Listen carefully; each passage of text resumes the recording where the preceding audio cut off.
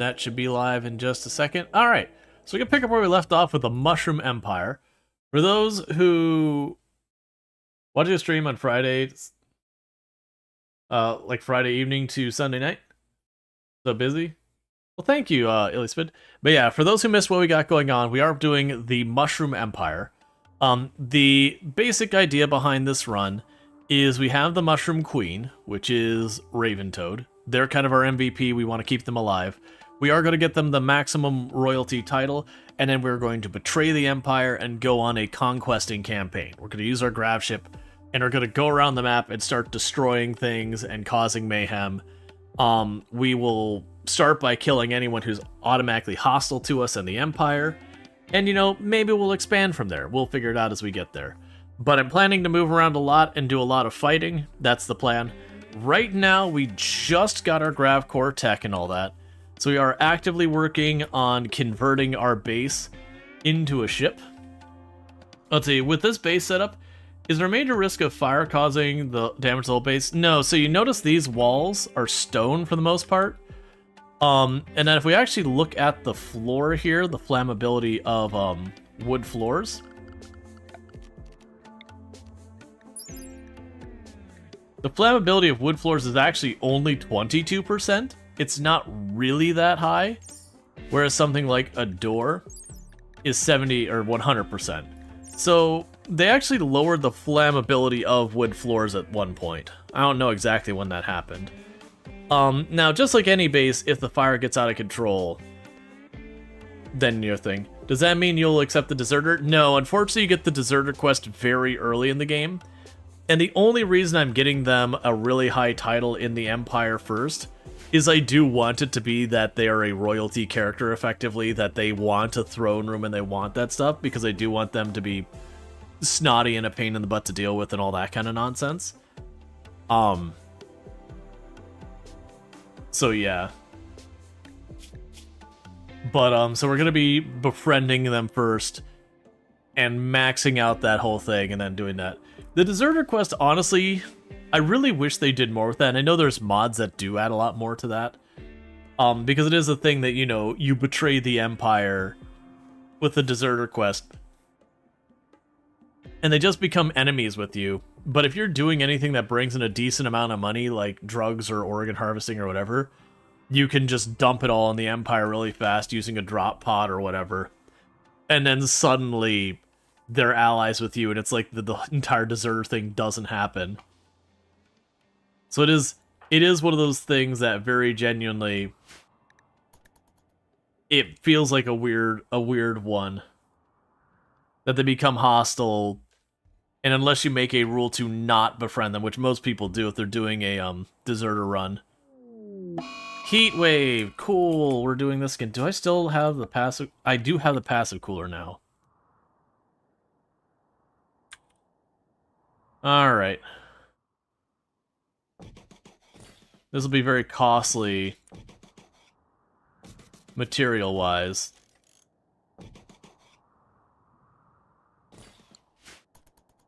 We'll let them get started on that. Meanwhile...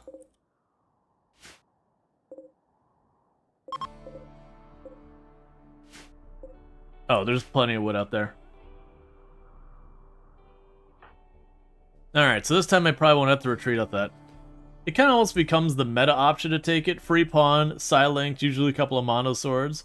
And it's not hard to get positive again. Yeah, it's like... Like, don't get me wrong, you have the whole thing where it's like, oh yeah, they're dangerous kind of thing. But at the same time...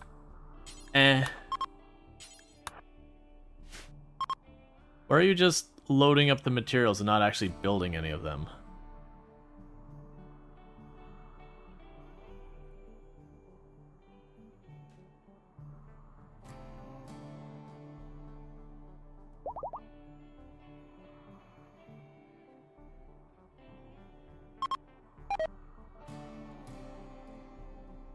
Okay. Now, we also do have a very large population of monitor lizards.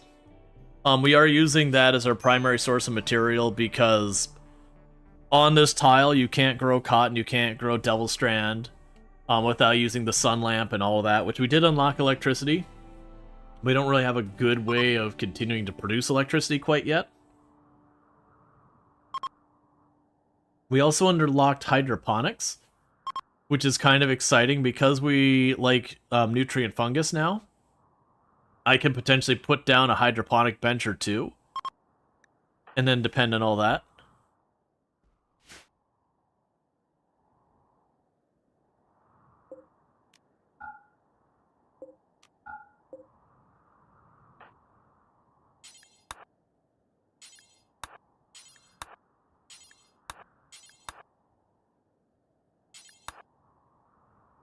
I wish they'd just build these.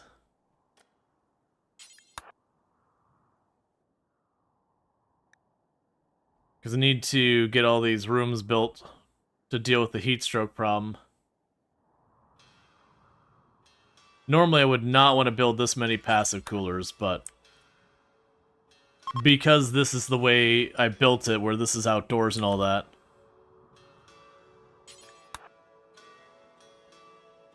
it's just a thing. We do currently have the dryads. We're not going to keep those long term.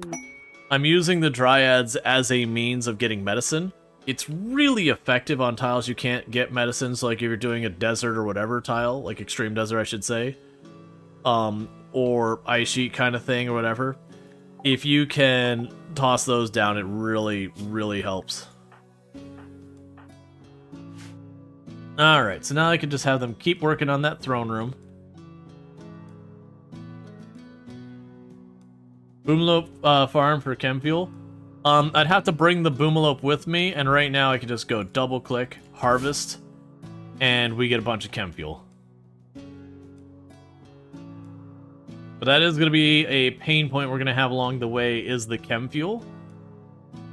You can kind of work around that without even making a production line, if you take the time to make the stops at like places like the chem fuel plants and don't do like really far out jumps, just do like little jumps here and there.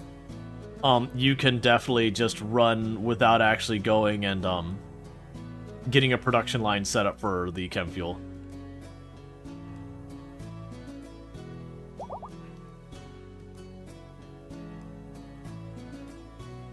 We were gonna build shelves in here, but since I got the grav ship, it's just get the grav ship going. Yeah, I don't care about that. Right now, the big problem we have is you can see a lot of our people are missing clothes. We are making royalty quality clothes, which is not the move to be making at this stage. And it's primarily our monitor lizards that are our source of fabric. So most of our stuff is lizard skin. But we'll get there.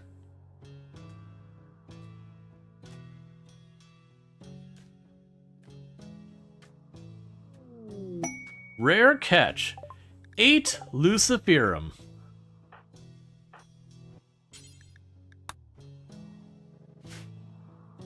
Okay.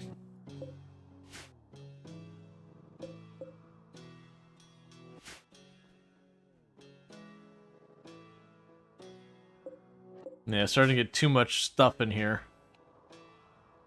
Now, the big problem is we are deliberately, even though this isn't strategic at all, I am deliberately building this prioritizing our royalty leader person. So we're making the throne room as our first room, and I'll make them a bedroom of their own, and then the barracks for everybody else to deal with, and then probably just a production room on the on the front.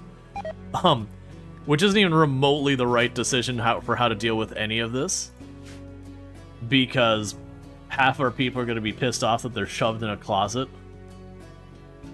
But that's fine, because we don't give a crap. Because that's just the way we're doing with our theme, or whatever you want to go with. We actually got ourselves relatively good weapons, considering research-wise. If we look at this, I only got a couple of researches after electronics, and we're going right for microelectronics immediately this time, apparently. So all these weapons I've had to steal. Let's see, would it be possible to survive if you somehow got infinite wealth, but had an equivalent of one person... But had the equivalent of the one person no equipment start, you have one infinitely valuable but useless item? So ultimately, your wealth just determines how big of threats you get hit with. If you could set yourself up with being able to fight whatever the threats were on a minimum number of people, sure. And as far as food and all that goes, one person would be capable of keeping up with, taking care of a lot of that stuff as well. So, would it be possible? Sure, probably. But, why? There's an infinite... Yeah, right. I get what you're saying, KLL. But even then, one person trying to hold up... I didn't even think it capped at 1 million. I thought it was way, way lower than that. Like 350,000 or 500,000 was the wealth cap for considerations of the threats. Regardless of what it is, that's neither here nor there. The point being, you have threats that can only get so big. The question you would end up having, though, is could one person hold up against, like, a 200-person tribal raid? And that, outside of cheesing and using, like, burn boxes and those kind of things, it would be doable, but also probably impractical.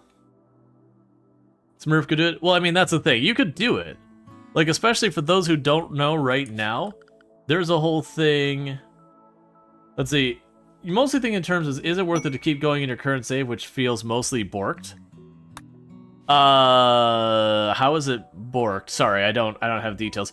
If you're running into a situation where you lost most of your pawns and you have a ridiculous amount of wealth, the game will try to actively throw more pawns at you. It's just a question of, can you hold out long enough for that wealth to catch up? Let's say this is a lava pool. There is a thing right now in the game where if I take that lava pool and I do something like this,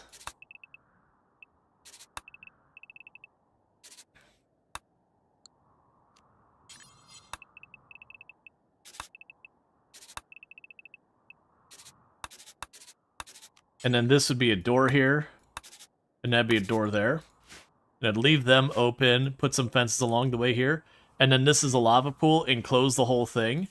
This will get to be thousands and thousands of degrees in heat in this whole hallway. So you can make a brand new style burn box that literally doesn't require you to intervene. You just build that and you just don't let your people ever walk into it. I kind of expected to get nerfed. Let's see, most of you are thinking, is it worth it? Yeah, so all but 2 guys are dead, and those 2 are mostly useless. You can recover from it. It's a matter of whether or not you want to be patient. And when you do take those heavy losses and you have a lot of wealth, it's very easy for you to run into stuff you cannot handle before you recover. RimWorld does have a mechanic behind the scenes where when you suffer losses, the game will back off for a little while to try and give you a chance to recover. But it's not enough time to fully recover, if you catch my meaning. So it'll get you enough time to get your legs out underneath you, but maybe not enough to recover from what's happened. And it's even true on Randy as well. Because what it tones is the severity of what hits you, not does it hit you. Because that's what most of the point system, like, when you look at the percentage of threat and all that, that's the difference between, like, losing is fun, strive to survive, all that kind of stuff, until you get to, like, the absolute easiest 2 levels, like Pacifist and whatever the other one was. Once you get past those 2, all the major threats are enabled and everything. And all that dictates is, okay, you've triggered a raid. Okay, raid is triggered. Alright, behind the scenes, how many points does the game have to throw at the raid? Okay, well, I don't know the magnitudes of the points, but let's say, on a Strive to Survive, I'm looking at 500 points, is what that raid would trigger. Okay, I've got 500 points worth of enemies. I have no context to how many enemies that is. Now, for losing is fun, instead what it do is like, okay, well, that's 1,000 points I'm going to put towards that. So, arguably double the threat. And then if you're doing 500%, it would then be slightly more than double again. So it'd be somewhere in the area of like 2,200 points. Now, if we pretend one pawn's 100 points, that means on this difficulty, I'd fight 5 enemies. On losing in fun, it'd be 10 enemies. And then on, 500%, it'd be like 22 enemies. Give or take, because it'll be like, okay, here's an enemy, they've got a machine gun, that's more points. Okay, well, there's an enemy, they've got an auto pistol, well, that's less points, and all that. There's a whole math happening behind there that I'm not going to pretend to know the details on. But you get the idea. Now, if you've suffered big losses, they effectively suppress the number of points that can be allocated towards the threat. So say I was supposed to get that 500 points one, maybe it's only 100 points or 200 points. So now instead of 5 people walking on my tile, only 2 people walk on my tile. And they're not super well equipped either. But you get the idea. But it can be a thing that there are times when I'm playing on my own that I'll make the decision that, well, I mean, even I've done on stream before, where after I suffer a pretty big setback, that's like, okay, am I, like, if I were to restart in this moment, would I be ahead of where I am now, you know, based on the losses I've suffered versus what I have gotten done? So, like, if I'm in, like, early tech, I haven't quite got electricity, I suffer a pretty bad loss, and I got, like, 2 people left, and I go, okay, well, I've only researched, like, 3 technologies, and I only got 2 people left. Literally, it's going to take me longer to recover than to start a run to get to this point. I might restart. But the last run where we rolled 5 of the different endings where we finished, we did have a situation. I can't remember how many pawns did we get down to? I don't think we got down to 1. I know we got down to 3 at least. I think it was like 2 or 3 pawns that we got down to after we suffered some pretty awful losses. But we did claw our way back up. But it's kind of one of those things, it's like, yeah, in the moment we're in a bad shape. Because I only got 2 people, I'm trying to, like, juggle all this stuff on. But at the same time, I had researched, like, 2/3 of the tech tree, and, you know, I had a fully functional base. The big challenge there was I had a ton of wealth, like what you're talking, and only 2 people to hold it, so if I got a proper-sized raid, you know, I wasn't, like, realistically, when the game would throw, like, 30 pawns at me, having 2-3 people holding the fort, unless I'm really pushing the cheese, it's gonna be a really hard fight to not die to. Now, granted, if you're pushing the cheese, you can make it happen between, like, having one person hold a door, having the other person crack a couple shots, and then back off. They realize they can't path to them, so they switch targets over to this one. Meanwhile, I move over to the other door, open that door, this person cracks a couple shots, you know, close the door, moves the other side, and you get the idea. You abuse the AI to try and get it to switch targets in the path. And sometimes they'll stick and they'll start banging on the door, where if you have multiple layers, you can use the multiple layers of doors to continue to do that kind of thing, and now this area becomes not usable. There's a lot you can do with there. You got stuff like burn boxes. You can get away with some pretty significant things with the Death Pall IEDs, where you just collect all the corpses and whatever, and then you set that off. All the corpses pop up, they fight your enemies. Then you just pile all the corpses back into an enclosed space where they won't rot. And then the next raid comes up and you pop the IED, all the corpses get back up. It's just a matter of, can you keep the resources and keep rebuilding that thing and maintain those corpses?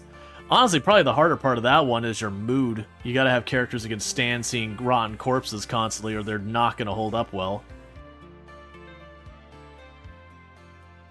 And we're just waiting for them to get the throne room built, and I'm gonna start tearing down the next stuff.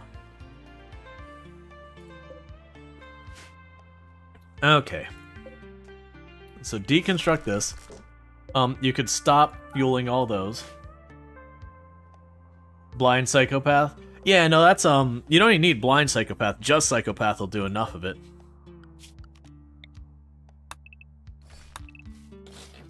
But yeah, there's lots of ways to accommodate that. But yeah, it is one of those things you have to, like, go in with the intention of being like, I'm going to do whatever to manage this. Alright, so my plan here is to have, like, a little offshoot room over here. That'll be the bedroom. So for royalty, we're just gonna plan for this to be, like, the core of the ship that stays the same way the whole run, and we'll change this later. So the bedroom would need to be 30 tiles at a minimum.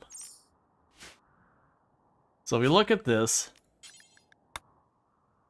so 30 tiles is that big. So it's not that big to make a throne room that would satisfy that.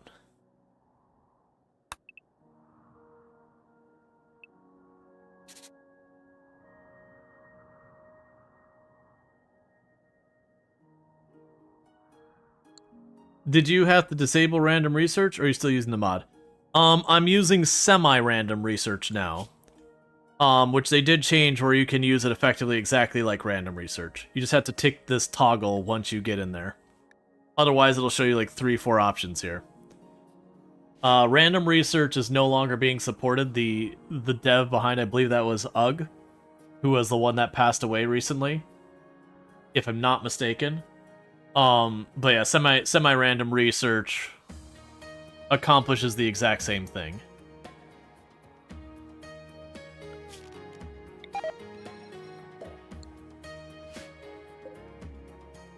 That'd be 29, so it'd have to be bigger than that.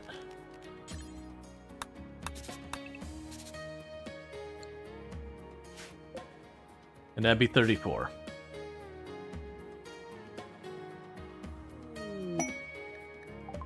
Level Confederacy, that's fine.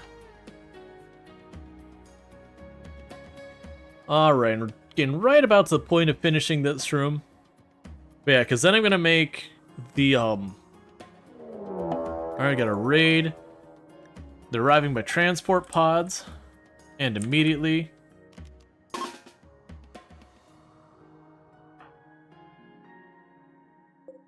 Sorry, small child, plunk down on the floor.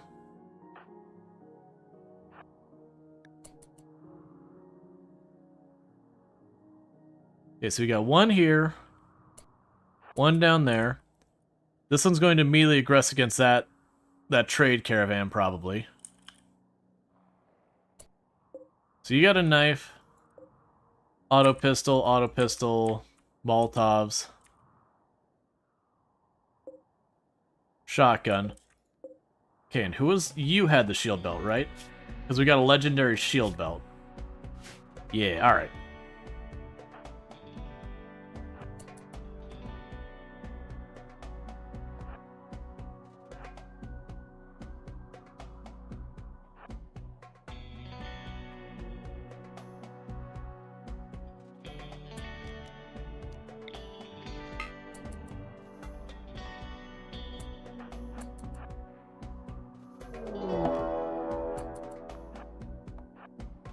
You're clearly on go juice.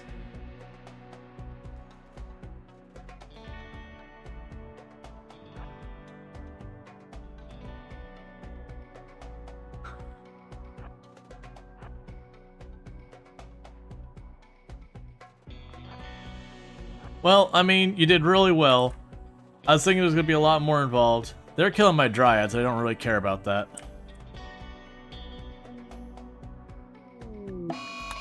Torrential rain, which will penalize our accuracy a lot. That's fine.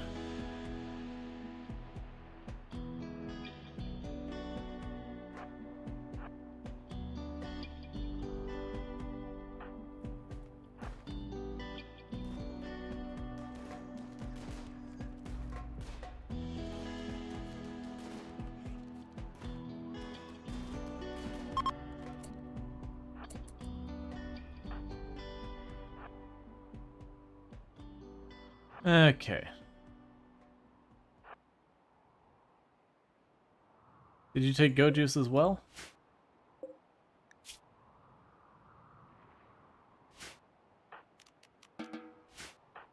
Is Draconic gonna catch him? Draconic is faster.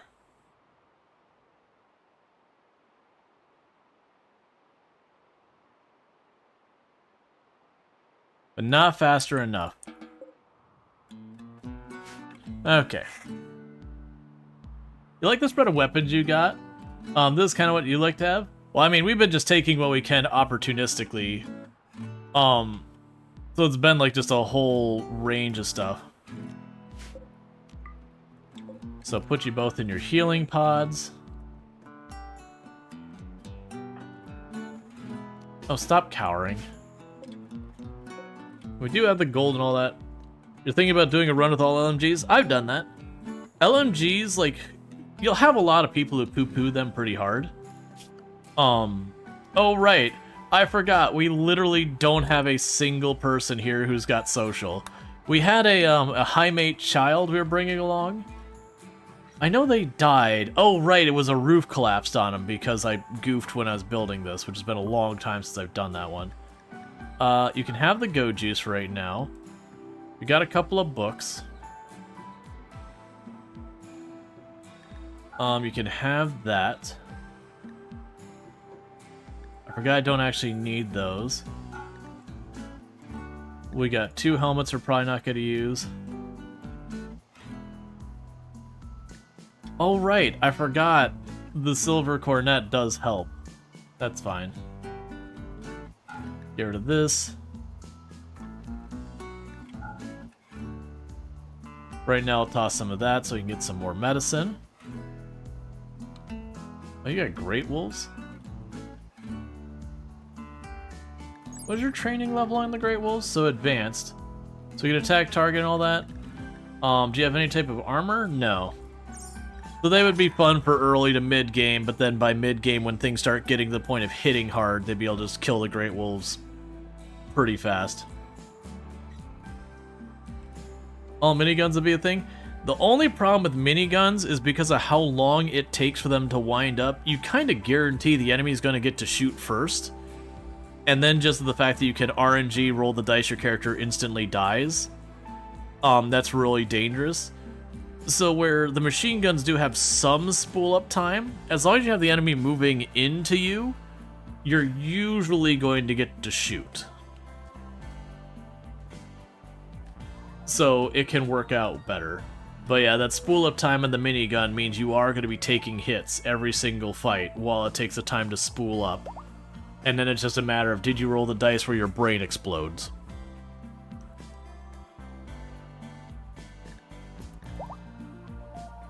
That said, oh good, we have a wedding.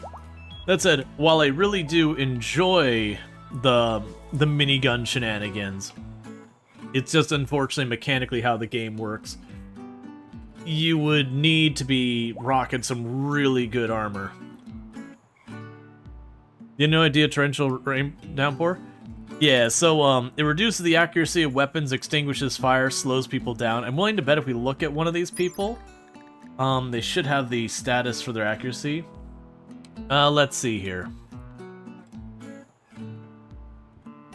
It's not showing the impact of the weather, I don't think.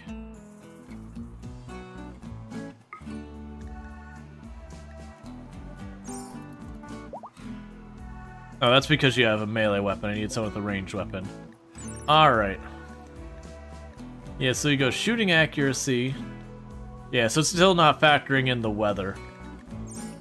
If you aim at a target, it should give you, like, the results. And it can tell you the difference. I imagine it's got to be pretty high. I imagine it's like 20, 30, or more % accuracy penalty. Let's see, you had a run where a minigun wind-up time got like 3 of my pawns killed because the other guy had a doomsday launcher and he got it off first. Yeah. Yep. Like, the minigun can be useful, but it's kind of one of those things that you need other people who can kind of pop off the earlier rounds, and you save the minigun for winding up on something that you got some time for. Like, using a minigun against a centipede or something like that can work extremely well. Like, the Diabolus, the miniguns can work well.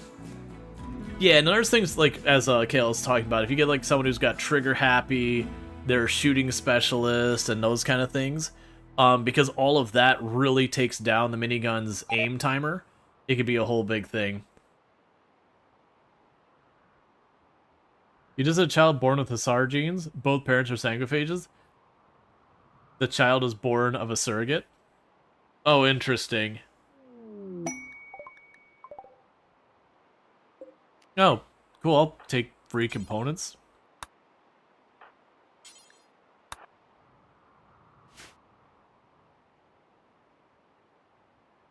Alternative minigun to careful shooter on accident. The good news with that one is, if they do manage to shoot, that accuracy bonus will mean a lot more hits are going to land. Alright, auto doors next. On the downside of that whole shenanigans, it's going to take them a solid week to get that shot off. And a lot of times in the fights that you're doing well with, it means the minigun starts aiming at a target and everyone else kills it, and so it goes to the next target, it starts aiming at the target and everyone kills it, and they literally don't contribute, or, you know, you just get downed. Bandoliers also help, but you lose some good defense that you'd otherwise be wearing a flak jacket or duster or any power armor. Right, and then when we consider the fact that even with that, most likely the enemy is going to be getting at least a shot off before everything's said and done, that's a real dangerous game to be playing.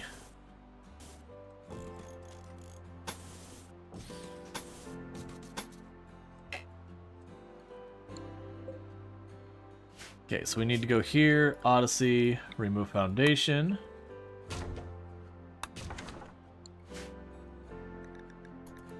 Because we're going to slowly try and get our ship built. The only reason you have people wearing bandoliers are snipers for that reason. I almost never use bandoliers. It's just kind of one of those things that they are very good, especially in those cases where you do just have a sniper standing back, popping one thing after the other. But there's always just, you know, even my snipers, there'll be a time when you have like an attack in your base right at the front line kind of thing, where they just drop it on top of you. You don't have the time to switch out your kit. And just the risk of even something like a militar popping a heart or something like that just because you gave up a bunch of armor for the bandolier. Now again, if you don't have the armor, if you're not making like a Thrumbo Duster or Devil Strand Duster or something like that, there's an argument to be made there. Like a Cloth Duster is not that good on defense. I could see the argument of getting more shots potentially being the better strategy.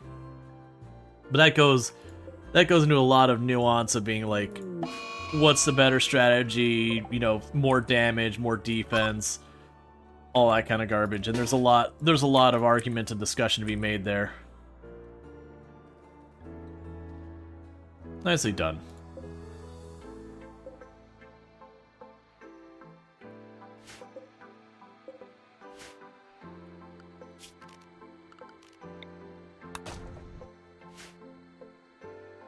Okay.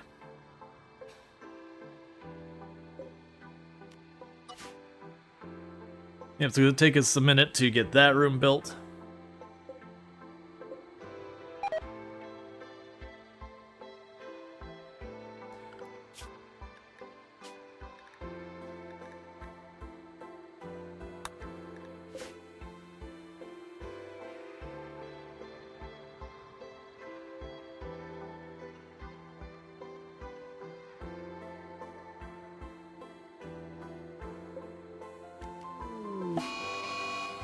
Torrential rain. That's fine.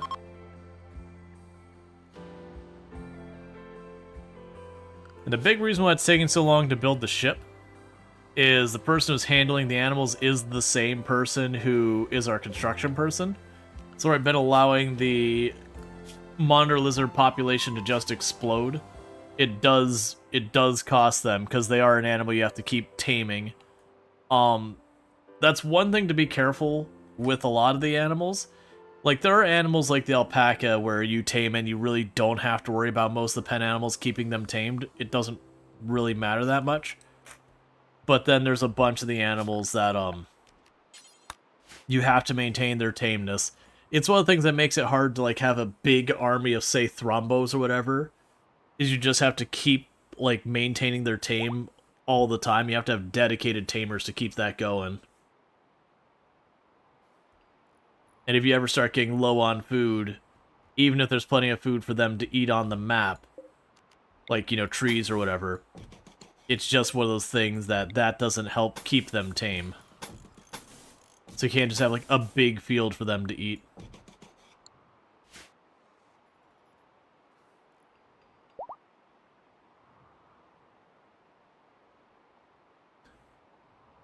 Alright, so we are going to need to grab the gold for making a royal bed.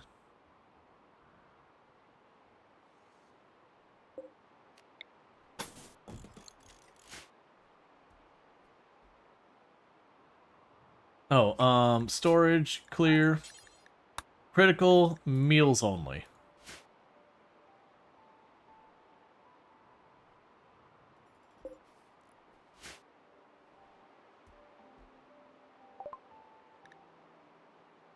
Okay, so there's auto door, then solar panel.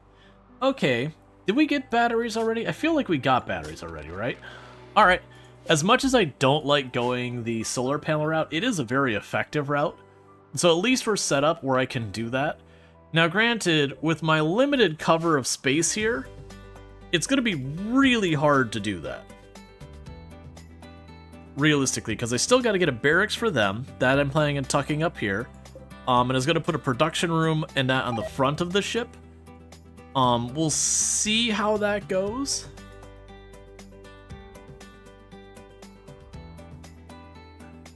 At least we got some couples in this colony.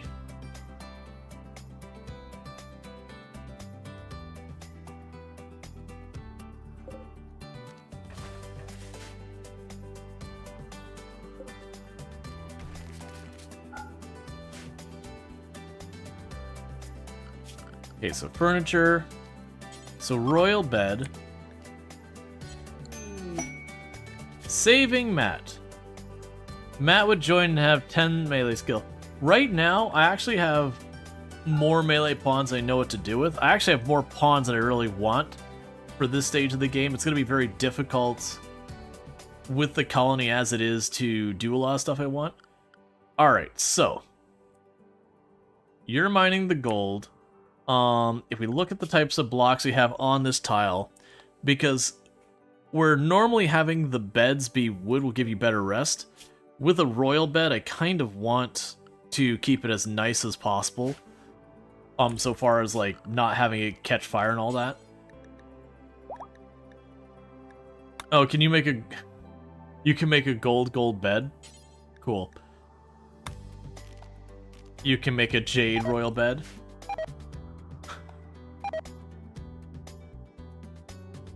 Alright, I'm gonna start hearing those sounds all the time now.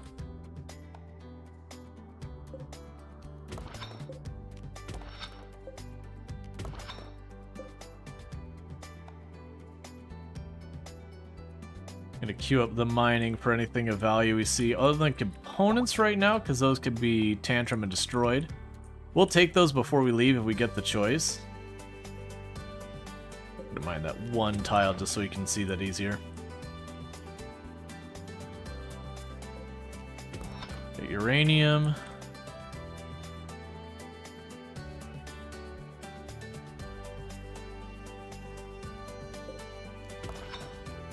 I was kind of hoping for, like, you know, enough jade or whatever so I could make a jade gold bed or whatever. Yeah, 300 gold, so that's nowhere near enough for me to make all that. That's fine. So it's probably going to be slate.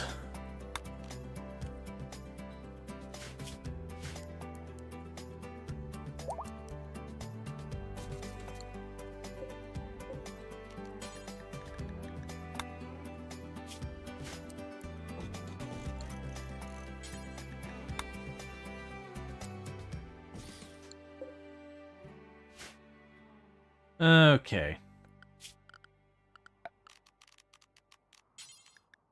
This would be another room that we would need to floor.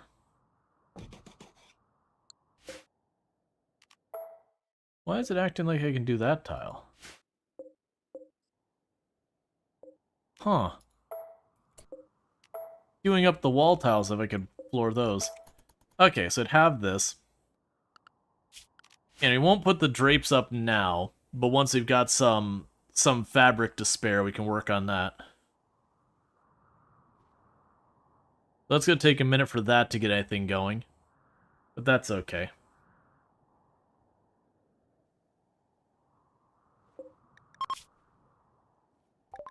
You know, still got that to cut anything. Geothermal. Alright, so we got solar and immediately geothermal. So I can go with the route we were doing before where I land and I plug my ship in each time we land. I honestly would rather do that than the solar. Just because if we look at the solar, for considerations here, the solar, if I remember correctly, is 4x4. So I think about this. For me to do solar on the ship, we'd have the solar. There's the 4x4. I'd want at least walls around it.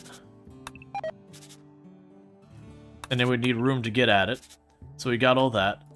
Somewhere in the ship would have to have batteries, probably at least 2 of them. So when you're looking at what you're dedicating to this, just this area alone is 20 tiles on the ship that is going to be occupied just for the power. Plus, then you consider the wanting it to be outside and walled off. You're probably talking here another 15 or so tiles, probably wanting to go 1 tile wider so you can get around it. So just alone there, you're talking almost 30, 40 tiles just for one of those. And then realistically, if I'm doing anything of substance, I'm probably doing something like this, where I've got extra power. But you get the idea. It's useful, it's good, but for your limited space, if we consider like 30 or 40 tiles on this, I'm wasting a little over, not wasting, I'm using over 10% of my area for power generation. And that's with only 2 batteries, which probably won't be enough to run much for long. RimWorld's going well. So generally speaking, while solar does work in the fact that you don't have to have fuel for it and all that, it does come with the fact that it's got a lot of inefficiencies. And then added onto it when you land on a tile like this one or Scarlands or one of those other ones that don't have a lot of sunlight, then you effectively have an unusable power. Now, you've been copying your plugging strategy with a few chem fuels, and it seems to be very efficient. Yeah, no, I definitely feel like having a little bit of onboard power, even if you're using the geothermal plug-in method, is good. Like, I could see wanting to maintain 2 separate power grids. So having, like, your freezer and then, like, a chem fuel and maybe your stoves on the chem fuel, so just, like, a couple of important things on it as one grid, and then the entire rest of your ship being, you know, your optional power, whatever you want to call it, where you land and you plug in. That way, when you arrive at the place, your freezer keeps running, as well as, like, your chem fuel production in your oven, but the entire rest of the ship only operates when you've got power to get into. But I was going to say, the counter-argument for the strategy I'm doing here is there are tiles that don't have geothermal. If I land in a tile like that, I will have to use another power means, and by not having the batteries and all that built, if I land in a tile, I'm like, alright, well, I'm going to use solar. I got to build my 2, 3, 4 solar panels, and the 3, 4 batteries or whatever, you know, to maintain all that. And I can move the batteries onto the ship. Yeah, grassland, for instance, is very common. You can't generate geothermals. Yes. So there is a shortcoming with the strategy I've been using as well. But that's pros and cons. So, like, solar you cannot use on Glow Forest, and then there's a couple of tiles that have a much higher rate of bad sunlight. Whereas there are tiles that don't have geothermal. There are a lot of tiles that don't have the use of water wheel. There are tiles that the wind turbine, well, and also using the wind turbine of the ship is a bit of a tricky thing.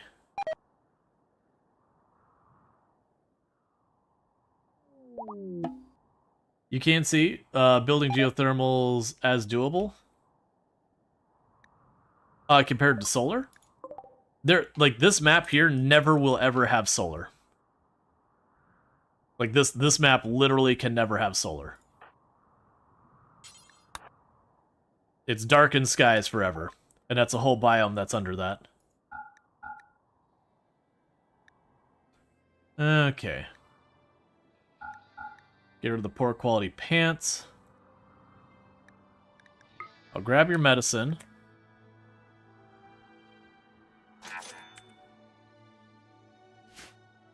Yeah, so both solar and geothermal have ones that you just can't use, and anything in space.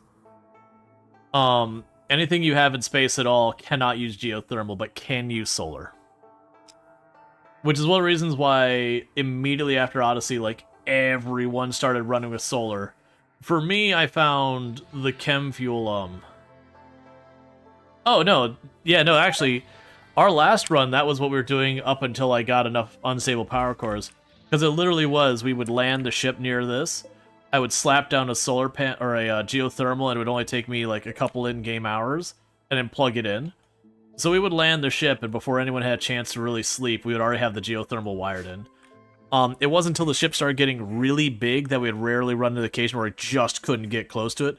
But even something like this, once you're at that stage in the game, slapping down a geothermal and then plugging the cable in, like, don't bother with the defenses if they destroy it, whatever. Yeah, no, it's just really easy to get a hold of components and steel now, like really, really easy compared to what it used to be. So you can just slap it down. It doesn't even feel like you're potentially wasting anything.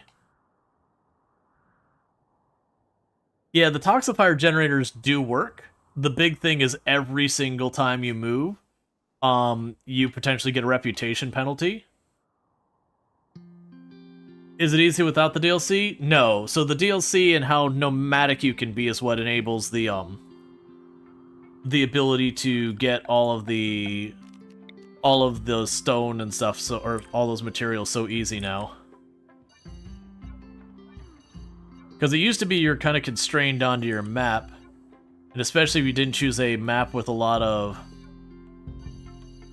mountainous terrain and all that, you just ended up not having what you wanted there.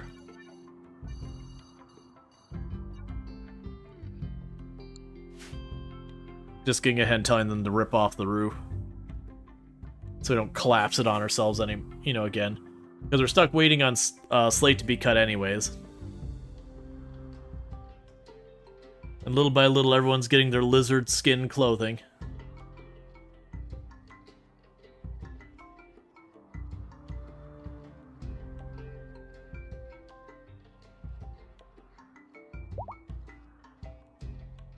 Okay.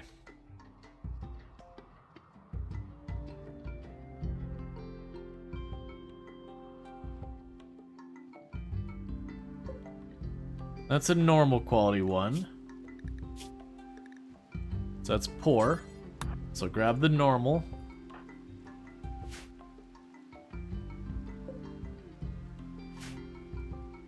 Okay, so we're gonna go to this.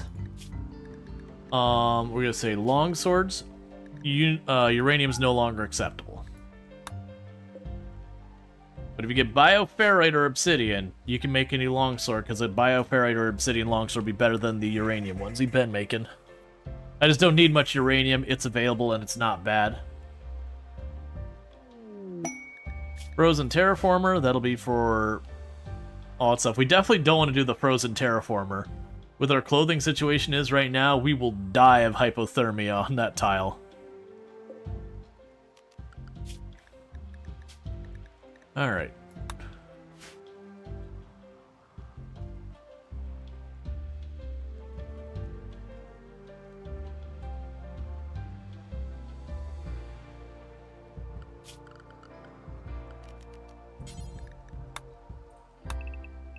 So let's see, you are 9 tiles wide. Any of these rooms spares? No.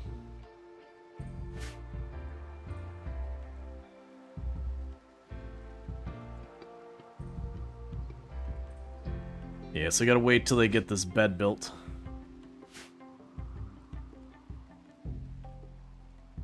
And then once they build the bed, that'll be room for someone to move in here. We can tear down another one of these rooms. We can start getting this barracks built up here. Oh no, a cobra's gonna hunt one of my monitor lizards. I think the monitor lizard would win that, right? Yeah, it did. I was about to say, it's like, honestly, I feel like the monitor lizard's way scarier than the cobra. Both of them do that crap where they bite you and they give you tox buildup, but the monitor lizards can be downright scary. Oh, hey. Get in there.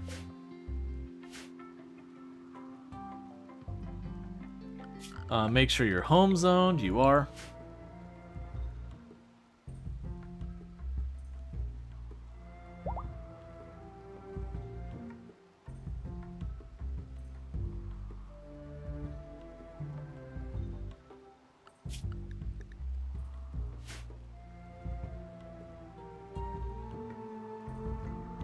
Yeah, it'll be interesting how I want to tackle the clothing situation once we're moving around. Why so many lizards?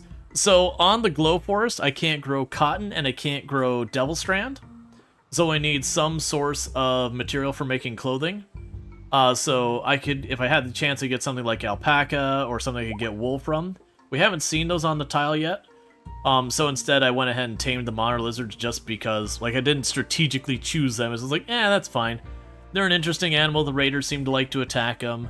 And they do a lot of toxic buildup if something gets into a fight with them. So not the worst thing in the world. They also don't make that much mess, and they don't seem to eat quite that much. So we're just growing them and then culling them for their leather. Is the reptile skin worth much? Not really. It's okay. It's not a min-max or strategic animal. It was, we looked at our list and went, well, not gonna do those where we execute them. The boars are fine. The megavores, I imagine they're probably not that good. Now you can teach them to dig, but I don't need digging. What kind of leather do you... Yeah, light leather. Light leather's not particularly good. Capybara's probably light leather. That's not very good. Cassowaries would be bird skin, which is not very good. So you get the idea. There isn't really a good choice of animal here. So, honestly, that's the third torrential downpour we've had. It's just kind of honestly, it's like, yeah, of the animals here, the Monitor Lizard's kind of the most interesting. And it just happens to be kind of a happy bonus that the Raiders really do seem to target them a lot, which is working out. Not that they win the fights with the Raiders, they tend not to really get involved unless the Raider comes up to melee and then they'll get some hits in. But it still ties up the Raider for a while. Which again is kind of a happy accident more than something I actually was looking for. I also noticed you don't have roof over you. Or you. We'll want to fix that. Okay, so with this, we can go over here in orders. Deconstruct that. We already pulled the roof down. But yeah, so the whole big thing being is, if I want something to make clothing out of, I gotta be taming some animal. Because I can't grow it here. Not until you get, like, a sun lamp or something going, and not really putting the effort into getting our power sort of situated. Because I can't use solar here. Wind is hit and miss. Granted, I do have the battery, so it would be usable now. Whereas before batteries would be more obnoxious than helpful. And we are actively getting geothermal right now. Which is certainly not a bad option.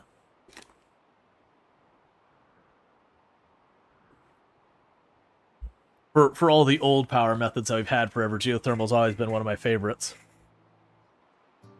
We need to go here. No equas. I don't see equas kept in here anymore. No clubs. No knives. Don't care about the solar flare. I believe we already went and said no tainted. Nope, we did not.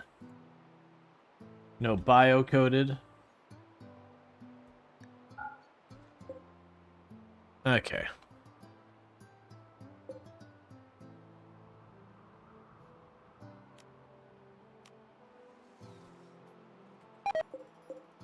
Alright, so we're working on the royalty bed. Oh, you didn't know you're in the game. Are you a good pawn? I believe you are. Yeah, so you're one of my doctors. You're an undergrounder who's kind and psychically sensitive. You've got medical, plants, mining, and melee. We are having you be a ranged pawn, though, because I've got, like, 5 people who are skilled in melee. And some, like, I don't need that many melee. Most of the time when you're doing a choke point, the most melee you can get on is 3. It just means when someone gets on top of you, you can potentially hold your own at least a little bit.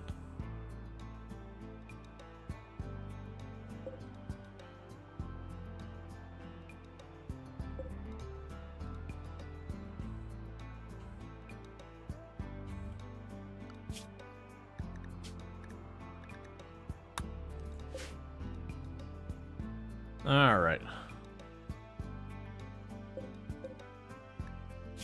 Alright. So, auto pistol. I don't want that in there. Revolver. I don't want that in there.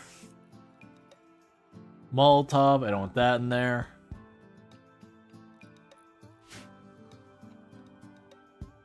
You like giving pongs like that an elbow or a knee blade? Yeah. Yeah, like if they're gonna have field hands, you give them the elbow blade and all that. Why is it raining in the hallway? These are outdoor hallways. Originally I had a fire here for my lantern party where I could do my lantern party inside the building. You want me to send you a colonist for 6 days? Oh, can I? I can probably do your ceremony now. I totally forgot about that. The Acolyte ceremony, except for Raven Toad.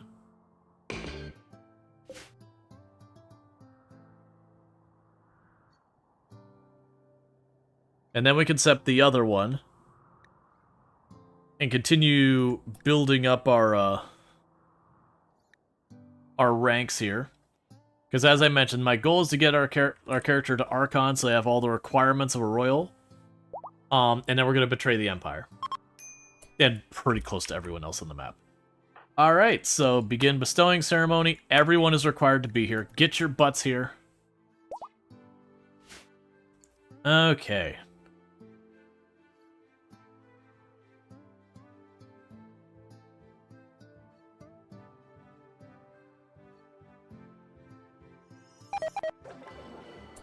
Unimpressive. You gained the title of Acolyte. Congratulations. And you got Water Skip. Everyone's favorite. It's fine. Water Skip isn't the worst in the world. It's just not one you typically use much. Quests. Alright, well with that, I will need someone to go represent Raven Toad. Who is doing the least important stuff in the colony right now? Who can I spare is I guess the way I'm working. We could probably send... It'll either be Illy or Box Fox. So Box Fox right now is mining. I don't really need mining at the moment, and it's only for 6 days. And an Illy Spit is our hauling cleaning person.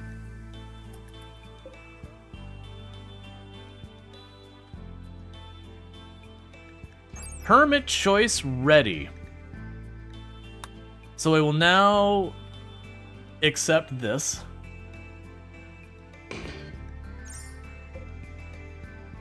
You volunteer? Yeah, that's what I was thinking, is right now I feel like giving up the mining person for just 6 days is probably the easiest to deal with.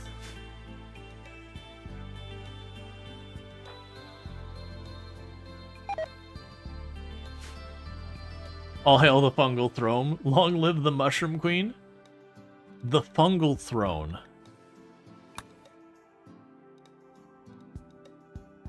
I need to give this, like, a light green or blue or purple color to try and give it a vaguely looks like it's glowing color. Hello, why is your run called the Mushroom Empire? Because our ideology is the Mushroom Empire, where we like the mushy mush, and we are going to be betraying the Empire and making our own empire.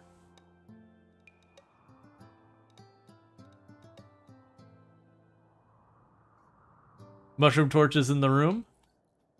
Yeah. Well, I mean, we've got the dark light braziers. Your current colony randomed into Mushroom Hamlet. Know your place in the Mushroom Empire. The Mushroom Hamlet's contributions are accepted and appreciated. Don't get too uppity. Too bad the throne just can't be a big toadstool. I'm sure you could achieve that with mods. Alright, so no pump shotgun in the storage.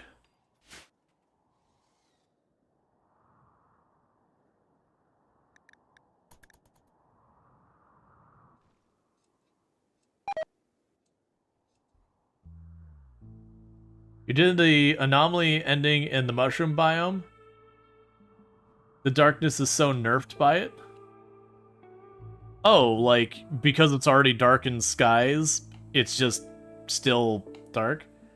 Let's see, you bring your stash of supplies. I could spare some gold steel since you've got over 10,000, 20,000 stockpiles. Yeah. Yup.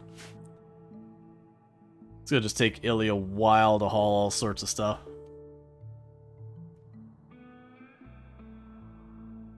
It's bright because it's free lights because of the plants. Well, I didn't think the plants actually emitted real light nearby them. I could be wrong.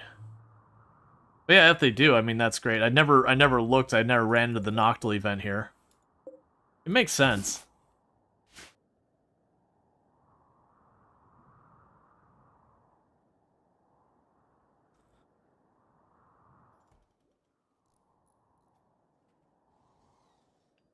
And how are you doing in clothes? You probably have pants, right? You've got light leather pants and your silver coronet.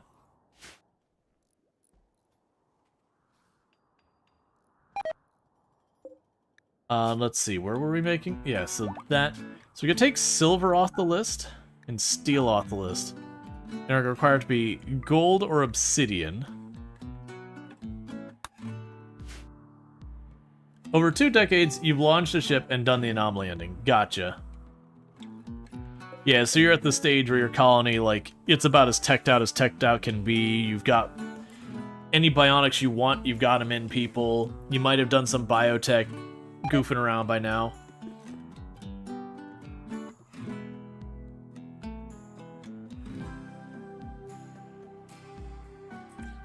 And I'm pretty sure I cannot put the bed in here, or it'll, like, anger the person thrown, since you'd have that in there. I'll also go Misk.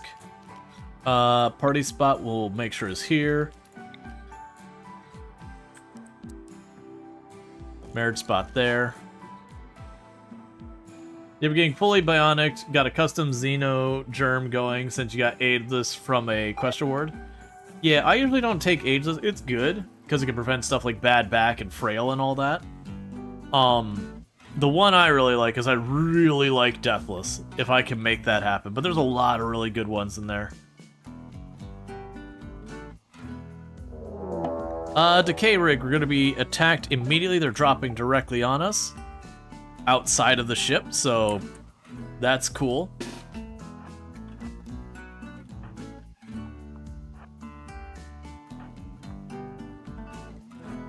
If right now, Rongor, you hold back here.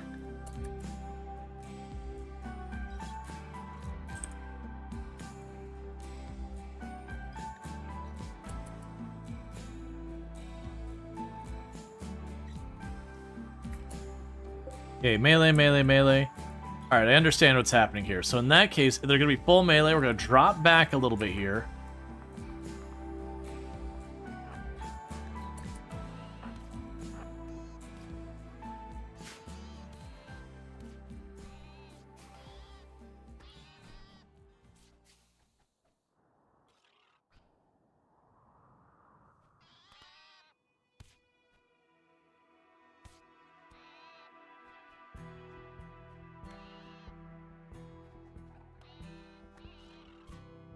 They're just bullies.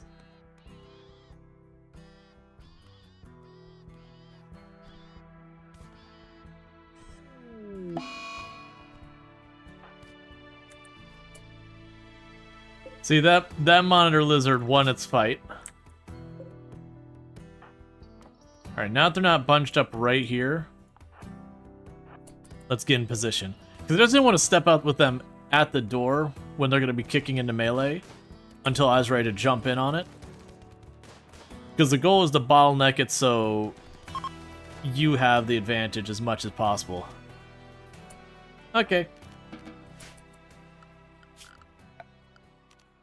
And then plus, I mean, we're literally culling our monitor lizards for materials, so honestly, them roughing up the monitor lizards a little bit, that's fine. Oh, hey, you're still up? Oh, you do have flak armor. There you go. Kind of rude beating up the animals. Dragons, I mean, monitors putting in some work. I mean, yeah, they killed this one. The Starjack up here got properly thrashed.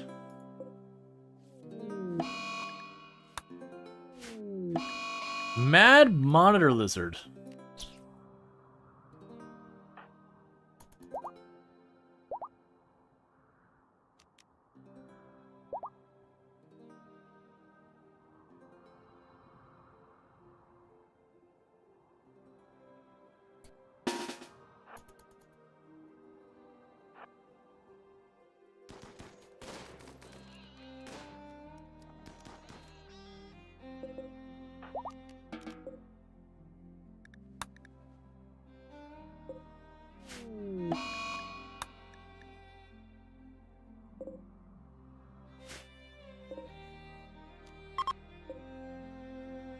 Okay. We're just running around, patching up as many of them as we can. As the largest monitor lizards have been known to attack humans out of volition, even though when not threatened. A few of them have eaten humans, so it's not implausible that they would win some fights. Then again, RimWorld kind of isn't about realism. To be honest, if you saw a monitor lizard in the wild, you'd run the other way. Do not upset dinosaurs. Yeah, I wouldn't say I'd, like, run away from a monitor lizard, but I definitely would not mess with it.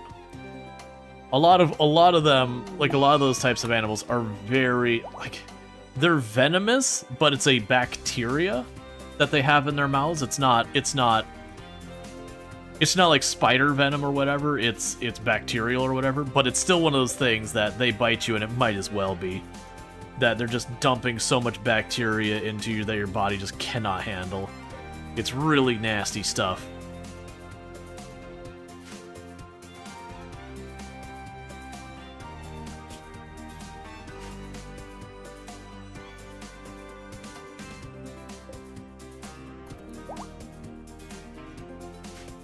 The mouth is so dirty, that's what gets you versus the power chomp. Yeah, it's not...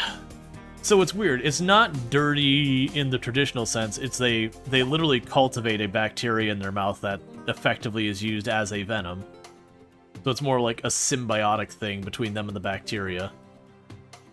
But the point is still, they bite you and you get like an absolutely horrific bacterial infection that kills you rather quickly.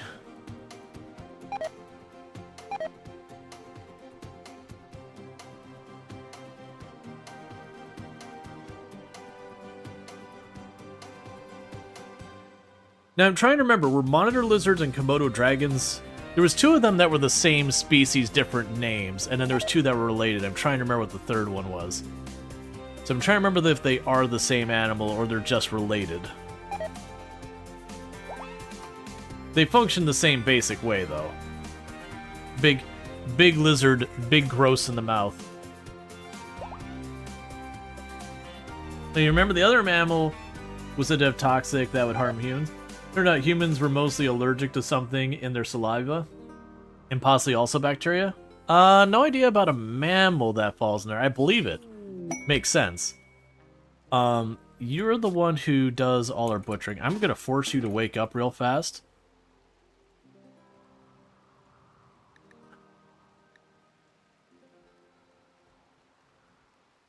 I was hoping you would eat something really quick. Meanwhile, you go give them the herbal medicine.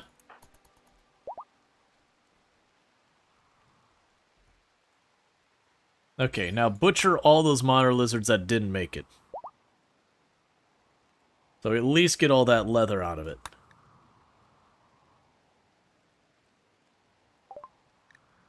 Geothermal, sterile materials. Now worried about the distress signal. The lizards you like the most are the cute seaweed grazing ones in the Galapagos Island, diving lizards. I think those are just a type of iguana, if I remember correctly. Which it's fascinating and metal as heck when you think about it, because lizards are cold-blooded. So they jump... Oh, I mean, reptiles are cold-blooded, I should say. So they jump into the ocean where it's freaking cold, and it's kind of a race where they go in there, they eat like the muck off of the rocks and seaweed and all that, but it's kind of this thing where they jump in and they're kind of on a timer from the moment they get into the water, not just to breathe, but literally the longer they are in there, they'll get slower and slower and slower until they can no longer swim. So they gotta jump in there, slowly start freezing to death, and eating a bunch of the green stuff, and then racing back out to then warm themselves out in the sun again. And you're like, man, nature, you metal as heck.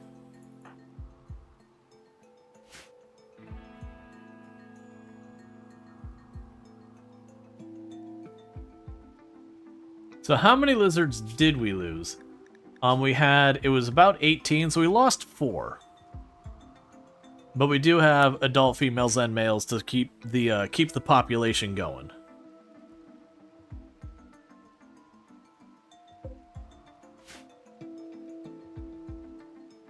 Muck feasting ain't easy, gotta respect that grind. Oh yeah.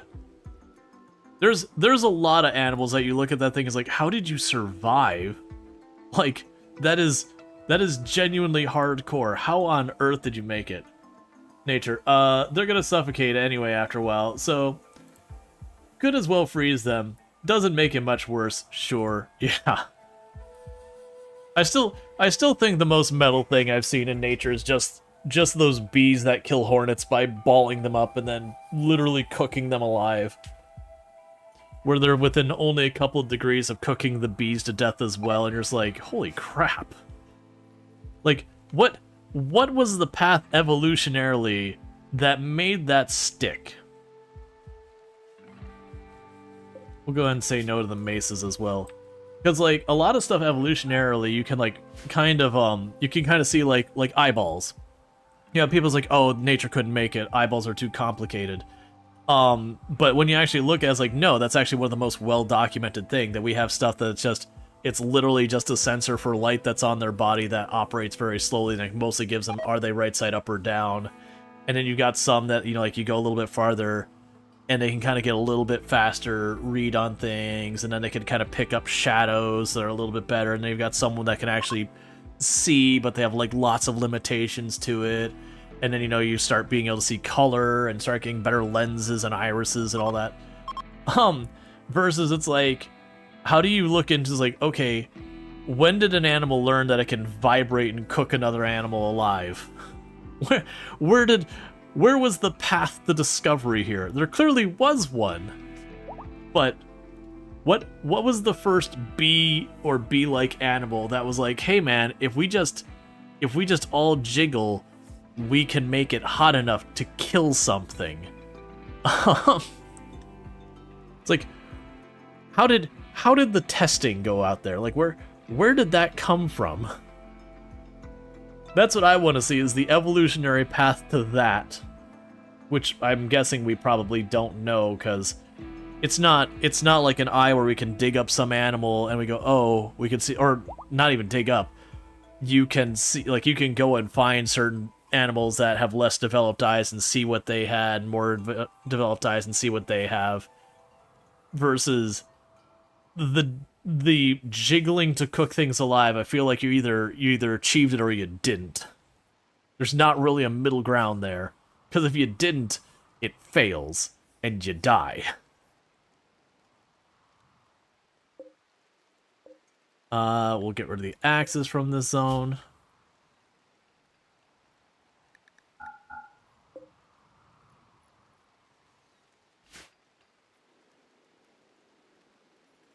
Survived and reproduced. Yeah, because it's one thing when it's one animal that has some development. Again, like the eye, you know, at some point there was a little, not even a lizard thing, like a little, what's the word I'm looking for?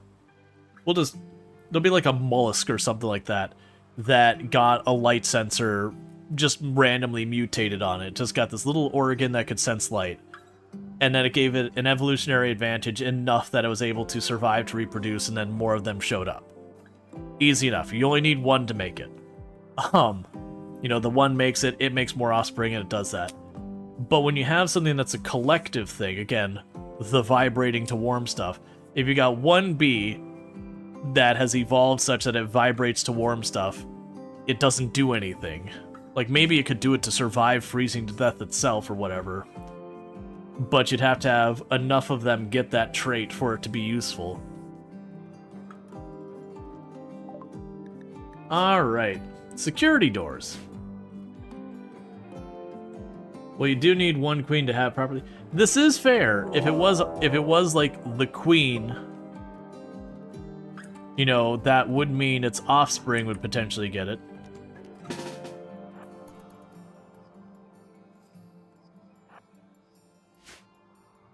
Forgot to be culling the animal population for a bit here.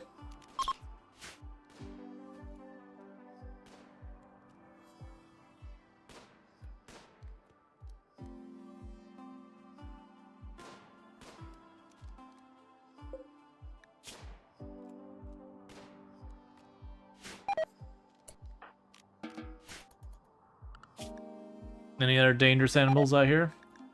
There's a cobra on the other extreme of the map.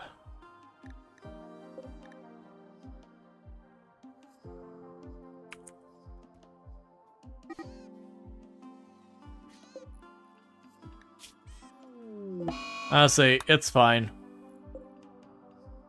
It's gonna die in a minute anyways.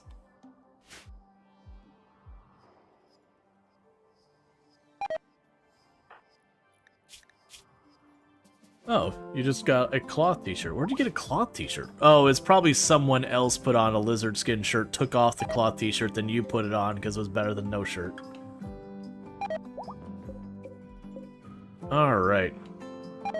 That's fine. Slowly everyone's getting clothes on, which is kind of the goal.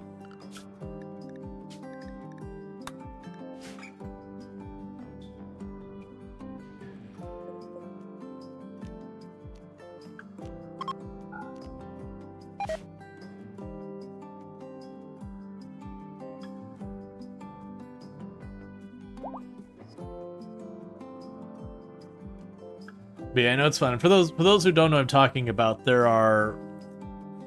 I can't remember the breed of bee, but there's a type of bee that there are the killer hornets, and these hornets are big. Like, they're big bugs. But their carapace is so thick that a bee can't sting through it. Not really. So what ends up happening is these hornets will scout out a beehive because the hornets don't build their own nests. What they do is they find a beehive, they go in there, they kill all the bees, and then they take over the nest for their own, you know, make more hornets, repeat the process. But what these bees developed is the hornets will kind of scout out the nest first. They'll have like the scouts go out there and go find the nest, check it out, make sure it's all good, and then bring the friends in later.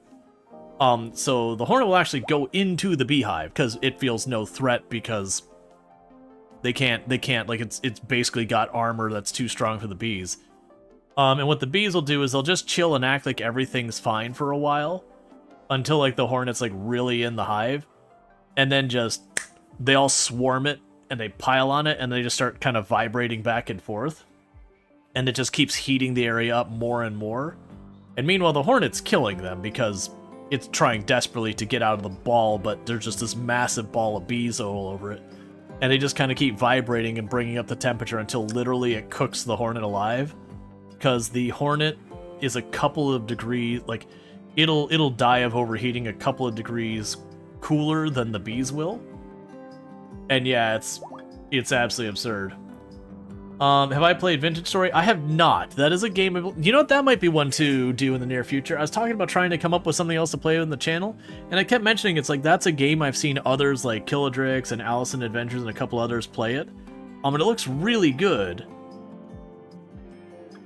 And it just kind of like... If you remember correctly, ants cover large attackers, termites and large beetles to incapacitate them. And the ants are... I don't know the word. Let's see, Hymenoptera, just like bees. So it doesn't seem too far-fetched that for some reason the ability returned or redeveloped in the bee strain, or just by pure luck it happened to defend them well against some hornets. Maybe. Apparently honeybees can do the thing. Yeah, it's like a pretty minor one. You've been playing for 12 plus hours since 12:34 yesterday? Yeah. It's good, but be prepared for that progress is very slow there. Yes, no, it definitely looks like a grindier survival crafter. But it seemed like it was grindier in depth, not grindier in get your 10 billionth piece of wood. Like, you have to do a lot to... Like, it's not just, I'm going to make a piece of iron, it's... I'm gonna go and make, get a piece of wood to make coke, to make, whatever, like to make the smolted thing, to make the iron. It seemed like that. Except for the ants, both being, I wanted to say ants and bees have a common ancestor, if I remember correctly. That they're relatively closely related in the insect family. There's just a divergence between where they go to, like, bees and all that kind of stuff, and then, ants and termites and that kind of stuff. Security door. Fertility procedures. You're firing a wire cannon and an anvil mold? Yeah, so as well as things that it seemed like there's a lot to it. So it was like, there's depth, not grind. Are you set to be hunted? Don't do that.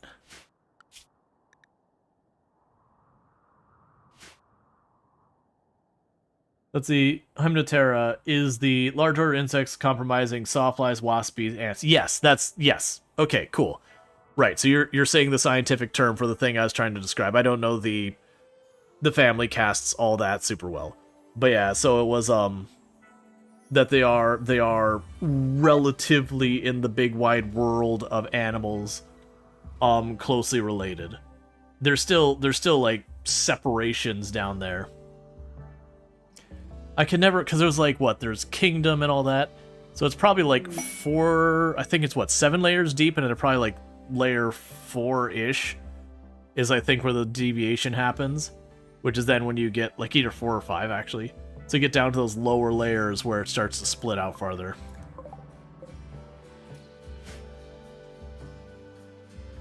So yeah, I wouldn't be surprised there was a lot of overlap. You also highly recommend Duskwood mentioned in Discord. It's great, spooky, and special. Yeah, so I've seen a lot of footage of Darkwood. I said Duskwood, but Darkwood. It's one of those games I'm on the fence on whether or not I would enjoy it. Because on one hand, it does have some fun mechanics to it and all that. On the other hand, poor visibility being one of its primary mechanics is something that I usually get pretty annoyed by. Like where yeah, you just can't see well, so things surprise you. That can be a very frustrating thing for me.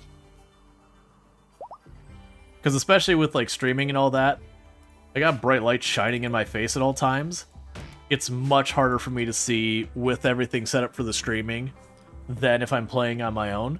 Like, I definitely think, I mean, because it's got the crafting. So for those who don't know what we're talking about Darkwood. It's kind of a, I don't know if you'd call it RPG, but it's a horror survival crafter kind of game that it's top down. They do a lot with like line of sight and all that kind of stuff. It's got a weird story. That's part of the reason I'm not sure about playing it on stream, is I've already had enough of it spoiled for me because I've watched a lot of it. That, you know, some of the things you run into that you're supposed to figure out how to solve it, I just know the solution because I've seen it. Oh, and you have a lamp, that's not a problem. You just don't see outside of your light. Yeah. So I think it's one of those things that I'm not sure how fun it would be with me already being spoiled to so much of it. Because that was one, I've actually seen 4 or 5 people do full playthroughs of the game, or at least most of their playthrough.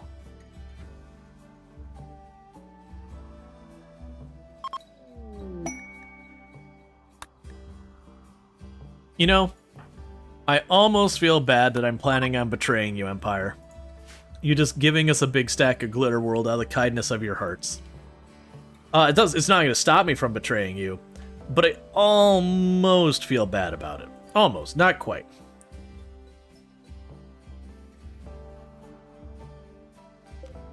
Alright. So this is Raven Toad's bed. You're one of the ones not in a relationship, right? You are not. Oh, except I forgot we had 2 people in our colony who were like ex, you know, like when we started the run, that they were each other's exes. Ah, that's fine. So meanwhile, Rongor is going to lose their bedroom.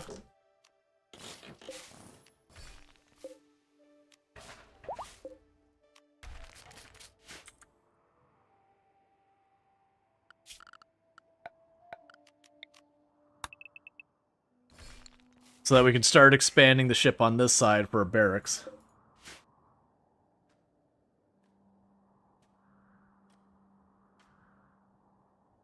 The same typo again. Yep. Autocomplete has learned you like saying that, so it's going to keep giving it to you. I've done that one where I'll misspell some technical word, and then autocomplete's like, oh, okay, you just want this to be how we resolve this from now on. It's like, no, it's not a right word.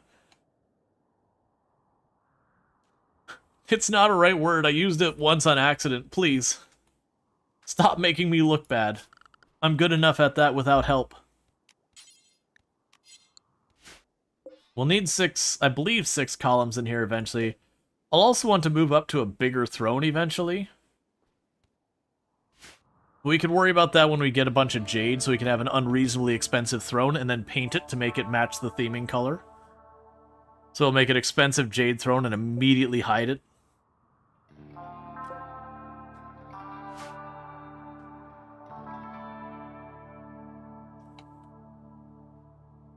Man, it takes a long time to build the throne rooms. So meanwhile...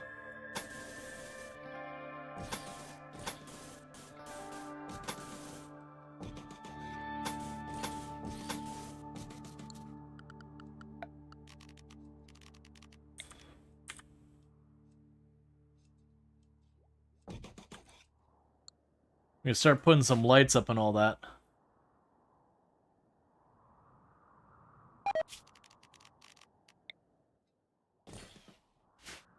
Okay, we'll go ahead and get the power hooked up.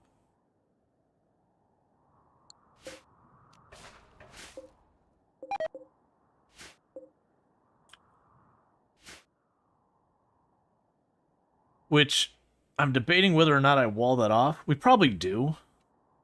Grab something like the sandstone, I wall it off real fast. Fertility procedures, IEDs. Man, we're taking a really weird path through the research here.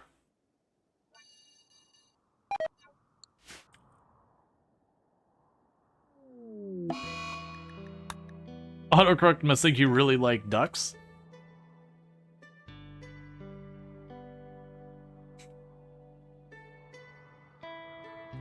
Yep.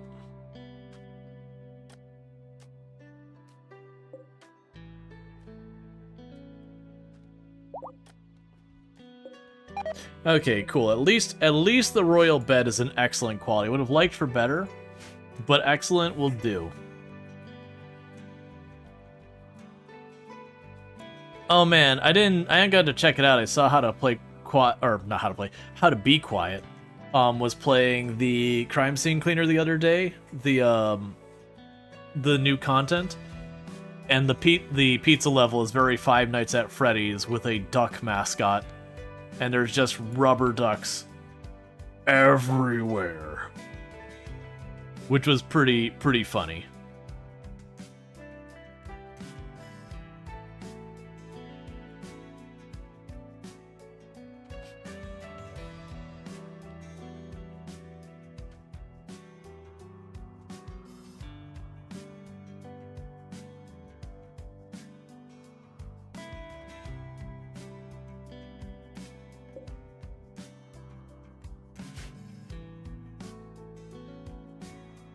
Yeah, so we're missing an ideology room, we're missing a barracks, and we are missing a production room and a storage room for our ship.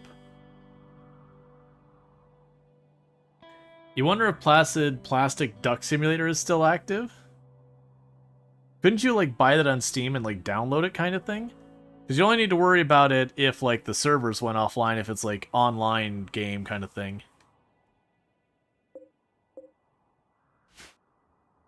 Well, that'd be great. Let's see. I'd really like the option to edit some of the words in the autocorrect database.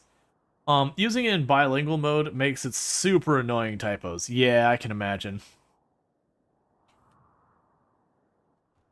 Oh, you mean in development if people still like it?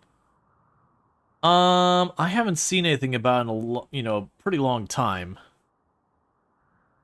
I'd also be surprised if they're still doing much with it. Can't imagine it brings that much money in. Because like it's kind of a meme when it first came out, which is what really drove it. Which is nothing wrong with that.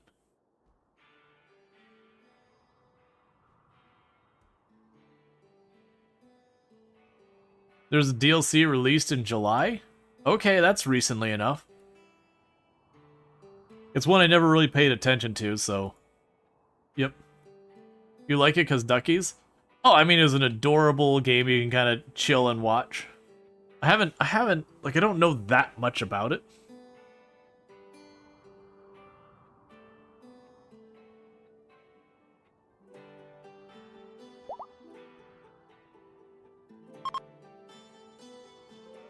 Yeah, so we're hauling back all the material.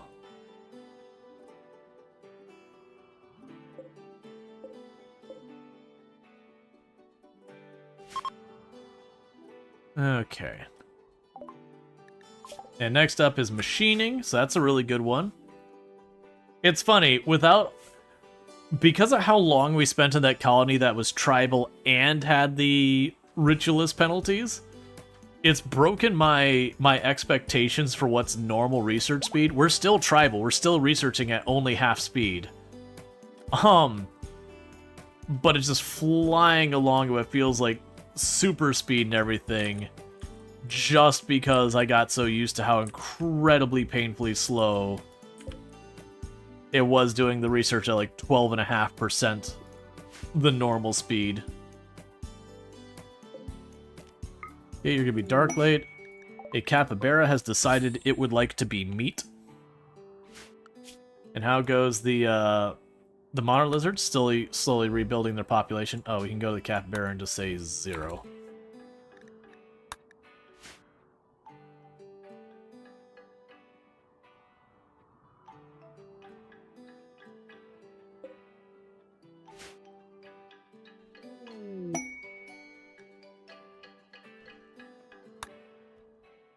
And Draconic, you don't do any type of crafting or anything like that, really. No.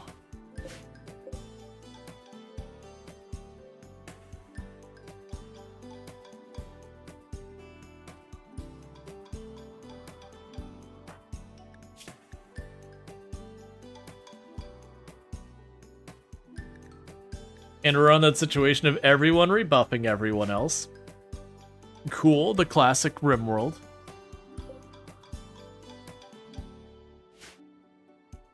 Do we have anyone we gotta worry about ages-wise? Ooh, Slurpee, we gotta worry about your age. Slurpee's in that danger zone where they can develop age-related disease. Okay. Let's get the power turned on, and then we're gonna poke the monolith. I also just realized I got a geothermal vent right here, so I don't even need to go way over there.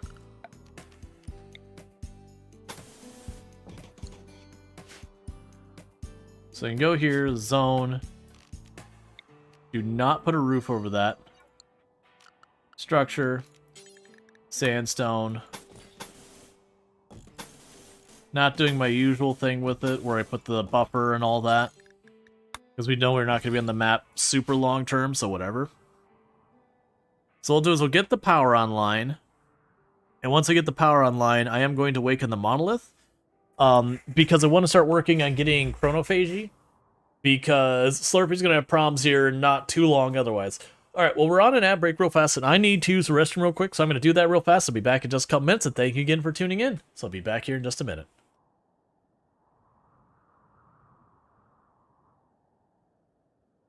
Magic. The real money is over here.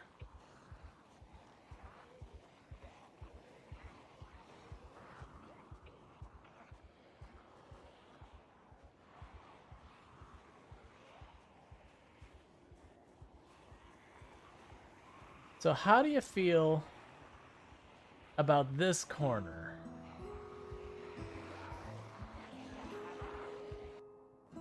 Obsidians without retaining walls? Yeah, and that's, I deliberately try and make stuff... Oh, this is...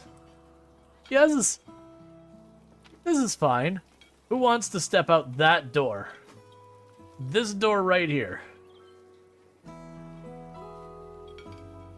Because,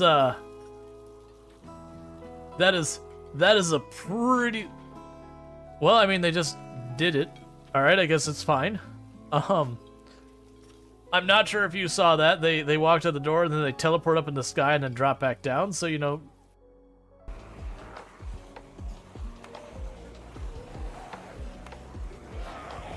That's bad, that's bad, that's bad, that's bad, that's really bad, that's really bad. Get up, get up, get up, get up. And we're safe. Whew. Nah, it's fine. We weren't moments away from death. Yeah, when I yelled. All right, let's open the door behind us.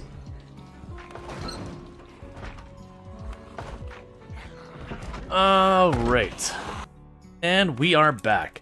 Okay, yeah, so we're gonna get our power online. We're gonna go poke the monolith. because I am going to need to start researching that. The monolith's not in a terrible place. Actually, you know, honestly, that's not a bad place. Like, it is closer to the edge of the map than you like, but the monolith almost always is. It's pretty rare you get the monolith in this kind of area here in the middle. You do sometimes get it, but just statistically speaking, if you're trying to be on the inner third, there's way more area outside that.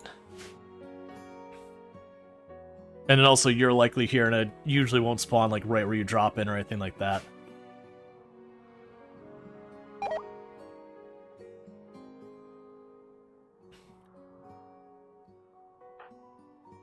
Alright. Robin Toad here is like, yep, Queen wants to poke the monolith shall be poked. So the Queen doth decree. No one can speak otherwise, for the Queen has spoken. The monolith's dark metallic surface is warm to the touch, and Robin Toad thinks she can hear a faint hum emanating from inside. The lines on its dusty surface seem to squirm in unsettling patterns. Robin Toad focuses on the shapes, trying to uncover their meaning. The hum strengthens, the shapes begin to flow under Robin Toad's vision. But the surface isn't changing. The power begins to uncoil in the empty space all around. A black shape is forming in her mind. The anomaly is stirring. Yep, keep at it. Caution is for the weak. Something, need to be bold, probably ill-advised, whatever, don't care. Alright, so we're going to be dealing with anomaly garbage. Okay, this is just basically telling us that it's all available. Let's get everyone to the ship. Well, the base that the ship is going to be in. And the reason I'm doing this is usually very shortly after you trigger that.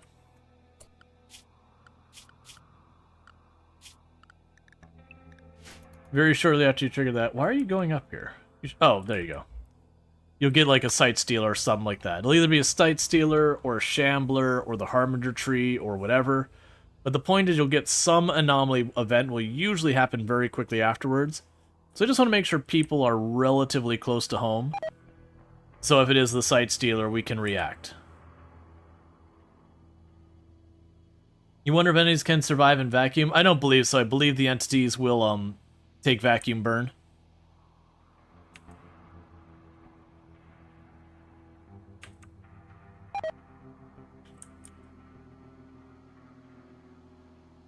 Which would be an interesting way to deal with stuff like, you know, some of the entities, because, ooh, that makes me wonder.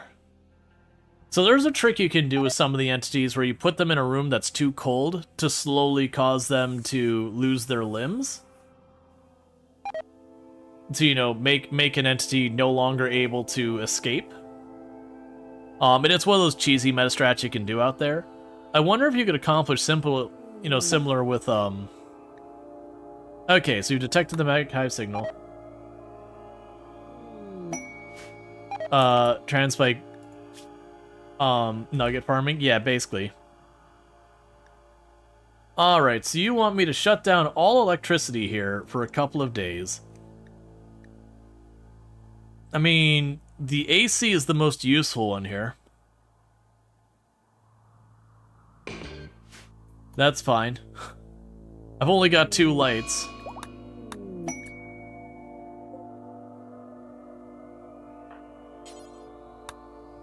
Schedule, we will unrestrict you for a minute. Go haul it in.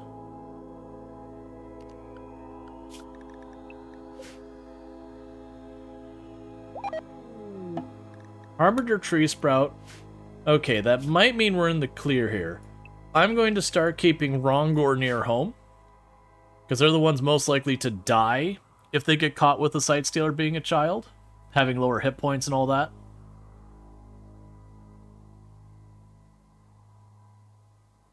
Then we'll go ahead and seal this thing up so the next raid doesn't just immediately destroy it.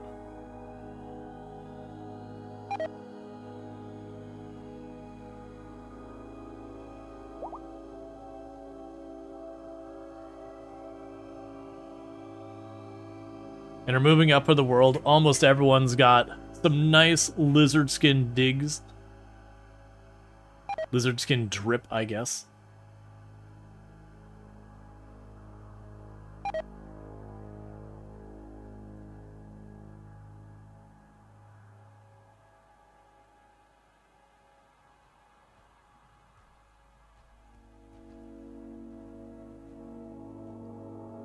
And they're taking apart all this stuff.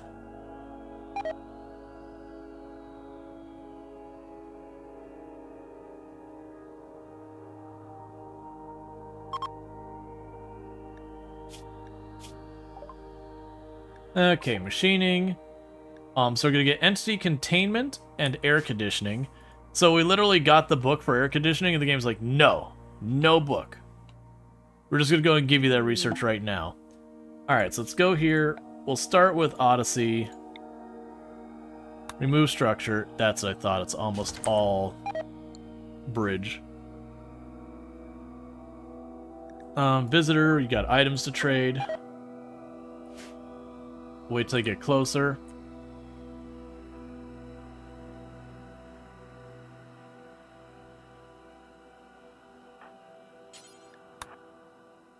Okay. We got a bunch of flake from somewhere? I swear with half these colonies these days, I blink and it's just like, oh, here, you actually have all these drugs? And I'm like, but where did that come from? How did we get this?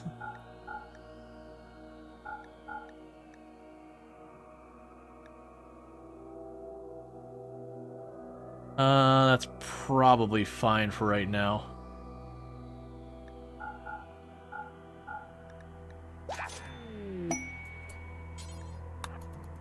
It'll trade you again. It'll gift rest of flake and the side T.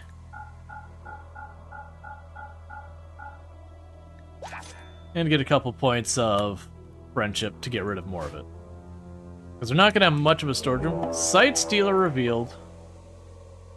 Pretty much what we expected.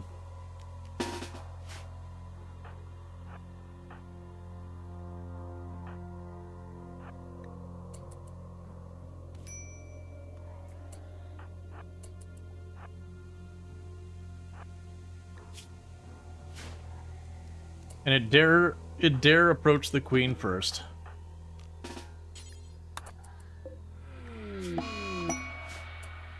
Well, crap. Alright, slight change of plan. Zone, allowed area, manage areas, new area, rename, indoors. Okay, expand.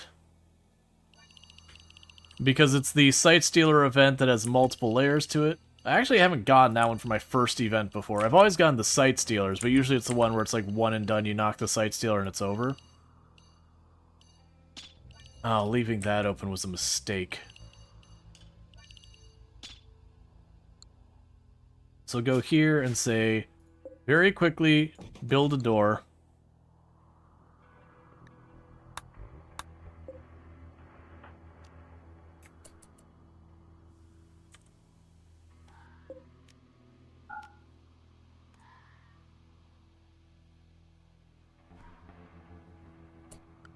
Meanwhile, Con right here.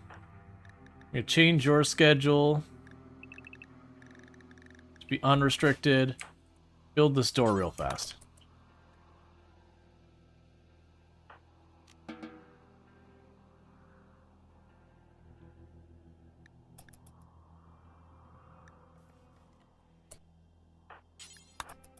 Oh, that won't work there. I forgot their rooms are way down there. Build a door down here.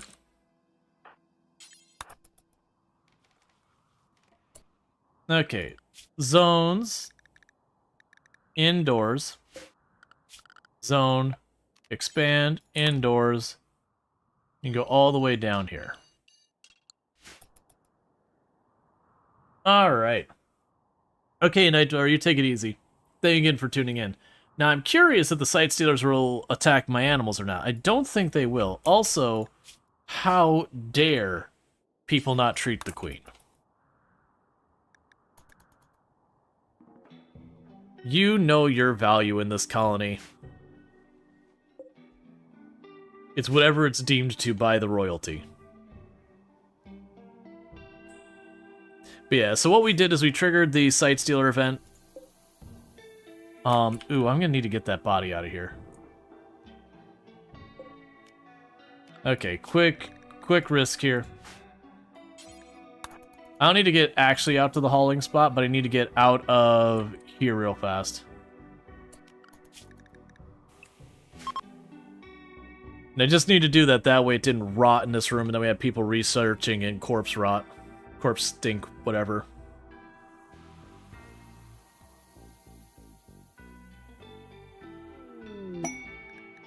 Okay, they're having a party.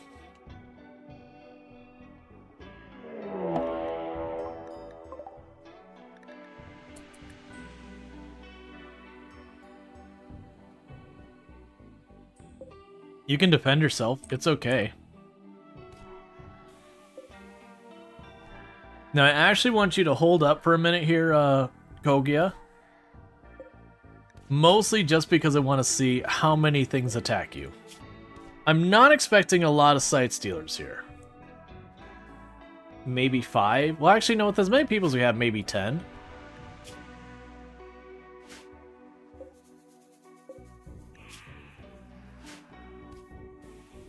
Nicely done.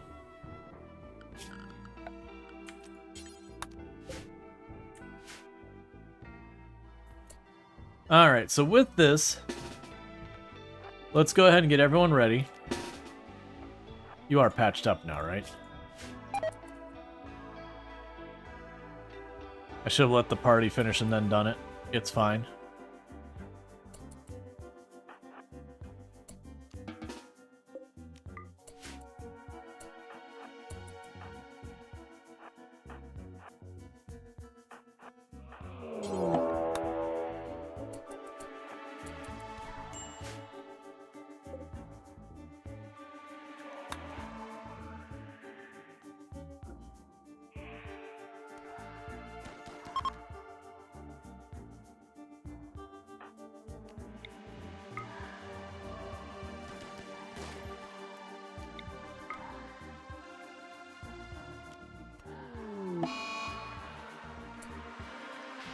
Okay, we've got another wave. We're gonna quickly do here before everything escalates farther. We're gonna go schedule, unrestrict you. I just want you to haul the one out of the door.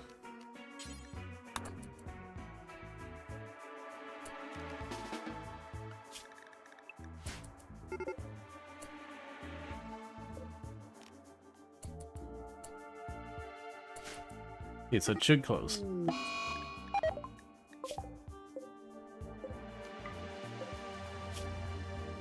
All right.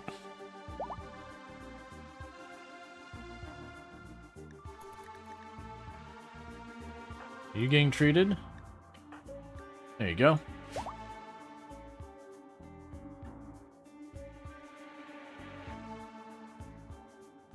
Yeah, so the first wave was no big deal. It looked like it was 5 or 6 of them. Now you get another wave after that. And the important thing is mostly that I can control the fight, so far as the path. Sightseers won't typically knock down doors on their own.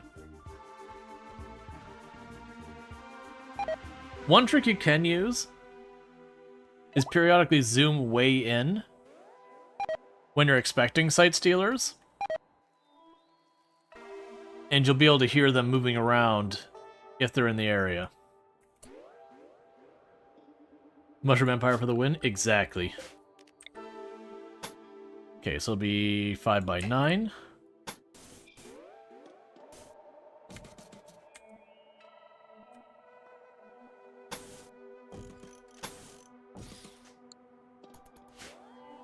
And where the last ship we made was very highly asymmetrical, people said I should make my ship look like a mushroom.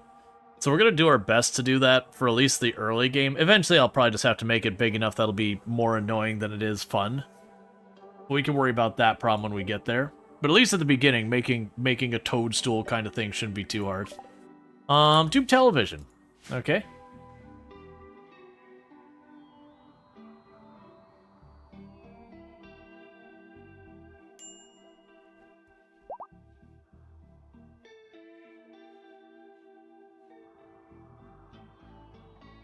All right. But yeah, the important thing with this is we do not want to let our people get caught out there until the sightseers are done with, because it's pretty easy to lose pawns to this event. And the way that usually goes is you'll have someone over here like doing whatever mining, the sightstealers ambush them, knock them down, and then it's just by the time you get them all fought off, they bleed out.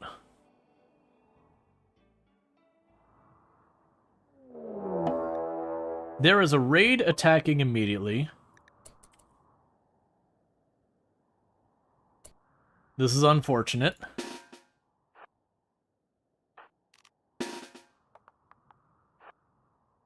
I need you to pop that door so they hopefully attack us.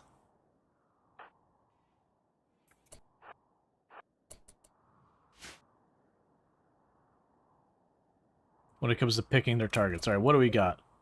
Chain shotgun, shotgun, bolt action, revolver. Alright, so Sight Stealer revealed. No, let it go. Let it do its thing.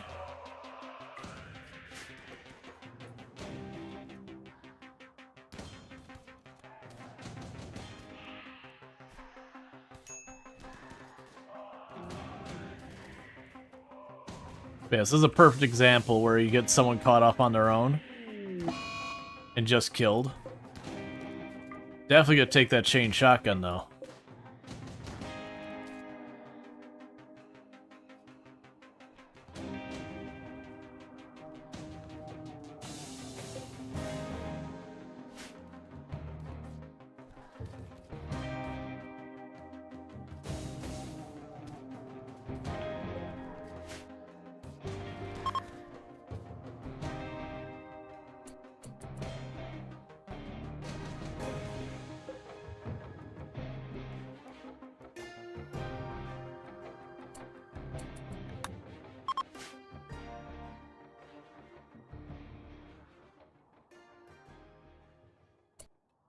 Let's step outside here.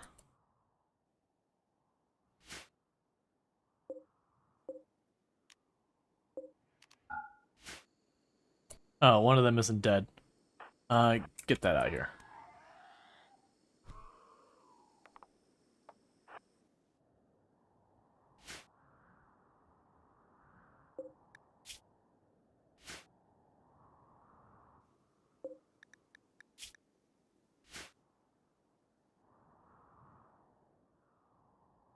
There should still be a couple left.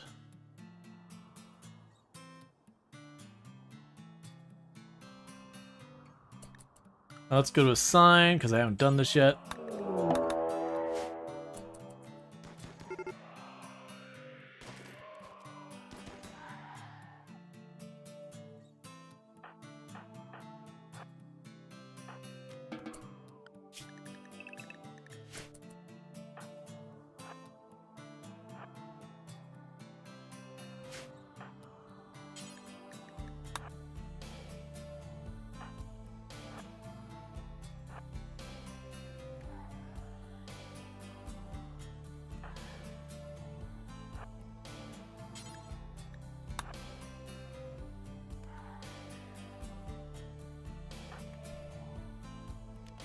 Alright, and if there's any of them left, they would have revealed by now. Okay, so chain shotgun, I think I'm going to put that on Conrite for right now. Normal quality, and you have a poor quality.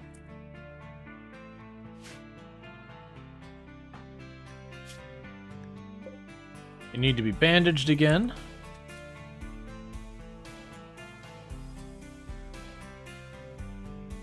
Let's also move you over here on the left. Kind of go shortest to longest. Granted, these are kind of in the same area, so I'm not really worried about it.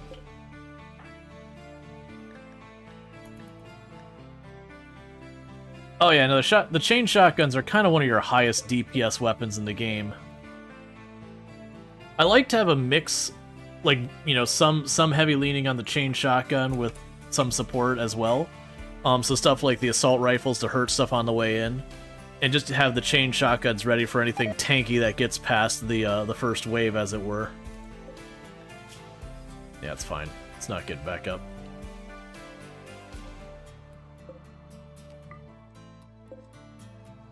And that's only chain shotgun, the rest are all bolt actions, and at this stage, we're not super worried about bolt actions. Oh, is that better than the one you've got? Alright, well, I mean, get the better bolt action. No reason not to.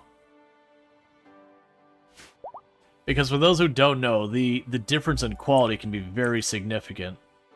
Let's see here. So we've got a normal bolt action rifle. So we look at 65, 80, 90, and 80% for our accuracies. 4.5 damage per second.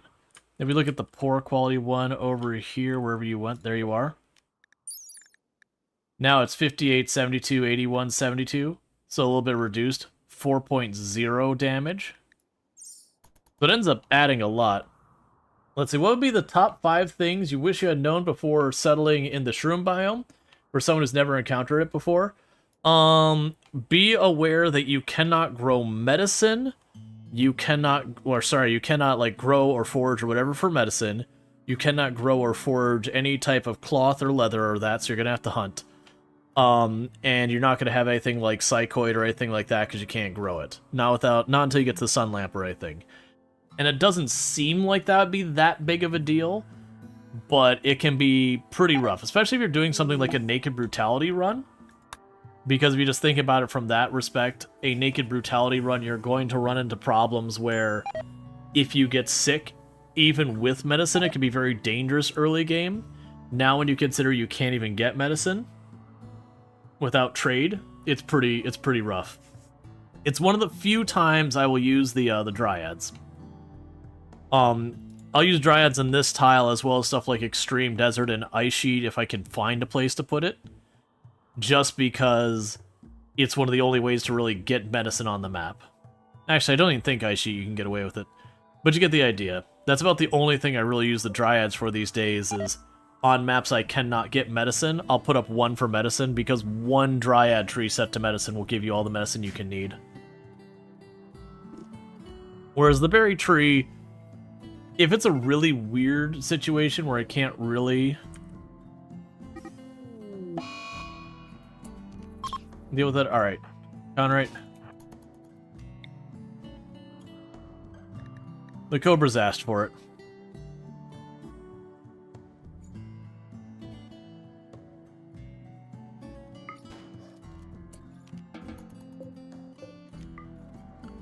Any other dangerous animals to deal with? Got an Cobra on the far edge. But yeah, so it's mostly the growing that's effective. Yeah, it's dark all the time, but that's not really that new or different. You can't use solar on the map, it doesn't work. But that's not that big a deal. We've had plenty of maps that solar's not that great of a choice.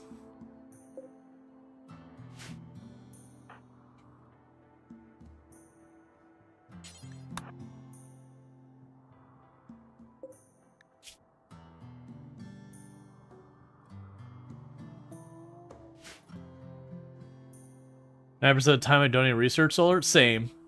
Solar's definitely good, but it's honestly pretty rare I bother with it. Like I'd rather beeline to geothermal and just forget batteries and solar and all that. And if that's not an option, you know, I'll deal with what I can deal with. There's lots of options these days. Like, solar's a good one. Like, don't get me wrong, I'm not saying solar bad. There's just lots of good options that I don't feel like I really need to do solar.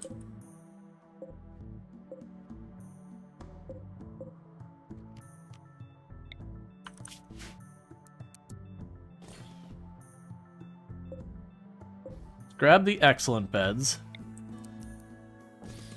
They've got, what, 2 couples in this colony?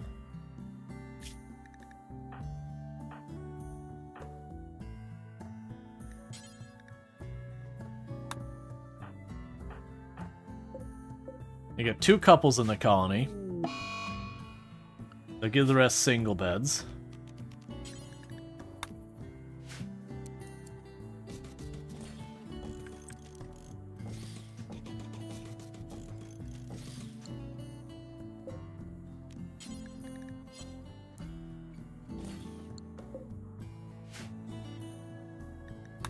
Alright. So are we even cooking the mushrooms? Yes. Mostly to avoid food poisoning, or reduce the odds of food poisoning.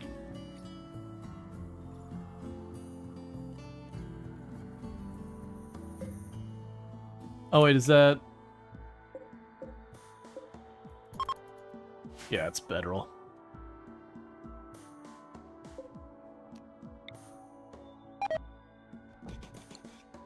Alright.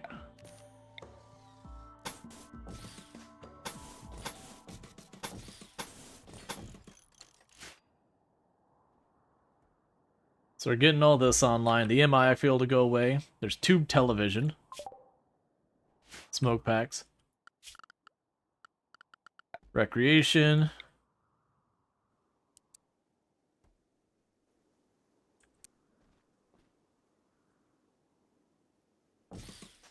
Put the tube television in there because we can.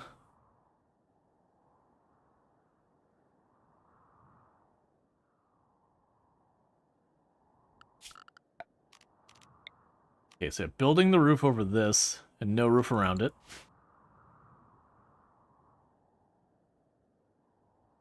Alright, once I get all that built, we'll be in good shape there. Then we can start tearing down all these rooms. And we're still missing the ideology room, a storage room, and a production room. And we've already used 3/5 of the space we're allowed to have.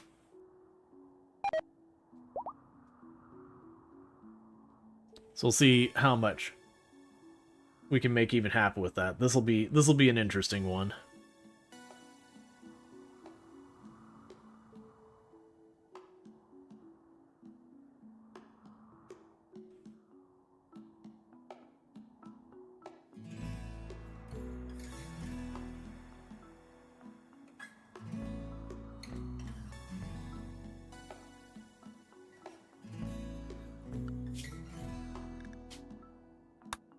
And before we leave, we will be killing all the monitor lizards for as much stuff. Masterwork wooden bed.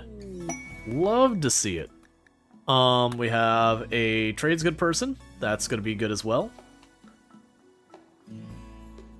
So I'm kind of thinking lab, production room, storage room kind of thing, and see what we can go from there. And that'll probably run me out of tiles to work with. Smoke pop, tox grenades, cool, don't care about tox grenades. Let's see here. So, we can go ahead and give you the meat, because it's just gonna rot there. I will take your Nutrimine so you can make medicine. And get rid of all of the stuff that is not the lizard stuff.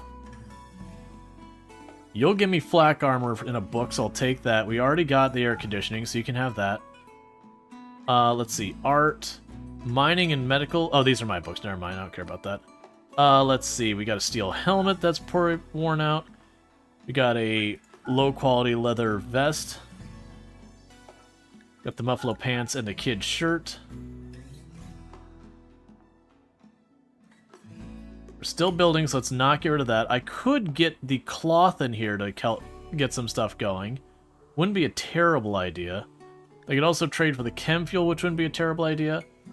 Let's go ahead and make sure they're aware of the wonders of mushroom and give them like 2,500. They can't afford it. 2,200. Excellent.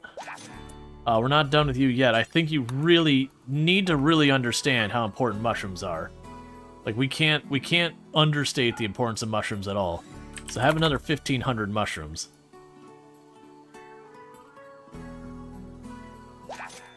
Alright, so that'll clear up a whole lot of space. Yeah, that's the thing. Chem fuel is easy to get, so I'm not super worried about it.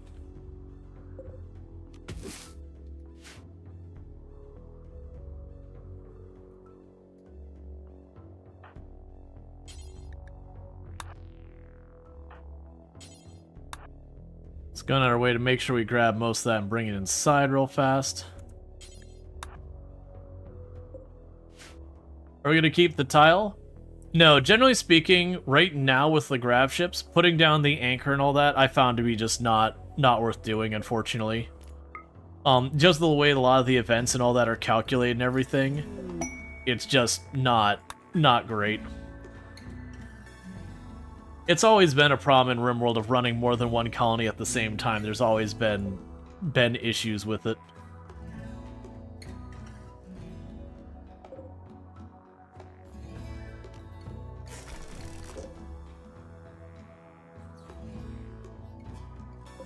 Check, are these like super amazing or...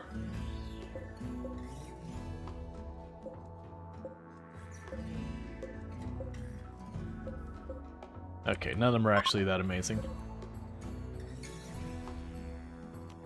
Because also then I need 300 plasteel and all that kind of stuff to put down the anchor. And then that means I need to split my faction up into 2 sections that are both capable of defending themselves against different events, and taking the grav ship once I have like a place I might need to bring my people back to in a hurry to save the day.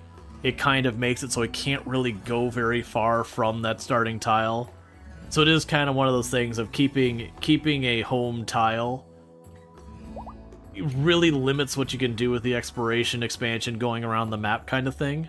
So it really does feel like you need to make the decision, are you going to be exploring and living nomadically or holding a home base? But you can't really do both without one heavily preventing the other.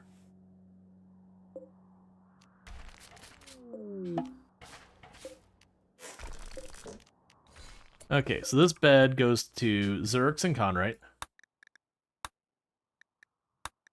That's one of the couples.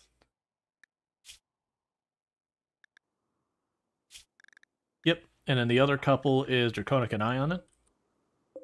So go here. There, so the couple's got their beds, and then the singles got beds. I was thinking of making yourself an asteroid bait, but cheesing it a bit. Well, that's kind of the thing. Unfortunately, if you do have an asteroid base at all, it will prevent a lot of the game from... like, certain quests you just can't accept, and there's a lot of side effects. It is a really unfortunate thing that in a lot of ways, anything involving the space will really limit a lot of the rest of your playthrough. Like, if you're staying there, I mean, like, if you visit, it doesn't matter. And it's just, unfortunately, the way it's implemented. Which I get it, there's a lot of stuff that... They tried to have more events available when you were in space, but you'd accept them and the people would just die. And instead of going through every single event and re-implementing it to play nice, they opted to just disable most of them and just call it a day with that, which I think for the fact of not having to spend hundreds upon hundreds upon hundreds of dev hours on it was probably the right choice. But it's also kind of a big bummer.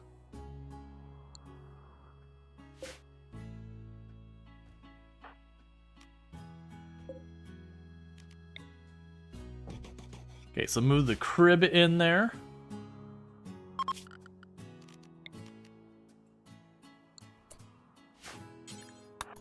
Good, now while the baby's being fed.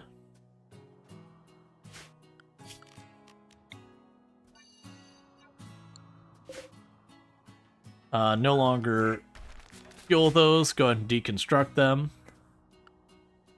We can also go here and go orders. Deconstruct all of this. Tox gas. Survival package meals. I mean, honestly, getting those this early in the game is kind of nice. So we have to rip up all the walls for all this area here.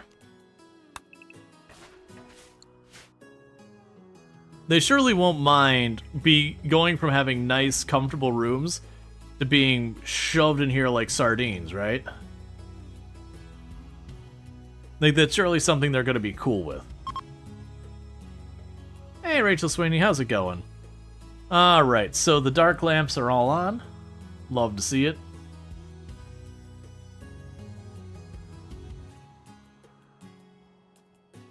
So I have to wait for them to rip down enough of these walls so we can go up here and rip up the floor here. And then we'll try and get a feel for how much ship I can add onto this part before we've kind of exhausted our tiles. And then we'll figure out how to divvy that out between, like, production, storage, and a lab. I'd also like an ideology room. There's just not a way to make that work, because your ideology and your throne room can't be the same room. Why are you tossing the baby on the ground over there?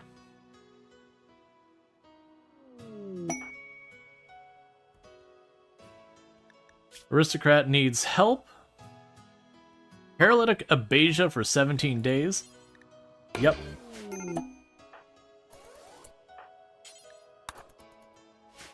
Yeah, no, I get the temperature's too hot, but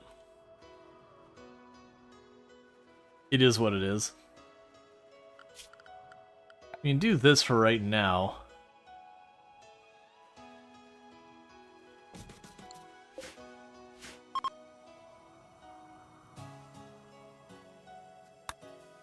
Alright.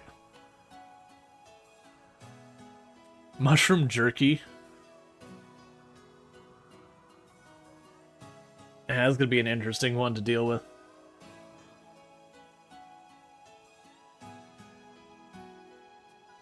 You want jerky now? Jerky's good. I haven't had some good jerky in a while. So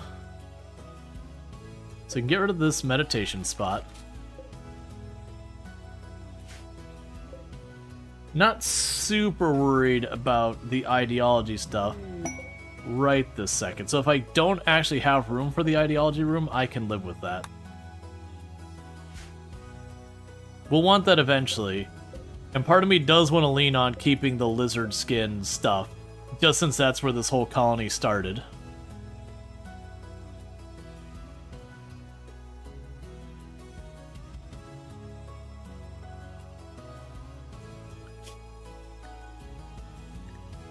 And to bring all the monitor lizards with us, but man, that's not going to be manageable. Okay.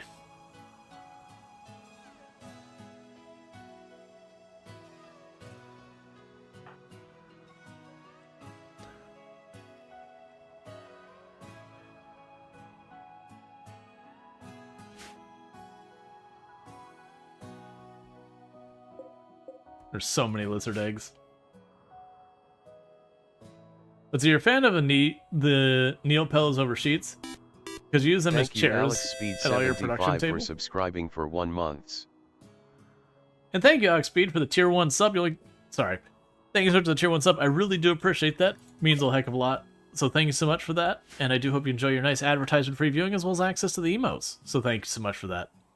My brain went into thinking of it as a Prime sub. Which it's not. Okay, so I'm just blanking on. So we're taking apart the walls. You know, Conright's working on that between all the lizard stuff. We did just research the packaged meals. So do that forever when you're able.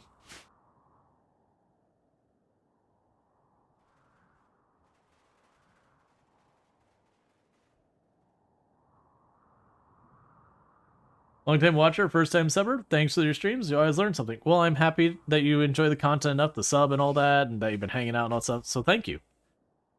Means a lot. Alright, so we're getting plenty of her medicine. So we're almost at the point... it's biocode. Low wood? I'd be surprised if we're actually low wood. No, yeah, we're not actually low wood. They just haven't hauled it back yet. And also, 750 is not low wood. Or mostly, they just need to peel down the walls. It's just right now, with how many of the lizards we have, the animal taming isn't managing. Oh, you just didn't see the cooler being made? Yeah, no, it's just Conright's too busy. Because they are splitting their time between taking care of the monitor lizards and all that. I probably do need to start culling them back now. because we're probably not going to be here super much longer. But I am trying to get all the lizard skin we can out of it first. Because low-key, I would like to put up the... I have to put 2 of the drapes in here. I can't remember if you need drapes as well. But I figured I'd like to make the lizard skin drapes. Again, to just lean on that whole side of things. Is it important? No. Is it strategic? Absolutely not. Yeah, I believe both the throne and the bedroom need drapes. We can actually check with the titles. So, Acolyte, if we get... Sorry. We get all the way up to Archon. Let's see. So you need 2 drapes, and the bedroom needs 1 drape. This biome is so cool. Yeah, hey Arch, how's it going? Let me go and get you a shout out. For those who don't know, Arch plays stuff. Valuable member of the Halcyon Frequency stream team and an absolutely fantastic content creator within their own right. Also playing a lot of RimWorld, a lot of good times over there. Plays lots of indie games. Definitely someone to check out. Good times over there. But it's good to have you here today. Yeah, no, we're getting ready to start getting ourselves mobile. We've been doing the new biome for a bit here. Honestly, to me, the biggest thing... Oh, the toast is really nice? Yeah, that's the... it's actually just the built-in toast for Firebot. You're definitely stuck in RimWorld right now. You love the look of the place? Yeah. I mean, right now, we're converting over to our spaceship. But, honestly, the thing that makes this tile the hardest is just you can't grow medicine, and you can't grow cloth. So you kind of have to take animals as your means of getting any type of leather or cloth. Which has been pretty cool. In a lot of ways, it's kind of like Ice Sheet or Extreme Desert, except, you know, without the temperature side of it. Yeah, I mean, you can grow nutrient fungus. That's it. Until you get a sun lamp up, that's your entire grow list. You also can't grow trees or fiber corn. Luckily, that's not that big a deal. You just every so often just double click on all the trees and be like, just chop them. Alright, well, we got the book for the flak armor, but apparently we're going to get that right away, too. I keep finishing research and then not even paying attention to what we got. Holy crap, we're getting through this research fast. And this is a tribal start. I got so used to the other run chat where we were doing like the stacking penalty over penalty over penalty on our research. And so it's weird to me just seeing the research just getting done. You know the feeling? You're playing as wasters living in polluted ruins? You can grow potatoes in Psychoid? Yeah. I like to do a pollution challenge that's 100% pollution, but I'm not allowed to take anyone who likes pollution. And it's that same kind of thing where it's you just have so few options at the beginning. Because you usually just get the tiniest little grow area. So you get this, like, this little speck of rice, and you're like, well, you need cotton. Well, that's too bad. We're not getting cotton. Every tile must be dedicated to the food supply. And you can't really hunt the animals because half of them have toxic buildup or whatever. It's a fun challenge. Alright, missed telling that wall to be taken apart. Okay, so I still have... Actually, I'm saying 303. I actually have only 142 tiles to work with. That's how many grab plates I got left. Let's see, how do they survive the toxic buildup? Okay, so when you play... So, pretending this is one of the 100% pollutions. Even if you choose a tile that has 100% pollution, so like truly maxed out pollution, you'll still get an area, and it'll vary a little bit, somewhere around like this big, that'll be no pollution. Sometimes it can be bigger, like sometimes it can be closer to like that big, but sometimes smaller. It also really depends on where your rock formations. If you have rock formation right here, you can get it where you don't actually get any safe tiles. You know, other than what you mine in there. But you'll get a little spot here. And so you end up growing in whatever of that is usable. Because we imagine this spot, like this part of it's water, there might be a little sand here, and you get like just that little area there. So you do that, but you just restrict your people down to that area. And you kind of want to go after the face masks as early as possible, because those face masks will massively help with the pollution buildup. you do have to deal with some pollution that there's just going to be a certain amount of the pollution buildup you just get.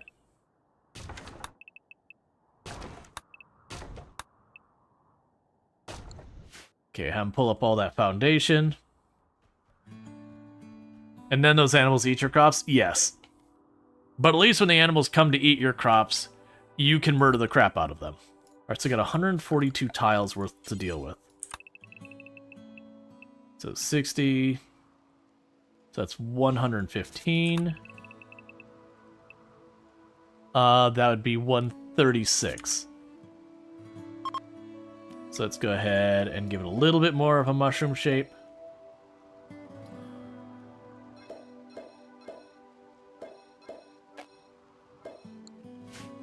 Okay, we'll start with that.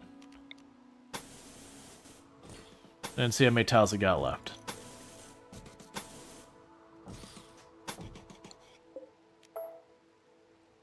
But yeah, no, it's an interesting one. The other thing is, when you're playing on that high of pollution, there's the Pollux trees. RimWorld will automatically spawn, I believe it's 3 Pollux trees if your pollution's over like 86% or something like that. I don't know the exact cutoff, but if your pollution's very high, it'll be up to 3 of those.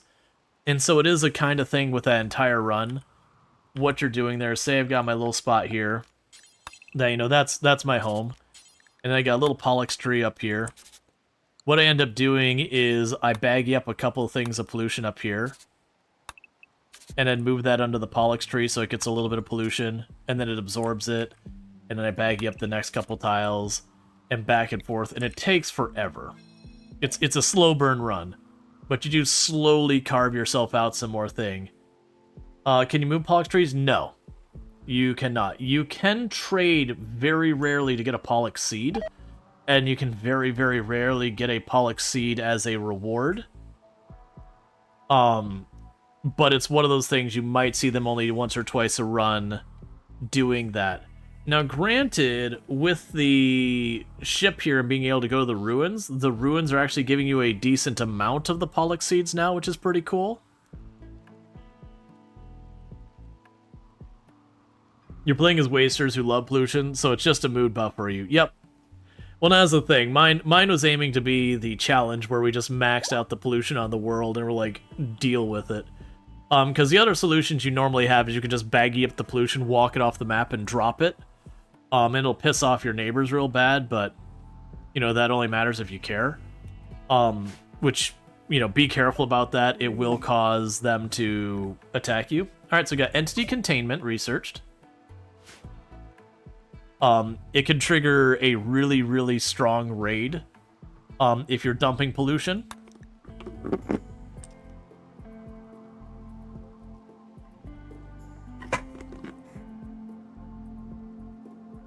Okay. Of course, you have grab ship. A Pollux seed isn't a great solution. Well, if you're having a grab ship, your grab ship won't have pollution in it in the first place, so it kind of becomes a moot point. That's a challenge run that's wholly incompatible with doing grab ship stuff. Like, the grab ship just doesn't... It just makes it moot.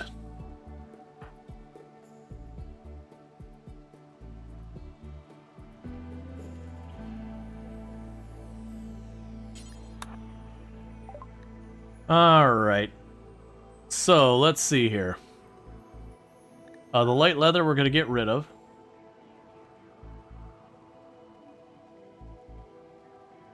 We already had the book for flak armor. I'm going to go ahead and get rid of that. We're already researching it, so by the time we get anywhere, it's just going to be dealt with. I'll get rid of that vest and the bowler hat. Let's make sure I don't have the bowler hat on my list of stuff I'm making. Because we have armor hats now, it doesn't really need to be done. We can go ahead and get rid of the meat.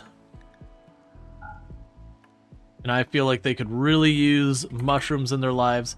We just need to make sure everyone is aware of the benefits of mushroom. Everyone must love mush. Have some fish. We don't want it.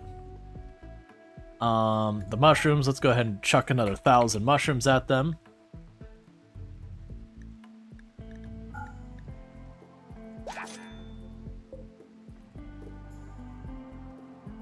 Hi, and no mushrooms for you.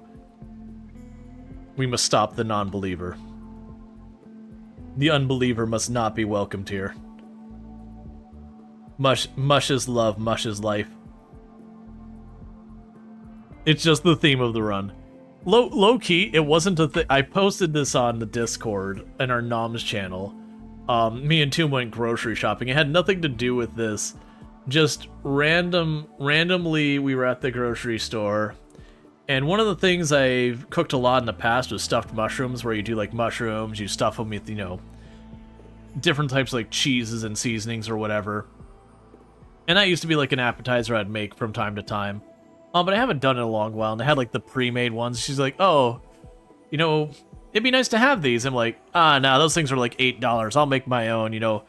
And they were like buy one, get one free. So for like $3-4, they were able to get like 2 large containers of like baby portobellas. And then like fancy feta cheese and everything. Thank you, Server Lord, for subscribing for 13 months. Please no shrooms. And thank you for the tier 1s sub, Server Lord. I really do appreciate that. It's been a year and 1 month. It means a whole heck of a lot that you'd support the channel this long. You do not have to partake of the shrooms, but the shrooms shall be had among the colony. And if you get a colonist in here, they're going to be eating shrooms. And a really large quantity of them. For a long time. But, so I got the baby portobellas, and, you know, I got those 2 containers. And, you're gone for 6 weeks, so you had to cancel your subs? Yeah, no, it's all good. You know, like, obviously, like, any support people want to give, it's not expected, it is appreciated. You know, it does help me keep doing this. But at the same time, I get it when, like, you're not able to take advantage of it. Certainly, you know, like, do what makes sense. If you're not comfortable spending the money or you can't afford it, obviously, you get the idea. But yeah, it is super appreciated. But yeah, so we got these portobellas, and it's like, all right, well, we can do the stuffed mushrooms. And then they also had, like, pre-made hamburger patties were also on sale. And I was like, okay, well, we could do these, these hamburger or whatever. You did eat, some mushrooms. A chef made them taste good. It's a mind thing for you. Yeah, well, I mean, you mentioned the texture, and like, not literally everyone, but like in all the time I've heard of people who don't like mushrooms, I've only had one person I'm aware of that it wasn't a texture thing. That it's very, very, very much a texture thing for most people, which makes sense. It's a very weirdly uniform texture. So I could understand where that could be very off-putting for some people. Like, it's one of the things that people don't like. Are like, I understand, like, it may not be the same thing I feel, but I can understand why that's very off-putting. How are you still dealing with heat? Oh, okay, it just went away. But yeah, so we were like, all right, well, we'll do these burgers. Hey, I could put some sautéed mushrooms on the burgers and sautéed onions. And we ended up using the 2 full packages in one meal. I was like, all right, that might have been too many mushrooms. You think it was when you were young and your family and uncles and aunts went wild mushroom picking? Then cooking them in button made you feel queasy? You love mushrooms, but it does have a weird texture. Yeah, and that's the thing. Like, I don't... Like, if I was just eating, you know, got like this giant portobello and just eating just portobello mushrooms, I think the texture would be too off-putting at that point. Like, I enjoy a large portobello, but you usually do something with it.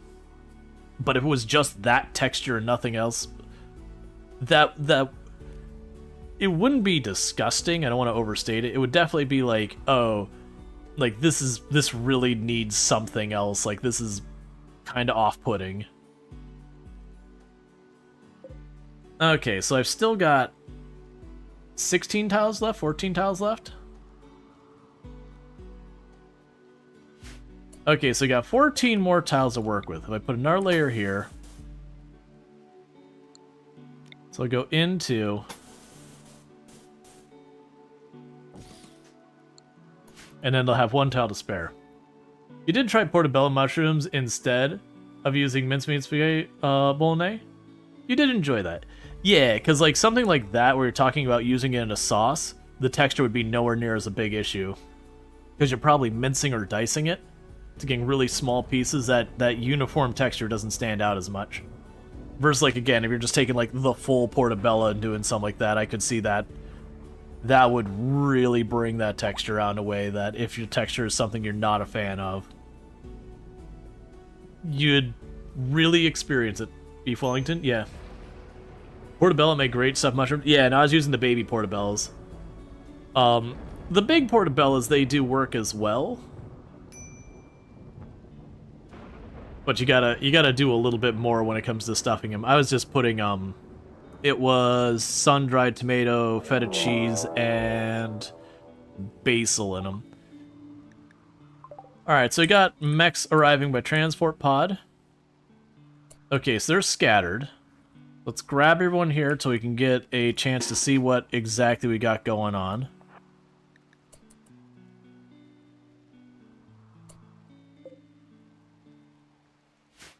Got a Lancer up there. A Centurion already? Okay, that's spicy. There's like a Centurion, a Lancer, a Pikeman, and a Scyther. It is raining really hard. I do think this is one we stay at home for. So let's go to assignments. Home zone for right now. Because we might be able to put the last of flooring down the ship. Nah, we'll probably want to wait.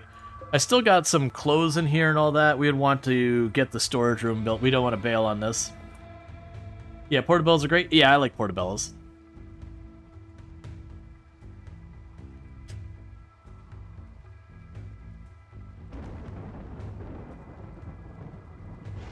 A Centurion, a Lancer, and a Pikeman walk into a bar.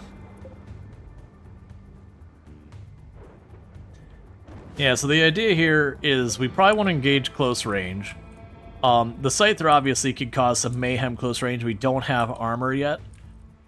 So the hope is that we can get the Scyther knocked out early, force everyone else into melee, because the other should go down pretty easy if we keep him up. I miss that you two are still drafted. The other one should go down pretty easy if we keep him in melee range.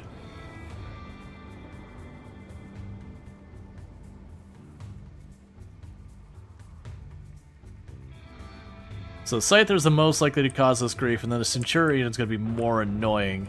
It's going to be mostly run up, catch it in melee, and then run all the ranged people underneath the shield so they can start popping shots into it. Because we actually have... Oh, it's like an eyelash or something. Okay. Because we actually do have a pretty solid amount of firepower on our team.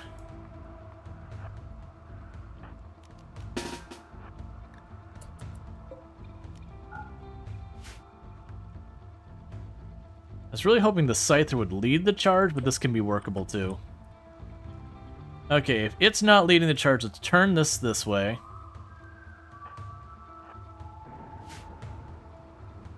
And the reason I'm turning it this way is I want the Lancer to run in the door to come get us.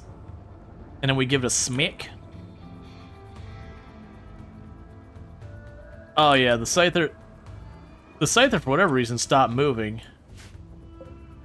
Hey, leave the Dryads out of this. This actually works out okay. Rongor, you go hide in the ship.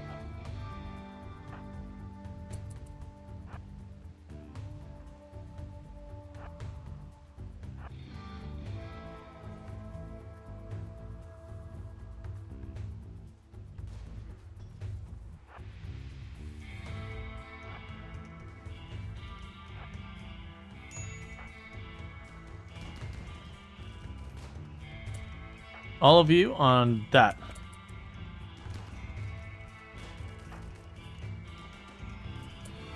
Okay.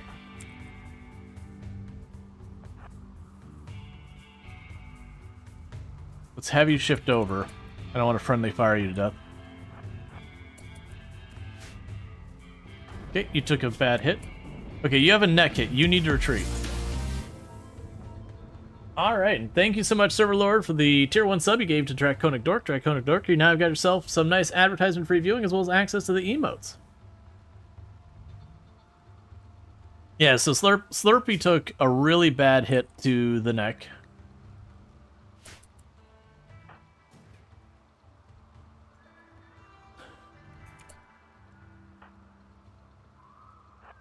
So Box Fox, you're one of my doctors.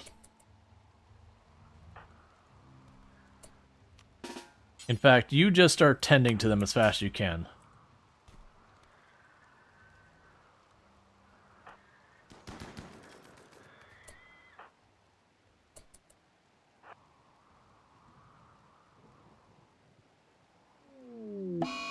Torrential rain. Okay, what about the injuries in the rest of you? Bruises, bruises.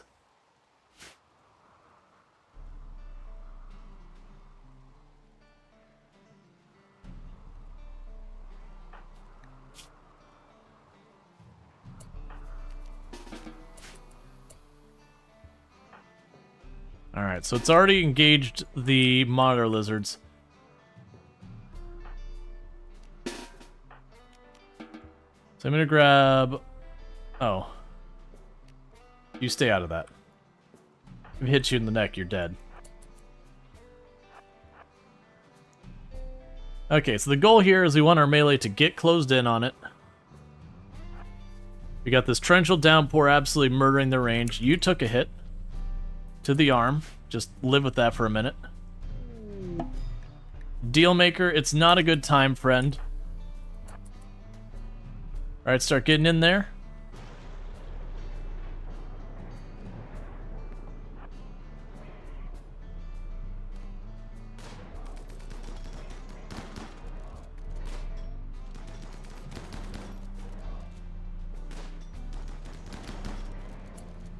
Okay, nicely done. Any important injuries?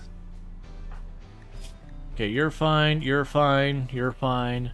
You took a pretty solid hit to the arm, but otherwise you're fine. Orders. Allow. Schedule. Unrestrict everyone. We're good to go here.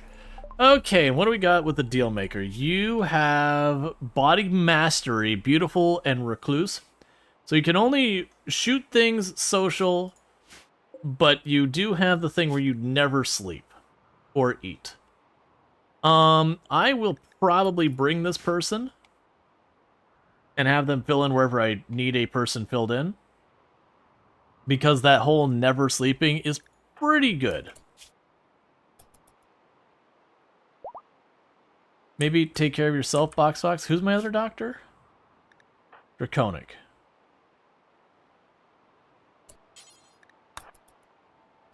Alright. It'll talk to this person. I am going to accept them for right now. Now, we gotta watch. This person can have a metal horror on them, or a number of other possibilities. A stunningly good-looking stranger stands in front of you. Her face beams with confidence as she opens her hands in a gesture of fellowship. She says she is here to make a deal, and will help in exchange for some hospitality. This is her purpose, and she always fulfills her purpose. Leslie's eyes are pure white. Using local folk knowledge, she has mastered her metabolic and circadian rhythms. At least, that's what she claims. Leslie never sleeps and doesn't need to eat, though her eyes you see a primal hunger. She may be very useful, but you sense there's something she's not telling you. Yep, welcome aboard. I'm going to shift you over here. I'm going to tell you to ditch that gun because I don't trust you right now. So that gun can just sit out here and rot. We are going to go into your stuff here. You will not doctor. You'll not handle, you'll not cook. Don't worry about hunting that badly. I will give you permission to mine. Huh. So what I could do with Leslie here is Leslie could take over responsibilities of hauling and cleaning full time, while our full-time cleaning person can go and work on growing stuff now.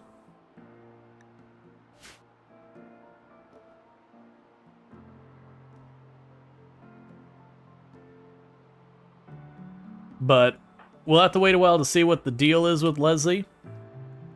And then we can make our decisions from there how we're going to approach it. Because for those who don't know, the creepy joiners, which is what Leslie is here, does mean they have something they're not telling you. And it can be something that, like, after 30 days they leave. It can be something where they just betray you, it's just a straight up fight. It can be something where if they get hurt, like in friendly fire or downed, they'll scream and a bunch of sight stealers will show up. They can have the gray flesh metal horror infection. They can have it where their mind is crumbling. There's a lot of things it can be. All right. So you've got a neck injury. Let's go here. We don't have that many good doctors, so for that, just throw the glitter at it. What are you doing right now? You're not doing that. Oh, it's fine. I need you to speed that up because you've got an untreated neck infection.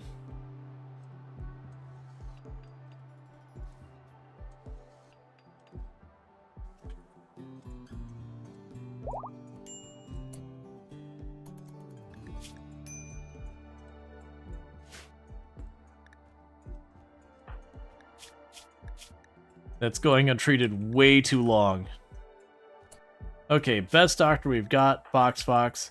Your manipulation is not very penalized. Get to it.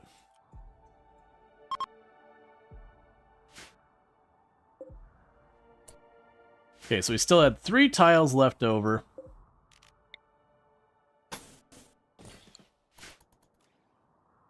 And that'll be all the ship we can build. Okay, so we wasted a bit more glitter world than we needed, but we did get a super solid 10 done there. And then we're also going to preach health you. So we're going to really lean into that. And honestly, that's probably going to be enough by itself. Alright, so from here...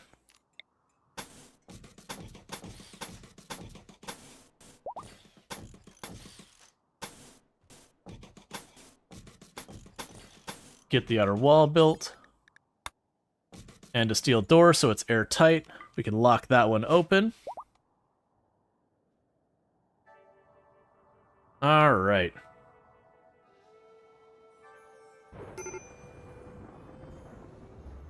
Let's see. No problem. You only give sub that are high months. Gotcha. Is she a vampire? We do not have a vampire here. Of any kind. Let's see. You had one pawn with 15 plus in all stats. Turned out that some of his organs are failing. Replacing those seems like he'll be fine. Yes. It's just usually they'll have, you know, like both lungs or both kidneys or the liver. Like they'll have some organ that you've got to figure something out to save them. And that's where the trick is quite often it's like, okay, well, I don't, you know, do I have the ability to replace these organs? Because it's always enough that it'll be fatal if you let them all, like if you just remove them all kind of thing. So you got to figure out how to deal with it.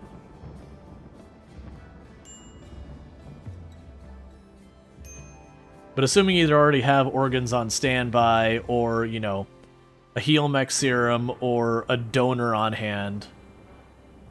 12:14 p.m. Can't sleep. That's no fun.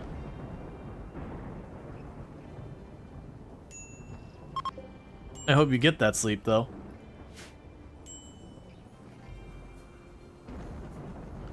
Okay, and what we can do here, let's put a door there and there.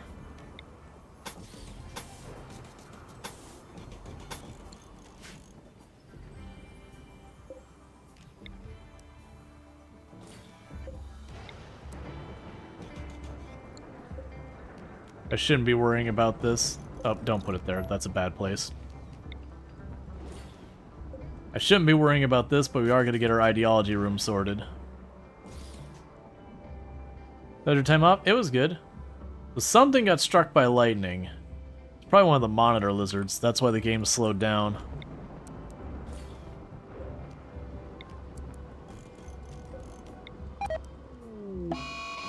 Torrential rain. Don't care.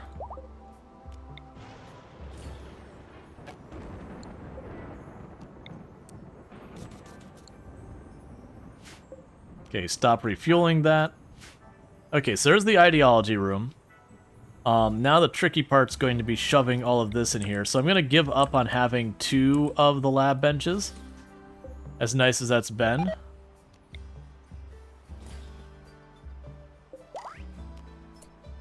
And Leon has become an adult, or a child.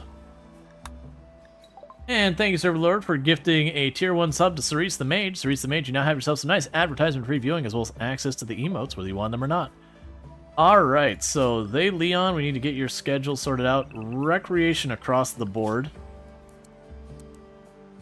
And thankfully, I no longer need to worry about having people take care of you. You get to grab yourself a weapon. Grab that bolt action, that's yours.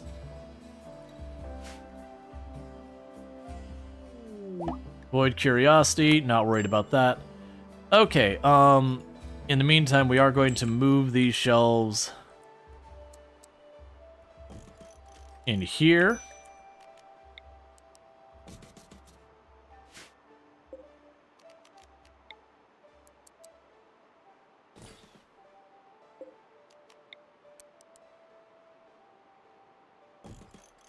Got the 2 butchering benches.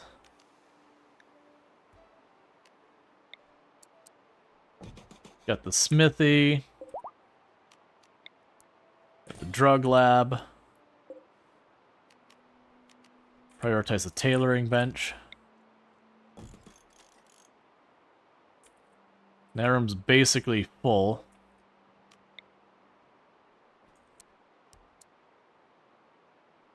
Stone cutting bench. Gunsmithing. Yeah, it's a poor quality. We'll leave that one behind. Avoid provocations. So you're getting draw animals.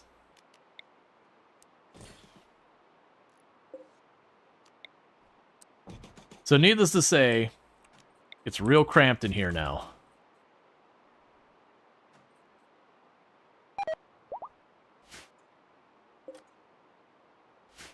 But that was all of the benches for the time being. We do have machining bench available, but, you know, lack the means of doing it. In the meantime, we will go ahead and I will toss one of those down. Limestone bricks. So we're going to go to furniture, shelves, limestone. We're going to kind of do what we did with the other run. Where normally I don't like doing the whole mash it in so every single tile is a shelf. But space, to say space is a premium in this one, is understating it quite a bit.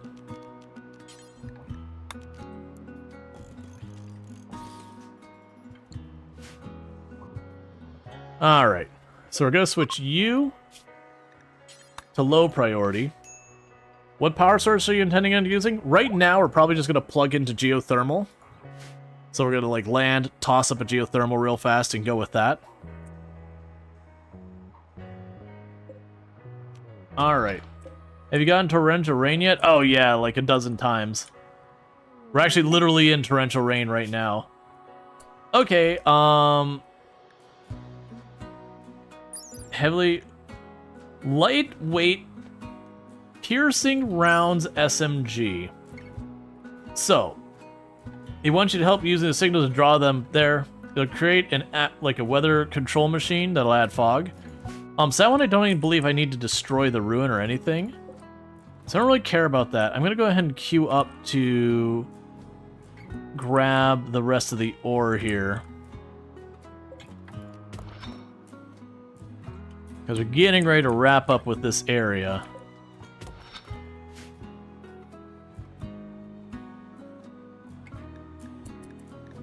Alright, make sure I'm not missing anything important.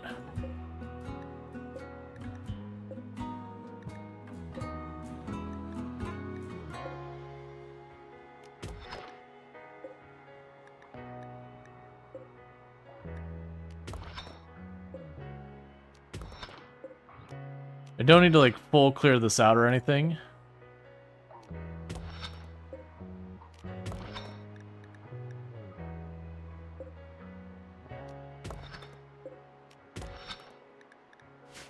Okay, and then we can go to ore. Yeah, so just let them haul, do all that stuff. What they should start doing is bringing this all in here.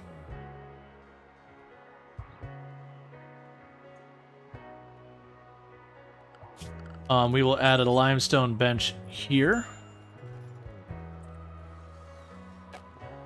Oh, I see. We have the interconnection spot here. That's fine. So add a limestone bench here. And there. So we can tell them to hold stuff that I need for this room, like the Nutrimine we can have in there. The lizard skin we can put in there. Tell them to stack the components in there, that kind of thing. That way we don't have to worry about just the mushrooms tying up everything.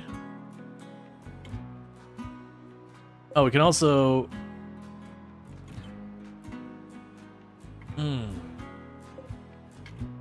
Let's deconstruct that in the corner. And instead we can put a shelf there with medicine.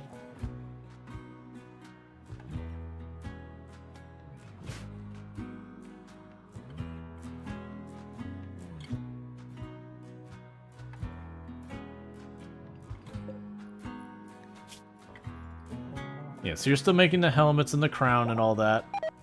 Oh, we don't need the harp listed.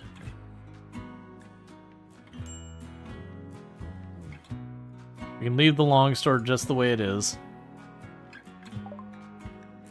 Gunsmithing, mortars almost immediately. That's an interesting one. Take a sip. What's the worst? Alright. I gotta go grab myself a new drink to do that. That's fine. So I'll quickly use the restroom, grab myself a drink really quick. And hey Mark, how's it going? So let me go ahead and grab myself a new drink so that way I can actually do the hydrate that was requested. And I'll be right back. So thank you again for tuning in. I'll be right back.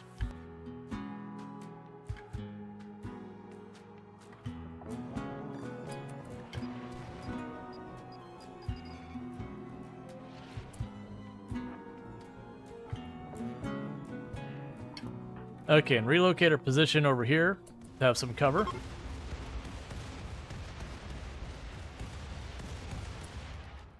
I think in all my time, that has been the single most effective orbital bombardment I've ever used. Considering there is nothing left. There is a pair of corpses left and everything else got wiped out. Did they revamp that? I remember orbital bombardment being a lot weaker, let alone mining out chunks of the mountain.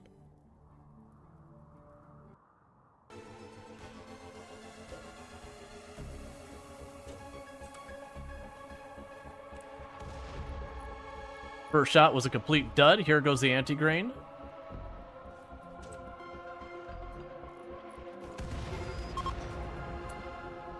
Target sighted and target dealt. Okay, so something is getting messy in the physics calculations. Oh, I see a real problem with going this way. Hang on, we might need to go around. That one log on the right looks like it'll be a little problematic for taking through there. I'm just gonna go on a guess here. Actively on fire? There's smoke coming out of that. That is an actively on fire building. I've not seen that before where you didn't start it yourself.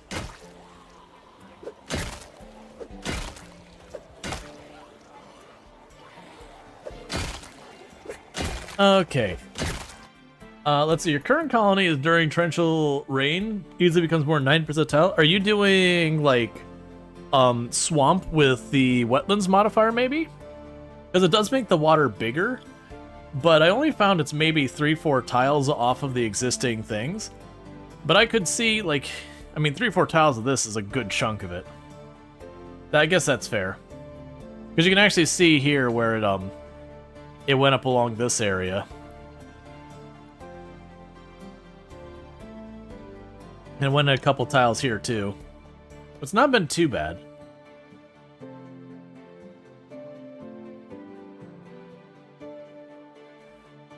Yeah, so for those who didn't catch, this is as big as I can make the ship right now.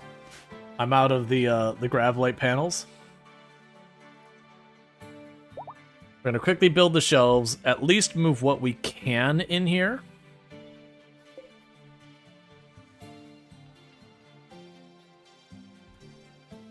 And once we get this last tile done, I'm gonna tell him to not put stone blocks in here. We're gonna have to slowly get stuff cleared off so it doesn't show up in here.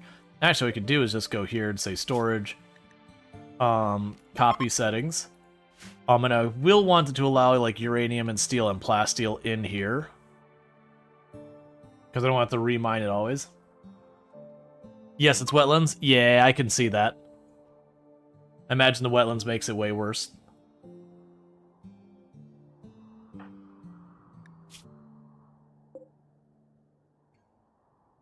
Alright, pretty soon it'll be time to purge the monitor lizards to get all the leather, like the lizard leather we can out of this before we leave. And then we're going to need to pursue making the ship bigger because, needless to say, ramming, how many people do we have in here right now? 12? Ramming 12 people in here is a little snug.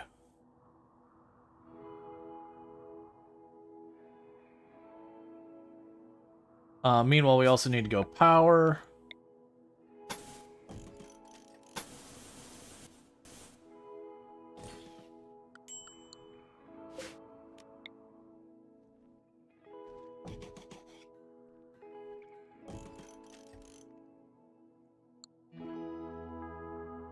Okay.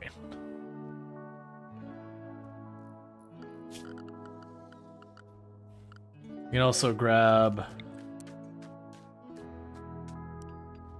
Nah, I want to keep this spot open since that'll be our choke point. I was gonna say we can also get this this to have a shelf of wood in here, but I don't think that's realistically gonna happen. Alright, so let's go here, link all of you, and we will paste the settings, then go settings. Steel is permitted. Wood is permitted. Settings, clear. Critical, and we will allow lizard skin here, and we will allow components and advanced components here. We start with that. Then you got this one, so clear, critical, components, advanced components can go in there. We'll put tech prints in here. Let's see. Oh, and Nutrimine. We'll allow Nutrimine in either of those shells. The point is to get some of those crafting materials we really want and make sure those get allocated here.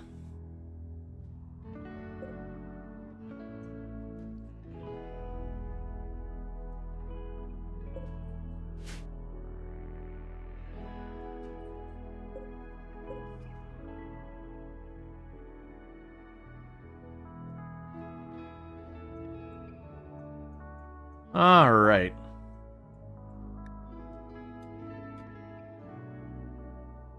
So you let them keep working on that for a minute. Once they get the rest of this moved in here, we can worry about the next thing.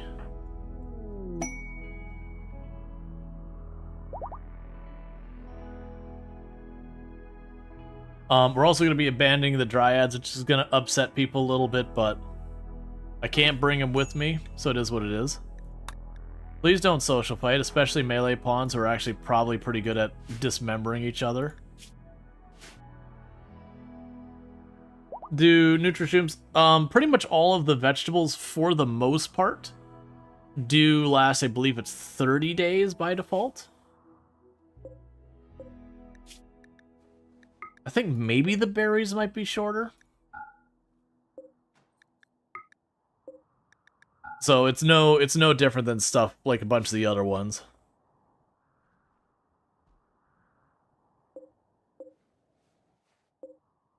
Yeah, so it'll be like 30 days for all of those.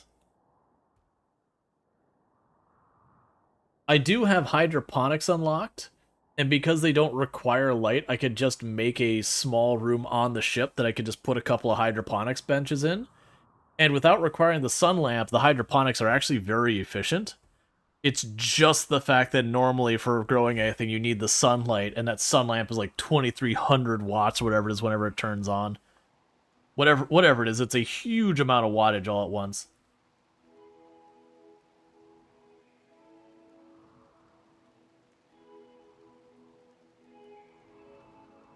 Yeah, once I get the last of this done here, we can deconstruct that. Once I get the last stuff moved in here, I'm going to tell them to kill all the lizards and just let them haul whatever they're going to haul in here. And then we'll be basically on our way. Because now they have the ship, we're ready to move around. Because nowadays, since Odyssey came out, like staying on the title and just building your base up more, it doesn't have the same appeal it used to. Like, and which is sad because, like, very genuinely, that's how you normally play the game. But, you know, like, I definitely imagine there'll be runs that I choose not to do the Odyssey stuff. It's just the Odyssey stuff is so cool that you want to do it. And the unfortunate reality is, you can do the Odyssey stuff or not do the Odyssey stuff. There's not really an in-between. You're either leaning into the mechanic or you're kind of stuck not interacting with it.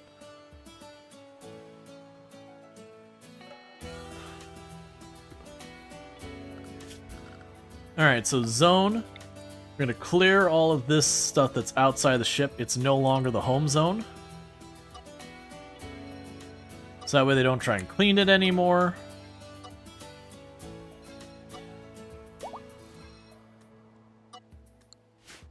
All right.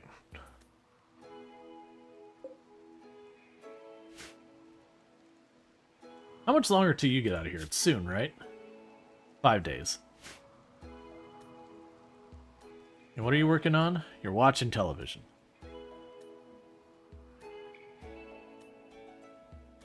Okay, so you finished that, so let's go ahead and add a limestone shelf here. That's going to be dedicated for medicine.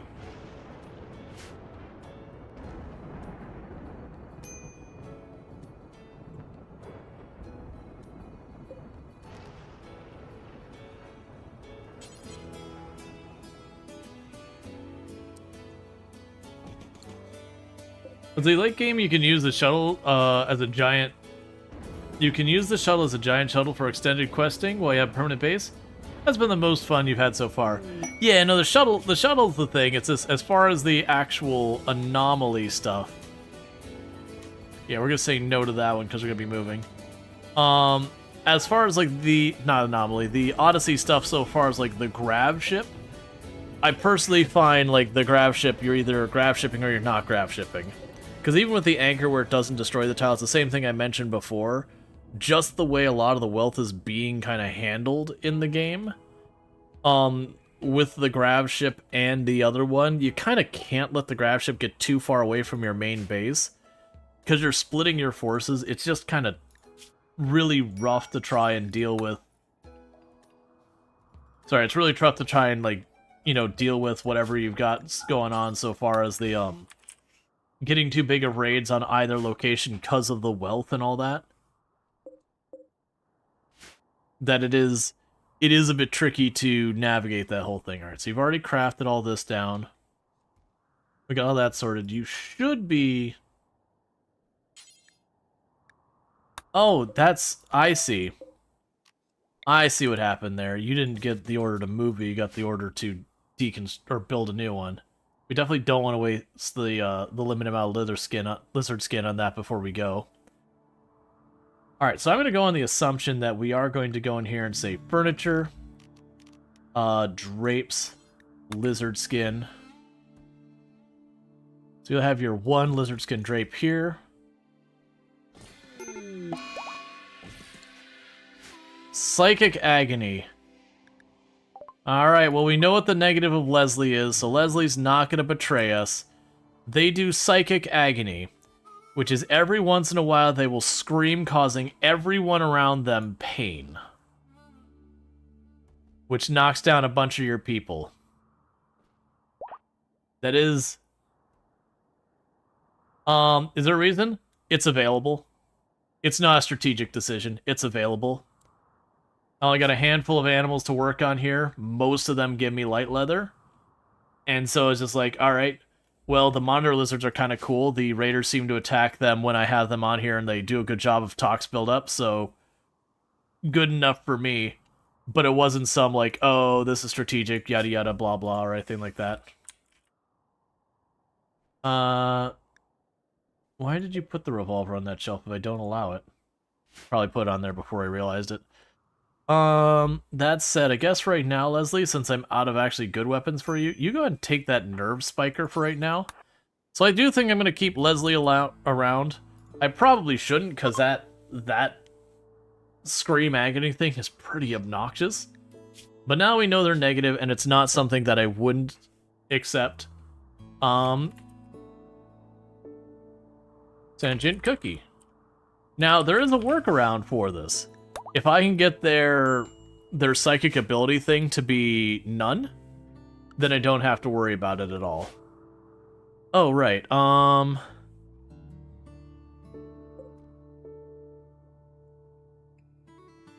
can unleash the sport. How can it?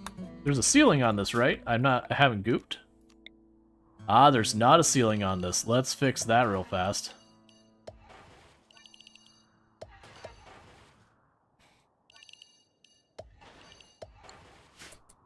They don't sleep or eat either? Yes, they don't sleep or eat. Can you mitigate the screens with foil caps? I believe so. It is a psychic power kind of thing. But I believe we go to Sentient Cookie and we do stuff to psychically suppress them. Or not psychically suppress. Basically, if we go in there and make them psychically numb or whatever, then I don't have to worry about it. So, begin conversion ritual. So I've got, like, a 72% chance of a pause thing. Can you remove their tongue? No, it's not a social thing, it's a psychic thing. I don't believe cutting out your tongue will help with it. Cutting out their tongue helps with stuff like abrasive and meandrous, misogynist, those kind of things. Disturbing. But this one's psychic powers. So what you could do is you could use the biotech stuff to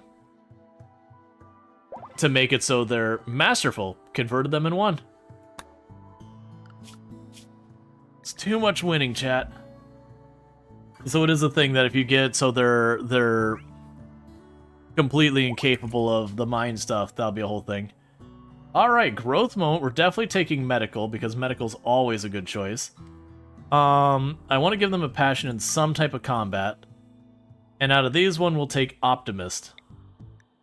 Because, like, Psychopath has its advantages and disadvantages. Undergrounder has advantage, disadvantage. Slow Learner's just awful. Cool, so we can go to your permissions. Congratulations. Oh wait, you can't actually do the stuff yet. That's fine. Alright, so just giving them a chance to haul stuff in.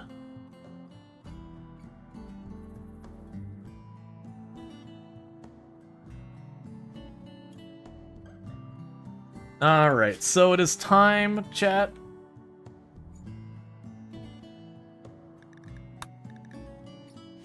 To get rid of the monitor lizards. They've been cool, but we're not bringing them with us. We don't really have the setup to do that. So that'll free up Conrite. And then meanwhile, you stop cooking. And get to butchering. You got 22 lizards to butcher.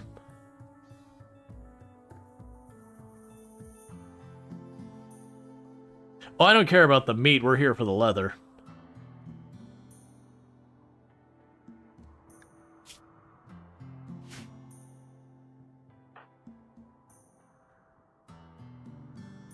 Goodbye, lizards will be missed. Yeah. They definitely were the friends of the colony. But this is RimWorld, and happiness will not be permitted.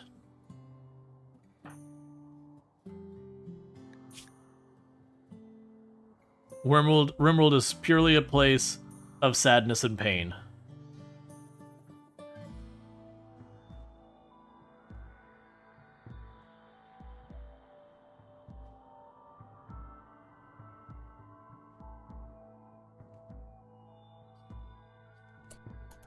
Okay. You need to eat something really fast, and you're going to get back to work.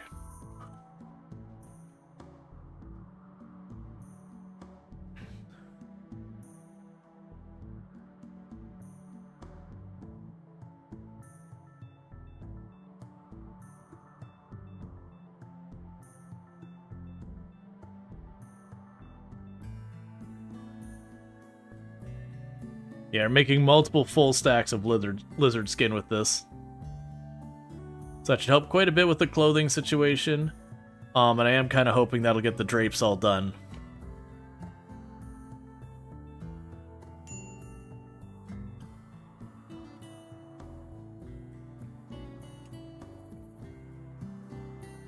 Go ahead and hold that door open. It has no reason to be closed anymore.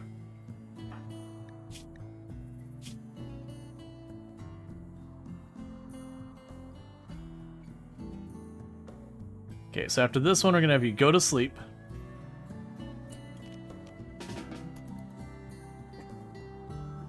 And then when you wake up in the morning, you're going to get right back to it.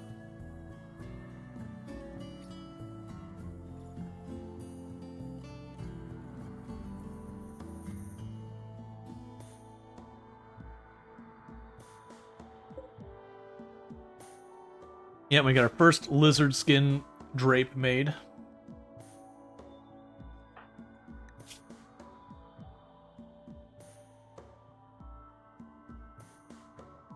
Alright. Yeah, lizard skin doesn't have any specific advantage we're looking for like it does. That is a lot of turtles that are mad at me.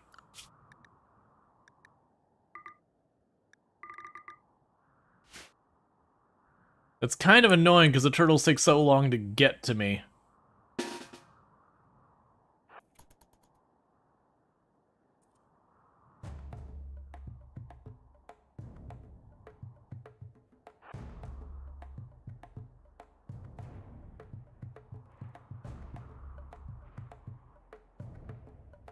Got 2 down here, 1 there, 2 up here.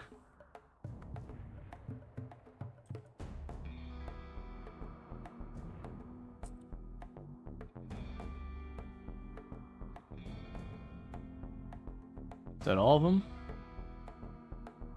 Okay, got the 2 there, the 2 there. Is that the last ones? No, there's still like 3 unaccounted for. Minor break risk on you.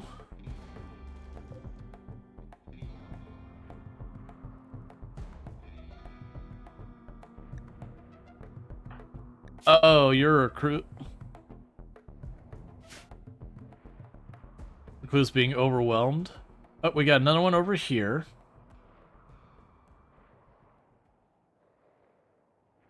Got another one over there.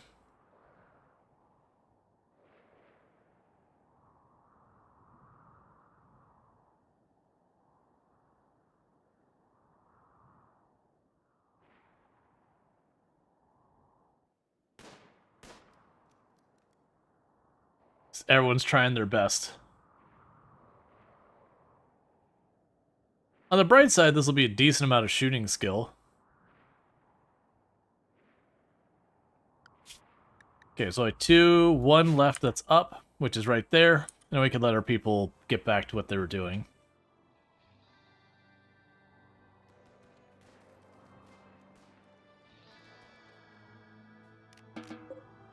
Alright.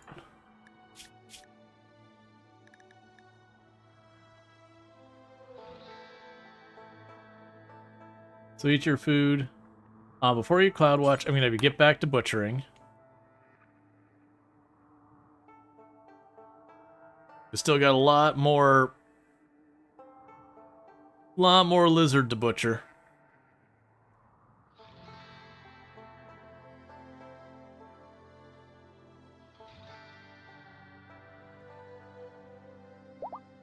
It's not going to last forever.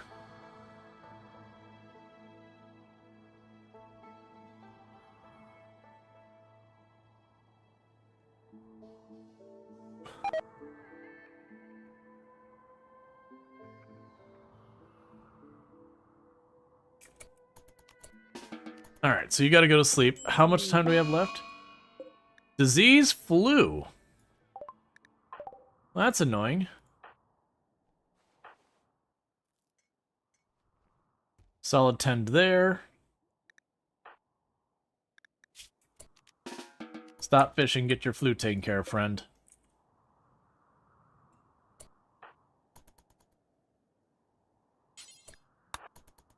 Okay, get you tended to.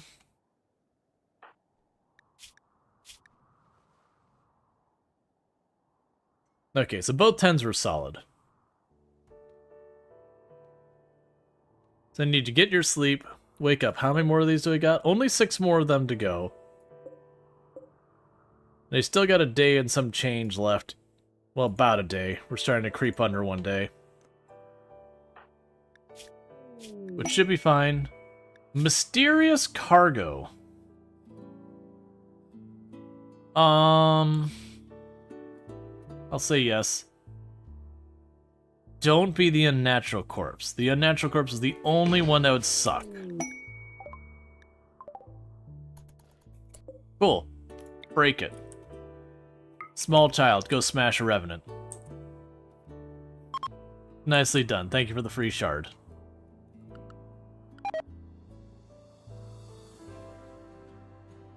What did I accept that for? 3 glitter world?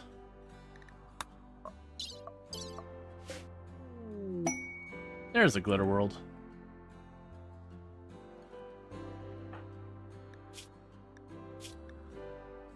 Okay, that's good enough. Back to butchering. Let's get that last bit of lizard skin before it's time. Okay, how are you doing on your flu? Pretty solidly. It could be better. 50% 10, that'll still hold up. You're winning yours solidly. So let's go here. We can't preach health you again. It's been too recently since your infection.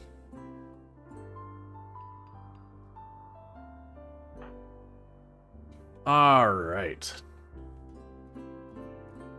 And we got the other lizard skin drape done. So if you get this lizard skin drape done, I think the only thing we'd be missing for this room is impressiveness. And I think it's 6 columns you need? Is it a 4 or 6?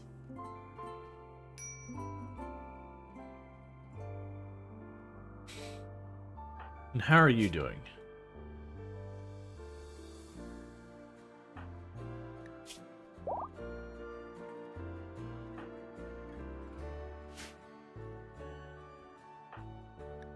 Let's go ahead and toss against you. Okay, we got mortars. Xenogenetics. That'll be good. Because I believe it was Rongor here was the hybrid. That they rolled pretty rough. Thalion is also a hybrid with a pretty rough setup. So xenogenetics might become important here for balancing them out to not have really high hunger rates. But we won't be able to do it for a little while because they just lack the ship space. Okay, so you got all that done. Hey, Conrad, can I tell you to... Oh, you need 129 lizard skin? Okay.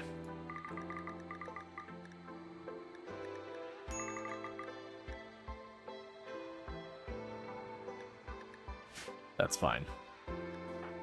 Medical treatment need on you.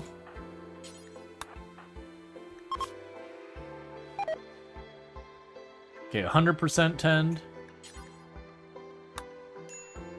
We will preach health you. Make sure you get that solidly locked in. Zerx needs treated. Of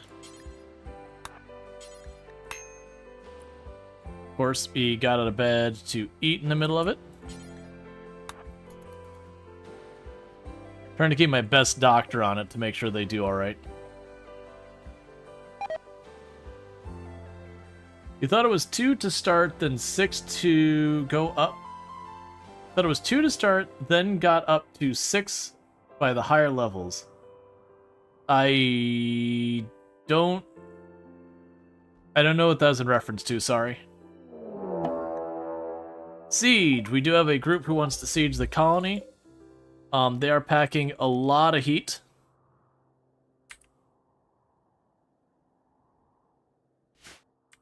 I wish we had hauled some more of that. Oh yeah, columns. Yes, that could be right. Yeah, so they're packing, so I got a chain shotgun, 4 bolt actions, 2 regular shotguns. They actually are bringing a pretty substantial amount of firepower into this. I don't like bringing the kids.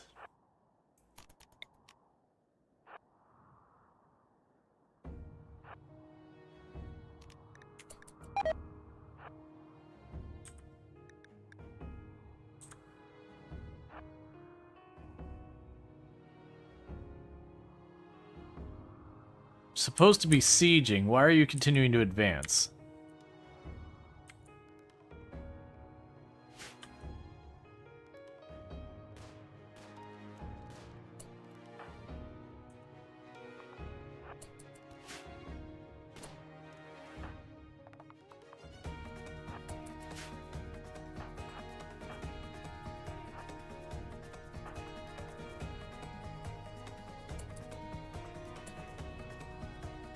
Alright.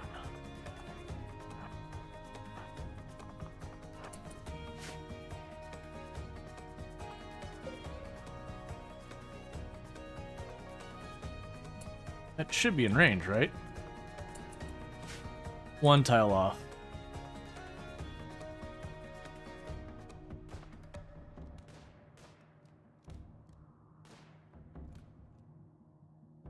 Okay, it's 1 down.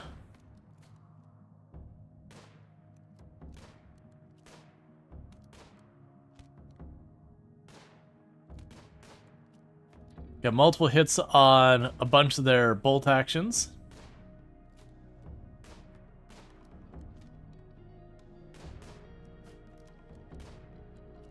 They've got EMP grenades.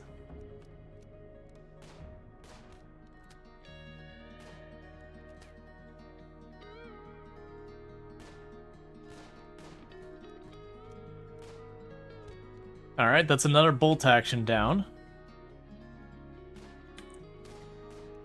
It said they're gonna siege, right?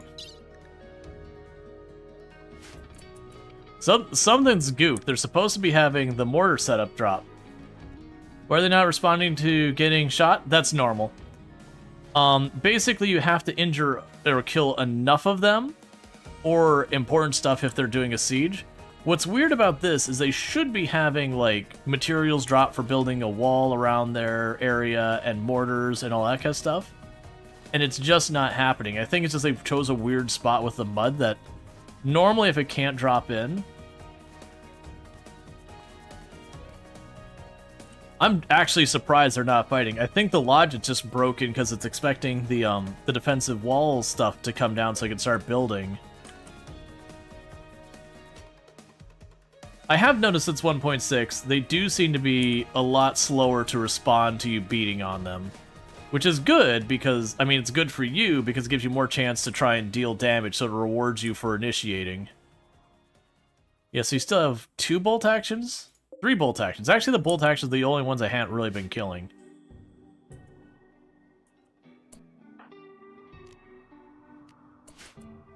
Yeah, you're 1 tile out of range, so let's scooch up.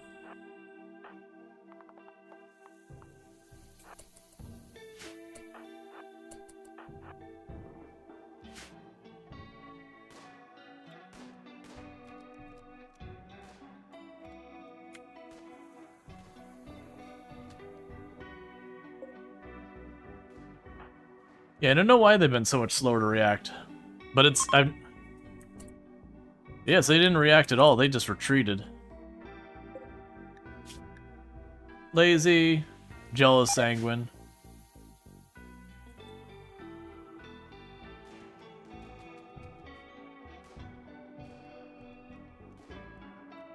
Okay, so we didn't get to get more out of that. That's fine. So, strip them. Strip them. Orders. Allow. That bolt action, is that better than yours? Nope. But it is better than yours, so grab that better bolt action. And we did not get the chain shotgun, unfortunately. So haul that home.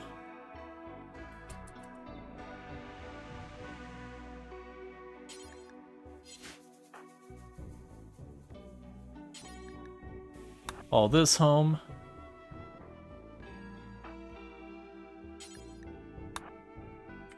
Yep, so grab the bolt actions.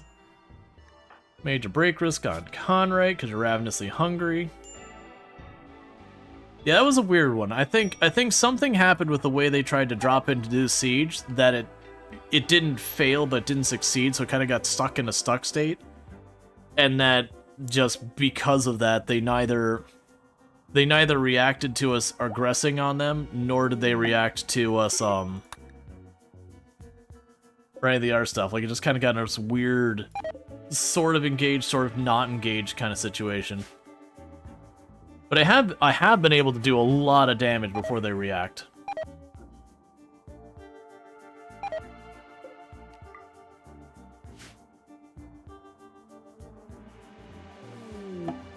Alright, shuttle has arrived for you.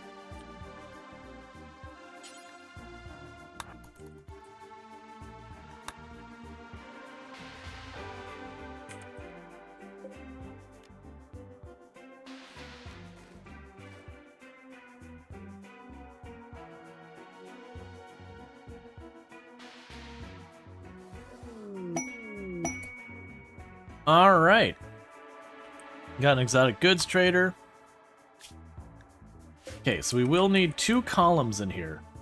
Of the brick we've got available, I'll go ahead and say structure, slate,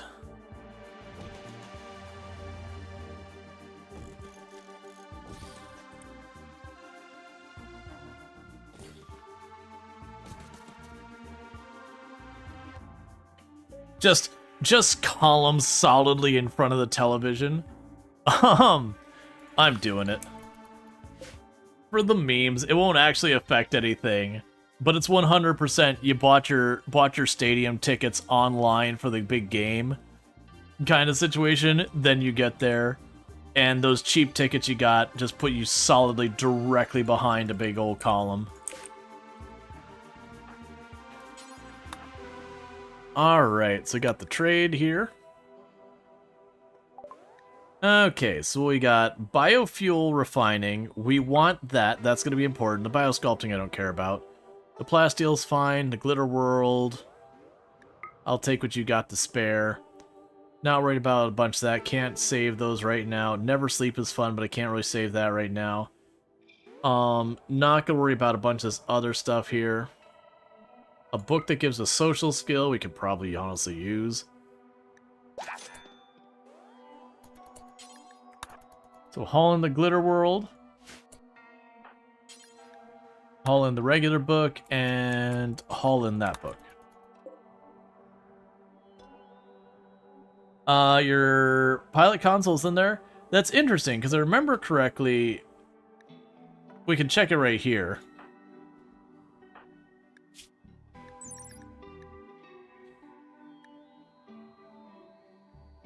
Oh no, it doesn't mention Odyssey, does it? Yeah, no, it says no biotech, no anomaly, no work facilities. It doesn't mention Odyssey. So yeah, you can actually put your Odyssey stuff in there. Huh.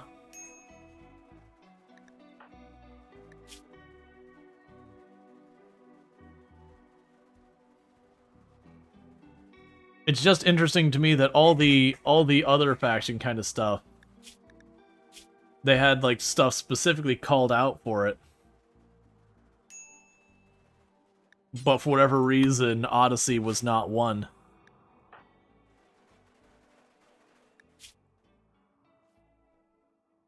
Yeah, so you're doing fine. Hey, did I say you could bring your animals in here? Get them out of here. You're making a mess.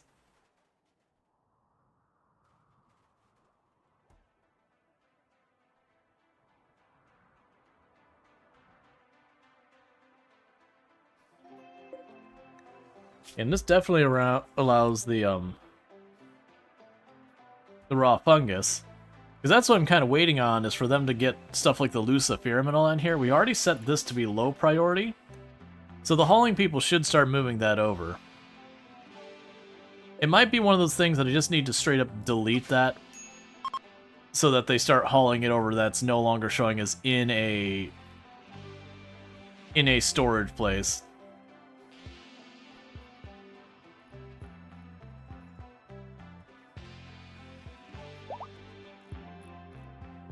Alright. So get that last column built. Last columns. And I deliberately made it wide enough I could put the bigger throne here. Just get rid of that. Move this throne out. You're soon gonna try RimWorld? You've been busy fixing up your house? Yeah, no, RimWorld's excellent. I definitely recommend it. Medical treatment needed on you. Or your flu. Okay, at this stage you can probably drop back down to regular, so if you have a bad head, it's fine.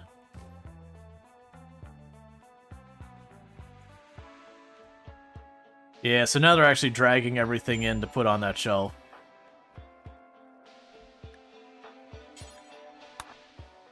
Alright.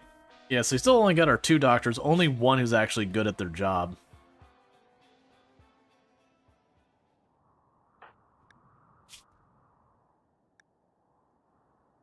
Alright.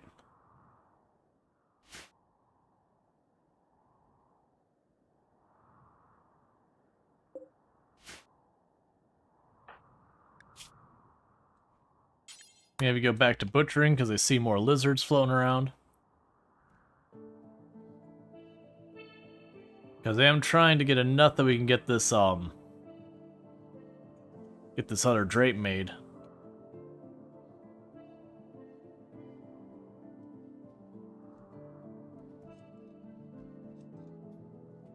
Or if nothing else, there we go. So the throne room is effectively done. Okay, you're back to just making normal meals. Okay, so quest. We get the knight title. So Raven Toad here is gonna get their new title.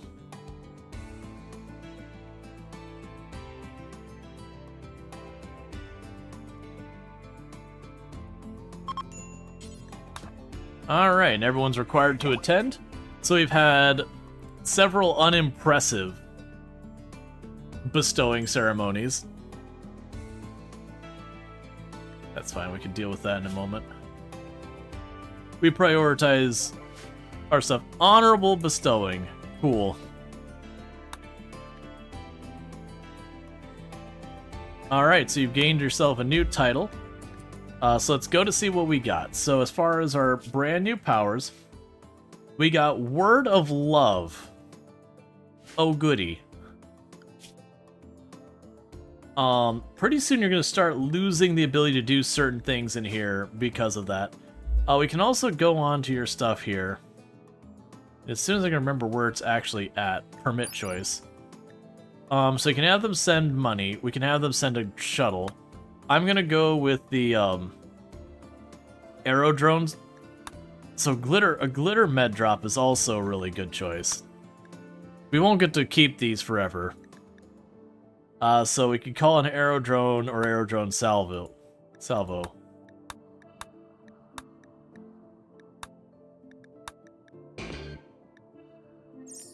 Because basically, you spend honor to use those things.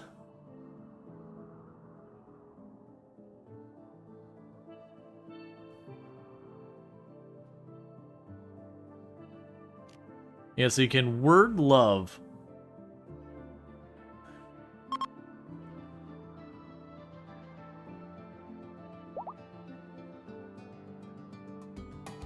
Alright. That can be really useful in some cases.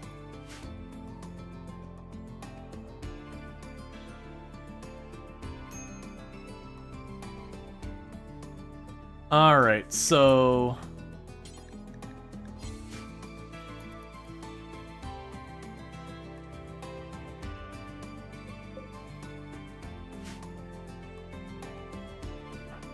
if you're cooking...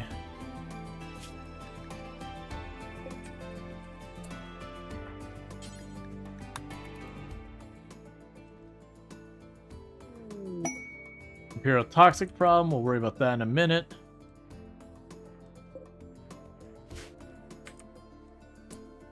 Okay, what we'll do is we'll also go here, furniture. 2 more shelves, and I could dedicate one of them to have Pentioxyl and all that A tech subcore perform. We're gonna skip on that because we'll just get a bunch of reputation penalties. Because they build these other 2 shells, we should be able to get the last stuff I care about moved into the ship.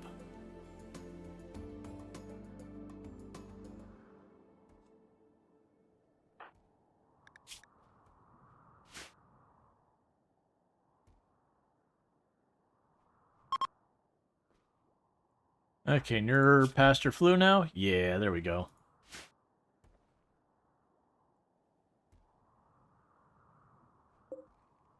Meanwhile, we can go ahead and stop fueling that and deconstruct it. It was just there for a heat wave. It'll stop fueling that and deconstruct it as well.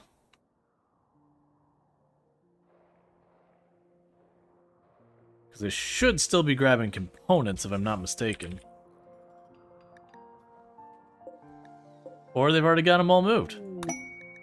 Bioluminescent spores.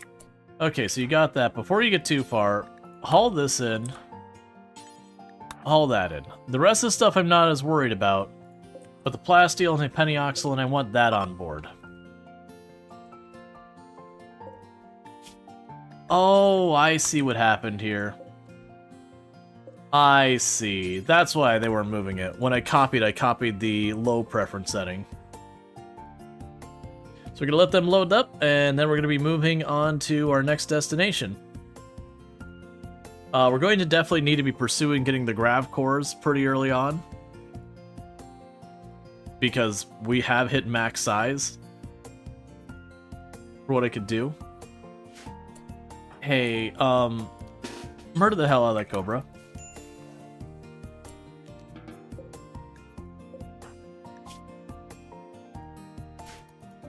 That thing almost killed you. I'm going to need you to get better at that because 3 of you ambushing that cobra should not have struggled. Where are you?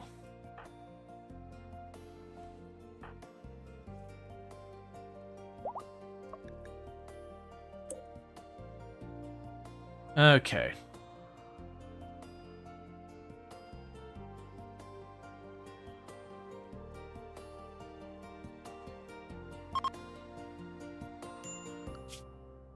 Yeah, and Centrifuge all hours of day and night should be hauling and all that.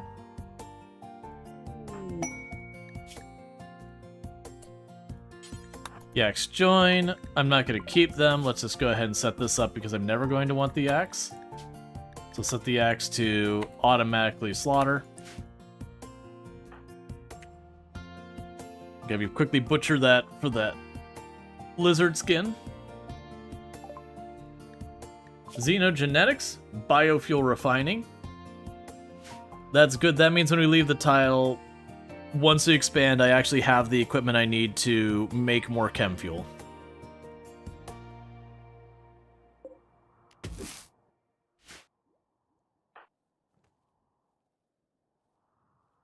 So we're getting lots and lots of the leather.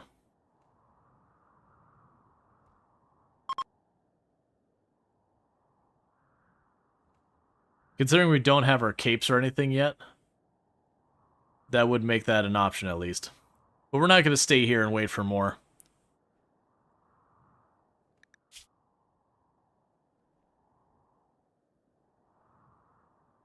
Just gonna have one last pass of getting those last couple of animals processed real quick. Then you go to bed. When we wake up, we leave.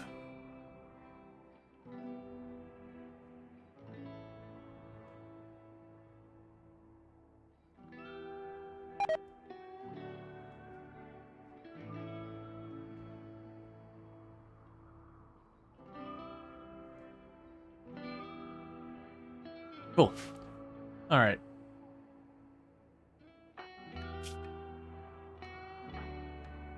So as soon as you're not on your wit's end, we're out of here. We've already finished this building. We're already full, so the mushrooms don't matter. So then it'll be time to go. I don't know where we're going from here. We have the nearest core is down here in the grassland, so I guess we'll be heading that way. Oh, we should show the points of interest. If we do see any points of interest along the way, we'll go for them. We might also take our chances at attacking some of these other colonies nearby for equipment.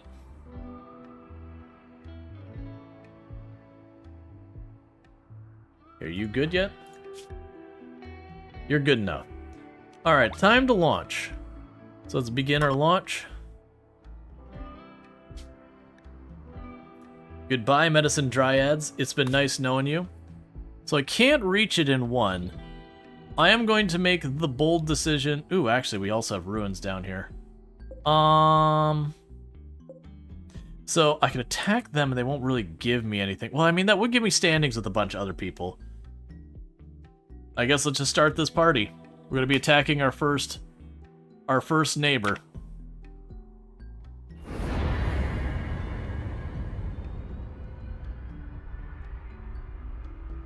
And the Mushroom Empire is on the move.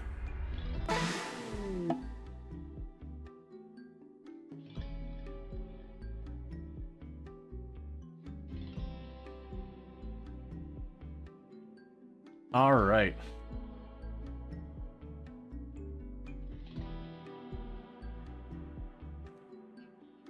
Anytime now. All right, the attack has begun. So they actually got a really good setup. This was a mistake. Okay, they are actually properly scary is what we got going on here. And they have a mortar, and they've got sentry guns. Okay. This is what we call a bad idea. But let's be aggressive, because they just got the one mortar here. So we're going to try to do is we're going to got the sentry gun right there. We're going to plunk ourselves down. We are aggressing on them hard.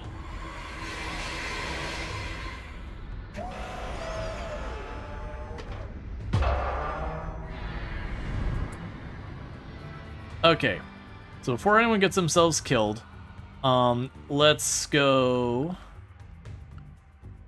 schedule indoors. Make sure indoor zone is updated to fit our ship. It is. Grab our melee people, get them to the front of the ship. Grab all the not children, pile them in right behind it.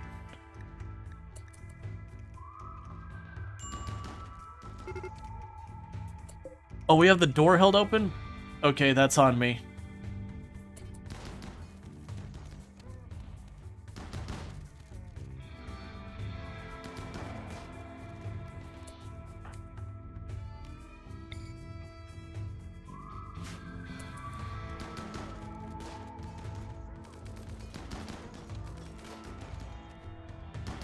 They've got summoned marine armor and everything.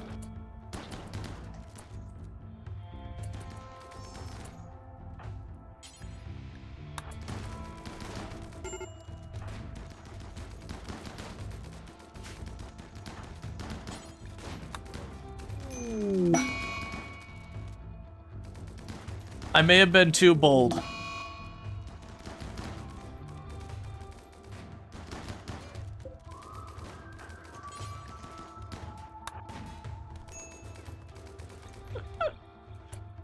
Oh, that went south so fast.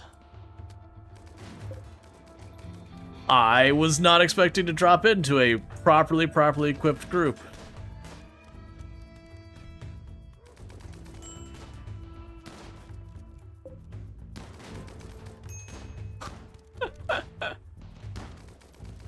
Yeah, when we landed, it's like mortars and sentry guns and everything is like, oh, I definitely went in there. This is actually the strongest I've seen one of these bases. So yeah, that's run over right there. That's how fast you can just kill yourself. To be fair, in this particular case, we also didn't have any armor. Not really. I think I had one person with a flak jacket we stole. And I forgot we had left the door open. I was gonna have the door closed, and then poke the door open, fire everything at the steel mini turret right away. But yeah.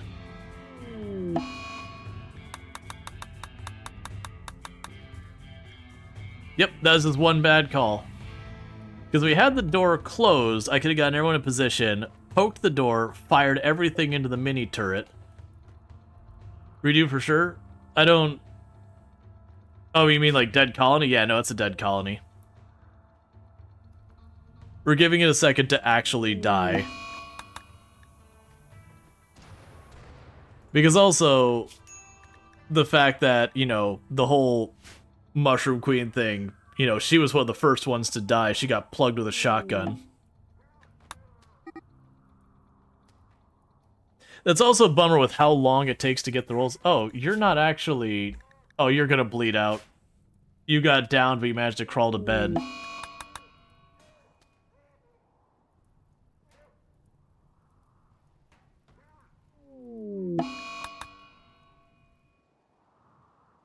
Yep. Yeah, no, the fact that we jumped in, there was the one who was, like, fully decked out in marine armor that we were fighting. I think his body got... Yeah. We got this one who's got marine armor and everything going on. They were fully kitted. I should know better. Because I'm willing to bet our wealth is probably much higher than I gave it credit for, right? Yeah, we're at over 100,000.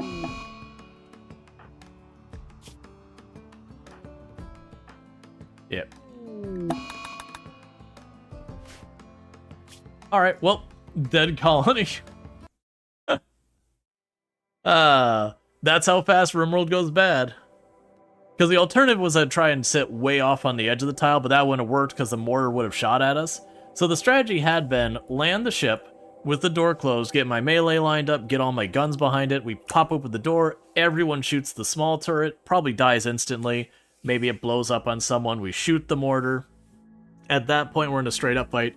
Even then, they had the number advantage, the gun advantage. Especially with the Hellcats in there being able to just dump fire when I don't have fire foam pox or anything to counter it. Yeah, that was a mistake to attack them. Just straight up a mistake. If we had proper armor, even just flak armor, the fight would have been a lot more advantageous to us, because if we were to look at our skills, most likely me having player pawns, we would probably have a much higher shooting skill. Yeah, you never see what RimWorld will throw at you. Fun time. Well, to be fair, I threw myself at RimWorld, and RimWorld said, "Get wrecked, nerd," and moved on. So the question is, do we want to do that same kind of run? Because the only thing is just how long it takes to get to the Empire stuff. Maybe we just ignore the whole throne room thing. So thematically, I wanted to have the throne room, and I could build a throne room without the requirement, but then, you know, anytime it falls over, I don't get punished for it. And I'm not going to dev mode the tile on there. Vote on it? Yeah, I just got to think of what we're having on the vote. So, pull. Let's see for our options. We could do the Mushroom Empire thing where we go Conquestor and all that. That's... What are we doing now? We can do the Mushroom Empire thing again where I try and get those ranks and then we start going on the attack. Ooh, what do we want to do? What happened? We went to attack a Yetkin thing, and they had marine armor and mortars and turrets and all that, and we did not have any of those things. So they thoroughly rocked us. Like, we killed a bunch of them, but they solidly won the fight. It was definitely one where I went to land, I saw what is landing into, I said, I screwed this up. Like, I made a bad decision. Because we couldn't go directly to the objective, so we were having that. Yeah, I would consider an Adam and Eve run. I would have to do the thing... If we do the Adam and Eve run thing... Adam and Eve... Odyssey... Yeah, I mean, it was unlucky. It was a bad decision on my part. I unintentionally threw. If we do the Adam and Eve Odyssey, I will be doing the thing that guarantees not bad childbirth thing. Because for those who don't know the Adam and Eve challenge, it's where you start with 2 pawns, effectively naked brutality, but instead of 1, you get 2, and they're a couple. and that every one of your colonists must be a descendant of them. But because of that, you know, there's always like a 1.5 or whatever. I think it sounds like 0.8% chance the mother dies in childbirth. And that just means RNG every time you get a colony, you could just have the run end. And there's no minute, like you can slightly reduce the odds, but you can never count it. So it's an RNG loss potential at every single kid. So we would turn on the custom setting to be like, okay, there can't be anything that goes wrong with childbirth kind of thing. There's mods that give me more control. I just don't feel like messing with it. There was an exploration mod that looked really cool that I saw Kilodrix running that has a fog of war on the world. It looks cool, but at the same time, I'm trying to think of how I would want to use it. It basically means I can't see very far around me. And so I've got to just kind of move around and see what I can find and do all that. I just don't, like, I like the idea of it. I don't know what I would want to do with it. Like, that's kind of the thing. It's a cool idea, but it's what I actually do. I'll grab the mod. We won't turn it on unless someone can come up with something that's like, this is what we're doing with it. Yeah, it's RimWorld exploration mode. Oh, I remember why I didn't I was going to grab it, but then it required the vanilla expanded framework, which is fine. But that means you're usually talking with you're talking more involved mods, touching more stuff that I necessarily want. Trying to think of other challenges. I don't want to do the research stuff. All of this is good for the record. All of these will have random research, and no starting research. It's just the way I prefer it. We could do a glacial. Well, we can figure out the biome, because other than the Mushroom Empire, any of these we could choose any biome. Let's see. We could do Naked Brutality. Here, I'll even put the 500%. So if you want to see that same challenge, I'm willing to fuss with that. Realistically, I don't like min-maxing, so we'll probably just die a bunch, and then I'll do something else. Because I'll get to the point it's like, oh, here I should be just grinding construction to get my traps up, but I don't want to do that. And then we'll die because I don't have my traps up. That's just genuinely who I am. I'm just like, no, I don't want to min-max this, like, I don't want to grind this stat. So, you kind of need that with 500% Naked Brutality, and I don't enjoy that, so I don't do it, which means you can still win, but you get more and more in the RNG territory.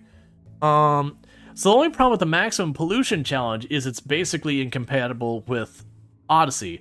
That's the catch. A lot of the challenges I normally do are slow burn on the tile where you're doing swamp where you can't hardly build anywhere, or max pollution, but the moment you get the ship you just go to the next tile and it becomes irrelevant. So I haven't figured out what I want for challenges involving Odyssey, which is what I want to be messing with. Which I think is part of why we're seeing, even more than normal, a lot of Naked Brutality runs, is because a lot of the challenges people would normally run again, the ship trivializes them, or are antithetical to the ship. Let's see.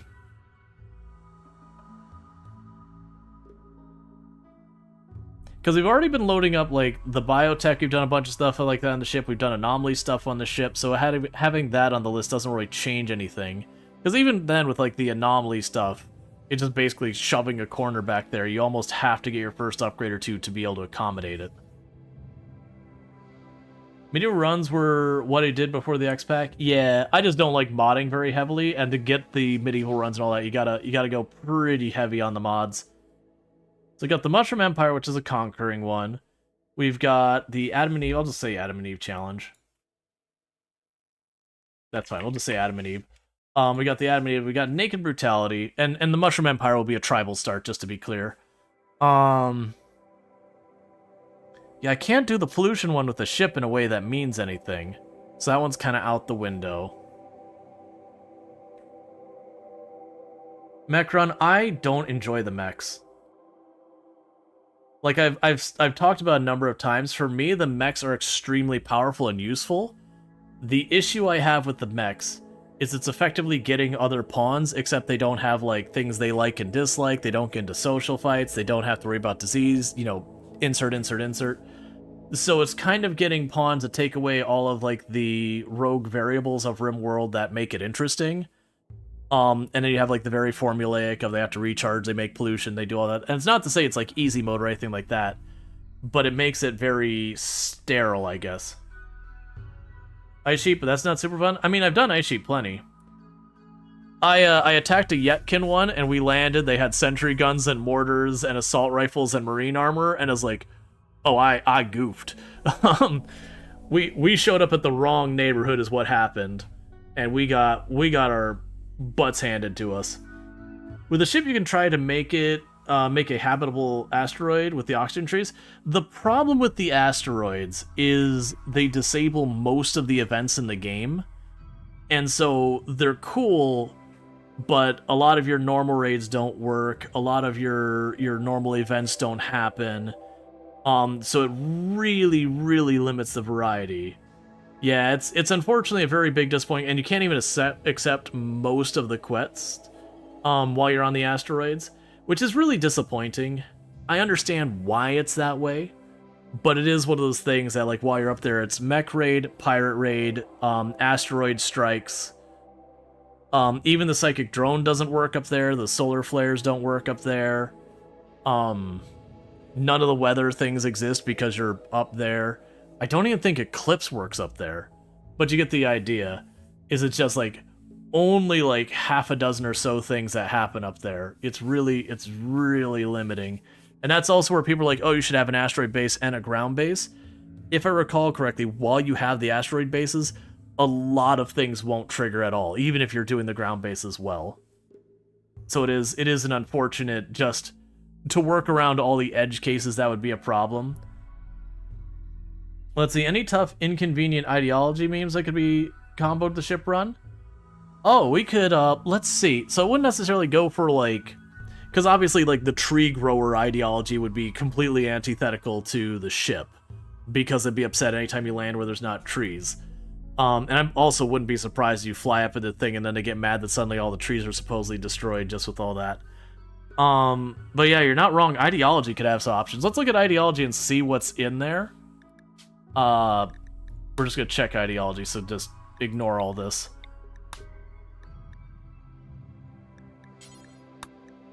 Just make it so the world loads fast.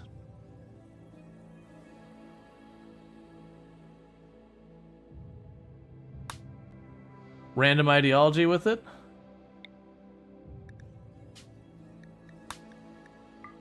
So if we look at the ideology, so we were doing a darkness ideology already. Thank you for the follow. Welcome to the stream. So ideologies we could consider. Blind sight we could get into later. Which makes it so ranged is a whole thing.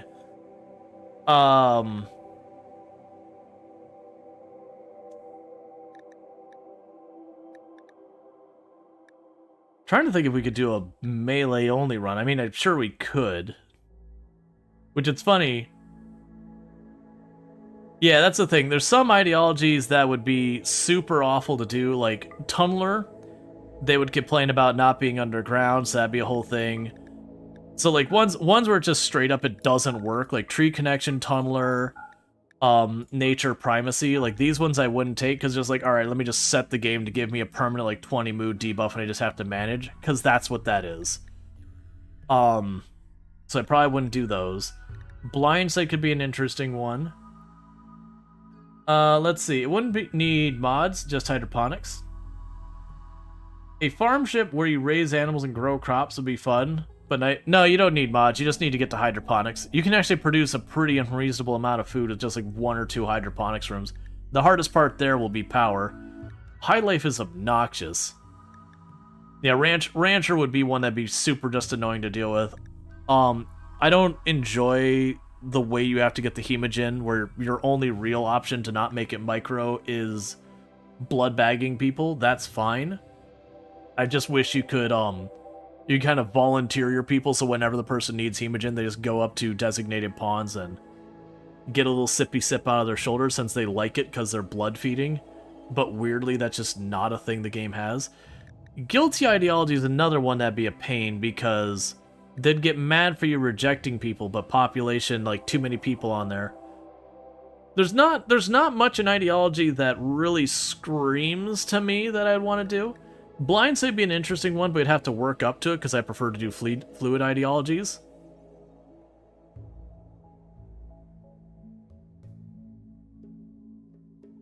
The big thing with this is your accuracy understandably goes to the absolute gutter because you're blind. And Inhuman's neither here nor there. Like, it's stuff like flesh purity and transhumanist and all that. Are you gonna do any mod stuff or pure vanilla? It's pretty close to pure vanilla. I don't prefer modding my games very much. So I'm not seeing any ideology stuff that really stands out to me. Like the blinding thing could be something. I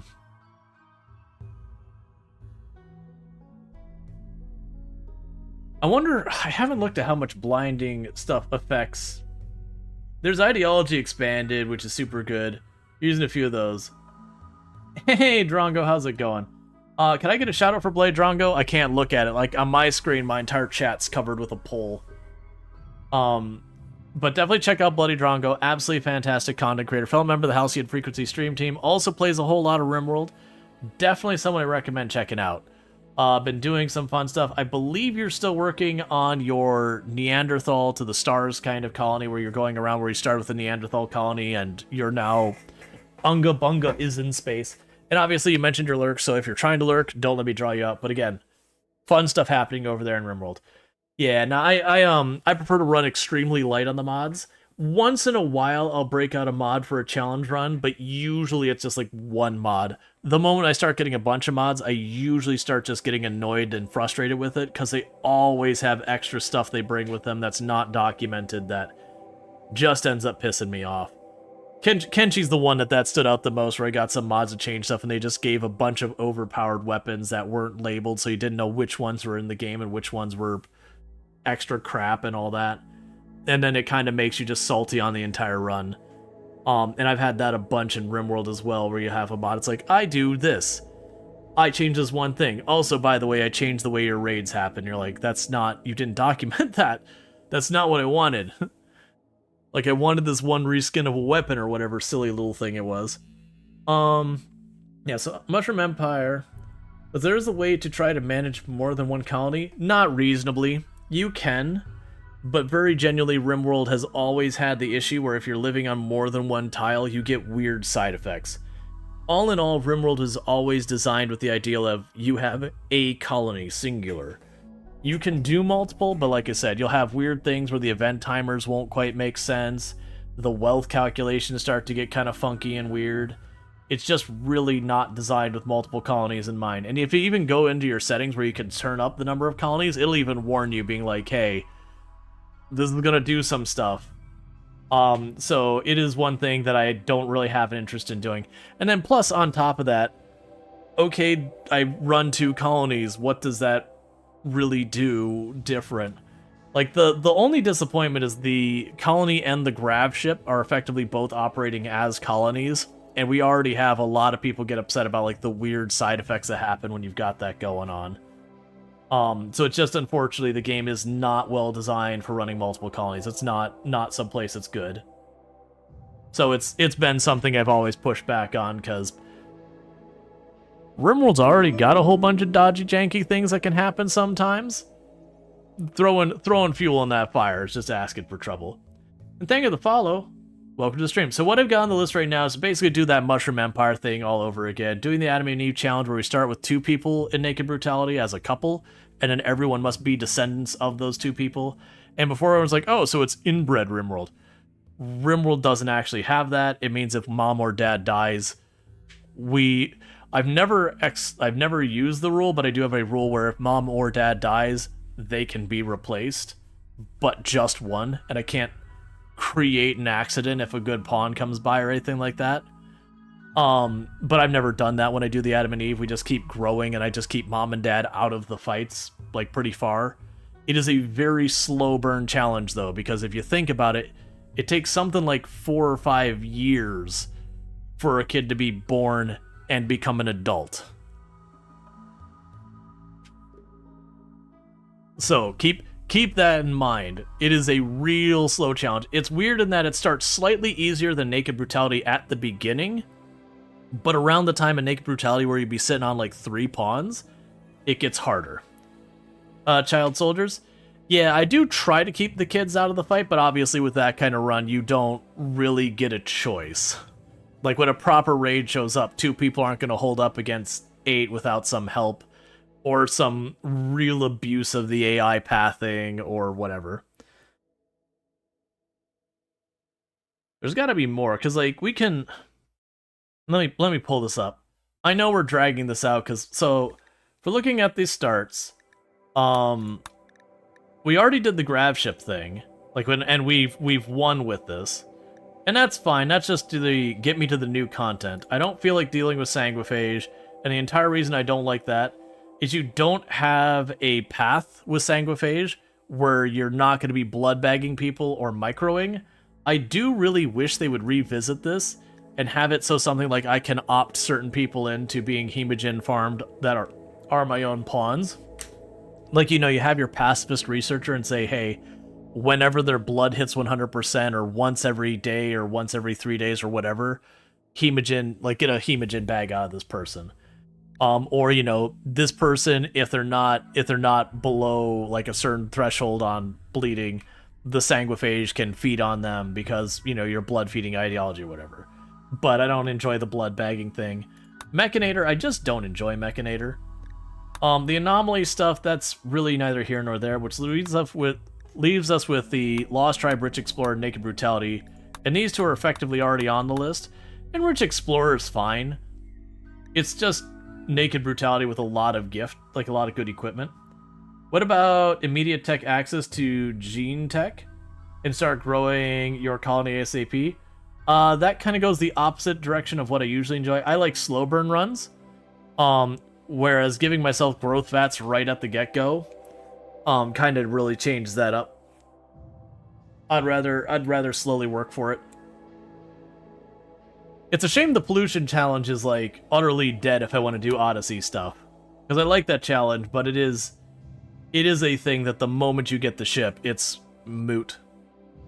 And then you're just doing a normal Odyssey run. I mean, the Mushroom Empire is effectively a conquest run.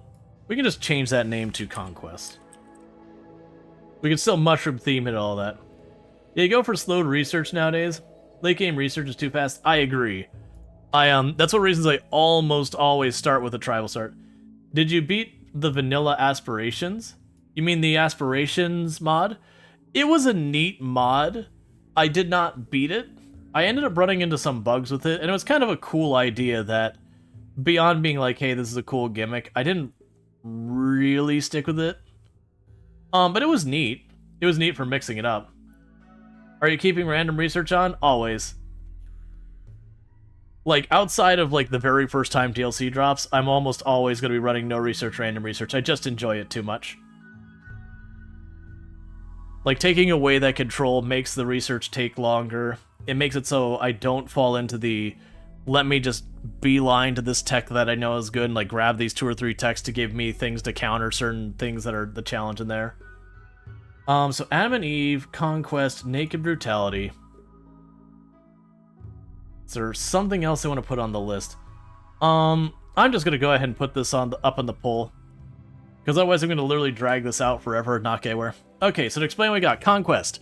We are going to be just making enemies out of everyone over time and demolishing everyone on the world. That's the plan.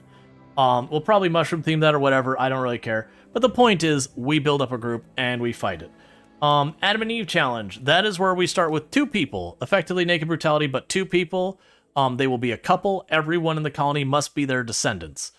So it is a very slow burn challenge. And then Naked Brutality 500%. Everyone knows what that is. I don't need to explain it.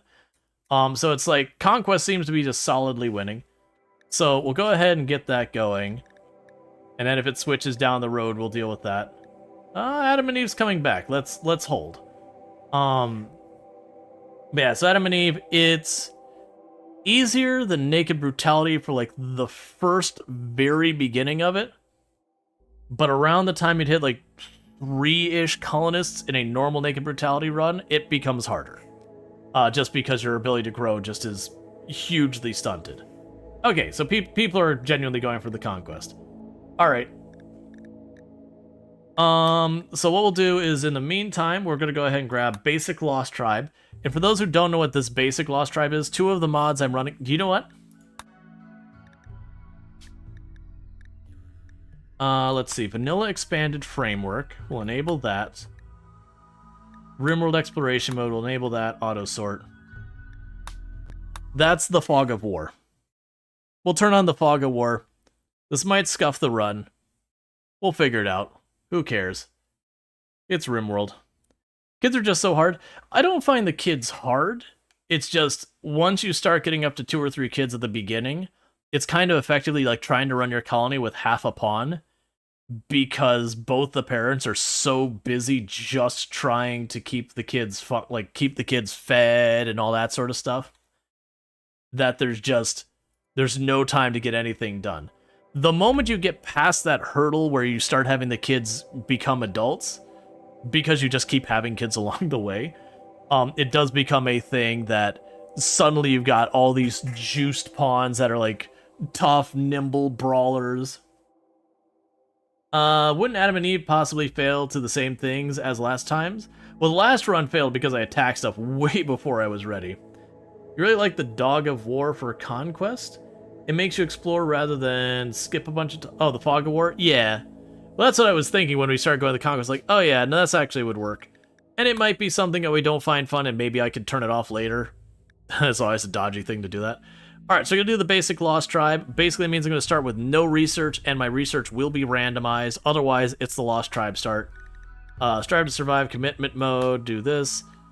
Full World, that's fine. I will be adding in the Cannibal Pirate Group, the Pirate Group, and the Rough Outlander Union, because I like the fact that they have a whole range of different xenotypes in them. It makes it more interesting to me than the Yatkin, the Neanderthals, and the Impids, because while they are certainly respectable threats, I don't know, they're just more interesting. That you have a group run up to you, and one of them might breathe fire, and one of them might shrug off bullets.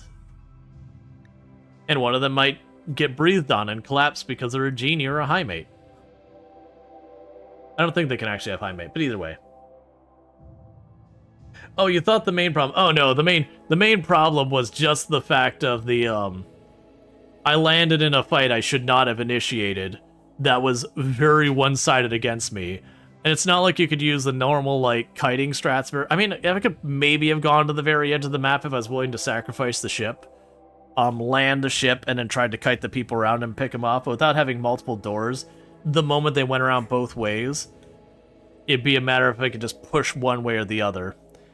It was basically poked a beehive I ought to left alone. My mind was on the level of threats I had been facing with my wealth, and not the level of threats from attacking a people. Because that's something I actually don't have as much experience in RimWorld as attacking the other colonies. Because 99% of the time when you're playing RimWorld, there's no reason to do that. You get a little bit of reputation with all their enemies, and then they throw nickels at you, and you go, oh, that was really worth my time, thanks, man.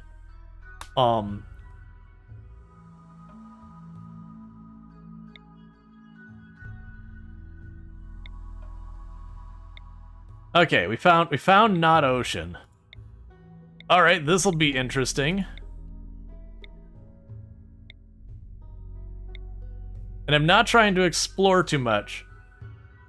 We are doing random research, no research, so hot tiles are a problem. Because if we roll a heat wave, or it's just too hot for us to handle, I don't have a counter to it. Because we won't have our passive cooler, we won't have any of that. So in that particular case, we just die. So I'm trying to slowly work my way south. Okay, so got a Glow Forest, if you want to do Glow Forest again. Glow Forest was fun. But I'm trying to look as cool as we can get. Okay, so when you get down here, I'm willing to put up with not having year-round grow. I like year-round grow.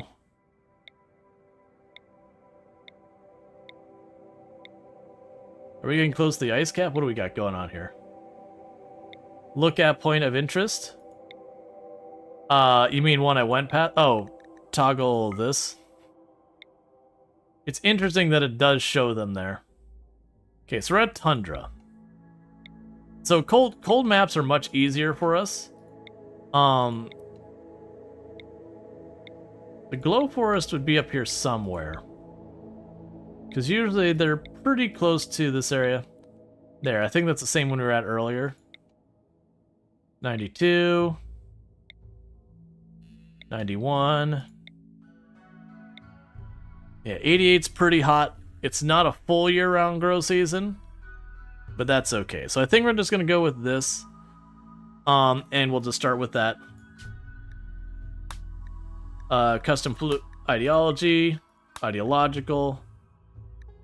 Alright, so here's where we got to make our choice. Now, as much as I really enjoyed doing the ritualist tribal memes the last time, that was fun. That did take us a lot of streams for anything to happen research-wise, which is fine. So Prolicize, you're like, default, I just want to keep this going. Human primacy, I end up taking a lot as my secondary. High life is obnoxious. So incredibly obnoxious. Guilty is fun, but that forces colonists onto you. So let's see, if we were to take Raider, that would pressure us into moving forward and give us a bunch of stuff.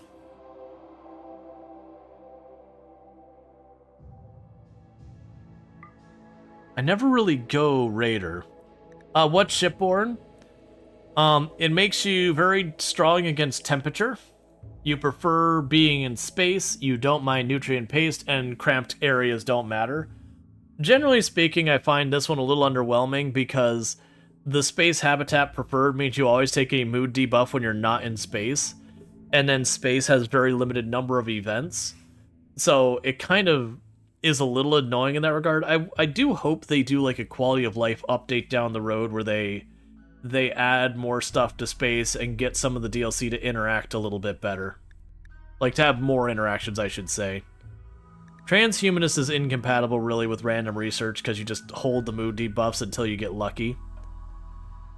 I couldn't tell you the last time I took Raider. Because normally I don't run that, but we could do that for the melee and shooting specialist. Because we are talking about being conquest. Rating respected? I'm sorry. Rating required. Okay, alright. Global work speed is -16. If we raid someone, we get development points. If we raid a bandit camp, we get +2. What does respected do? So it's ±6. Yeah, that global work speed is rough. That is rough. -16%. Alright. Let's lean into this. I attacked a Yetkin base, and, I showed up and they had marine armor and mortars and a whole lot of stuff that we did not have. Battle of Piracy. A duel between prisoners or slaves. The organizer will give a speech to excite the crowd, but the duelists will fight until one of them falls or time runs out. If weapons are in the arenas, the duelists will pick them up and use them. Depending on it, you can get mood bonuses. I'm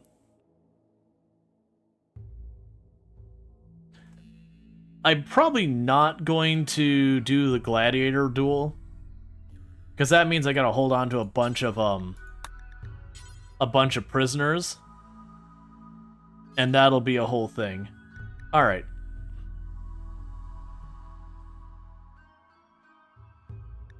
So just checking on all this stuff.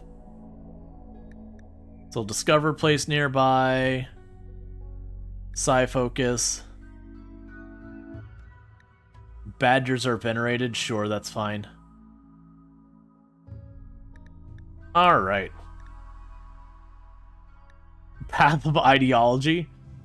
Imagine your ideology is...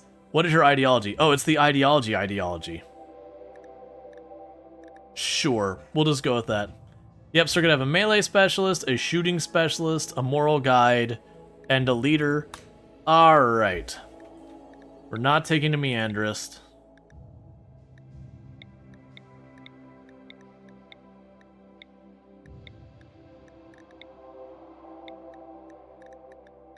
So we'll take what we got here real fast.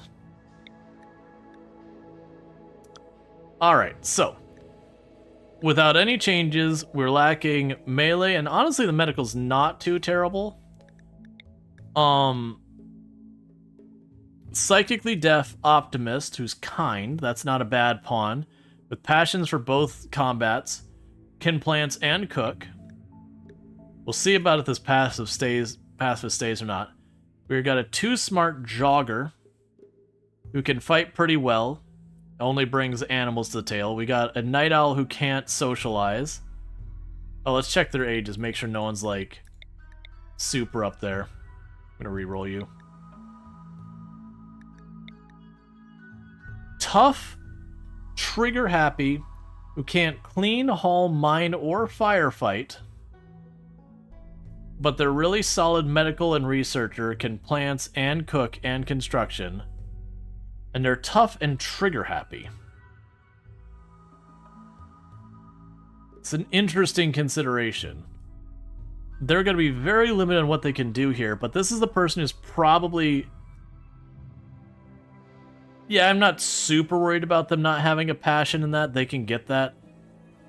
But they can be our dedicated researcher. That's a possibility. I mean, granted, those are all pretty awful. Night Owl is fine. You can plants. Jogger, who is too smart. The only problem here is they've got fighting skill and nothing else they're bringing to the table. I think the pacific goes away. Neurotic fast walker. I can live with that. They would be our crafter. I can live with that. So we got plants. You can cook. You can cook. I mean, I like the jogger and all the combat skill on that one. The only catch being... Well, no, because they could be our dedicated hauler. So the big problem is they don't have construction or mining in any of our people. Which is fine. We'll probably want that. So we've got cook. We got plants. You're going to be our dedicated hauling person. And that's a second plants person. So I think you're the one who gets re-rolled.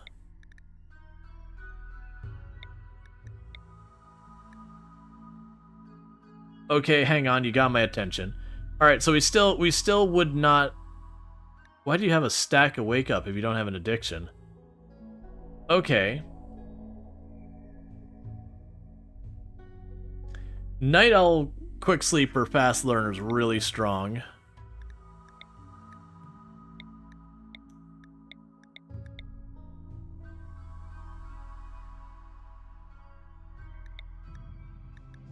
You're out of a job. Well, actually, is that our only medical pawn? They are our only medical. They're the dealer with those traits, obviously. Yeah, something like that. Yeah, so the problem is, if I give this one up, we're getting rid of our medical. I am really liking how many people you have, like, fast moving on. I'm just gonna go with it, and we're just gonna live a life of having crappy construction. Because those are some really good pawns. Even though the one is like 13, I didn't check the ages on the ones we just re-rolled, so hopefully they're not like 77 or something like that. Because in RimWorld, it'll be like, you spawned, you had a heart attack, you died, carcinoma.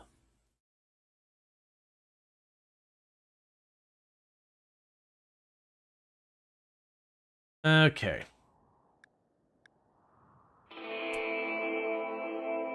Alright, so let's look at everyone going on here. So for our shooters, yeah, you're definitely going to be a shooter. You're going to be a melee. Thank you for the follow. Welcome to the stream.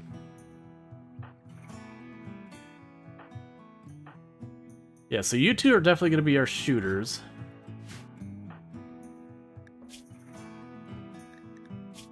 And you two can be melee for right now. Alright, so orders. Allow everything. Grab that book. Or grab that book. Grab that bow, grab that bow. Grab the Pila. Grab the club. Grab the Equa. Alright, so look at what we got on this tile. We can build over here, probably. Yeah, build over here. We just grow wherever. It doesn't really matter that much. We do have a masterwork book here that teaches animals and artistic. So I'm not super worried about that. Alright, let's go, and we can start by going... Yeah, so we got a bunch of growable space over here. So we'll start here by going zone.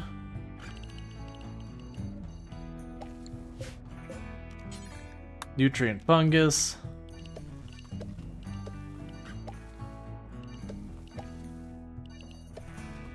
Not going to make a huge grow zone, but we'll get a decent amount of growing. We could start with this for right now. We will need to go to assignments for the opener. Doctor with no medicine. And we will go to change defaults. Doctor with no medicine. Because we can't grow medicine, so until we get some set up, we'll be good. Don't eat corpses or baby food. And that's all fine there. Schedule. Oh, we had some night owls, right? So Spider's a night owl. Okay, so Spider's the only night owl we ended up with in the end. So schedule, sleep, anything, recreation, work. So I'm gonna tag all of these for right now. Anything they got passion for gets tagged, anything they don't gets untagged. And now we swap this.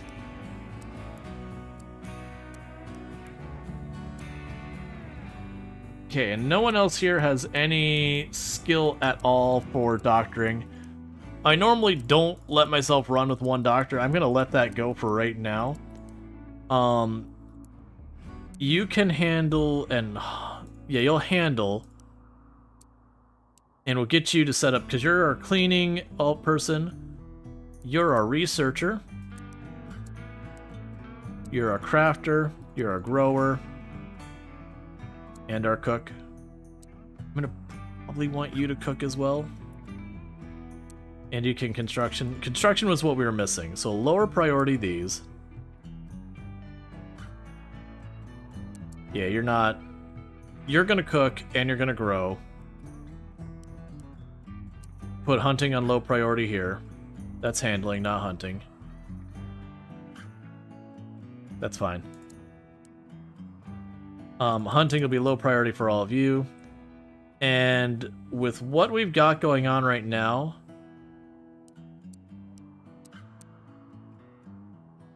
We'll probably have you be our construction mining person. Assign lower skill to butcher, to higher cooking. We can do that later. Right now we're not that stage yet. Alright, so let's get everyone out of here. So we'll start by zoom in, chop tree.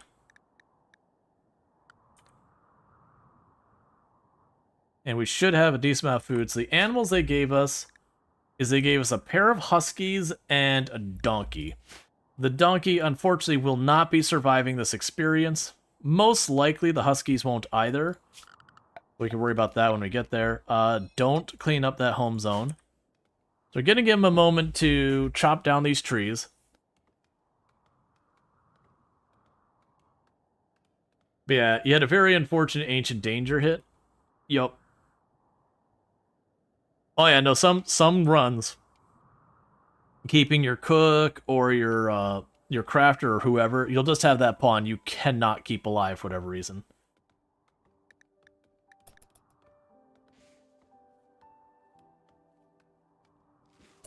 Alright. So that's our grow zone. So let's go right here and go structure, wood structure.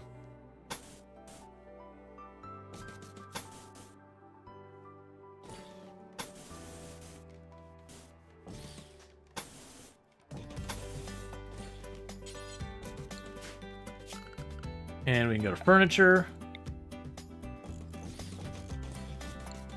Sleeping spots. Production. Fueled stove. Research bench.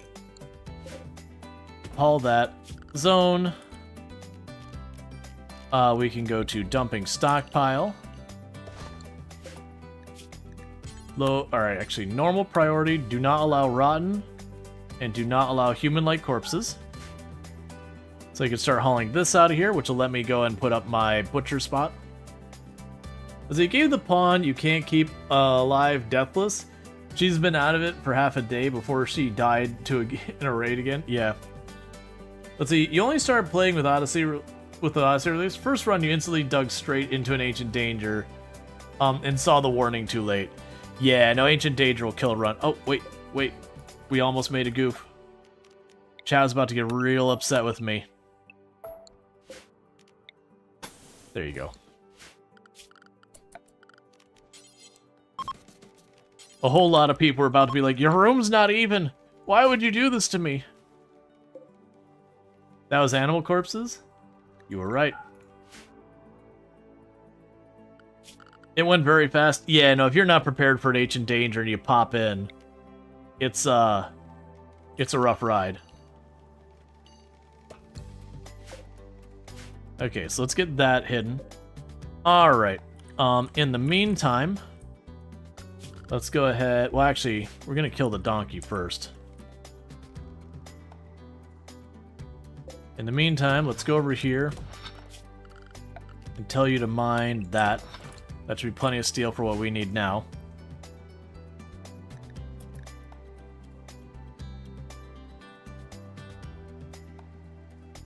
So until we have the room built, it doesn't matter that the book's outside because there's nothing we can do about it. What I will do is I'll go here and say zoom, clear, critical, books. Dude, Frank, if you didn't help, it didn't help that you tried to trade a caravan of melee nudists help me with it. Okay, that's certainly a caravan. Build, butcher, do forever. Animals. Get out of here, the donkey named Gouda. Sorry, Gouda. I have need for you doing something else. Alright, so let's start naming people. So we got our first contestant here. You are a researcher that could also craft. So congratulations, you're going to be one of our melee pawns, and that's going to be Nivik. And our next contestant here is our primary crafter. And you are going to be Sentient Cookie.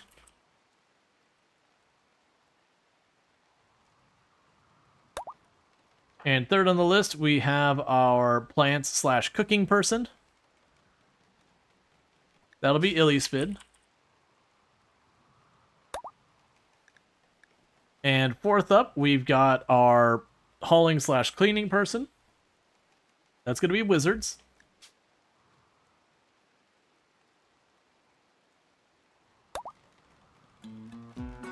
And then finally, we've got our researcher/medical, who technically has a passion for construction but will not be using it. And that's going to be Lardine.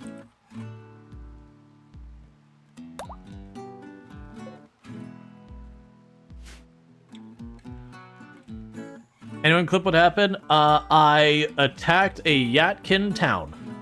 And they had marine armor and turrets and all sorts of things. Of which I had none of those previously mentioned things. It was very much, I paused while I was landing and was like, oh, I've messed up. Tried to make it work, but yeah. Yeah, no, I genuinely underestimated them. I got so comfortable with the last run when I was, attacked some of the towns where we just landed and wiped out an Impid camp with, like, no effort. That when they actually had, like, proper weapons at their base, it's like, wait, this is not how this works. You're not allowed to actually be armed.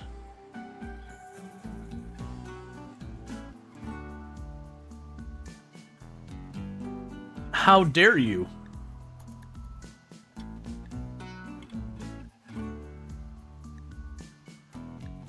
Alright.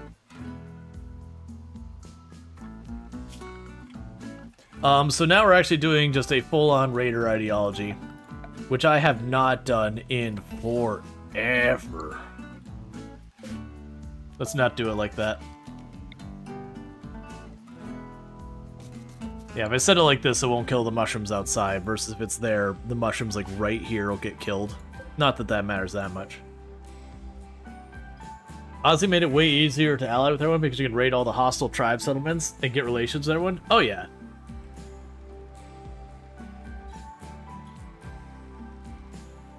We also did turn on a mod that makes it so we have Fog of War. Interestingly enough, I can actually see the points of interest on the map before I can get there. We're just going to pretend we can't really see it. I haven't updated the mods command. I get there's a lot of value in the mods command, but the fact that I have to manually update it anytime I change the mods is pretty obnoxious. Alright, give me a second to get that thing updated. Where are you at? It's why at the beginning of the run to be the easiest to do that. Edit. Go here. RimWorld. Chat. Let's see. So we have Harmony, Don't Stop the Music. I don't have Don't Stop the Music anymore, because we're just using the music manager. We have P Music, OST Unlocker, no research, semi-random research. I think I've got the more biotech information and floating menus. Follow me. Oh, I'm gonna have to look up what these are called again. Give me 2 seconds.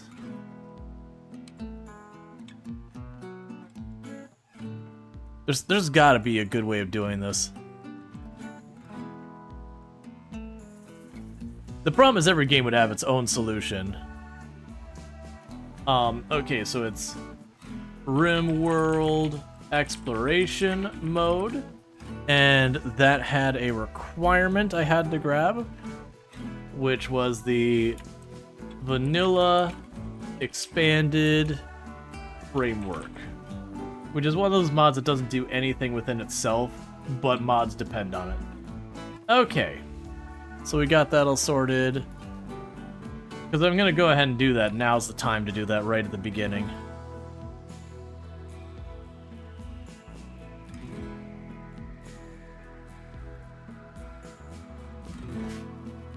Oh, exploration mod? So nice. It adds a lot of fun in my opinion. Yeah, for doing a conquering run is like, okay, it makes a certain amount of sense that we would need to explore. Like, it was a thing you didn't have a reason to do before Odyssey, because let's be fair, exploring was a meme before Odyssey. Oh, research. And so with the semi-random research, if I tick that box, it automatically chooses. Hey, and honestly, fishing being our very first research, I won't complain about. Are you training the Huskies? I think we will train the Huskies. I'm going to give them a minute, though, because we don't really have... Well, actually, no, we have. Special training. What do the special training? Is it like snuggle? What is the special training? Comfort. The animal will be more emotionally supportive. It will nuzzle more often and make your colonists happy when they're done. I'm willing to give it a shot. There's a very good chance it's going to be very difficult to keep these Huskies from being killed by something on the map.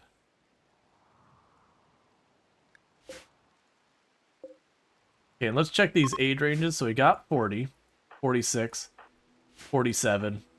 Alright, so we're going to definitely need to get some anomaly stuff happening not too far into the run to deal with keeping ages down.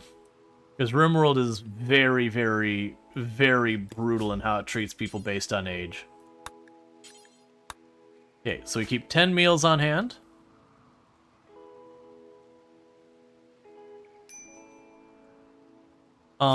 Is there wildlife that we want to tame?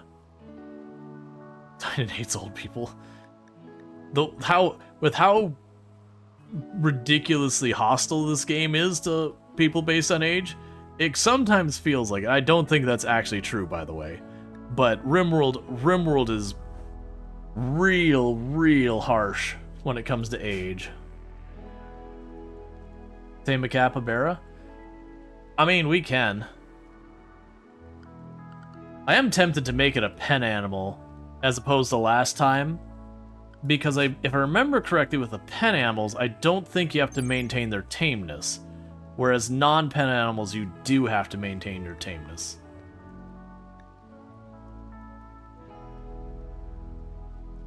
Yeah, so it's got 2-day roam interval versus like the lizards here don't have a roam interval. Now, it only gives me light leather, which is pretty garbage. What about the frogs? Yeah. So, like, the monitor lizards worked out pretty well the last time. Who has our handling? Oh, actually, that'll work out okay, because the handler is just our cleaning person, so we can actually let them have a lot of stuff going on. Okay, so monitor lizards. I'm gonna do that again. We're gonna go for... just tame as many as you can till we get a breeding pair. So we got a bunch of people who are idle because they have a bunch of stuff not set. What do I want you to be working on in the meantime?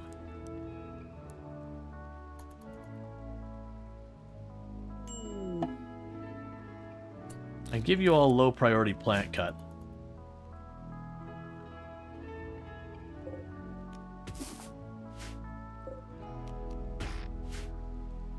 So you can work on that.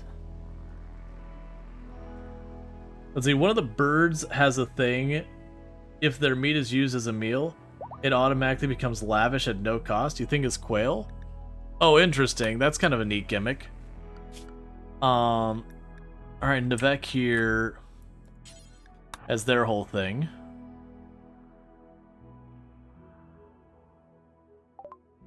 Alright, so take the wake up, which you cannot afford. Take the jade knife.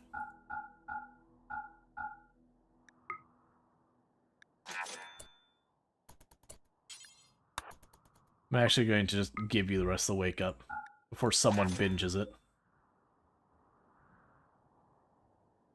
That was the thing with expanded animals, royal animals, that is? Gotcha. I was going to say, that didn't sound like a vanilla thing, but I haven't looked into it so much, so it's like, okay, maybe it's a thing. Alright, so we're going to go in here.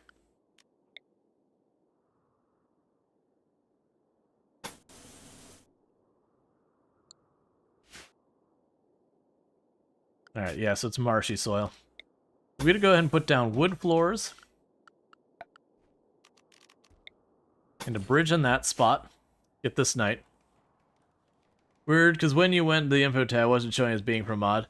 I've learned a long time ago to not trust any of the stuff that's like that labels as stuff from or not from mods. I'm pretty jaded about that stuff. I enjoy mods, but it's just one of those things I kind of accept. Most of the time if I'm doing a modded run for something, it's not going to be long, unless it's like a quality of life or a very minor mod kind of thing. It's just way too often mods have undocumented stuff and can really kind of contaminate everything. When are we going to look up quail? Yeah, I'd have to have it on the map.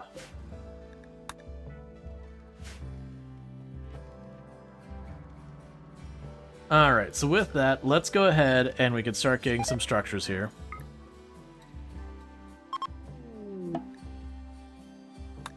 Okay, got people visiting.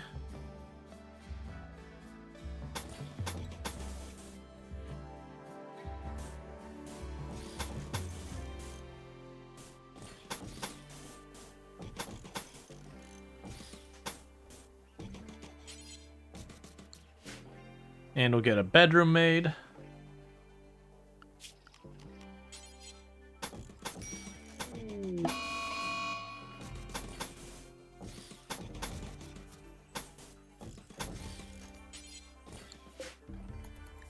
Okay, Mad Raccoon.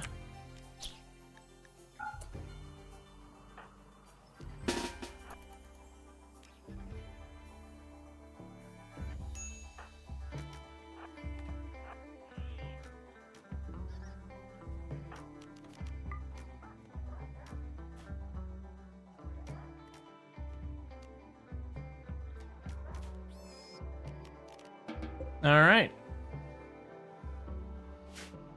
We got those.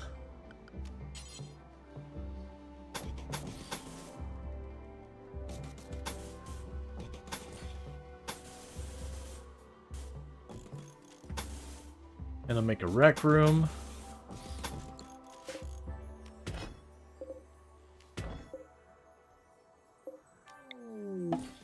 Needless to say, it's going to be cutting down a lot of stuff to get here. So bedrooms should be fine being here.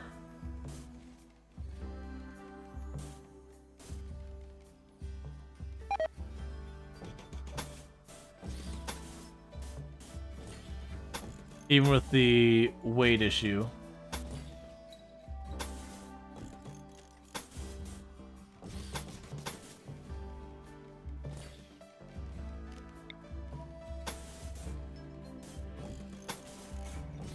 Alright. And I'll need to back off on that a little bit. It's going to take a lot of work to get that all built. But the goal here is I'm trying to get some initial bedrooms set up and a break room and all that. This is not at all like some min-max meta strategy and how to do any of this. We're just slapping these up. This is just a quick and dirty box for people to live in for a minute while we work on everything else.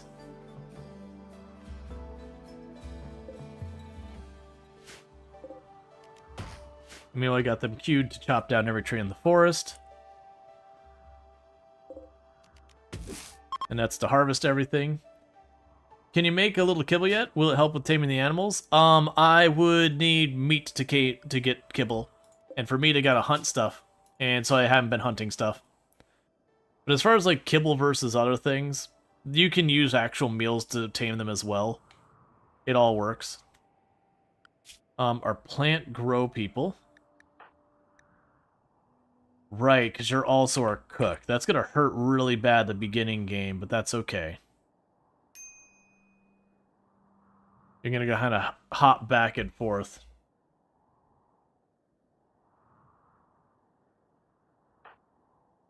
I'm not actually that worried about taming the animals right now. Like, we'll get them as we get them. Due to intense pain... Ah, food poisoning. That'll do it. Okay. This looks like you're gonna be here. Well, we need a faction name and we need a settlement name. Like the other one we're gonna call it. I mean, we'll just go with the Mushroom Empire, anyways. Even though we're not doing the whole queen or whatever thing, because I don't feel like going through all the honor and all that. Give the settlement name. The Dawn of Shroom. Because it'll only be temporary till we get the grab ship. So it doesn't really matter. The grab ship name is going to be more important. And even that doesn't matter because you can change it anytime you want. Yeah, so you're just pissed off because food poisoning. Which is fair.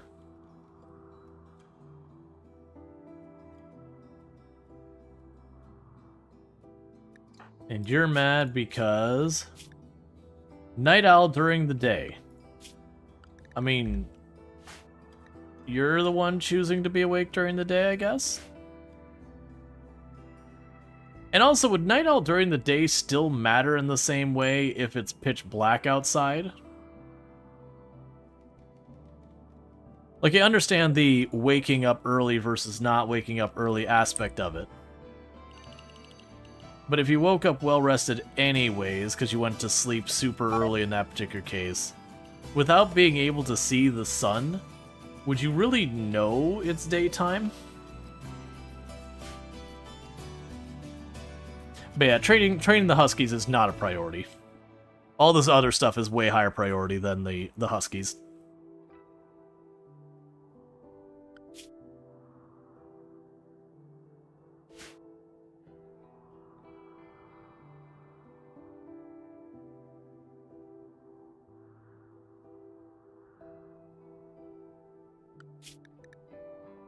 Oh, we actually did get one of the monitor lizards already. Okay, so we'll restrict those to 20 again, of which only 2 adult males. Yes, we night owls feel that. Well, I consider myself a night owl. And like I said, like there's definitely times if I wake up early, it's a grumble. But if my sleeping schedule's screwed up where I'm going to bed at just a very weird hour, I don't particularly know one way or the other. And check out the ints as well. Playing some Paper Trail. I'm not familiar with Paper Trail. If you wanna say something about the game, also if you don't feel like it, like that's fine too. But definitely another fantastic content creator on the platform. Does stream in German, just as a heads up. So you know, we do have a lot of German viewers here. But if not, you can certainly still watch and have a good time. It's mostly because daytime people are awake. Ah, interacting with the daytimers. I understand. That's fair. All those people who do the gross stuff like wake up in the morning and having energy right away. It's weird, man. It's not natural.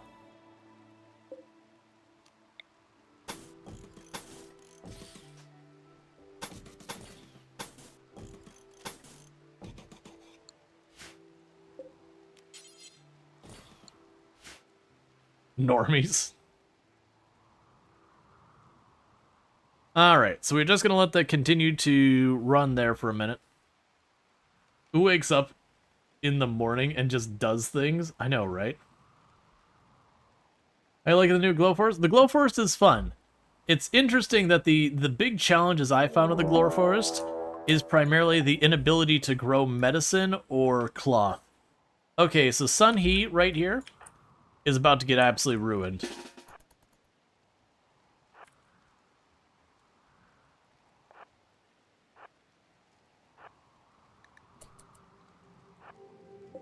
Okay, so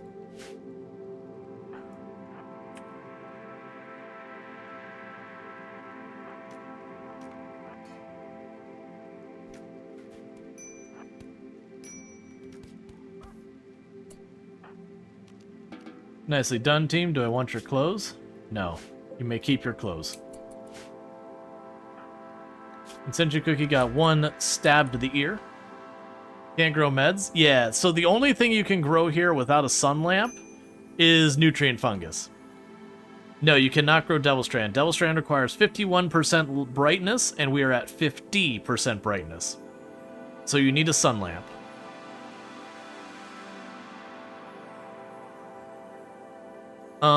You bet it now, night all your life. The past 5 years, you wake up at 6 a.m. by the latest. You're up all night. Yeek. And our doctor is Lardine. Please tend. Infection dies. Now we're saving / freeing the raider for free medical. Oh, I don't worry about that too much. You are a baseliner, but are you with the Wasters? Nope. Permanently hostile faction. They're not people. Permanently hostile factions don't show human functionality. They're incapable of conscious thought and empathy and everything, and therefore they're not people.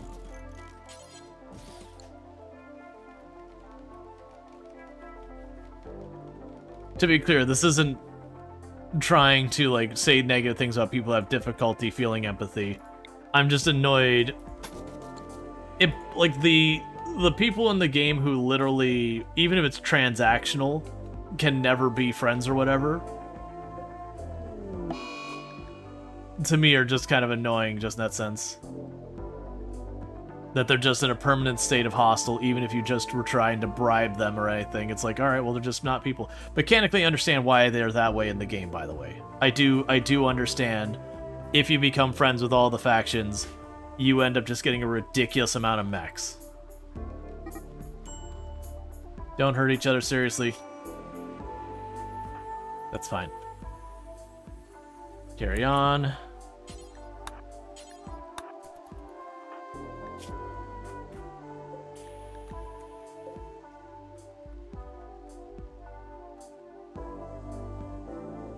But yeah, no, generally speaking, for a lot of the other factions, the Neanderthals and all that, the Pigmen, all that, I'll usually take the time to patch people up and send them on their way. But the permanently hostile factions, because I know I can never convince them to not be hostile, I'm just like, alright, I'll treat you the way you treat me. Like you are forever enemies.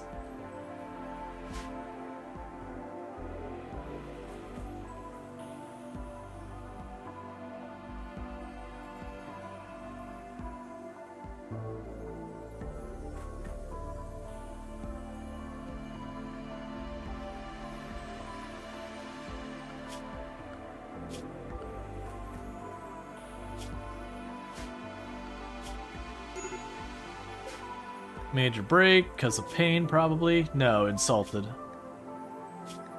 Yeah, because you got insulted 6 times. Wait, wasn't... Wait.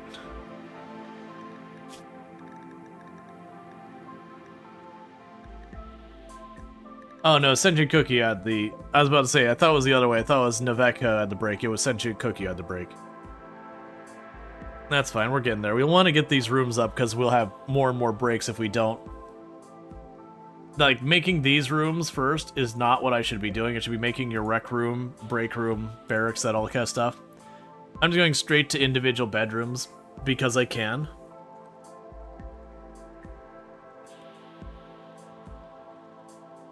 But want to get this set up to be like a rec room slash dining room slash ideology room short term.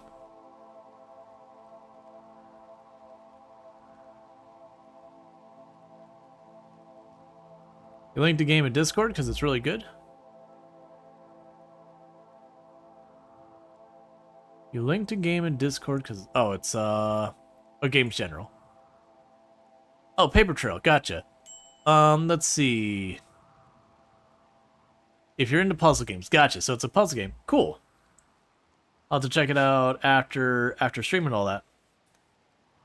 I don't get to play very many puzzle games on stream. Puzzle games are another one of those categories that are really difficult to stream. Like, very, very story-heavy games can be really difficult to stream. Puzzle games can be really hard to stream.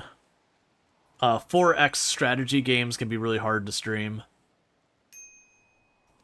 Tycoons aren't too terrible short-term, long-term they can be rough, but at least you can do, like, a day when people are learning the game, like, to see it and all that. But 4X strategy, by their nature... You have to be a really good storytelling kind of creator to carry those. Because a lot of times it's moving things around, advancing the turn, choosing a couple things off of what looks like a spreadsheet, advancing your turn.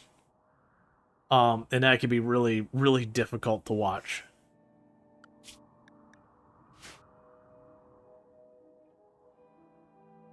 Oh, I missed the corner.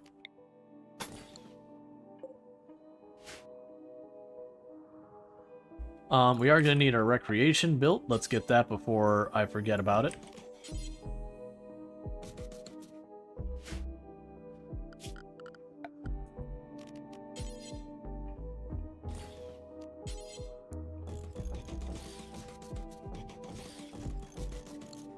Alright. So leave that. There's no reason to latch that door closed. It's not doing us any good to do so.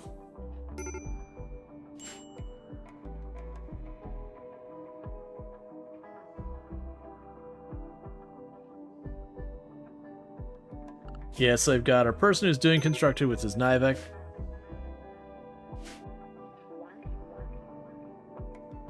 brings chat's attention to the barracks being off-center for the rest. Yeah, as a temporary one. This room's going to be expanded.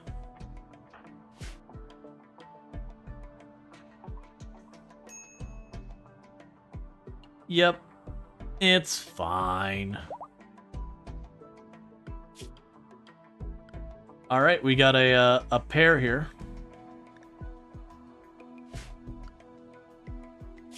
So with this, what we're going to go ahead and do is we're going to change this up.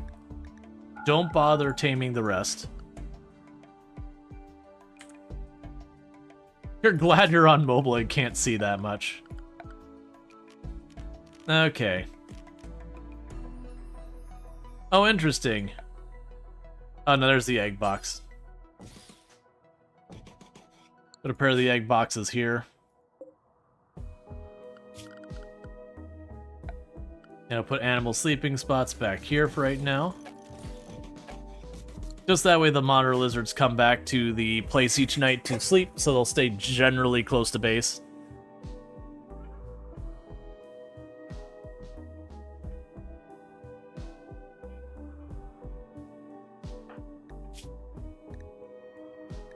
Yeah, they roughed each other really well. The only good news there is because they've been kind of just chilling in here long enough, they've had a chance to recover from all their injuries before anyone else had a break.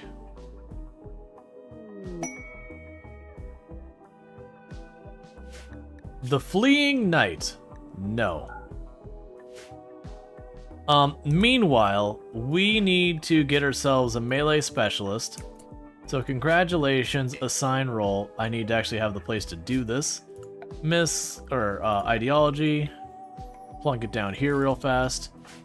Social, you are getting the melee specialist role. Congratulations, Nivik.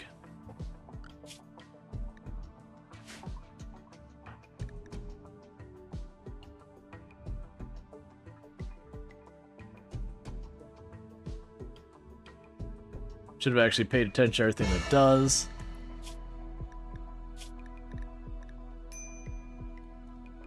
Berserker Trance. Passively gives us extra dodge chance, extra melee hit chance. Disables a lot of stuff. I should have watched that first. You were not the hauler either. Alright, well, we're just going to piss them off by taking away their role. I want that, but I can't do it. I should have paid attention. It's one of those things, they started bestowing it to him. I was like, wait a second, that's 100% going to disable a bunch of stuff. And then I carried through. Yep, so we're taking a mood penalty for literally no reason, other than I didn't feel like reading.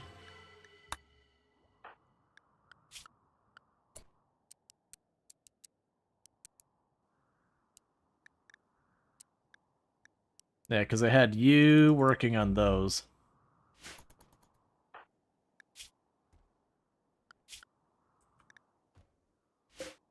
Alright, well, Sentient Cookie, on the other hand, is going to be getting our moral guide roll.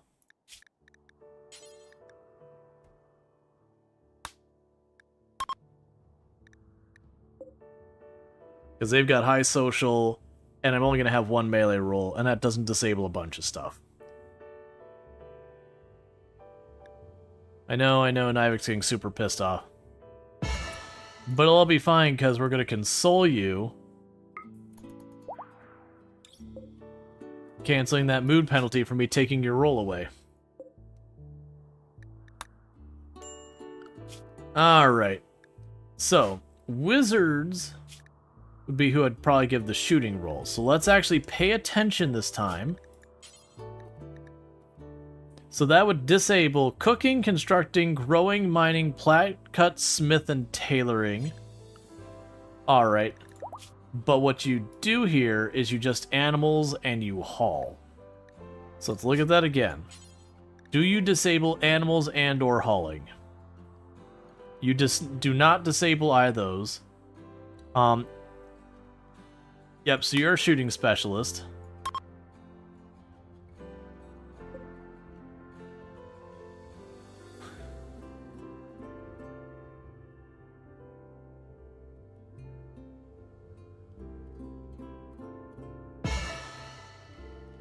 Alright. Now, None of the others are very good at social. We will eventually want to make Nivek the melee specialist, but I gotta get someone to substitute in for construction and mining before that's really an option. Technically, well, I can't make you mine. You won't. So technically I could have Lardine take over the construction side of things at the cost of researching, but that just means Nivek becomes the researcher, which is fine as well. They're going to probably spend a lot of time doing that.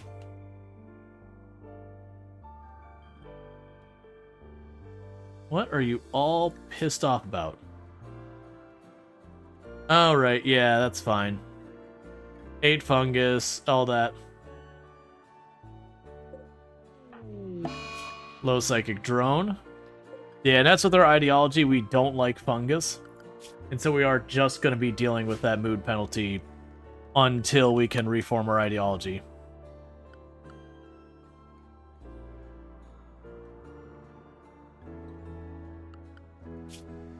Now, as far as places to raid, I don't have anyone nearby as a target. So what we'll probably have to do is those little events I ignore where it's like, there's a hunting camp nearby. We are going to want to go out of our way to deal with that. Okay, so our first research is fishing. So that's good news. We can actually do stuff with fishing. So we'll go ahead and a bunch of the water nearby that can have fish in it. We'll tag them to be fished in. Do not make those home zones. That's not a home zone. Don't make that a home zone. Forget about this being a home zone. There we go. So that way if people find extras, we can fish in there, because I pulled up some amazing stuff. It's funny, right when the DLC dropped, I was like always trying to keep a dedicated fishing person. I still think that's honestly probably the correct decision to even do that. But it's also been very hard to do. Marksman command. Call out shots to boost shooting skills of everyone nearby. The effect remains attached to the caster for 24 hours. Yeah, low psychic drone is causing some literal and figurative headaches.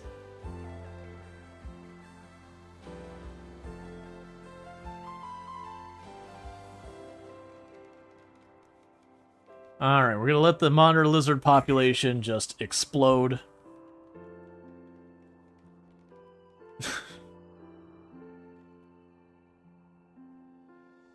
And that's just what it is.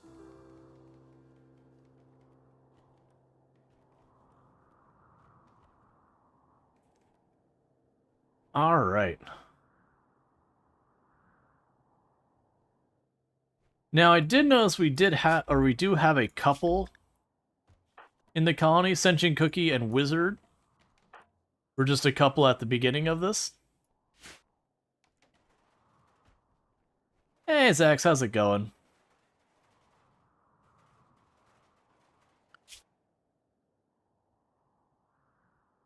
Okay.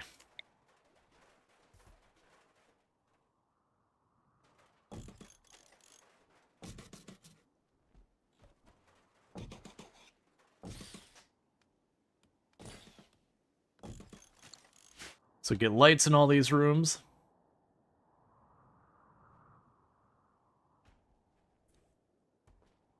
Alright. We're going to make a proper mistake here. I'm going to tell them to put down fancy floors in that room. It's going to take forever. Okay, so you got a person who is psychically sensitive, extremely good at construction. I'm willing to try and bring this person into the fold. So here's hoping they stay on their own. Yeah, Sir Starborn. Because 13 social and extremely good at construction would really be a good win. Because with that, I can free up people to be melee specialist on all that. Now, it's the new race Starjack, and the big thing there is they're really bad at a lot of this stuff here. They're bad at melee, they're bad at a bunch of this. But they're good at construction, and they have a really strong tolerance to different temperatures. It said they've decided to leave. Do I want to capture them, though? I don't need them that bad.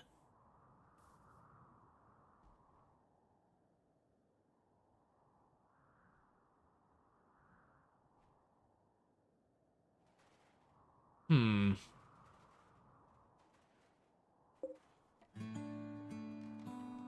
Like, they're not upon I'm like, oh my god, they're so amazing. Like, in a lot of ways, they're not really that good. But they would be a cook in a construction. So as far as the passions go, they're bringing some good stuff to the table. But as far as the traits go, not that much. Would you back off, game? So Heatwave, for those who missed with the other run, the problem with Heatwave in this colony and why that's such a big issue is right now, with the no research random research, I can't even make a passive cooler. So Heatwave is one of those things that I actually have to run away from the tile for if it lasts for more than like a day. So we're gonna wait till we start seeing people get heat stroke, and when someone gets to like 20-something% heat stroke, or probably like 30%, we'll probably run off the tile and make a camp, and then just camp out next door until it's passed. Because unfortunately I have no counterplay I could do on the tile with the random research, no research start. You just kind of endure. That's about all you got.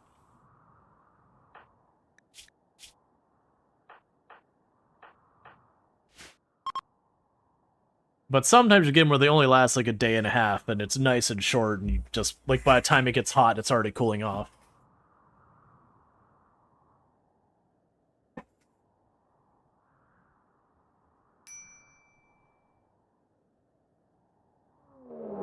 Alright, we got a raid that's showing up soon.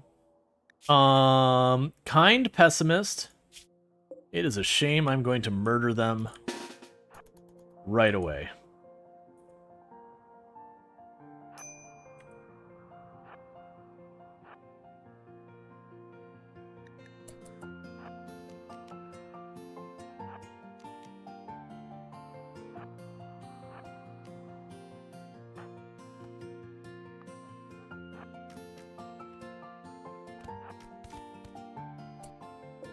Okay, nicely done. I don't need your knife. Your clothes are rubbish. Have a nice life. Because you are a waster, which means you're forever my enemy. So I treat you the exact same as a manhunter.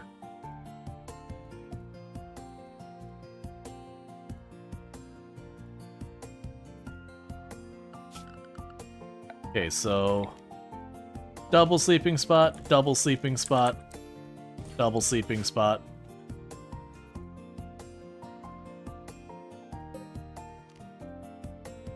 Because everyone probably has awful barracks, mediocre barracks.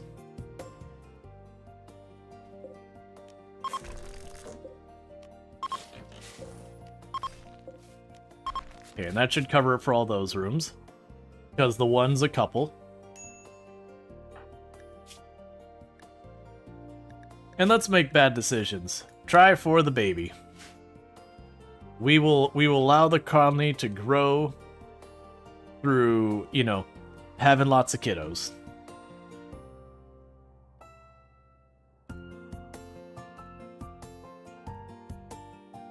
Apparently we can tame the dogs using the mushrooms, which is a bit of a surprise, but that's okay.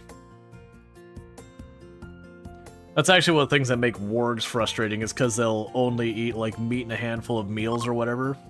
They can be pretty obnoxious to deal with a lot of that. So honestly, how's the heat stroke looking? It's honestly not that bad yet.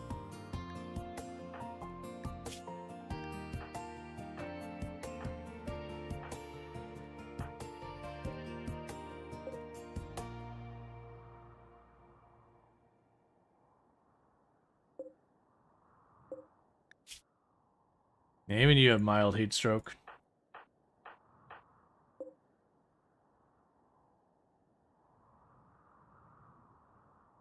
Alright. Nivakir is probably the one most likely to get actual heat stroke because they're in the room with the oven. It's more likely to build up to the hotter temperature where it can cause problems. How old are you, by the way? Oh, 47. They probably won't have kids that much, will they? What's the odds? Fertility. Oh, actually, your fertility 100%. And you are fertility 1.2%. Never mind. Okay, so technically it can happen. Not too high of odds.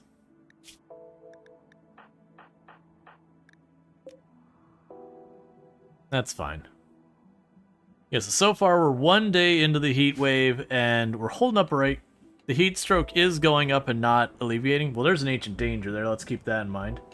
Is it just the one? Yeah, it's just the one. That's fine. Most of the time it is just one. Alright, well, if we have a caravan that wants to hang out down here, I'm down to pop that ancient danger. We'll want to be careful about doing that too early. Just in case you pop it open and there's a bunch, you know, a couple of lancers or something else down there. And get pretty ugly pretty fast.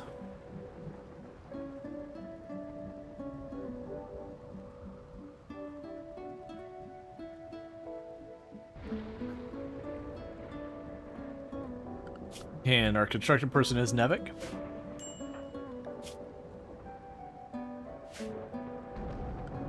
So it's going to be weird watching... Oh, we do have a component worksite nearby.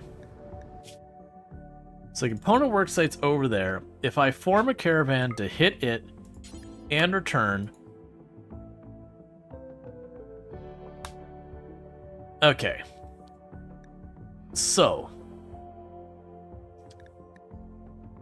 Wizards. We could definitely send them over there to deal with it. That would give us the raid mood bonus and a point. Alright. Let's see who we would want to actually send. So if we send people, Wizards would go, and the reason Wizards is definitely going is they are our hauling person. So there's someone I can just kind of cut loose and it doesn't cost me a whole lot. The Sentient Cookie's probably the other one because as a crafter, they don't have much to do yet. And it'd be good to send a third person. I'd hate to send a researcher too because I really want research moving. Yeah, let's go ahead and do that because it'll prevent us getting the mood penalty for not raiding nearby and it'll give us an ideology point.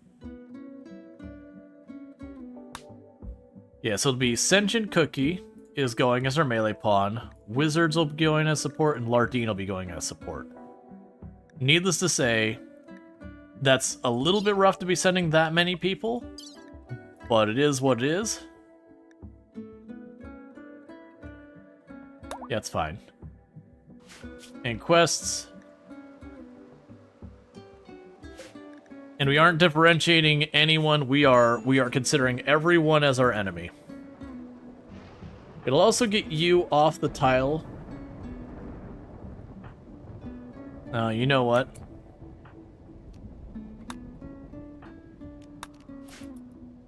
This will seem like a weird choice because it is. But what we got going on right now is this tile's gonna keep getting too hot. So we're gonna be pushing heat stroke anyways. I'm just gonna send everybody. It'll be 1 day over, 1 day back. There's a chance we get attacked and they burn down everything and they kill the dogs and all that. But that's just gonna be a chance regardless.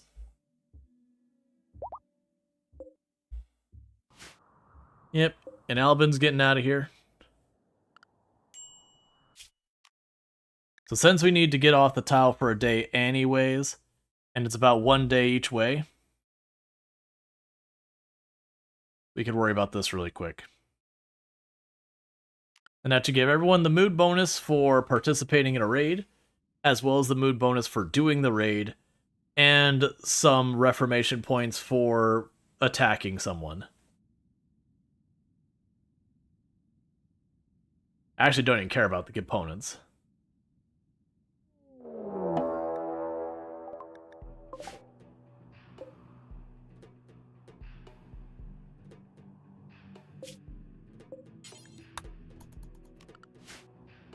Alright, we're going to turn around and do that. I mean, this is a very expected thing. There's a chance this person dies between fighting the Huskies and the monitor lizards. Defend yourself?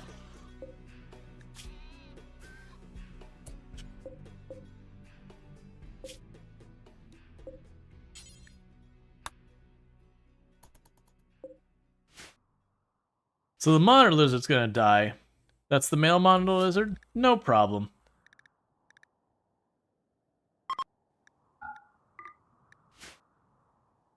Yeah, that lizard, 2 hits to the neck, back-to-back hits to the neck.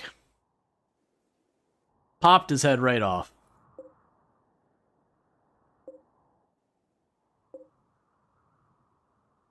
And then realistically, the monitor lizard is going to bleed out. The odds it heals up enough that it doesn't bleed out are pretty slim.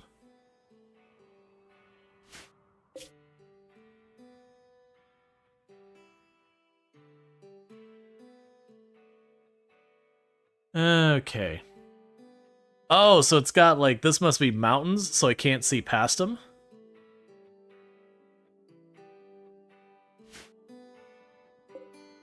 I kind of wish the monitor lizard would have eaten them. I'm guessing that's mountains. Oh, no. Oh, I see. I can only see, like, 1 tile past the foothills. It's trying to simulate elevation. Why don't we name our animals? Because usually I slaughter them immediately. I also don't put a whole lot of effort into keeping them alive, so to me it'd be kind of, like, I see it as kind of like a not very nice thing to name the animal and I just know they're completely expendable. Okay, we got 1 dude with a club over here.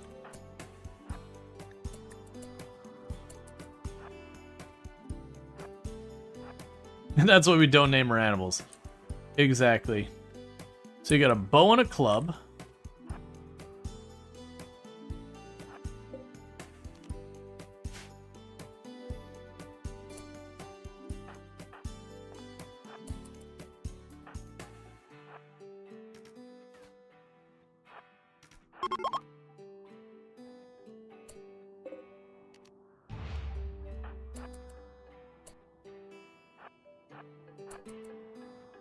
Okay.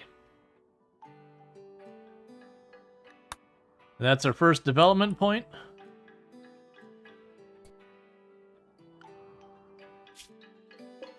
So world map, reform caravan, get home, accept, do this.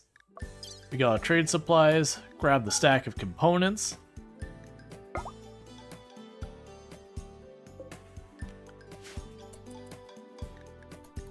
Alright.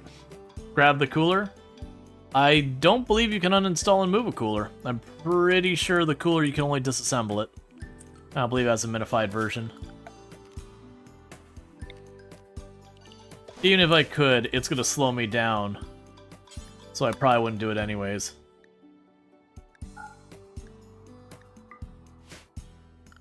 Okay, so throw corpses up there. Yep. There's the monitor lizard. It died. That was entirely expected. And there's the heat wave being over.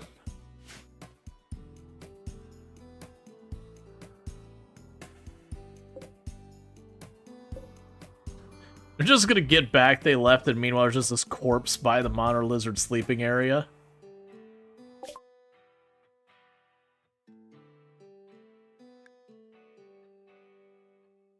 Oh, it's the Empire, so I can't do anything with them. Yeah, let's not poke the Empire when they have, like, a whole trade caravan.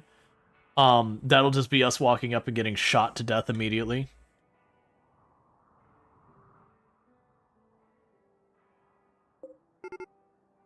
Let's pretend at least maybe have learned a lesson.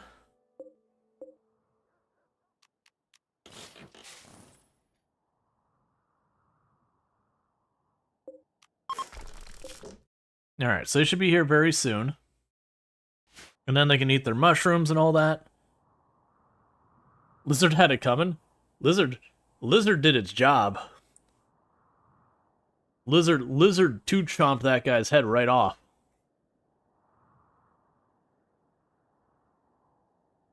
That's probably the reason I've been grabbing those lizards is it seems like the raiders are willing to attack them, and they do relatively okay in a fight. Like they're not amazing typically, but they definitely hold their own.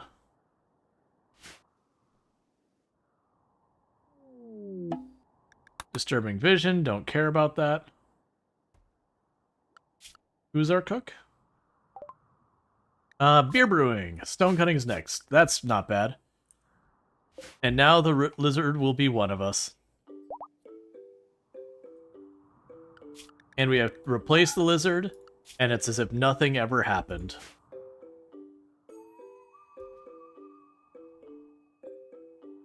The only change is we're slightly more textiles than we had before.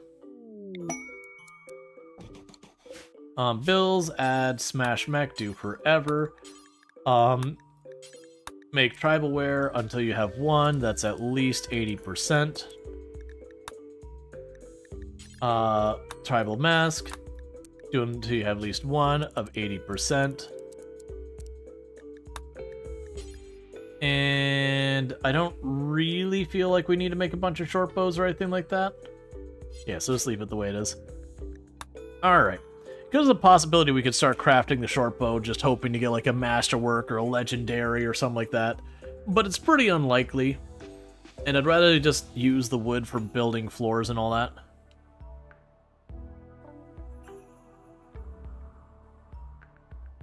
Yeah, so get stone cutting. That's good to get very early on. Kind of sucks that we already got our buildings up.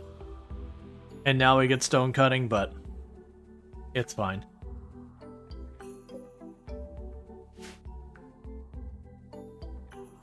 You had 2 males? I'm pretty sure I had a male and a female. Yeah, I got a male and a female.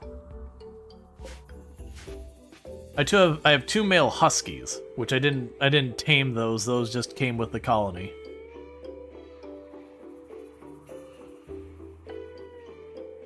I'm not planning on breeding the huskies.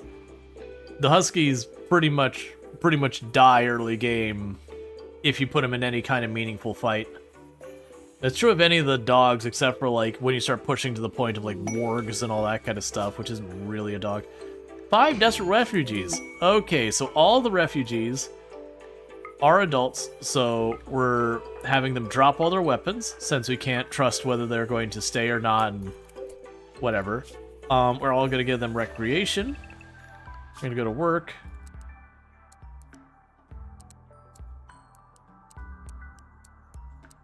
And get them all set up here real fast.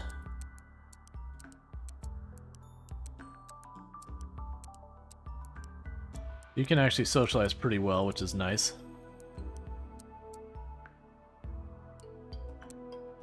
So you can help with the animals. You can help with cooking. Everyone's allowed to fish. You are going to construction mine. Let's see. Yep, that's fine.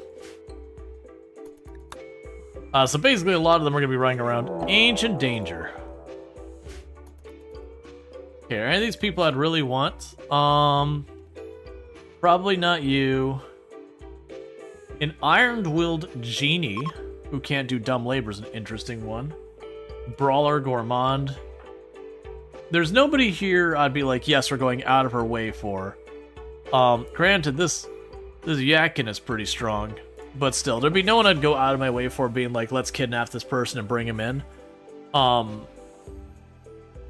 no, none that I'm like, absolutely not.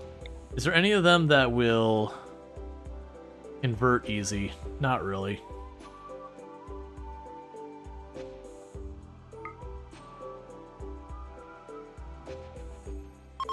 We'll practice our social on Fitz.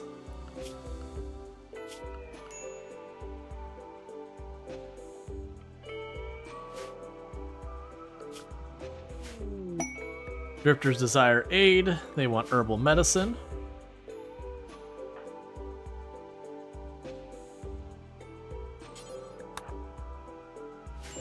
That's not something I should be really giving up, but I'm going to do it. Awoken warriors. Yes, that's not happening.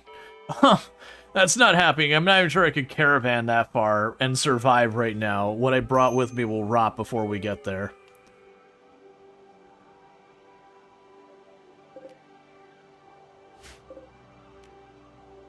Okay, so you still have trees queued up for chopping down. You'll get there. Oh, hey. You're all sleeping outside because I didn't leave beds for you. That's fair. Yep, nope, per second. Same page.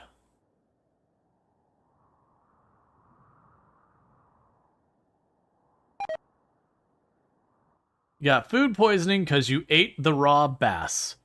Because you dislike mushrooms enough to eat the raw bass. We'll work on that. So you get a steel mining place nearby with 2 people protecting it. Let's see. So right now, you participate in a raid. That'll last 2.5 days. Recent conquest.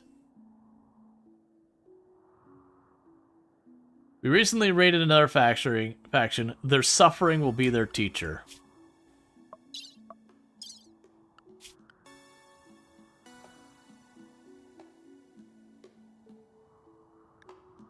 All right.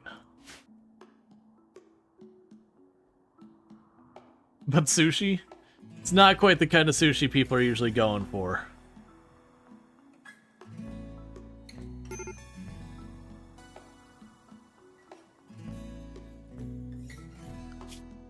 All right.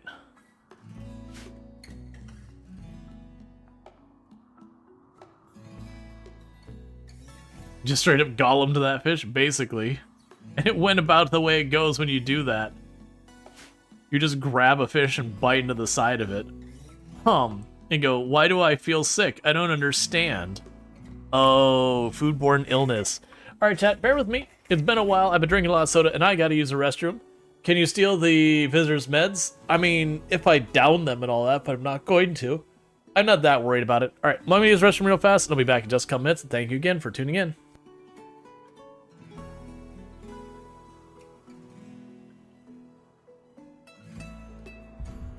A feeding pump. The discipliner. Okay. And that'll be number 5. And so once this one's eaten, that is the first airdrop we've signed up for done, where we need to feed 5 villagers to Anbu for the ultimate sacrifice. You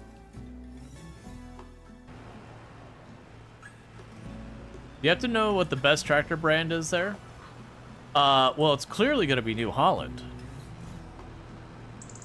And this is a joke I'm 100% stealing from Altosaurus.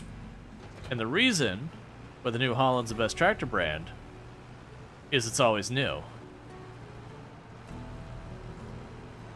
Because even if it's a 10-year-old New Holland, it's still a New Holland.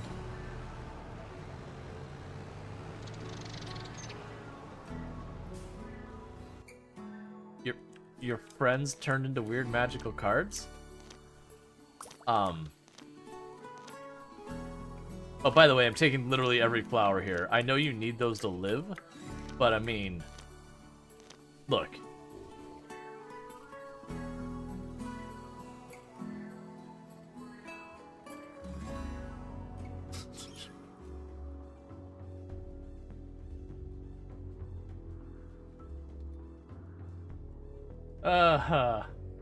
That is a fun sticker placement.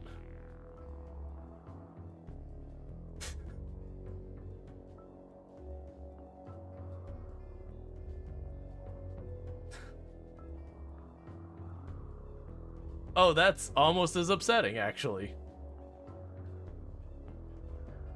Alright, and we're back. We got 2 major break risks on our guests because they're eating the fungus, and they're sleeping on the ground, and they have a mediocre barracks, and they ate fungus, and they ate fungus.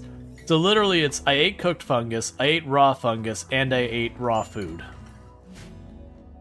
Three stacks of mood debuffs. All for eating the fungus. Now let's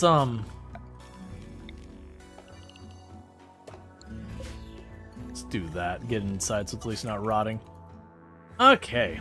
That's a them problem? Yep. You are correct.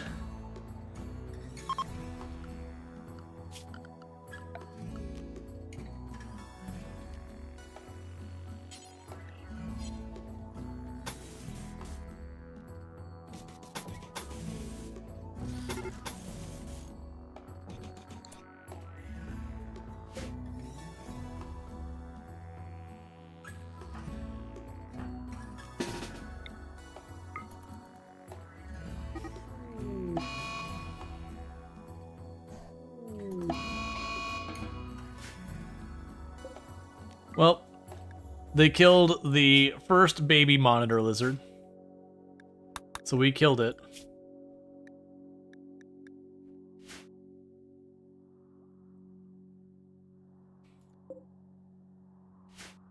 Who's our construction person? Why isn't getting this done? Nevik? Oh, you can't handle that yet. Alright, that makes sense. It's like, why are you not doing those floors? Right, you need a higher level in construction to do it. That does check out.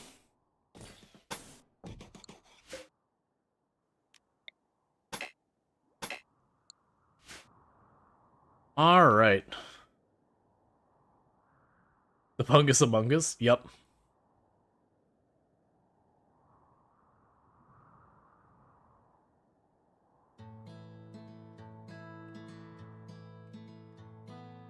Oh man, Monitor Lizard number 2 will... Monitor Lizard 2 number 3 will be the one, you just know it. Oh no, we still have the breeding pair, it's just they had a kid and the kid got nommed by a cobra. Well, got killed by a cobra, then we whacked the cobra before it could nom it. Alright, so at least get passive cooler so we have another heat wave, we're good for it. Take a sip. What's the worst? Alright.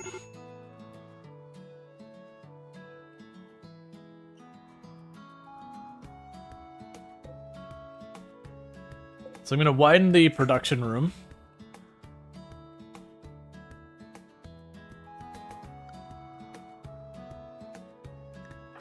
Yeah, it's all of our guests are just getting upset.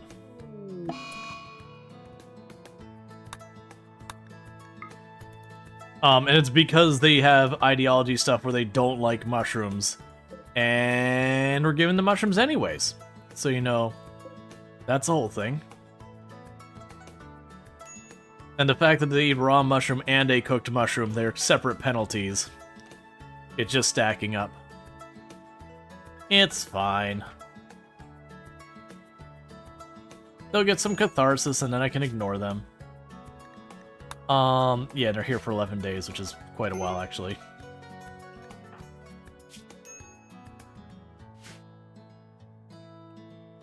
Sounds like a they problem? Yes.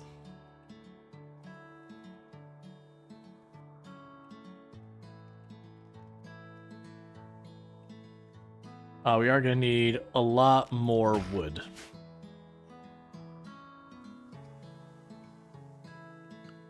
Guess we can also go to plant cut 4.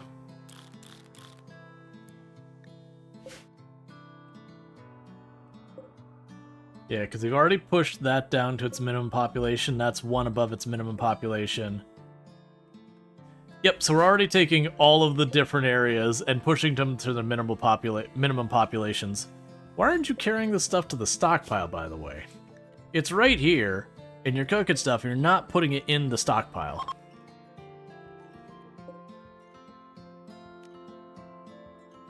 Let's try doing this again. So let's delete this stockpile, and just make a brand new one.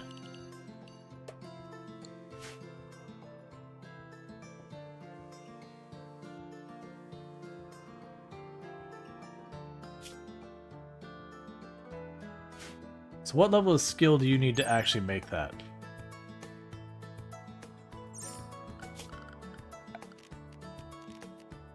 Six. Okay.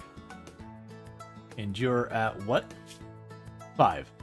Okay, so you're almost there. I mean, the refugees having major food poisoning will come in handy when they betray you. Well, they're not getting food poisoning. They just don't like their food.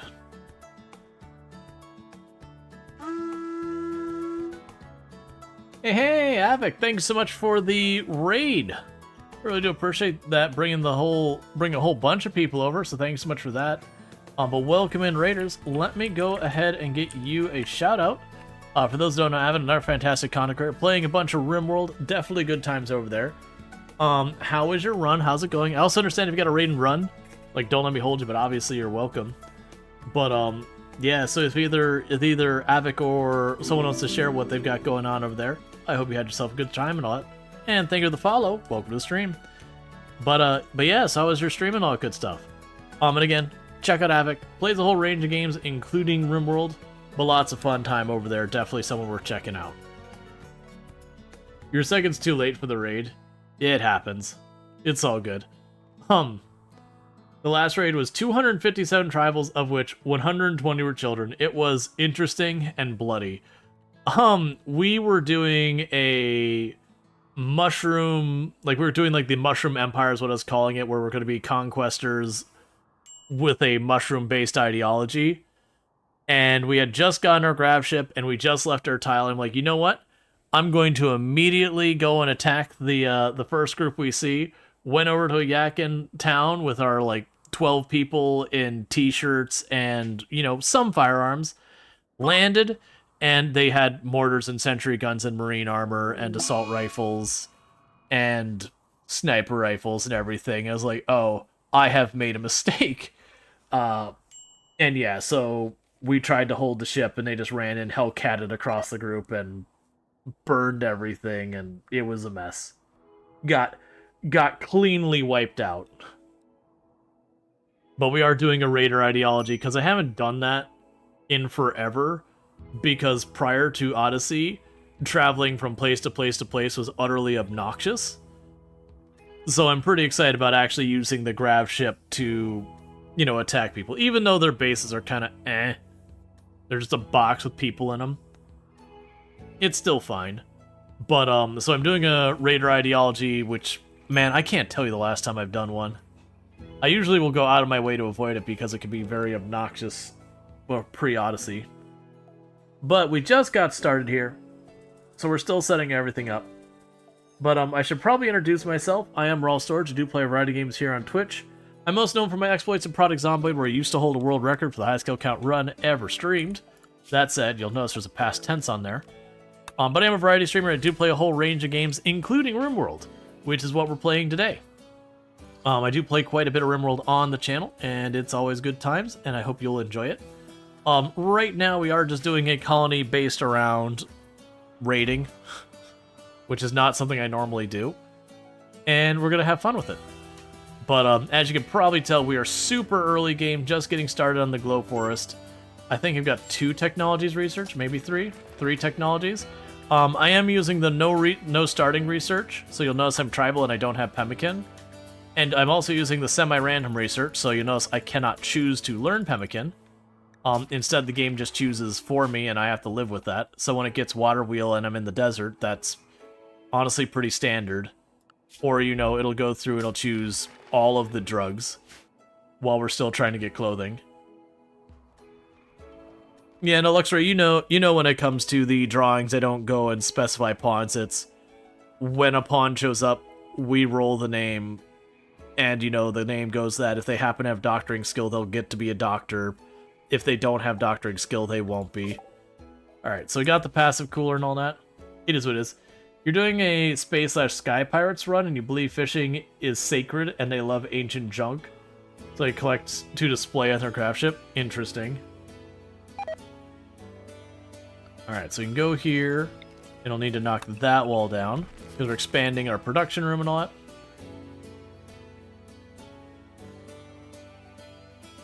You get to be an otter and like it. There are otters in the game now. Harrowing construction. I don't care.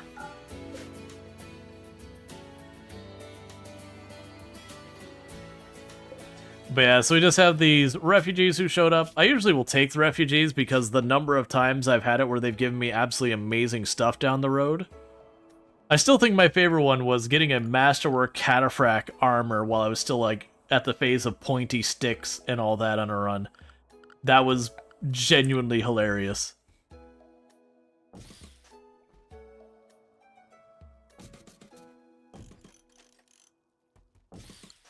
Alright, so we can go to production. We could get the stone cutting table. I'll go ahead and put the artwork bench, even though I'm not going to be using it anytime soon. And we'll do the regular wooden floors. And I see we have areas that won't be able to support much weight, so that's cool. We'll go ahead and put the bridges in those spots. Alright. So what I'll probably actually do So probably go up here and make someplace up here the stockpile. Because all these are going to be a beauty penalty for the room, and that's just what we're dealing with. But yeah, so with the starting pawns we have, the one thing we're missing is a construction mining person. These are all the refugees. Technically, Lardine here can do construction with a passion, but they're kind of my main researcher, so we're dealing with that. I do want to make Navik my combats, or my melee specialist. Sorry, I'm stammering on words. My melee specialist, but once you do that, they can't do most of the other stuff. You're doing a roadside motel run with vehicles, roadside construction, and hospitality, trying to connect every settlement on the continent with at least a dirt road while renting rooms to people visiting. That's neat. So a fennec fox is hunting Lardine. Where is Lardine? You're down here? That will probably not go great for you, fennec fox.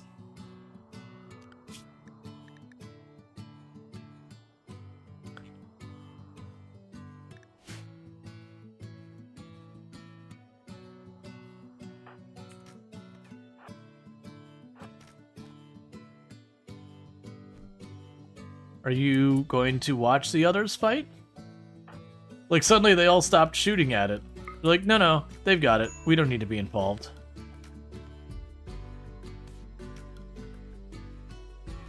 Alright, that's good enough. Okay, so you took a couple of cuts.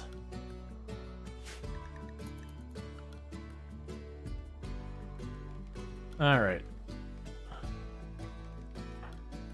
So if you could just go to bed.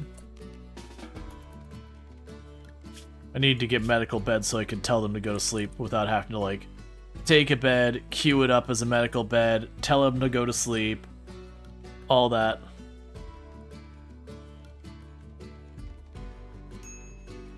Alright, and then Lardine, I believe, is our doctor, so let's get you on that immediately. So, a little bit of risk of infection because that didn't get treated very quickly. And we're not really using our medicine right now. One of the big things with the Glowforce is you can't grow medicine on this tile. You can grow nutrient fungus and nutrient fungus. You can later on when you get a sun lamp, but that requires power, and we're not to that stage yet. Let's see, Roads of Rim allows caravans to build roads. Your caravans are 4 people with 10 plus construction, a couple of trucks, and a lot of wood and stone blocks. That's neat. It's always fun when you get like those really, really interesting kind of challenges you got going on. Alright, so let's shrink this zone so junk is not in the middle of the room. But this will be our storage area up here. We probably should separate it out into a separate room, which would be putting the wall back. I'll just put the stupid wall back. Because if I separate it out as a separate room, we won't get the beauty penalty.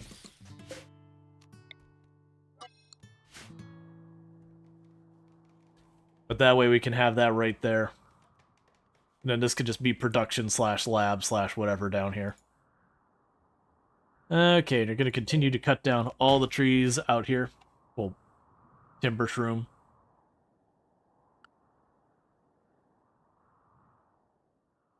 What are you short on? Are you short on steel? No, wood. We'll go ahead and set you to have a little bit more mind. Alright, but yeah, so early game, we have no shortage of food on this. Honestly, I'm finding the Glowforce keeping food up is really easy if you're willing to put up with the nutrient fungus. Now, we didn't go and set our colony to have a predisposition to liking the nutrient fungus, because to do that you have to take Tunneler or Darkness, which you can't start with a fluid ideology. So, we are dealing with the fact that we hate mushrooms, and we're eating them anyways. Did I ever play Ixion? Yes. The intro scene where the ship engages the jump drive with the disastrous results is what you imagine whenever a grav ship without the grav anchor does the area. Yeah, that makes sense. For those who don't know Ixion, it's a pretty interesting game. It is a colony builder, city builder, probably more city builder than colony builder, but city builder game that the entire gimmick is you're a space station slash, you know, ship or whatever you want to say. So you build your city inside it, but it's basically ruined when you start, and I won't spoil all the story, but it's got a faster than light drive, and things go great, I promise. It's a fun game, doesn't have as much depth as a lot of the other ones do, but it's kind of a weird city builder in that it's got like a story to it, and there's kind of like phases to the game and all that. But it's fun. I enjoyed it a lot. It is one of those games that came out, people were really curious about it, and then it fell off the face of the earth so far as, you know, people's awareness of it, which is pretty typical these days. If you're not a game that comes out and just absolutely blows it out of the park, quite often it just vanishes from existence 10 seconds later. So far as, again, like YouTube, Twitch, social media, all that kind of stuff. Hey, Azrael, how's it going? Notice I saw you playing, I believe it was American Truck Simulator the other day. Can we get a shout out for Azrael? Absolutely fantastic content creator who I definitely recommend checking out. Plays a lot of simulation games, so Farming Simulator, American Truck Simulator, that kind of thing. SnowRunner. So if you like any of that kind of stuff, you can definitely find it over there. Latry playability, given it's a story game, yes, I would agree that Ixion, it is one of those ones you play through the story and you're like, cool, maybe you do a second round to like go for achievements or whatever. But it's not a game you sink hundreds and hundreds of hours in or anything like that, which is genuinely something you expect with city builders. Is you expect to come back to the city builder and do a number of playthroughs and all that, versus Ixion is very one or two rounds and then you've kind of done it. All right, so let's go ahead and have you work in your social with them. How's RimWorld going today? I definitely did not utterly murder one of my runs earlier. Okay, so you're just hallucinating because of the mushrooms. So we're not going to be able to avoid that. I'll give you the little bit of fox meat because I don't need it. We will hold on to leather. We got a unit of wake up, so you can have that. Tree sowing is a book I'm not going to grab because I can't plant trees on this map. See if we can't get the cooking and the social books would be nice. Alright, and so we could fill the gap here by saying, how would you feel about 250 mushrooms? It's good enough for me. Okay, so let's go here to where I had this spot set up. I need to expand it by 1. So where are those books? So haul, you'll never haul. You'll never haul. Haul that book back.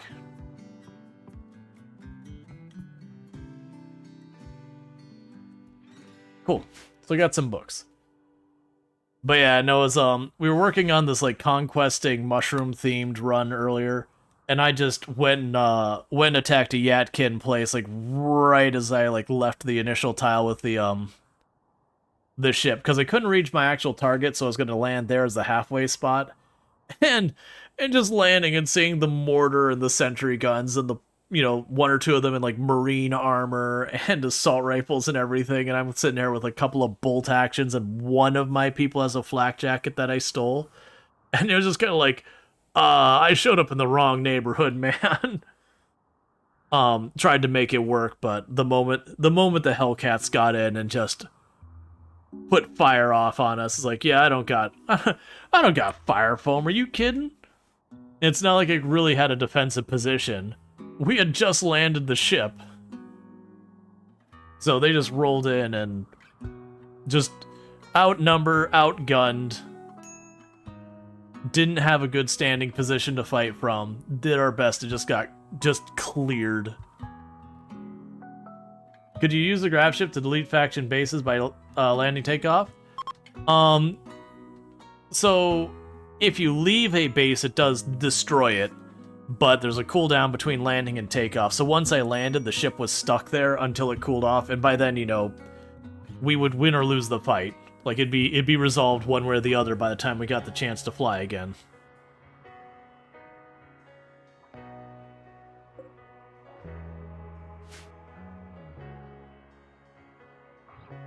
But it's not like you can do stuff like land your ship on top of buildings or whatever to flatten them or anything like that. You still gotta fight it the old-fashioned way. You look at them, they look at you. You got stabby or shooty bits, and you figure it out until only one of you is still there. Yeah, 1 to 3 days, depending on a lot of things. It can be as long as like 7 or 8 days, but that requires certain stuff to happen. There's like a, you know, you landed badly condition that can happen.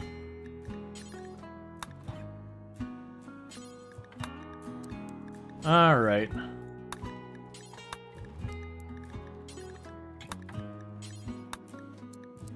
Just queuing this up for, I think we're not going to see backstone, but still. So that way when they cut the brick and all that, they only cut stuff that we can actually use. I don't think I'm going to take the time to replace all of our walls on this one like I did the last one. Because honestly, that's just going to take a bunch of time.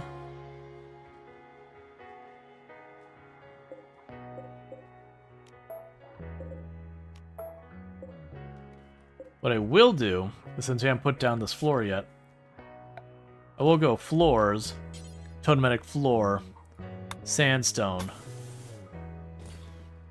and just let them keep, well actually, limestone, marble,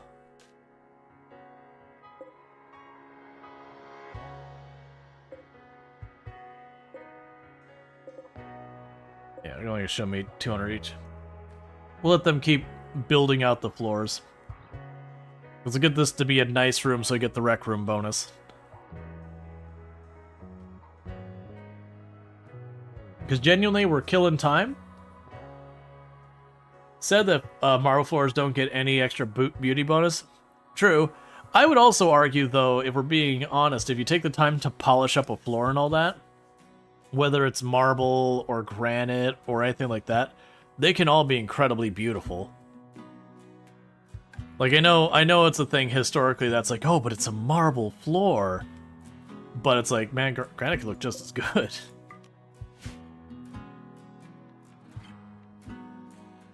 It's kind of the classic thing. It's like, ah, but it's rare, it's better.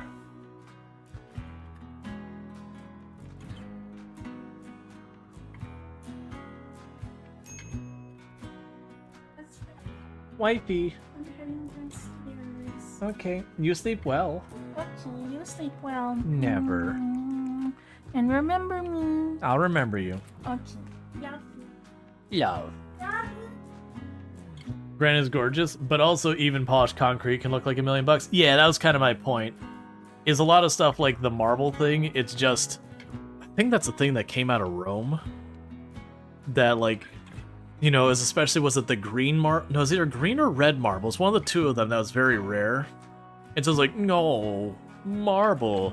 It's rare, it's better. Everything should be marble. It's actually kind of a fun thing. There's, if you go out west US, there's a couple of these old mining towns from, like, during the gold rush and all that had marble at them. But, like, the marble wasn't what they're there for. And so you've got this mining town that they would have marble floors and marble stairs and all that, you know, they weren't super polished up because it was just, we need a stair, hey, there's marble here, let's put it there and cut it flat. So it's weird going to some of these places and be like, that's marble. It's like this staircase leading down to this mine is marble. You know, at different points in history, that would be the thing you're quarrying to ship off because that's the whole thing. Let's see, the marble quarries the Romans still used to mine are actively mined on an industrial scale. It's really cool. I'm surprised. You'd think that it'd start to exhaust them. It is one of those weird things when you're trying to get to the scale of some of those things, though.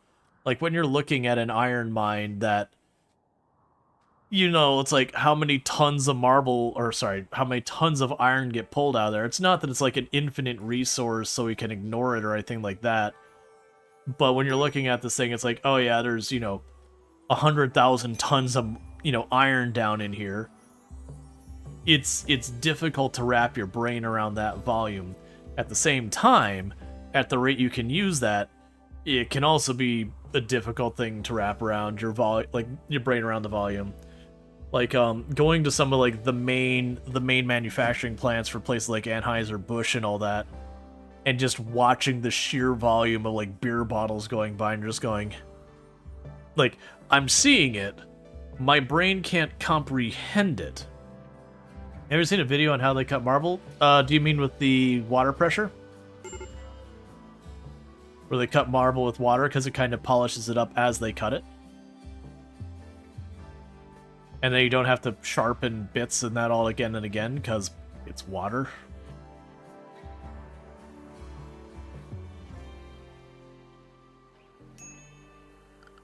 Okay, and we are slowly building up a population of monitor lizards.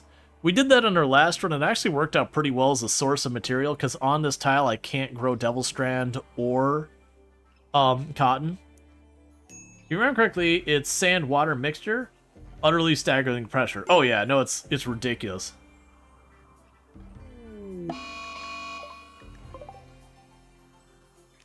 It's one of those things that way back, we're talking like end teenage years, very beginning of my 20s. I worked at selling, it was like a lot of like lawn and garden kind of stuff, but it included pressure washers. And we'd always warn people again and again and again, it's like, do not rinse your feet or legs or whatever off with this. It's like, this is a pressure washer. I can carve my name into concrete on the high pressure nozzle. You know what you use to cut a lot of meat with? Pressure water.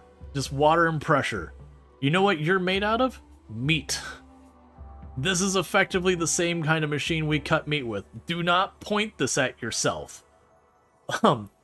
It'll wash the dirt right off and your skin. Yeah, no, I've had multiple family members who have cut themselves pretty good on a pressure washer.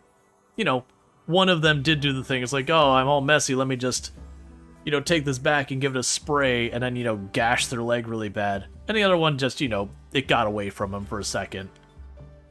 And, you know, cut up their foot pretty bad. But we have to like repeat that all the time. It's like this is it's like you do not rinse this off. This is going to take a lot more than dirt off your leg.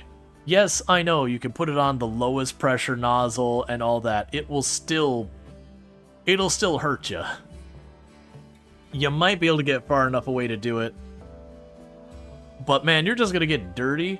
If you really need to clean yourself off when you're done, you have a hose. Disconnect the hose and spray yourself. It's fine. Don't use the pressure washer.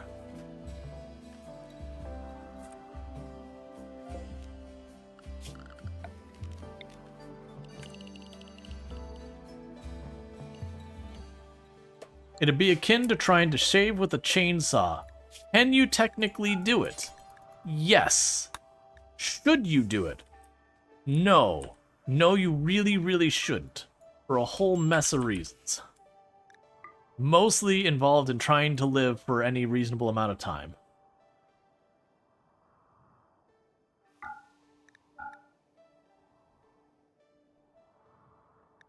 Oh man, the number of times. So I did really well when I worked sales for like hardware, because it also was like woodworking tools, mechanics tools. It was a tool store. Like that whole tool department, not the whole store, but that department was a tool department. So I did like tools, I did lawn and garden, I did like exercise equipment, and I did paint. I hated working paint. Paint's the worst. But the number of times people would be like, "Oh yeah, so I need a circular saw." I was like, "Oh cool.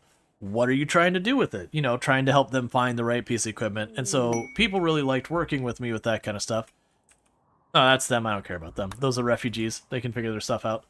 And it'd be like, cool, like, what are you trying to do with this? Like, you know, like, they're like, oh yeah, I want to cut, you know, I'm looking to cut steel. It's like, okay, well, we'll need that blade over there, you know, as opposed to, like, the blade that comes with it, because the all-purpose blade is just going to get annihilated if you're trying to cut steel or whatever.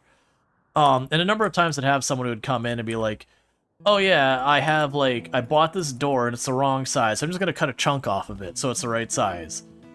And you're like, don't do that. Like, you need to buy the right door. Doors are hollow. Like, unless it's, you know, an exterior door, doors are hollow, and if you just cut a chunk off of it, your door is going to be, like, all miscentered and all that. And then want to do like a circular saw, like, you know, you get the handsaw and you kind of push it forward, not a radial arm saw, but, you know, the freestanding one. And you'd be like, this is not going to work, man. Cutting a proper straight line on a circular saw that is like the free one, you don't get a very good straight line from that. It's just not what it's made for.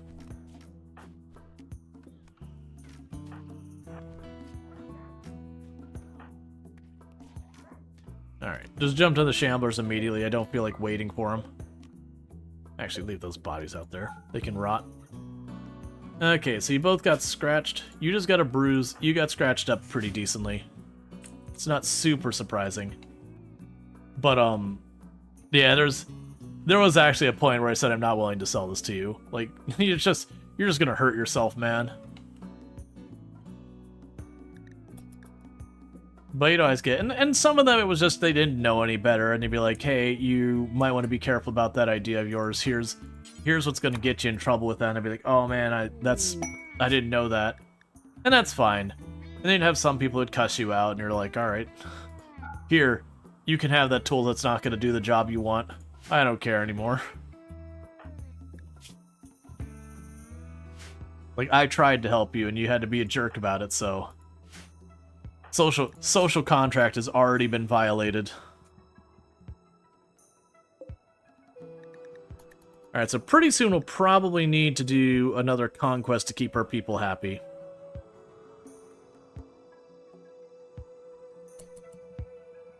Let's see, your family specifically bought solid doors for inside doors to prevent sound travel because we have night awake members of our family. And the store delivered hollow doors 2 times. It was fun.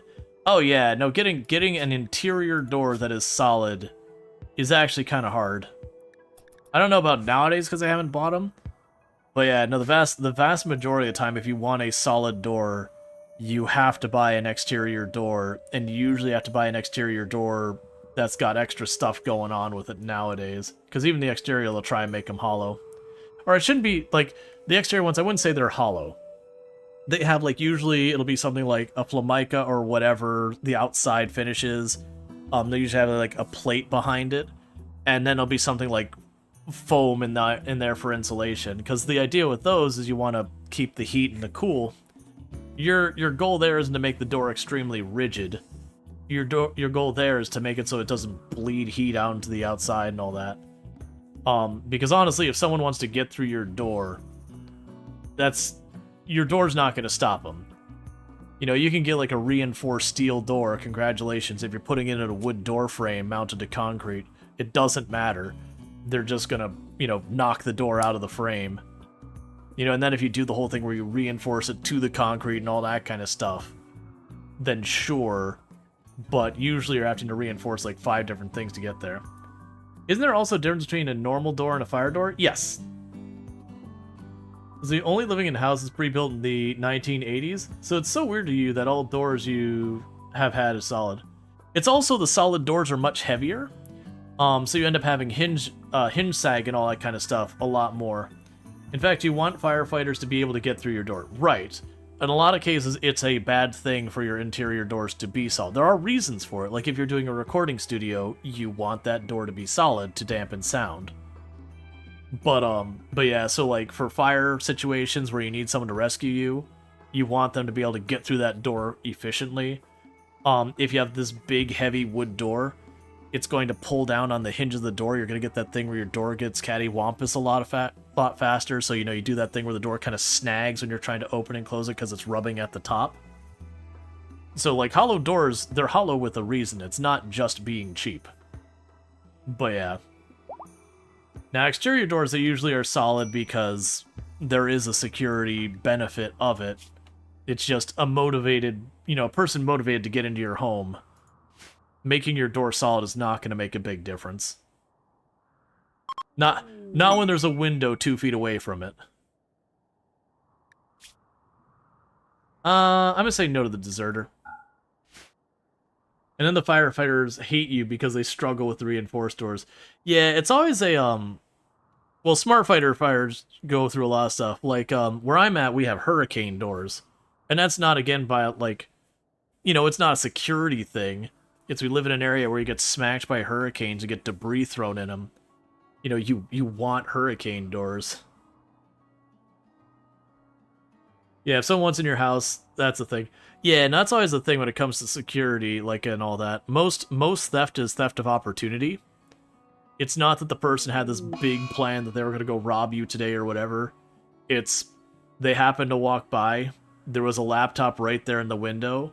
So they smashed the window and they grabbed it and they took off. Or they saw you leave the door unlocked. You will have places where, you know, someone cases it out, but that's usually someone who knows you who does it. If it gets to that level, it's, you know, someone you showed off your jet skis to and, you know, and all that, where they know how to get into your home because you've shown them all that. In fact, you broke into your own house after locking yourselves out. Crawl inside the doggy door, shim in the rear. Oh yeah, no, I've broken into my own house when I lived with my parents more than once. Because, you know, I had one case where the key broke in the knob. And it was, like, really awful weather outside. And so, you know, we've popped the lock, because the locks in some of those windows were really, really crappy, so we broke the lock in one of the windows. The worst part of that is I had to climb over a cactus to get into it, which wasn't even there for a security thing. It's like this cactus in the windowsill. But I had to, like, climb up and over and then down into what was like a shop sink kind of thing with the cactus sitting on it. And so the cactus was the worst part of the whole thing, because there's just no maneuvering around that cactus. But again, it wasn't some deliberate security thing or whatever. It was just this, like, stupid decorative cactus.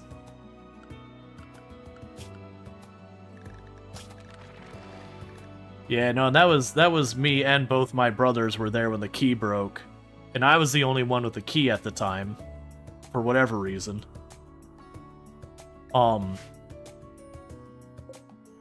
So we had to be lifted up to get to the window, so the others couldn't help with that. Like, two people lifted, the other one went for it. I don't remember a lot of how that got resolved. We did get in, though. Because, like, the part that sticks in my memory was going to turn that key and it just going... And just looking at that key. I'm sure, like, looking back, because I was, like, an early teen or whatever, I'm sure as well as things that, you know, just manhandled that key, like, didn't do it right a whole bunch of times that led to it breaking, but I don't remember that. You know, as a kid, you don't think about that kind of stuff.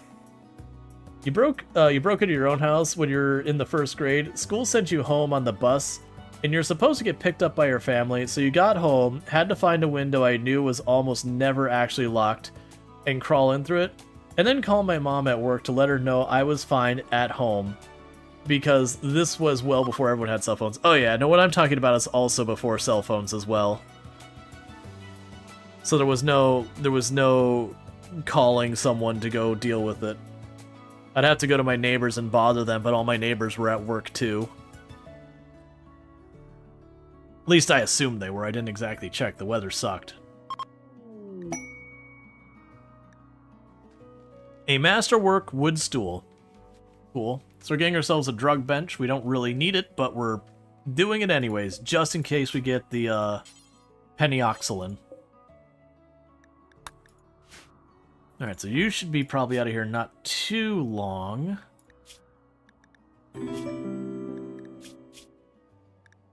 Thank you for the follow. Welcome to the stream. One day, alright. It's 1.4 days, so when they get out of here, we will probably go on a conquest. Yeah, so recent conquest is starting to fall off. What I might try to do is every time recent conquest kind of goes to neutral, we'll go out on another raid.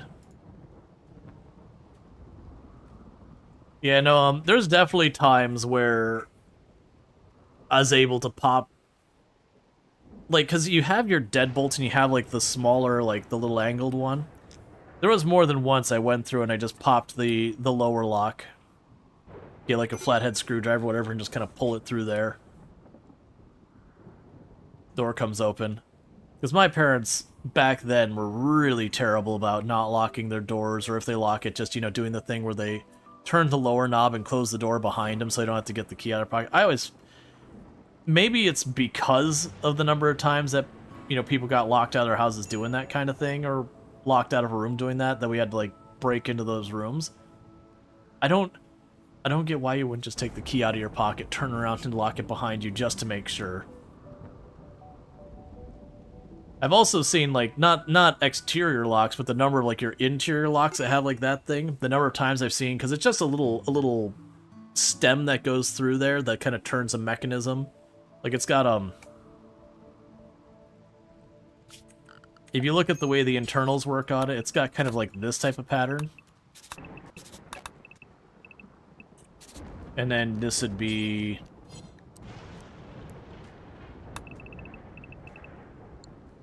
do it over here. It's got kind of this, and then if you look at it from here, you've got this kind of thing that's a peg there that it rotates to push this back and forward to engage the lock and all that. But interior doors, that peg in the middle is usually plastic, or if it is metal, it's usually a light metal. So you really can just grab it and just grip it really hard and torque it, and you'll just pop that anyways. I've had to do that more than once at friends' houses when they lock themselves out of their room, and I was like, hey, I can get you in there. It might break your lock in your door, though. Like, the way to get into it correctly is on the other side. It's like, I can torque this thing, and I can get us in this room real fast. But, it might damage the lock. You know, of course, that's usually like, I left my wallet in there, my phone, I have to deal with that, and it's like, alright, just, you know, get a good grip on it, really torque it, just hear it pop, and then the door comes open. Usually it won't break in just one go, but if you do that more than a couple of times, you'll usually break that thing in between, and then that's where you get like the little thing to engage the lock. The other side will just free spin, because it's just, you've snapped the piece in the middle of it. Your mom also used to try to discipline me by keeping you off the computer. One way she did that was locking the door to the room with the computer in it. You figured out pretty quick how to pop those locks with your school ID. Yeah. When she realized I was getting in, and then she tried taking the computer's power cord with her, she was not aware I had a spare. Yeah, no, the one my buddy had that his parents tried to do is they were making, and this is a while back, this is like, again, probably like 2000, 2001, is you would have the cable, like the power end, and it'd have a little plastic thing that you could close over the end of the cable so that the prongs were inside of it, and then you could lock that. But I mean, 90% of those things, if it wasn't a proprietary cable, you could just... People had, like, the Molex cables and all those, like your standard power cables. People just had those in spares. You could get like 5 of those things. And so when your parents would leave, you just unplug that, plug in your spare, and you just made sure to be off it by the time they got home. Like, keep something to keep track, or have someone keeping an eye out for them. I didn't get in that kind of trouble where I ran into that, but I had a lot of buddies who was the moment their parents left, you just saw them like pull out their spare cable and plug it in. The only time is a problem is stuff like if it was, you know, an N64 or whatever, which had its own proprietary cable. So people just didn't have spares laying around, and getting those cables was like $60. Nah, that's too much. It was like $30 or whatever. Which back in that day money was a lot of money. It's like buying literally any part from Apple. Okay, so got all the wood there. They're worrying about cutting the stone still. That's fine.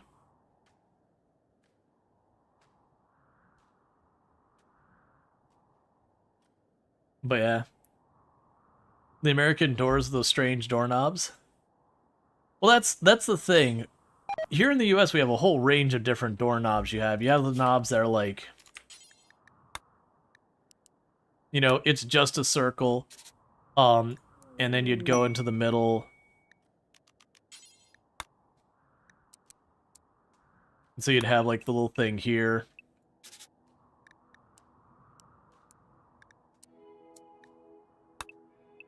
And then it'd have a little thing there, so you could, like, twist that.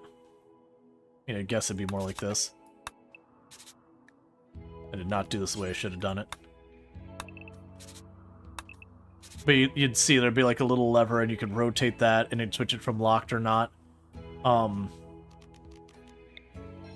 You also have the doorknobs that are more like this.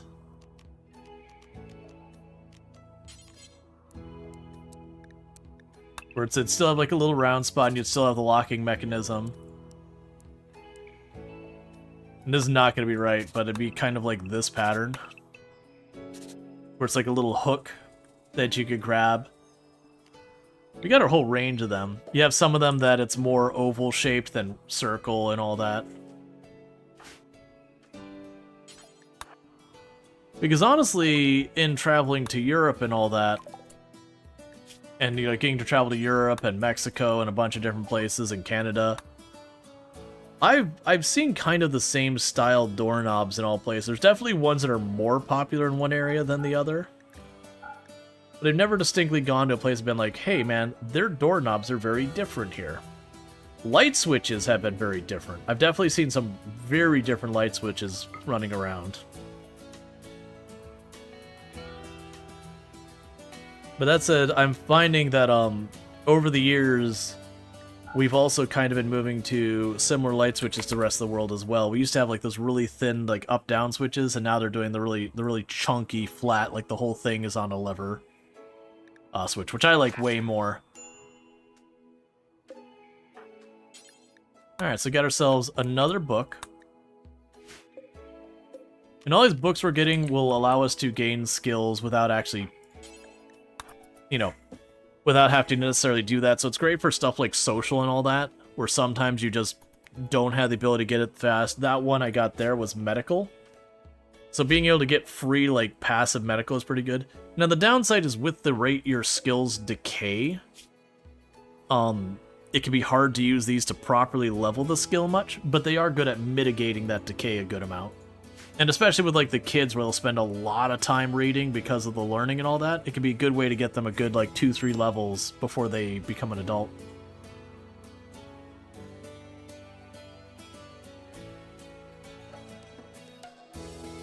Alright, so you should be getting out of here anytime now. 3 hours.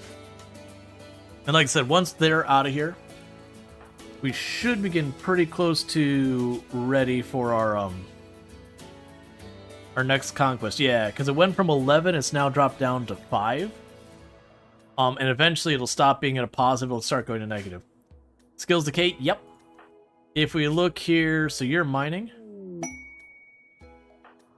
Yeah, so you got the animal skill. So if you look at the XP there, progress to next level, it's slowly going down. I believe it gets faster the higher level they are. So it can be pretty difficult to keep someone over like 18 in a skill unless they are doing it constantly. So the one you manage to keep up to 20 the most is usually intelligence, because your researcher just sits at the bench and does it. Crafting and cooking can be pretty up here. Those doorknobs don't exist here. You have Havlet handles, and the lock is a separate part. Reasoning is older people and others have problems with the hands might survive. Yeah, well, we also have it where you can get the doorknob where it's like that, and you'll have like the bigger lock up top and all that. They're not as common, but we do have them. There aren't any skills that don't decay? Not that I'm aware of. Let's see. You live in a RimWorld where everyone has perfect memory, thanks to Scenario Editor. Yeah, it's usually not bad. It just basically means if someone is not doing a skill almost ever, eventually it will decay. Alright, so what we can do is let's wait for a raid to happen, because we are playing as Cassandra, and so she does raid at a fairly predictable schedule, or Manhunter back. Basically, let's wait for a threat to happen. That way we kind of know we're on the other side of that concern. And then we can do that. Minimum skill that can decay to is 10.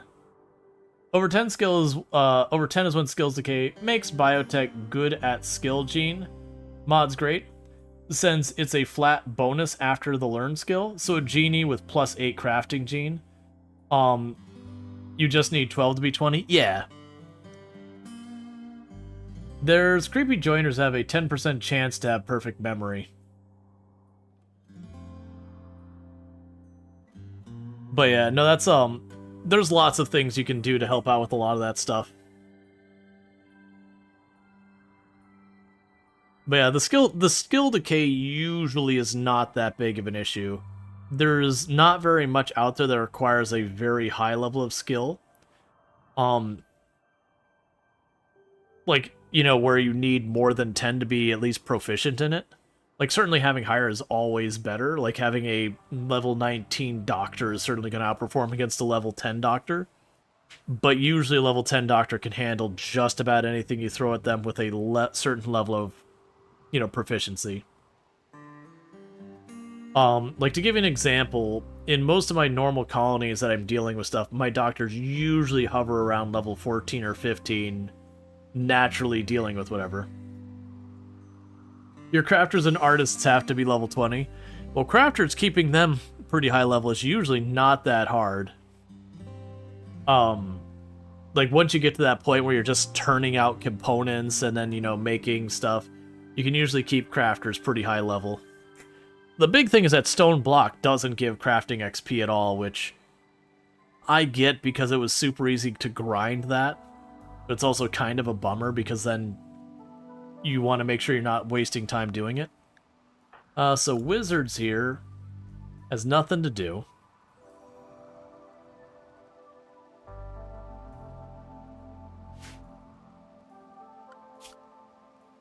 Right, because you've already fished up everything. In that case, go ahead and start hunting.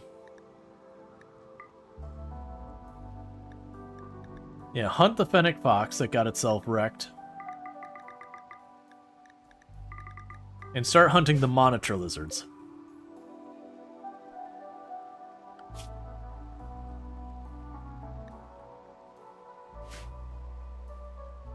Because you can use that for getting the lizard skin. Sorry for the typos. Typing on your phone, fighting with predictive dictionary in a language that isn't fond of it. Yeah, it happens.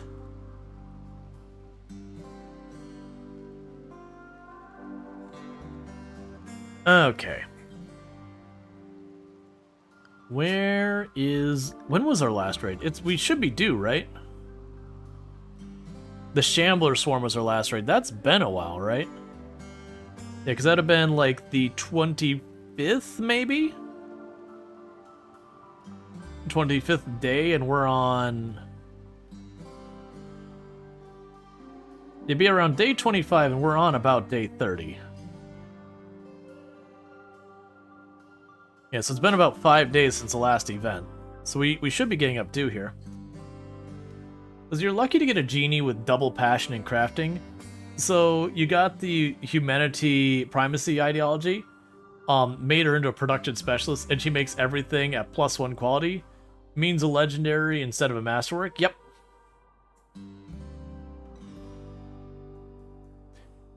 Yeah, no, human primacy is a really good one.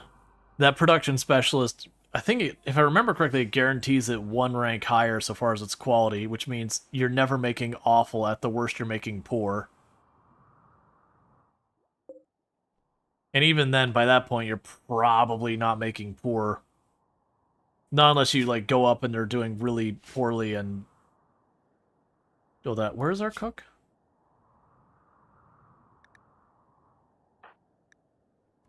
Yeah, so that'll be a struggle. Yeah, production specialist +1. To be honest, a lot of the specialists are pretty busted. Like, these combat specialists, if we look at the specialists we get from the shooting specialist, half the aiming time, +7 to accuracy, so a flat +7. And then on top of that, they have this whole thing where you can make it so everyone's accuracy gets a bonus. Melee's kind of the same idea. So in a fight, those characters will just demolish, potentially. It'd be good if we managed to get ourselves a brawler to give the melee specialist, because that's just kind of silly. But all the specialists are very, very strong. But yeah, the production specialist +1 quality is such a big deal. Like, the difference between good and master, or good and excellent, is usually a pretty significant upstep. Like, I was trying to remember. A legendary quality is something like melee specs are outscaled by how good mid to late game goals are, in your opinion. This is fair.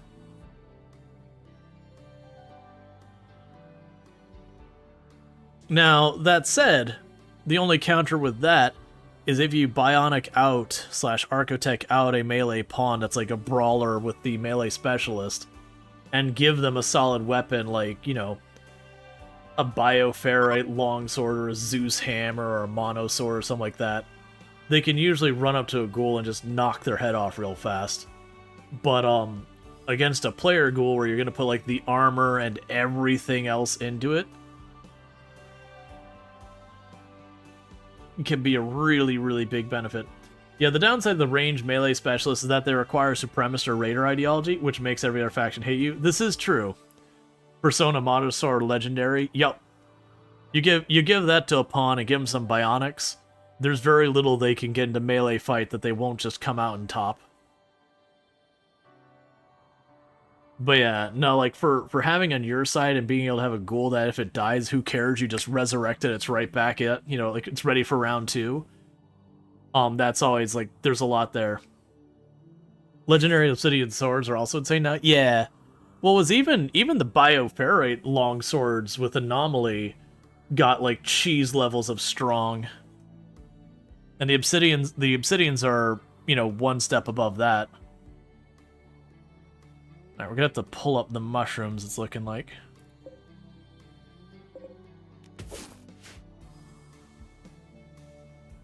Because unfortunately, our person who is our cook is our planter, which always makes it hard to maintain things. Yeah, the challenge with Obsidian is it's hard to come by. I actually really appreciate that Obsidian longswords are so strong.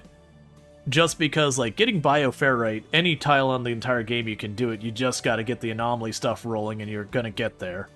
Obsidian you kinda have to go out of your way for.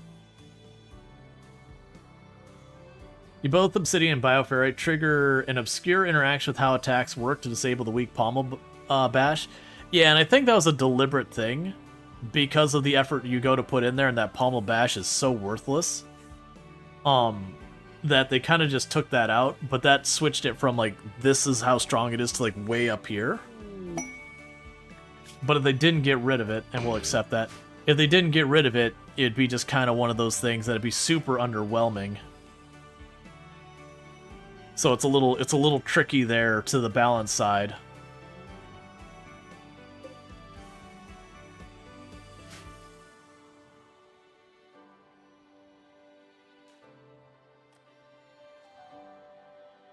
We can also go in here in temperature.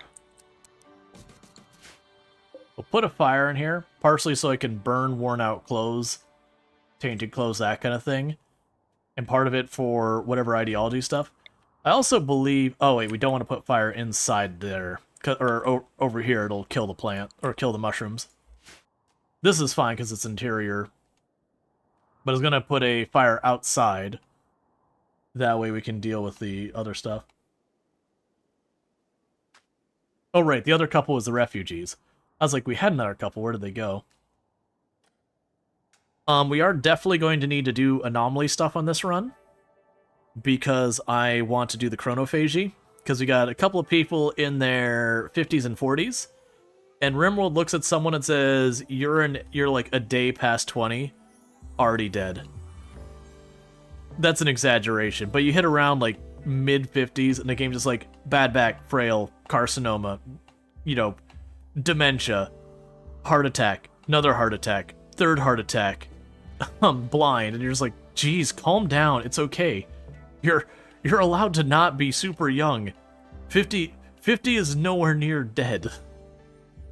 Calm down, RimWorld. Your ageism is showing a little.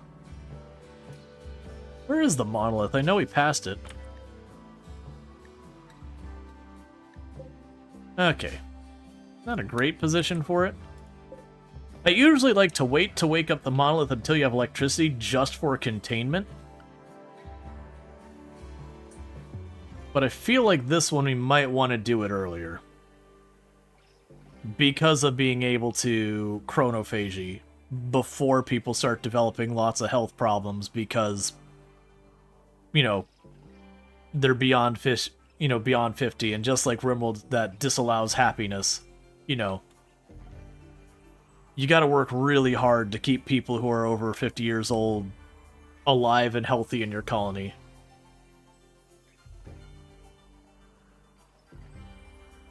It just RNG's like, heart attack. Try and save them, nerd.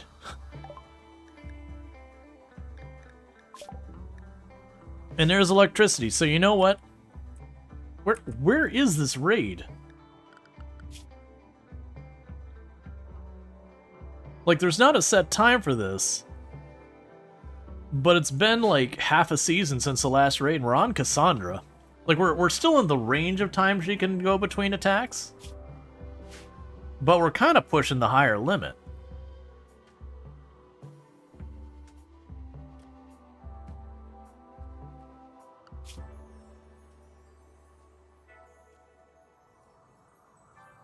Considering when you look at this from over here, you have raid, raid, raid, really long pause, 2 shamblers.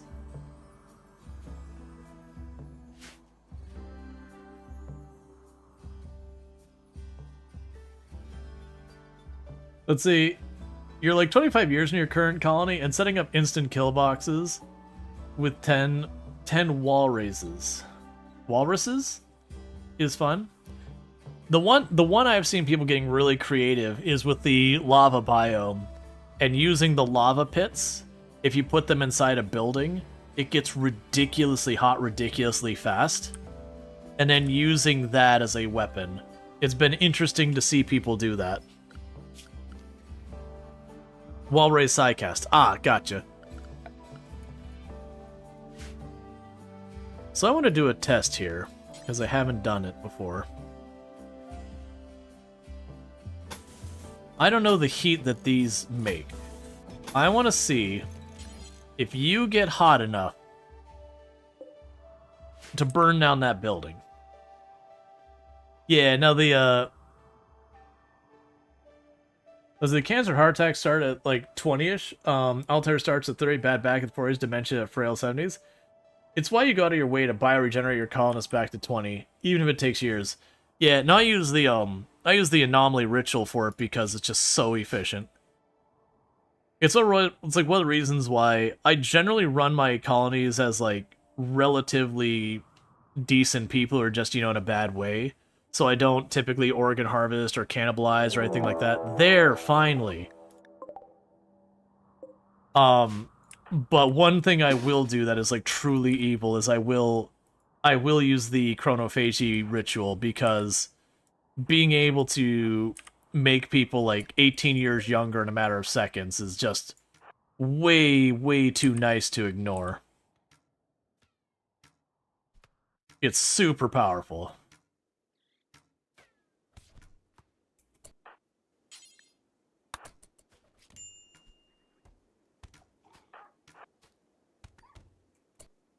Alright, so Sentry Cookie got cut in the shoulder. It's not particularly bad. Actually, that Equa's probably better than your club, so go ahead and grab that Equa.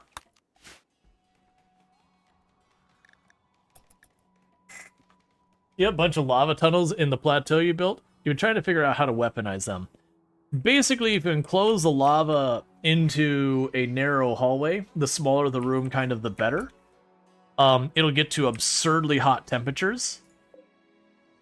And, you know, then you basically got yourself a burn box that you don't need to fuel.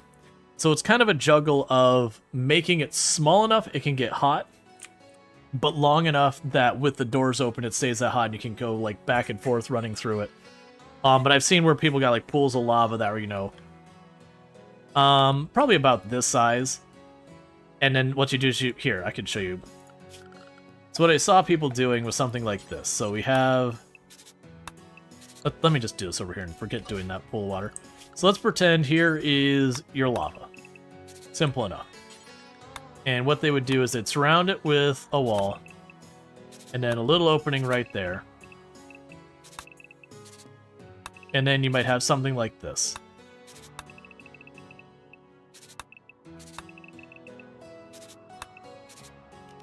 And then this would be an open door, and that'd be an open door. And then your rest of your base would be down there. And then so what ends up happening is the enemy comes in here, and this whole part here, they gotta run through. Ends up being like thousands of degrees. That might be too big, but you get the idea there. It depends on like the size of your lava pool and all that.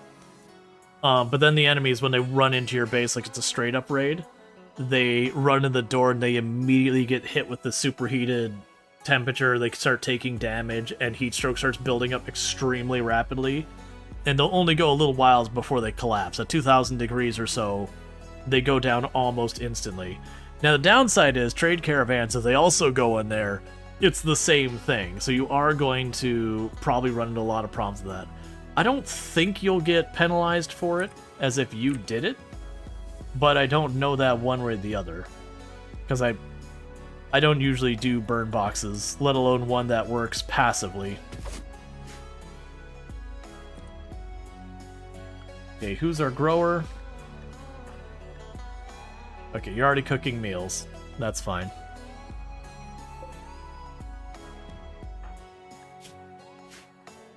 Because now the problem that's making it hard for me to go anywhere is I don't have food. Because that's about to be fully grown.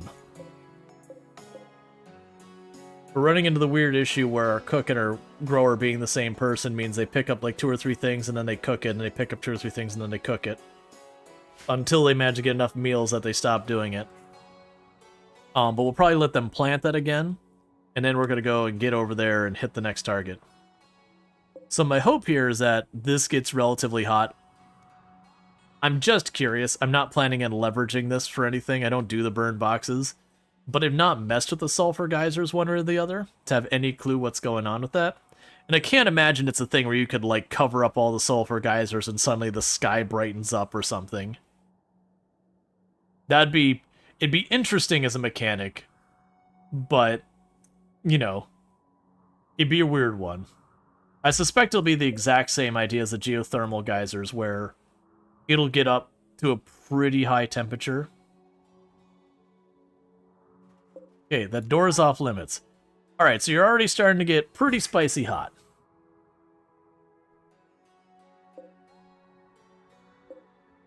But let's see how far it goes.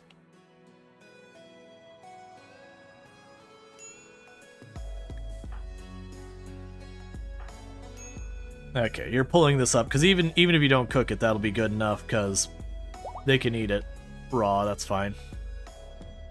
Yeah, so right now it's hovering at about 360 degrees Fahrenheit or so. So it's hot. It's not enough. I think that would trigger superheated air, but not terribly. Like, you'd get heat stroke relatively fast on that, but not in a situation like this. Wouldn't be hot enough to use as defensive position. Like, they'd take a couple ticks of damage, they might get some mild heat stroke, but, you know, you're not going to have them dropping from it on a normal defensive position. You need to be pushing at least, like, 1400 Fahrenheit. Like, really, really up there. Are you going for the same run as before? Not super the same. We're still going to go for the conquesting side of it. I'm not going to bother to go with all the mushroom meme. Like, we're doing the mushrooms now, but I'm not going to go out of my way to do, like, darkness and mushrooms, because that's not really going to matter past the opening tile anyways. Alright, I'm probably going to regret this. Yeah, so you can see that it's, like, lighting up here where it's getting yellow. That's telling you that's basically superheated. If you go in there... Title hasn't changed? Oh, yeah, let's see. Raider colony is go. That's fine. Close enough. Can you grow mushrooms on the ship? Yes, I believe you can grow them in the, hydroponics.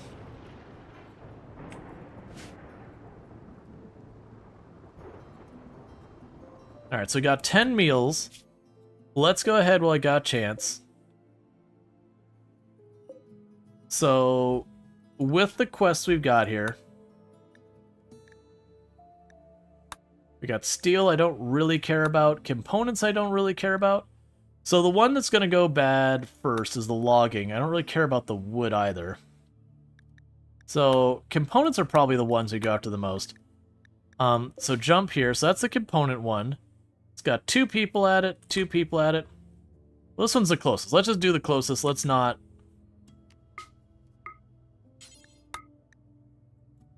We'll probably need caravanning animals. You can grow them hydroponics. Fertility sensitivity is garbo, so it's kind of meh, but it works. Yeah. Alright, so we're going to leave all the animals behind. So, there's 3 people there. So Sentient Cookie's going to go, Lardine's going to go, Wizard's going to go. Nevek is our construction person, and I believe you are our cook and growing person.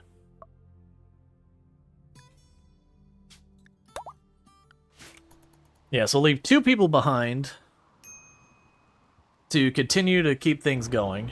Let's see if I even got the right people. Yes. So we got the cook and the growing person here, and the researcher here. So we can keep things moving, and the other 3 are going to go pick a fight. Because you see, recent conquest is down to 2, so we can go ahead and bump that back up to 11.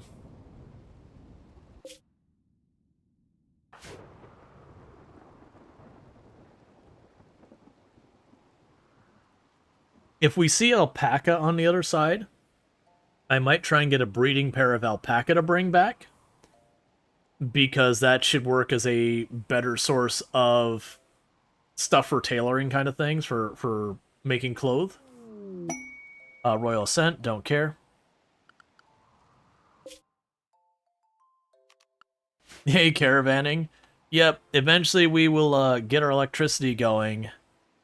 And once that's up and running, we'll get the grav ship, because we'll go into the grav ship to move around.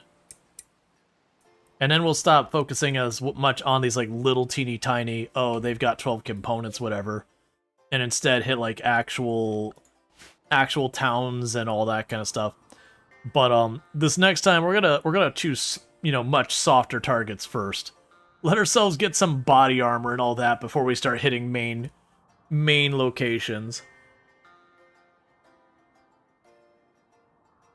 Yeah, Krask, I went to attack a Yatkin town, and so we showed up with some bolt actions. I had an assault rifle or 2 or whatever, and they had marine armor, and mortars, and turrets, and all that. I was like, wait, hang on, hang on. They're way better equipped than I am, like, not even a little bit better. They outnumber me, and their, like, equipment is just hands down better than mine. I feel like I've made a mistake, and they just ran in, hellcatted across the group, and just did what we could to try and hold it down, but...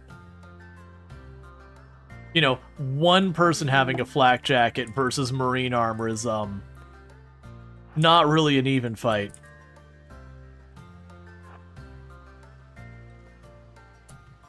Okay, so they got a person with a knife and a person with a bow. Yeah, no, it's definitely like, you land, you look and said, I done goofed.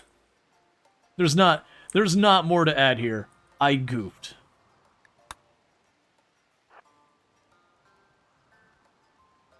So they're currently inside this building.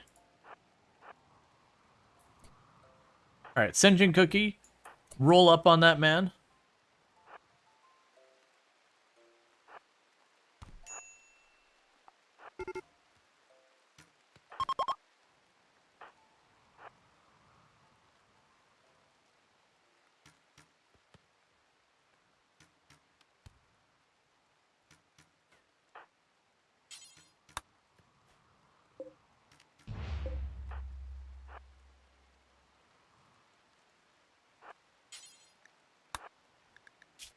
Yeah, you got a couple of bruises and that's it.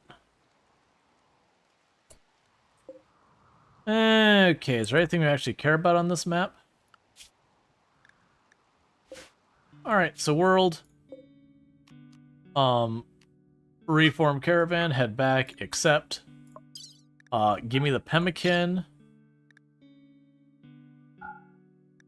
If I grab the steel, it's going to extend how long I'm there. So that's the worst thing, is we've attacked. And we're not even taking their goods. We attacked because we desired violence. Not because there's anything I actually needed.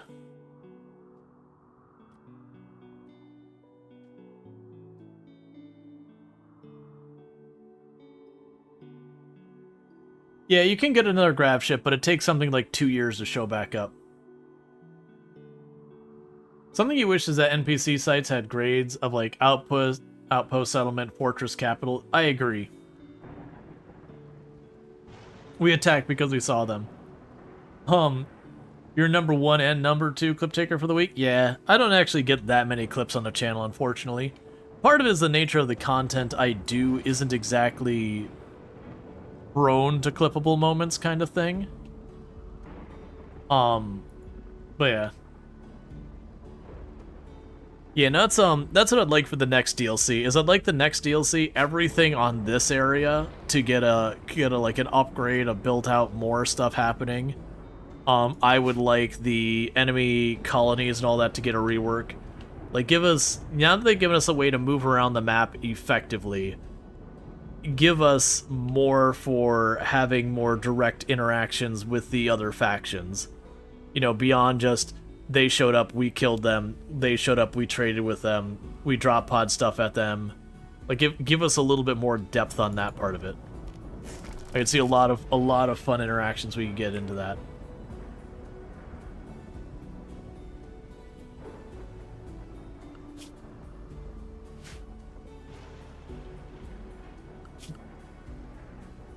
Oh, Nevik was our crafter researcher. That's fair. That's fine.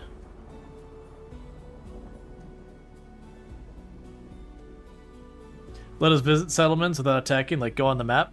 Yeah, they'd have to have a reason for you to do that to make it worth that while. Like, I'm not saying no to that. We'd have to have more we could do with our interactions there.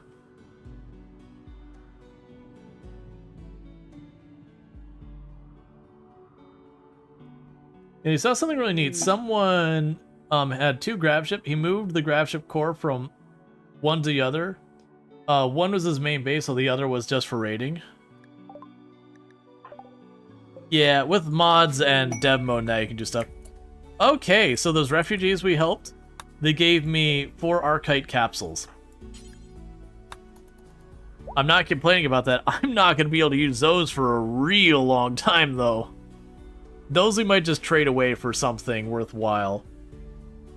There was so much cheese going on. Oh, yeah. But that could be part of the fun, is getting all that cheese figured out and whatnot. Yeah, so now if we look at it, recent conquest 12. It also gives me ideology points. Yeah, I have to see what direction I want to take the ideology. It's not a mod or dev mode. You can uninstall the grav core and just move it with a grav anchor base. Oh yeah, no, I guess with that one, because you have the 1 grav core, right, you could build your ship. And then when you got spare materials, you just move the grav core and put it down and then build another ship. And you can effectively have both the ships sitting there and just pop it back and forth. So you could use it to build up a base with super strong ship walls. Oh yeah, because the plasteel walls are something like 1,200 or 1,400 health per wall segment. Now obviously the amount of plasteel we'd use would be pretty obnoxious. But if we're at that stage in the game where you don't really care about that, then you don't really care.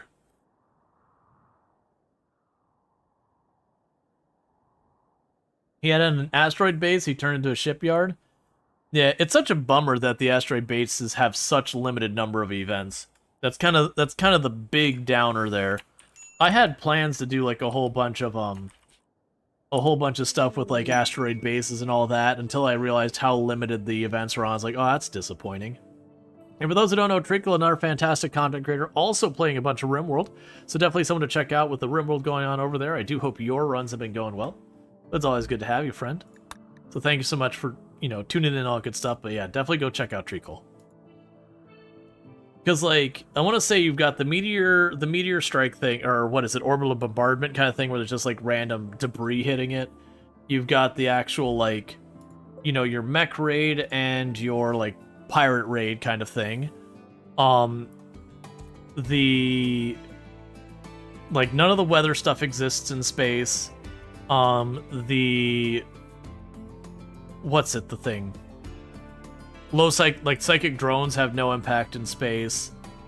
Solar flare doesn't impact in space. I don't think eclipse impacts in space. I'm not sure about that one. You don't have anything like cold snaps or heat waves or any of that kind of stuff.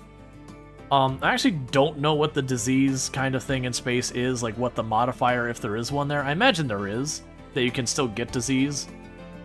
But you get the idea. It's extremely limited on the number of events. Now, if you're looking for a safe base, you can do the trick where, for those who haven't seen, so like pretend this is the asteroid. You can do a trick where you bring your ship in over here, and then you can kind of carve this spot away from it, so it's no longer connected, and you can just keep your ship there, and the raiders will keep landing on this side, and they'll just run around unable to reach you, and you can make a permanent base in space so you don't have to worry about the raiders either. They could probably drop pod in on you, but I haven't seen them do that in space. But you'll have the situation where the mechs keep showing up again and again. You just have tons of them out there. Part of me has wanted to see if I can't get a hold of one of the unique sniper rifles with extended range. And just have like the little platform off to the side where just like a little bit of the edge is in the range of the extended range. And to just have kind of like a little platform that they could step out into and then just shoot at that part and then step back. With, you know, really high cover and all that. And just have like your little space lab. And then what you can do is just have that last spot of the bridge that if you manage to kill all of them, you just run over, you put the one spot bridge back and drag it all back.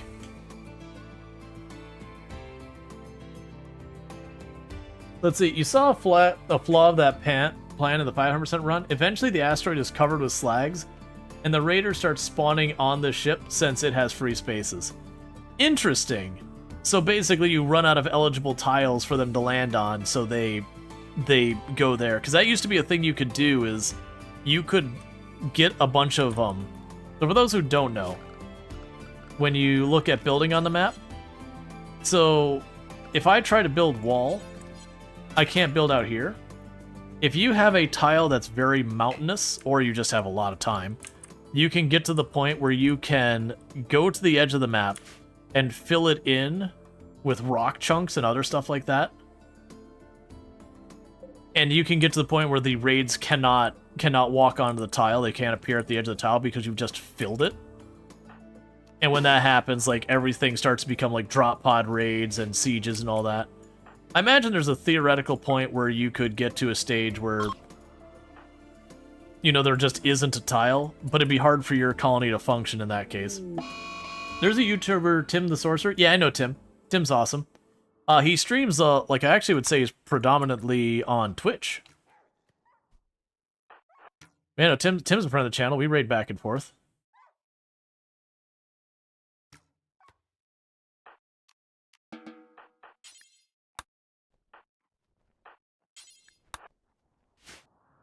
Seven pawn run, 6 melee, 1 sniper. Pro, you saw? Thought of you trying this out? Yeah, no, the sniper can be super powerful. You heard Smart say they add a drop pod into air-vac rooms in space? But yeah, no, Tim's fantastic. Definitely check out Tim the Sorcerer as well. Tim is responsible for your broken FG streak. Because of the podcast, or you were watching it, lost track, and didn't get an FG stream before it ended, or whatever? I'm guessing the podcast. Because they do a, I don't know if they're still doing it, but they've been doing a podcast related to, like, ADHD and all that. Yeah, I've come to the point of just not caring about the stream streak. Like, it's really awesome that people get the stream streak that high, but the fact that we can't, like, it kind of holds you hostage as a content creator. We're like, oh, do I want to do an off my normal schedule stream? Oh, well, I shouldn't. It'll break people's stream streaks. Oh, you know, not feeling good. Am I going to wrap up early? Oh, that might break people's stream streaks. Oh, I'm starting late. Well, that might break people's stream streaks. So it's just, I finally got to the point where I was like, you know what? Just can't be a thing. Yeah, Tim was helping you, helping your wife with a bug on RimWorld. You disabled your streaks because it was proving stressful for some of the viewers. Yeah, I leave mine on. I think it's a cool thing. I feel like what they need to add is one thing that they're supposed to be adding, or it might already be in there, is that if you miss a stream, you'll be able to go back and watch the VOD afterwards, and it will still count. I think there should be another one where you can just like hit a button that's like, hey, this stream doesn't count. You don't actually care, but it's a fun meme. Yeah, no, I gotcha. I think at first there was some people who got really upset about it, when it like bugged and they actually were at the streams and got dropped. But I think it's not as big a deal just because it's dodgy. Yeah, you watched FG where she almost kept streaming while sick because she didn't want to break the stream streak if viewer had like 400. Oh yeah, no, it's a thing. And I'm down to only a couple people who've got those like really, really, really mega long stream streaks. And it is a thing I've said that, you know, sooner or later I'm going to start a stream and my internet's going to go out, or the power's going to go out, or Twitch is going to go down, or whatever will happen. And people lose those stream streaks, and that's just a thing that's going to happen sooner or later. So while it's super impressive and every time I see it, it's like, hey man, that's amazing, at the same time it's like, but yeah, whenever it goes away... You think the viewer should be able to have the option to have streaks? Yeah, no, I think that's fair. I don't disagree. So let's make this area 1. Actually, I'll make that over there area 1 as well. And we will go to orders, zone, manage zone, invert, animals, close animals. And I want to do that so they don't track stuff in there. Oh wait, that's not... You two are fine. You two stay in the home zone. You all stay restricted. Like from all stream streaks? Yeah, no, I get what you're saying. That you could basically be like, I would prefer not stream streaks. I think that's reasonable. I think that should be something on the end. Yeah, I mean, yeah, if you don't hit the button, it won't advertise it to you or anything.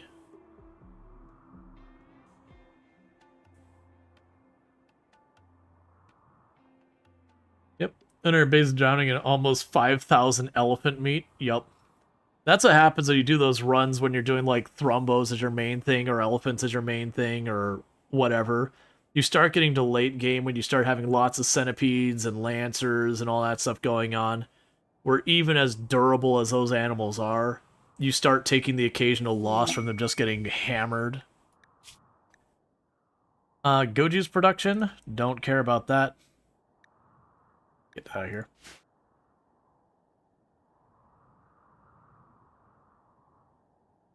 But yeah.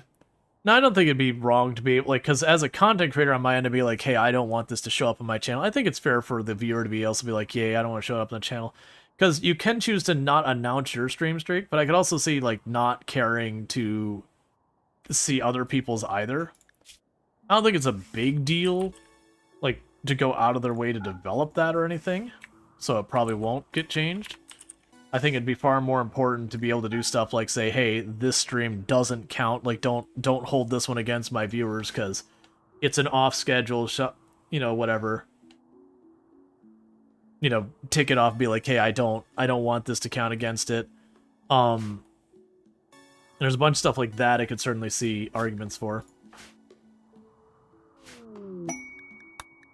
Or also having a thing where if a stream is under a certain time, it just doesn't count against it in the first place. So like if you have a stream that's only 1 hour long, it just doesn't count either way.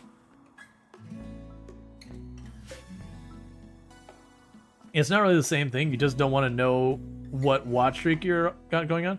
You got obsessed with your watch streaks when they first came out, and it had really bad mental health. Some people have slightly more obsessive elements of their personality. Yeah. Like for me, I used to go out of my way to keep it. And even though I didn't miss a stream with FG as far as I can tell, I still lost my stream streak, because that was the only one that was like staying constantly.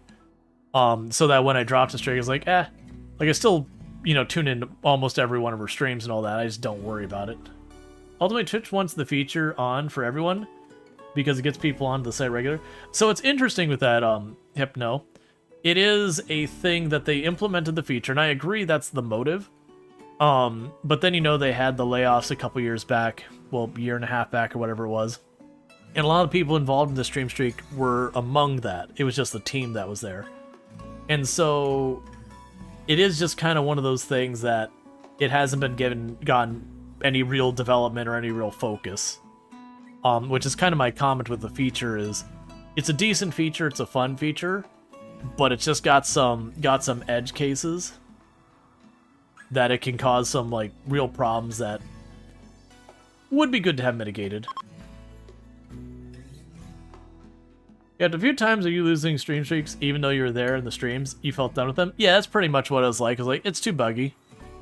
It's too buggy to be invested in, at least for me personally.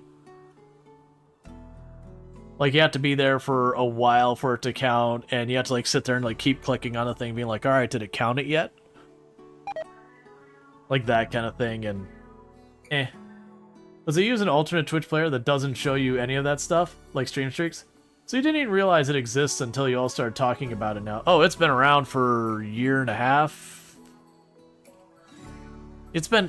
Because it was before San Diego. I don't remember exactly when it got introduced, but it was well before San Diego.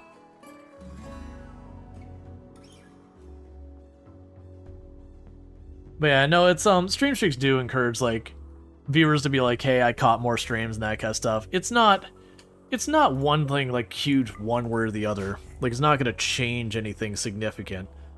It can be a thing that for people who have addictive behavior and all that, it can certainly nudge that, which is a negative, but I don't think it's one of those things that's like, oh, this practice is so horrific, we should also not allow it because of that. Because like that's not the point. It's not trying to trigger addictive behavior, but it is trying to encourage you to come back to keep your stream streak.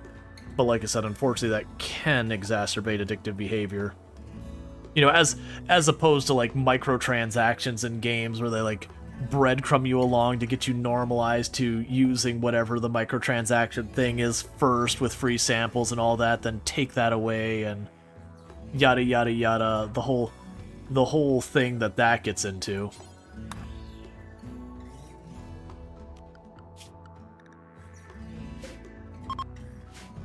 Like, it's if you ever get into the psychology that those companies use, the ones who do like the microtransaction heavy mobile games and all that, it's terrifying. There are a number of them that if you look at their employees at their company, that they have more psychologists than software developers, and that should tell you something about their motivations.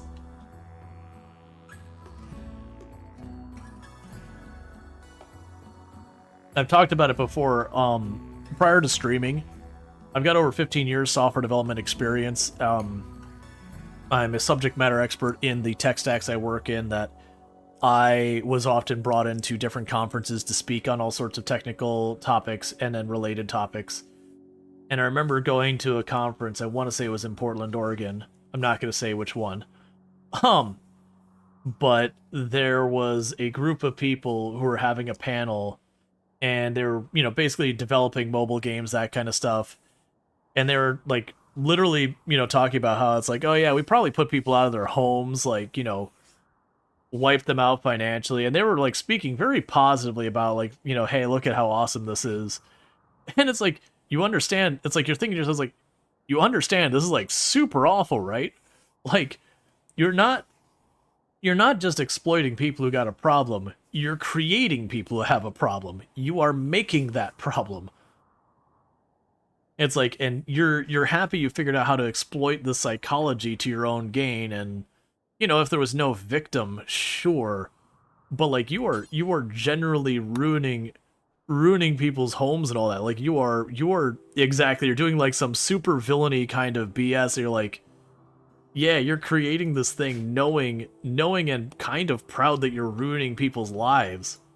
And it's because they, like, a lot of the times when you have individuals like that, they justify it in that, like, hey, if this person was so dumb to give me their money like this, they're going to lose their money anyways. I'll use it for a better thing or whatever. They have, like, a really crappy justification for that behavior. It's probably not the same conference, but you did see a keynote with one of those things. Yeah, this was definitely not a keynote.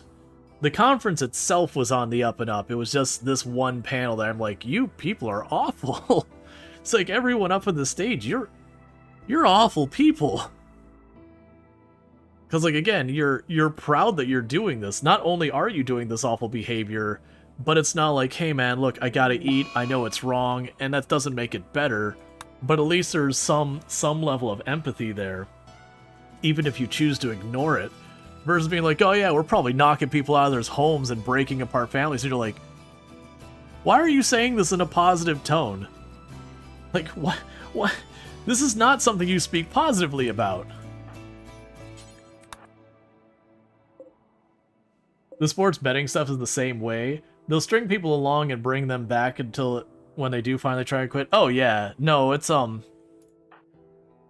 kind of the dark side of all that stuff. Any type of gambling falls in that same umbrella. It's the same psychology you're dealing with a lot of that, just different ways of pushing those levers. Play our game for 10 hours and you learn 20 coins, or pay $5 for 100 coins. Cheapest item is 100 coins. Oh no, it'll be the cheapest item is like 95 coins, so that you always have a handful of extra coins. So you're like, well, I already bought these coins. I don't want to leave these coins. That's $1. I don't want to leave this $1 I've already spent. So I'll just go ahead and spend this other $1 over here. That way I have less of the $1. Only have 50 cents left on this thing. Like, it's just think. Yeah, I kind of wish I was at where I'm now, because that was pretty early of when I started getting involved in the conferences and I was still feeling things out.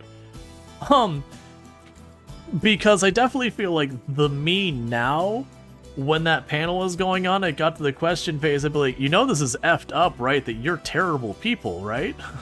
Like, you know this is like some morally and ethically really jacked up crap you're doing that you should be ashamed of, right? Sadly, that was before I kind of reached a point having, you know, a bit more confidence and a bit more willing to be outspoken. That didn't come till later.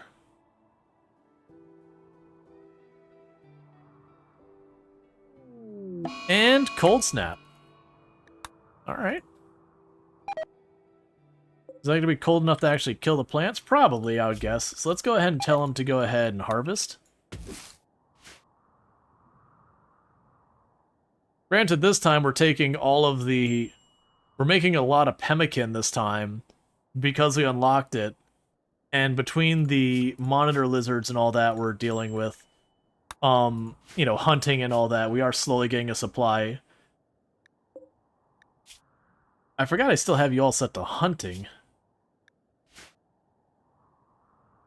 Because just trying to get some monitor lizard, or some lizard skin so we can keep getting our stuff there. Oh yeah, it's getting gold enough. I don't care about that. Portland Road's gotten very dodgy recently. Well, the last time I went there, it's been totally fine. It's been a couple of years. Going to more in walkies? We'll re-engage lurk. Well, I appreciate the lurk. You've always been very reserved at conferences too. Since when we were on the circuit, you never felt like it was quite the peer status to be able to really speak intelligently compared to the other folks in the room. Yeah, no, to be clear, if you're hearing a lot of negative stuff around Portland, Oregon on the news, you can go ahead and hear anything you heard on the news and just put it right in the bin. I have family over there. I can tell you with one of the conferences I was at, is supposedly there was riots in Portland being reported on insert conservative news station at the time, that I had people who are fans like, oh my god, are you okay? Like, I understand you're over there. Is it fine? I'm like, it's fine. It's like, oh yeah, well, stay away from the courthouse. It's really bad over there. They're burning cars. And I'm standing there going, I'm across the street from this courthouse. There isn't anyone here. Like, I don't understand what you're talking about. And that's a normal thing that unfortunately happens.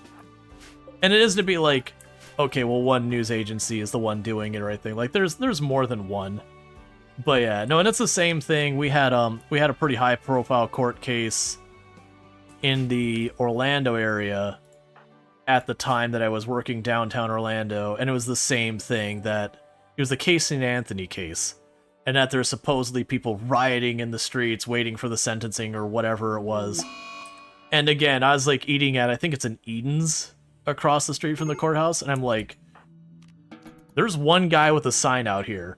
That is not much of a riot. I'm gonna be honest with you. The one dude with the sign out here by themselves, wouldn't really call that a riot myself, but you know, I guess if you really loosen the standards, he is talking a little on the loud side. Nah, when you watch a lot of those things about like the cars flipped over and burning, if you actually look at the footage they give you on a lot of those, it won't even be that city. It'll be old footage from when there was like some other riot. And usually it's something like some blowout soccer game that was a major upset and that people got really pissed off and started flipping cars and all that. Get your home and your wishes somewhere else? Your neighborhood is rough? Gotcha. It's cold. Let's get everyone restricted to the home zone, because people are just getting hypothermia again. Oh yeah, no, I've seen personally like people set stuff on fire for like a soccer riot or whatever. And you're like, come on, man.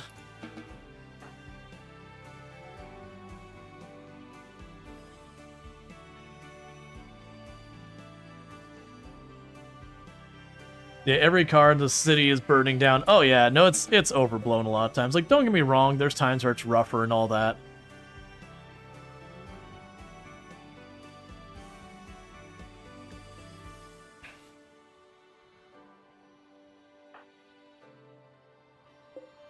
The amount of times Arma footage has been on the news. Oh yeah, that's my favorite one, is where people will send in what's supposedly like, you know, legitimate news kind of thing, and then you realize it's just video game footage that the people who they're going with didn't even realize it was video game footage. That is a personal favorite of mine.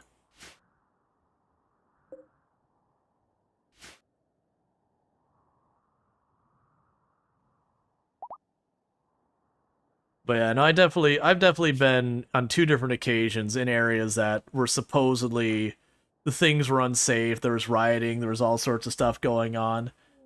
And then, you know, it was garbage.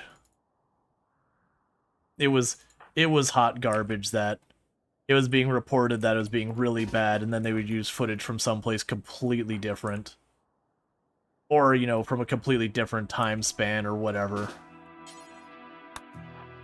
Or the same thing where it's like, there will be a car that got damaged, and they'll have, like, just footage after footage after footage after footage of the same car and trying to make it look like a bunch of different cars. Because if it's not over the top, it's not entertaining, it's not interesting.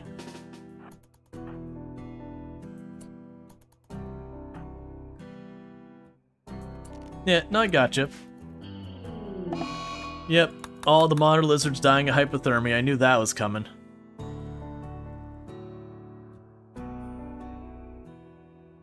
But yeah. No, I get you, but the statement you gave was that basically, you know, Portland's really, really rough these days. And my comment I give on that's like, you know, like, I'm actually going to Portland very soon. Like, I've got family over there who, I'm not gonna say they've been in like every neighborhood or anything like that, but they're throughout the like they go to the downtown area quite frequently. They live in Portland, all that. And I've heard people say like Portland is super dangerous, super awful plenty of times. It's like, but it's the vast majority of it's not.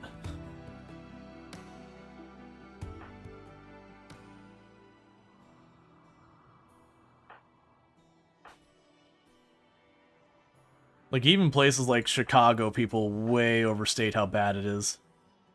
They'll make it sound like it's the crime capital of the country and all that. It's like, nah. It's actually just a pretty middling city when you talk about any large city that, yeah, it's had stuff, certainly. Not saying it's, you know, everything's peachy there, but it's not actually that proportionally that bad.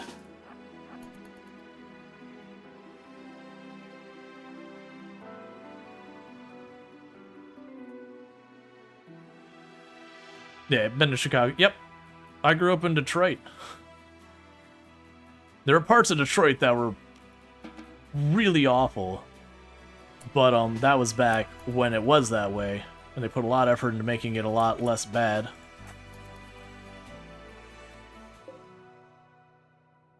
You're afraid of the maniac drivers in most cities? I mean, they're in other places too.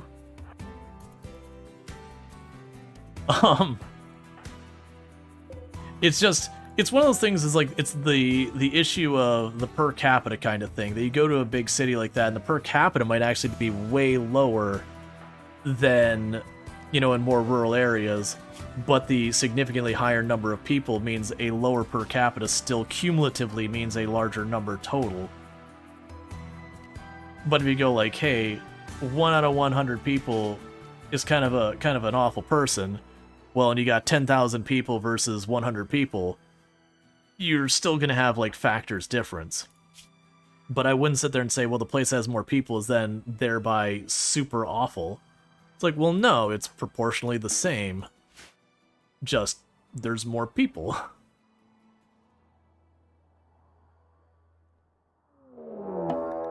Alright, so we got a raid coming. The problem we're dealing with is it's so cold that I'm having to, like, hide in this room to avoid freezing to death.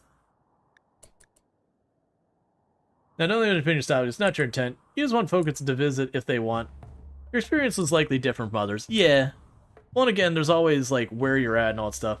You never forget the semi-driver that flew past 2 cars and the school bus was doing 70 on a blind corner.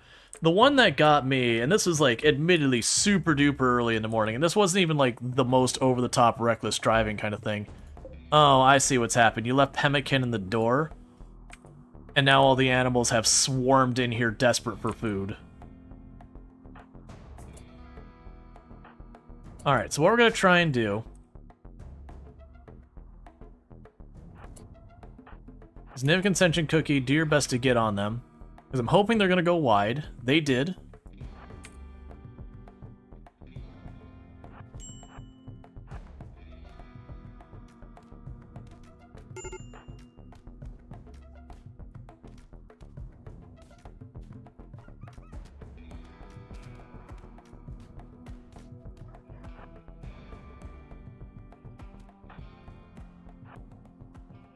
So we need to drag that pemmican out of the door and then kill a bunch of these animals that are chilling inside here.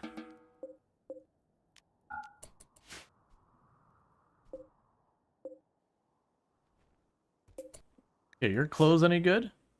Yeah, we'll take those clothes.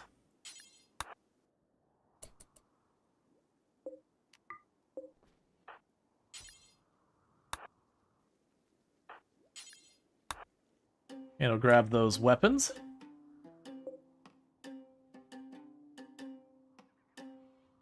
Well, the cold makes a good anti-siege weapon. Yep. Alright, so we need to kill all the rats in our storage room. Genuinely feels like a normal thing you just run in. Please don't stand in the door while you're doing that.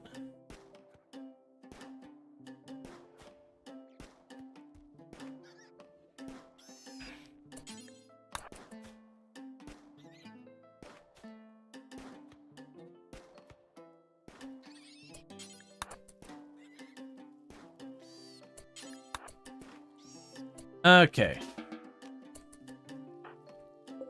Could you stop bleeding on my floor, sir? Alright, so this will keep them from at least chewing up all my stuff in here. Please haul all these in while you're at it.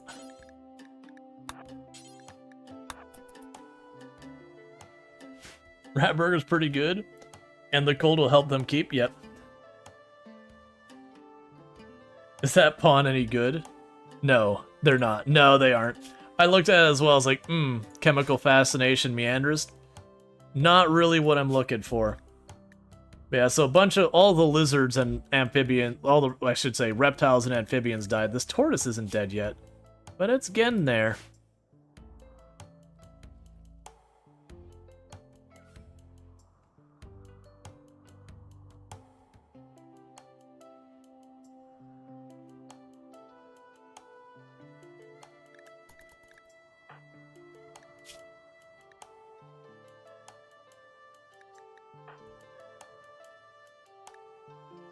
You lost your leg?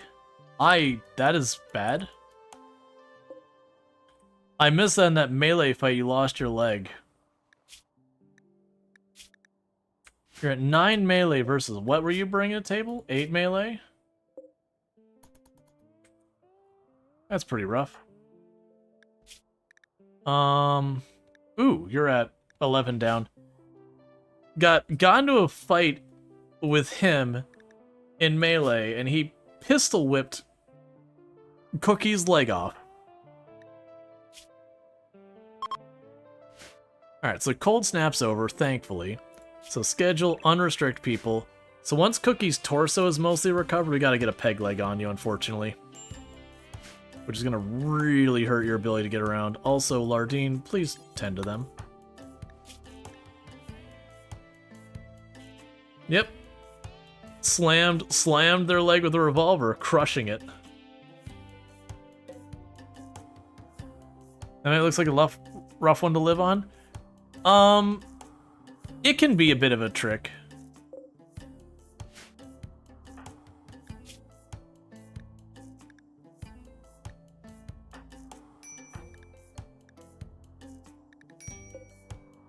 Starvation on Nevik. I mean, you just need to eat.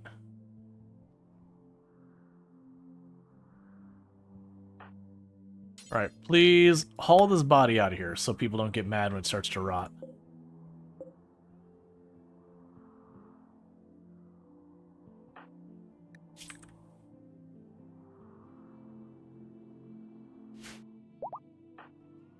And how's your torso doing? 33. To be fair, you imagine Cookie to be more of a sugar cookie rather than a sturdy gingerbread. So is it surprising someone pistol whipped his leg off? Just like the gingerbread man from Shrek. Having to like stitch the limb back on with icing.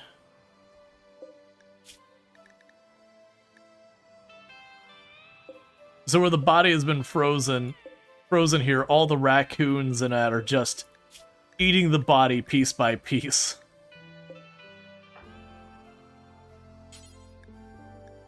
Okay, so I'm gonna have you haul this out of here.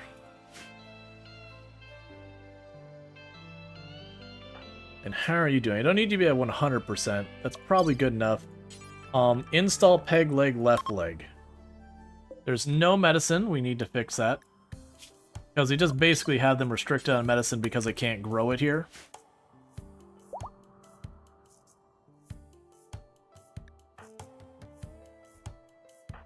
Alright, I don't want you to botch the surgery, okay? Don't kill the cookie.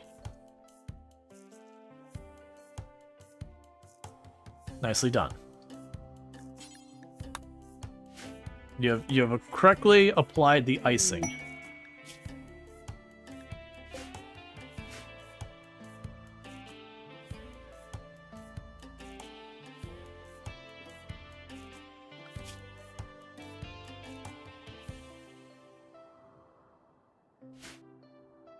There are so many animals running around nearby.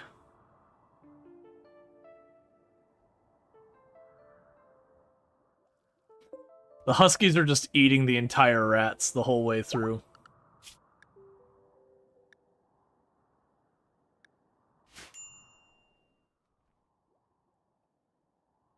You've been lurking for a few minutes. Got to open your window and let the heat out for a bit? Yeah. When we hit the next ad break, I'm going to have to take another restroom break. Drinking entirely too many fluids today.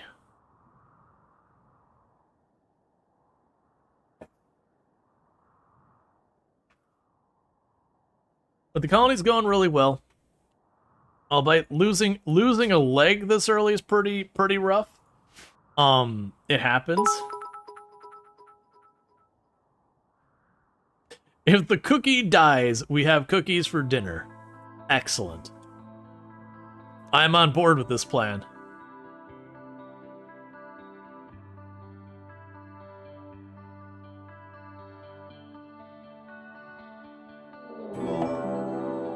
Thank you for the follow.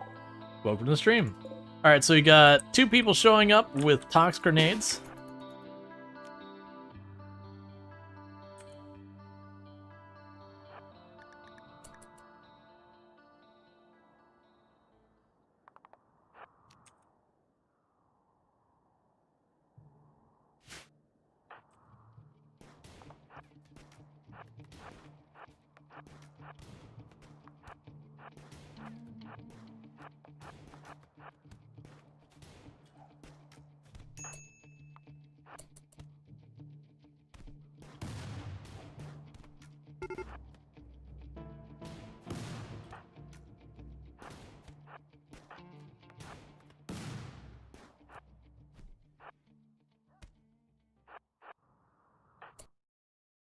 Oh, this must be from the mod.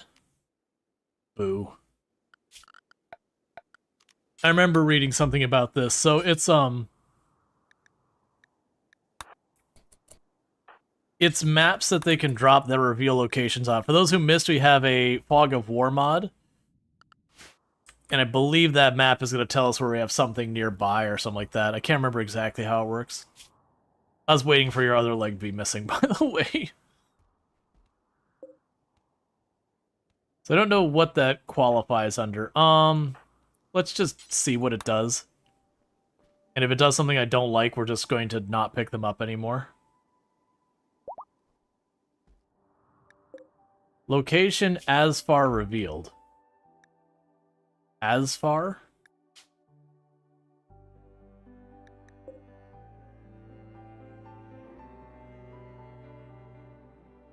Alright, that's useful. So I guess it just reveals a tiny spot of the map where our city's at? Okay. I'm not sure how I feel about that.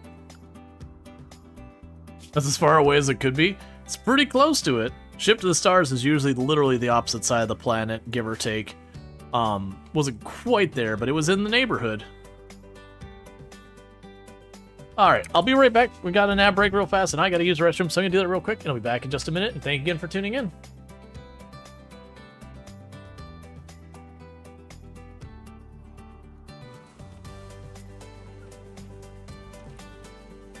You see nothing. You see nothing, worker. You move on.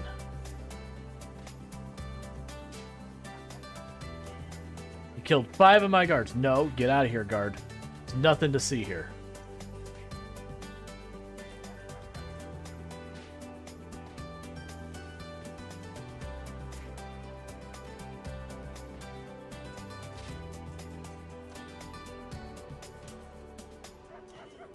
Oh, would you look at that? No. She does not put up with people who kill her guards.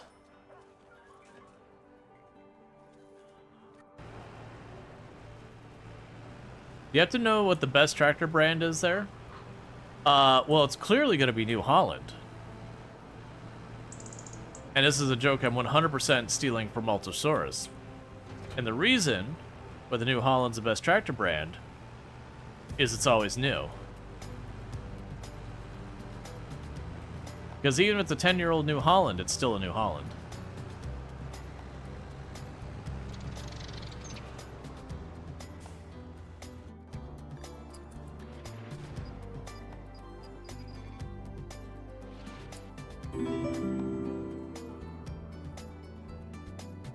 Okay, and relocate our position over here to have some cover.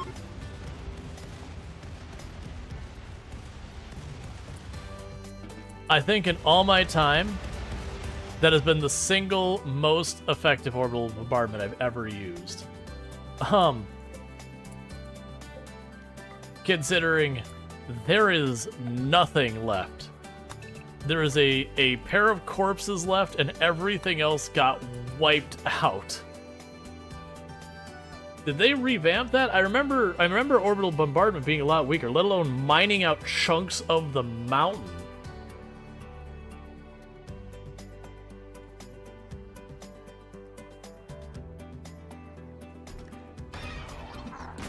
Ooh, I almost didn't get that swing off. I don't know why we didn't see her approach us. That was spoopy. I'll blow you to smithereens. You got that? Chat, we both can do that. Right, and I am back. Yeah, the New Holland joke, boo. Hey, man. You can't get an old New Holland. It's just not what it is. It's New Holland.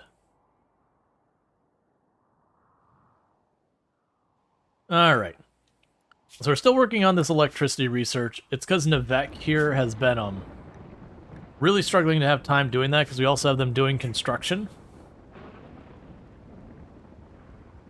And then the other person we had who was researching is Lardine, which they should actually be getting that done. And we're doing fine on our food because of all of the pemmican. Do you think it's the first time you've seen that clip? Aw, man, it gets played a bunch. It is one of those things that, it's like Old Spice, you just can't get a new bottle? No, it's just not possible. Even a new bottle's old.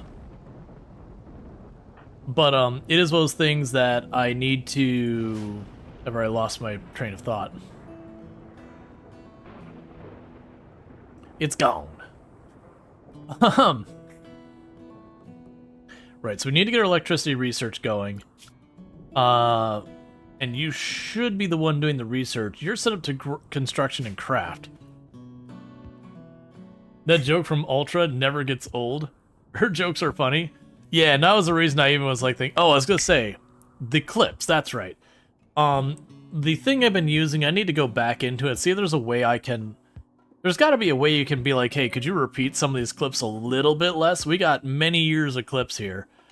Because it weirdly, even though I have it set to play clips from like the entire length of the channel's existence, like not even keeping in the top 100 or anything, it definitely seems to repeat some clips a lot and almost never play a bunch of the other clips.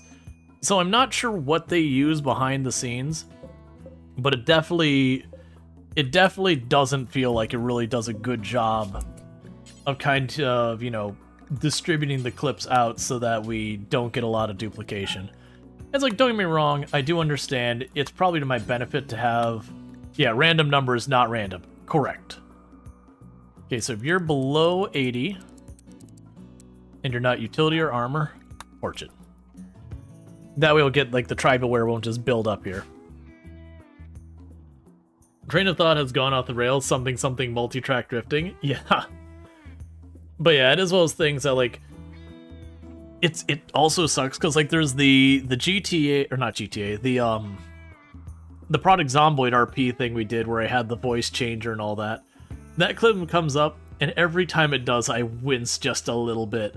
Because while it was definitely a fun event and all that, it's really not representative of normal content on the channel. So every single time it comes up, and you just got me using the voice changer, it's just like, And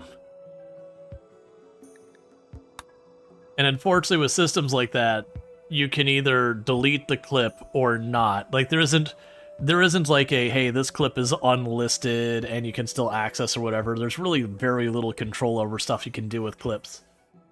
And I don't want to delete the clip. Like, there's been a couple of clips I didn't really want to delete that I downloaded and I deleted them off the website because, again, they weren't representative of the channel anymore, so they'd show up on all those kind of, like, random reels and all that. And then, you know, they would occasionally get promoted, but, like, it almost felt like a bait and switch where you'd see this clip, you'd be like, oh, that looks good, and then you jump into the channel, it's not that. So I don't like to keep those clips around because they do mislead. It's always tricky to figure out, like, okay, is this a clip that stays, or is this a clip I should get rid of?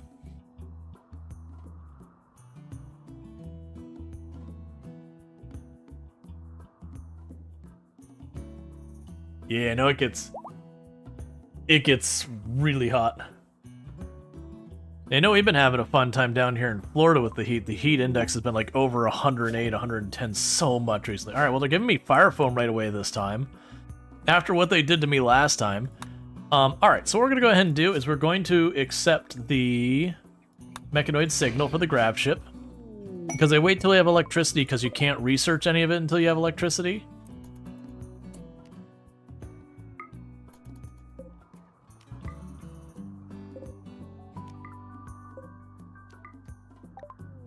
Okay, so we got ourselves the grab ship component. So what I'm going to start doing is right away on this run, I'm going to go ahead and just start building the ship. And the core doesn't have to be on something that handles heavy terrain or whatever. Alright.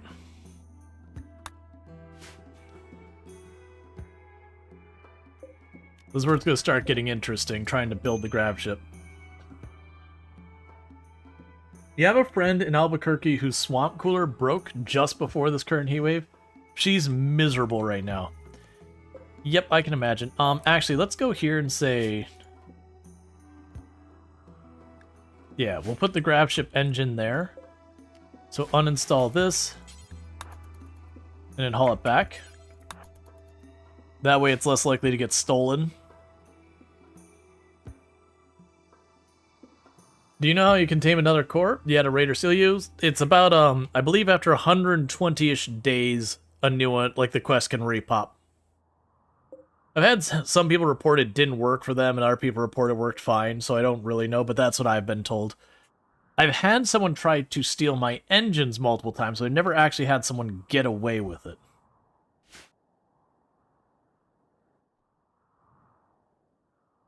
Yeah, so for our test here, this only gets up to about 150 or 450 degrees. This wouldn't be useful for anything.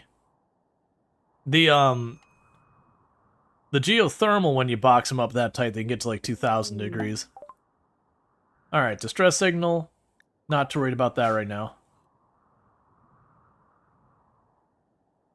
Let's see, a thing that directly manipulates gravity should be able to be supported by tissue paper. This is fair.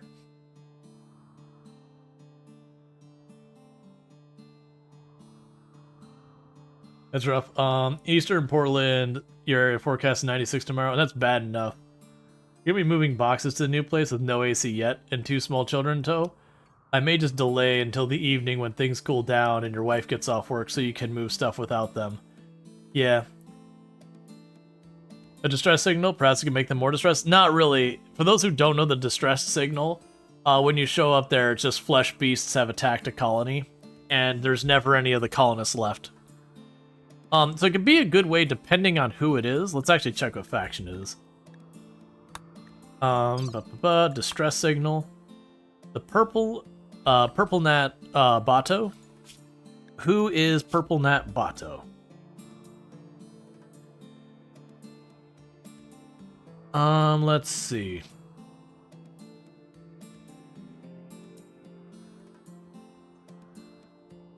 Is it a random made-up faction just for that quest?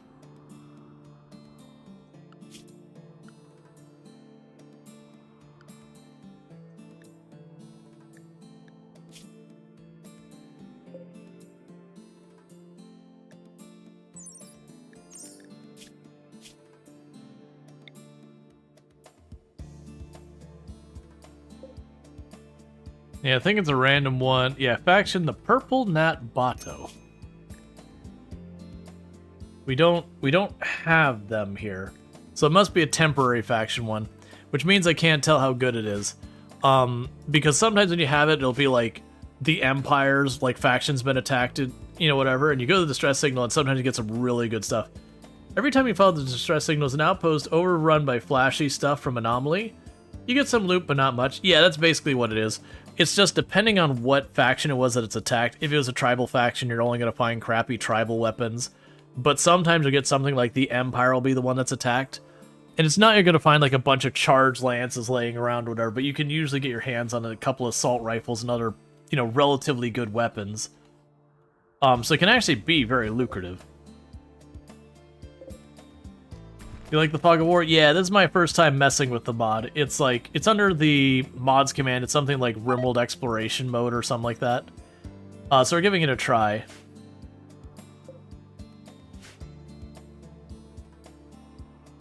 But yeah, no, you can actually get really, really, really good stuff from those early game if it hits a faction that's got good equipment. If it attacks the Neanderthal or the Impid groups or whatever, you get utter rubbish. You go over there and you fight a bunch of stuff, you get maybe a shard or two, and that's about all the goodies you get.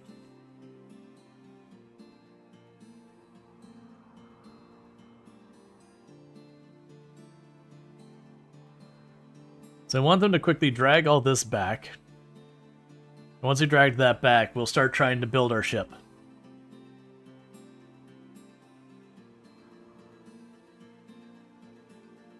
We're not going to worry about the throne room and all that nonsense like we were worrying about in the other one. is a fun meme, but instead we're going to go for the conquesting stuff. Alright, so it won't be too long before we start another conquest. Oh, right, we're actually in a tile that has seasons. And, like, you know, stuff stops growing at a certain point. I've been doing so many all-year-round ones that I was like, wait a second, what's it say winter for? Can you take apart the substructure to get back some of the gravelite for an anchor? Yes.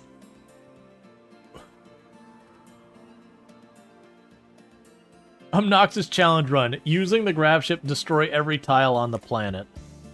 I mean, if your only goal is to destroy the tiles, then yeah, it'd be every 1 to 3 days just getting up and landing again. And if your ship is self-sufficient, you would just keep repeating that forever.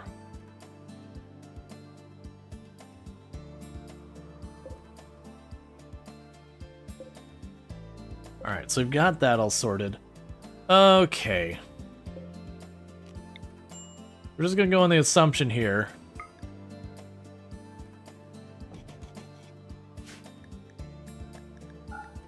That I'll be able to get stuff going.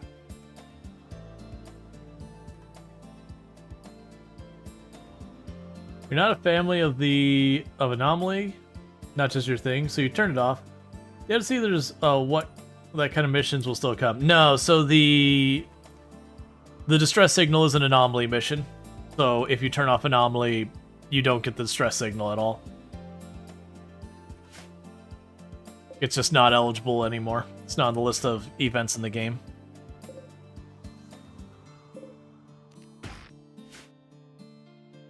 Just like creepy joiners can't show up and a whole bunch of other stuff. You can't get the Hellcat rifle, which is a really fun one, or anything like that.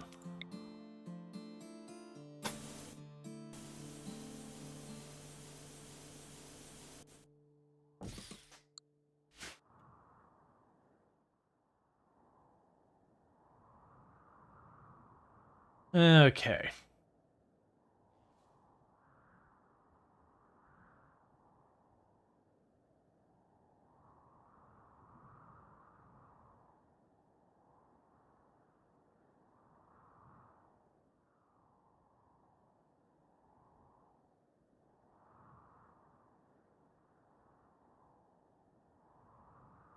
And goes to the city technically, a little bit farther south than you've been. Gotcha. Relocating into Portland area and all that. Yeah, no, yeah, no, that's with the Anomaly, that's honestly Anomaly's my favorite DLC. Which it's funny. I'm really not into horror, I'm not into SCP, I'm not into any of that kind of stuff. Like, it's just not my jam. For me, the thing I really like about Anomaly is if you look at the game without Anomaly, almost all your raids fall into a couple of categories. You have a raid, it just attacks straight in. It'll go whatever pathing you are to whatever's valuable, so it'll path around and do that. 2, you have one that'll try and smash through your wall. And they'll just kind of go in. And there's some stuff you can do to mess with their pathing. But all in all, they attack you straight on. 3, you have stuff that sits back and it causes you distress, whether it's siege or it's, you know, toxic fog or whatever's going on. And that's kind of the big ones there. Alright, so we got the timeless one. So you have the Dead Life Dust thing. And otherwise, you're someone I just don't want to deal with. You're in the underground, so you hope they have fun with orbital habitats. Yeah, unfortunately the reality is unless you get lots of mods, the underground habitats, or sorry, the space stuff just really doesn't have a lot going on for it events-wise. It actually disables most events in the game, unfortunately. I am going to send them away.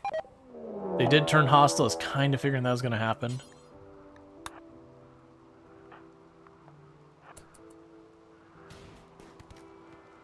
Let me guess, you're going to scream and we're going to have to deal with Sight Stealers.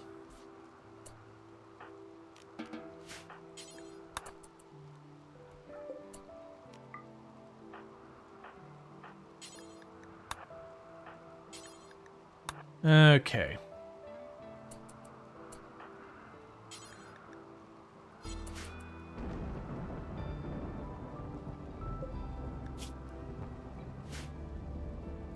Drop spot right in your base, potentially landing on a baby. Yeah, no, the orbital habitats, for those who don't know, most quests are disabled because they can't have the stuff land on the tile. And a lot of stuff like that. So it is unfortunately, once you go and you set up in space, it will get very repetitive very rapidly because you will lose most of the variety of content in the game just because of the fact that space, like, you can't do a lot of the quests. A lot of different events, like all the weather events in the game are disabled. Psychic drones and all that are disabled. Like, they'll still trigger, it just doesn't do anything. So it is unfortunate that it does really kind of kill a lot of the fun. An asteroid landed, a boomalo and exploded. There's a clip on the channel where a boomalo I was in the middle of dealing with, I think it was a naked brutality, and it was eating my crops and pissing me off, but it wasn't in a situation I could really deal with it. And it went around this, like, rock area. It got near the edge of the mountain, and a meteor hit, injuring it and shoving it into a 1x1 tile against the mountain. Definitely talked a little smack at that point, where it's like, get wrecked.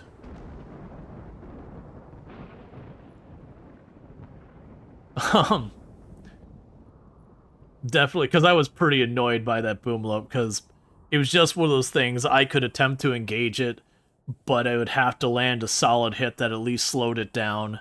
And just the way the tile was, there wasn't much room to kite. The meteor that landed on duck. Yep, we had a one where I had a bunch of ducks, and one of the meteors just smashed one of the ducklings. I still think one of the best ones is we were doing the Revenant event, and it was going perfectly smoothly, like it was well in hand. But the Revenant managed to get away from me, and it's like, alright, well, I'll finish it on the next round. And just, you get the prompt that the meteor came, and then the Revenant gets revealed, because Cassandra hit the Revenant with the meteor. Didn't kill it, but just smacked the Revenant with a meteor. I'm like, man, even Cassandra's tired of your stuff.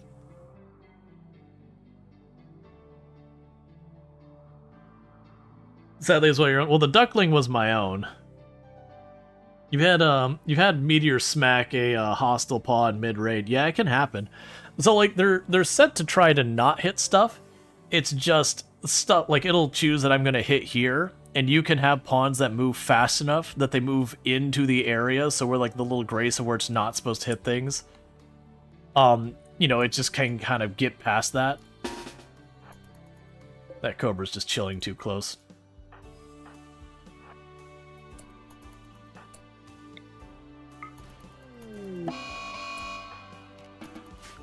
Okay, does that mean we got our monitor lizards back? Nothing but male monitor lizards. We're looking for a breeding pair.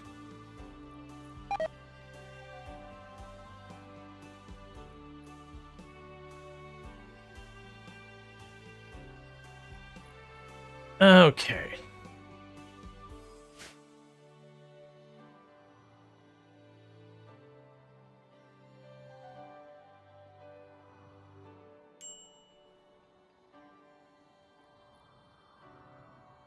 So when you had 3 booms, you got one with you in space, and it suffocated because I had unsealed the doors. But the flyers died quickly because no air. So it was not, or the fires died quickly. Yeah. Yep. Oh, I can't even make the grav walls or anything like that till we get grav tech. That's fine. I was thinking about doing. Normally I make my ships very asymmetrical. I think we're still gonna go for that. Now I have to watch, because this sulfur vent is here, I can't really build up that way that far. But I do think we'll make another short-range defensive position like we did on the last couple of ships. Because I found that works really well, having the submachine guns and heavy, or not heavy, auto shotguns that work really, really well. Especially when you get to, like, the unique ones. Some of those auto shotguns were like, alright, I have half the range, but, like, twice the fire rate and auto. Like, fire rate and all that. Auto cans? No, not auto cans. I'm talking shotguns. When you can summon the Anomaly Monolith, you can summon it on an orbital tile. I think they disabled that.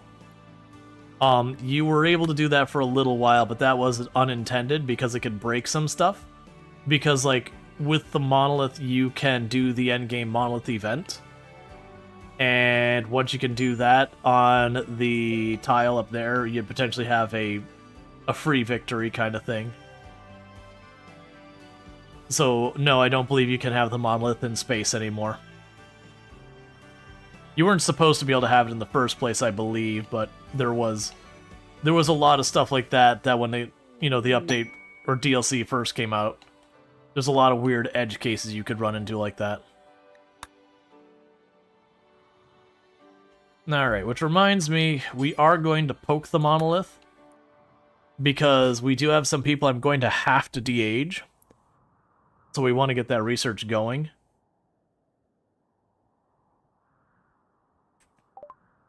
The monolith's dark metallic surface is warm to the touch, and Lardine thinks he can hear the faint hum emanating from inside. Its lines and its dusty surface seem to squirm in unsettling patterns. Lardine focuses on the shapes, trying to uncover their meaning. The hum strengthens. The shapes begin to flow into Lardine's vision. But the surface isn't changing. The power begins to uncoil into empty space all around. A black shape forming in his mind. The anomaly is stirring. And we poke it. Because anything ominous is clearly worth screwing with.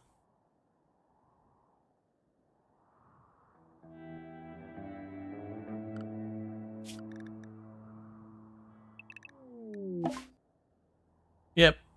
And that's fine. And it's just like, anomaly stuff is turned on. Yay!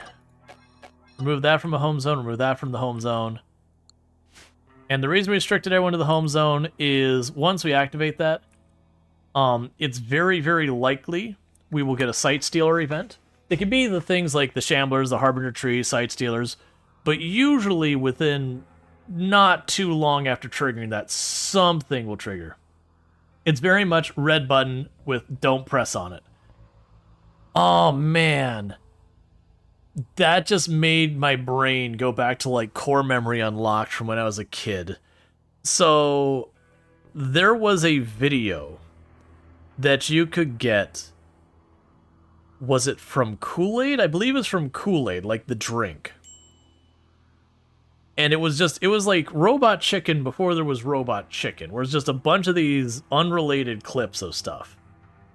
And I just remember from it, there was like like you go to a street corner and you'd be like, I'd like to cross the road, I'd like to cross First Street or I'd like to cross Main Street. But there's like, I'd like to cross First, I'd like to cross Main, blow up building. And so you see a bunch of people and they walk up and they like look at it and they're like, oh, cross First, and then they cross First. And of course you have the one person in a rush just runs up, pushes the button a couple times, you see the building collapse in the background, and it was just very much like the don't press this button kind of thing. But man, I don't remember half the clips of that video. But it was definitely one of those ones where it'd be like a short like that, and then some Kool-Aid promotion kind of thing. On your wonderful, high-tech, brand new VHS player. During the age of VHS versus Betamax. At that point, VHS had pretty much won. You remember when Serial came with PC games? Oh yeah. The Checksmiths game.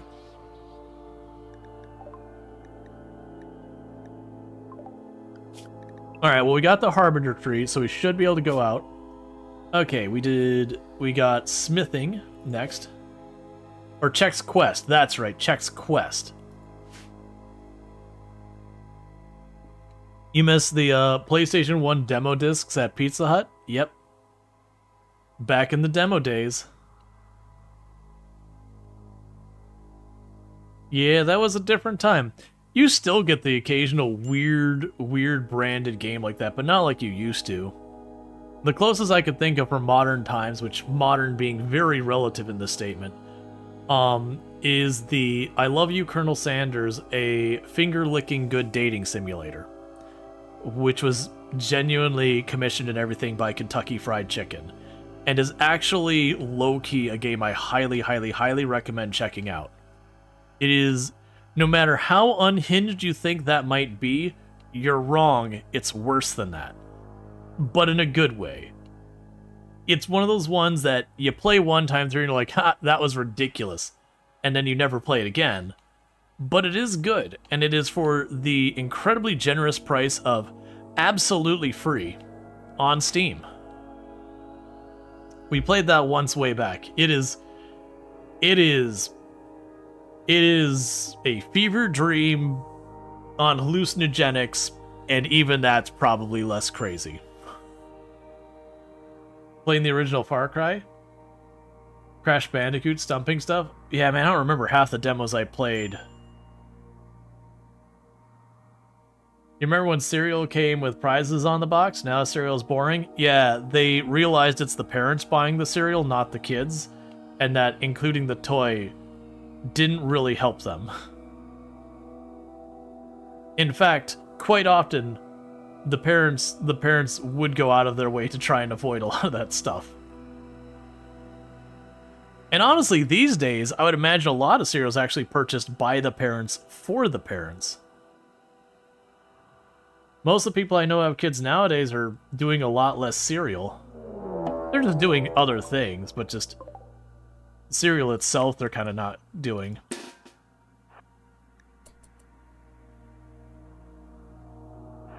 Not for any, like, you know, any, like, big over-the-top, like, hey, this is wrong or anything, just... Hey, come on, Anomaly? I need you to choose what event you're doing.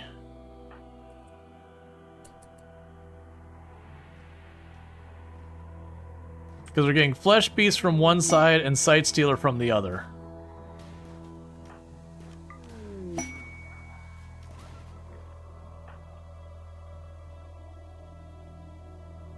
Okay, is that it? We good? Alright, that's fine.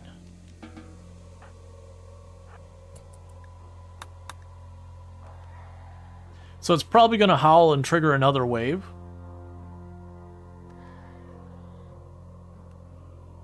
Or not. Just the one, I guess? Okay. So two very minor anomaly things, but weirdly simultaneously.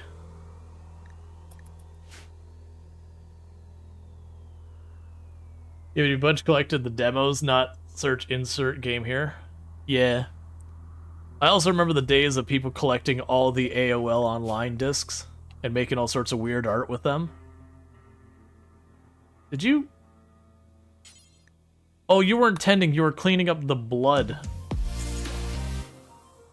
Hey, Randall Thor, thank you so much for the 5 gifty subs. I really do appreciate that. It means a heck of a lot, so thank you so much for that.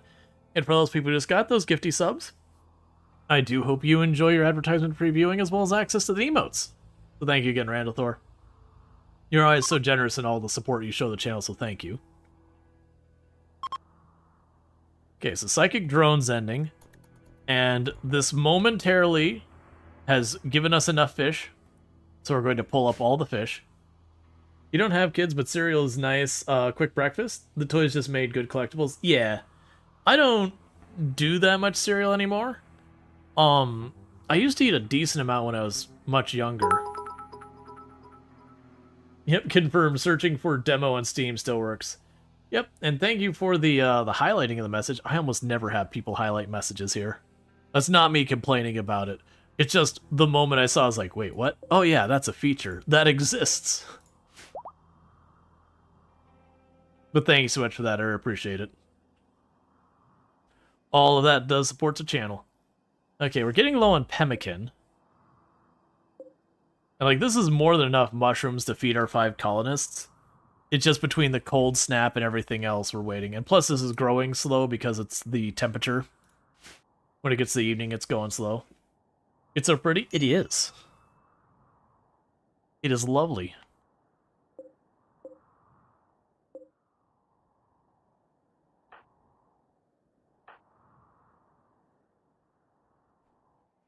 All right.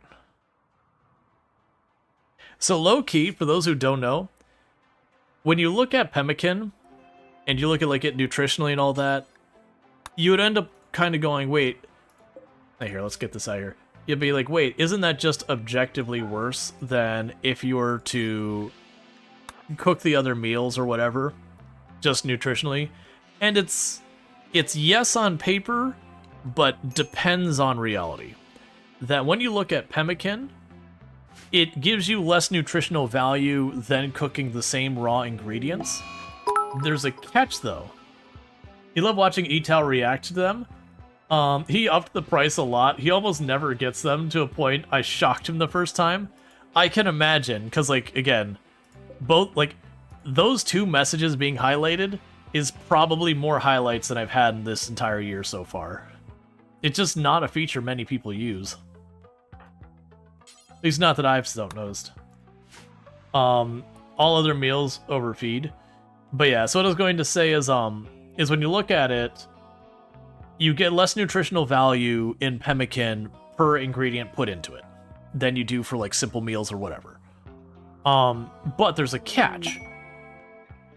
If I am like, oh, a raid is about to happen, let me go ahead and top off my hunger before this kicks off, because we're going to be in it for a while, and I go to eat. If I eat a meal, I'm going to eat the entire meal, even if I only need like 0.1 nutrition out of it. With the pemmican, I will take only exactly how much I need. And so in that case, it's more efficient in that one. So it is a weird one that's like, the other meals on paper and most of the time are going to be the more efficient option. But it is a weird one that you can actually have situations where like, no, this is better. Oh, that's not the one I want to. Because you've got some real weapons in here. And I'm willing to trade to make that happen. So that'd be $2,000 if I were to do it that way. So I can't quite get up to a Zeus hammer, but that's okay. Because we got that Hellcat down there, we got a bolt action. And both of those are pretty sweet. And I can do both of those now I look at it. Now the downside is I won't be able to recharge the Hellcat flamethrower that easily for a while. But I think that's okay. We can go ahead and give those up. As far as melee goes, the steel longsword is going to be better than what I've got, not by a huge amount. And the steel warhammer should be better than what I got, but not by a huge amount. Okay, so let's get some upgrades here. So you, go grab your brand new Hellcat. You, grab your bolt action. I actually changed my mind. You grab the bolt action. Meanwhile, where are the other two weapons? Okay, you grab the steel warhammer, and you grab the long blade. Alright. Oh, I really like the Zeus hammer.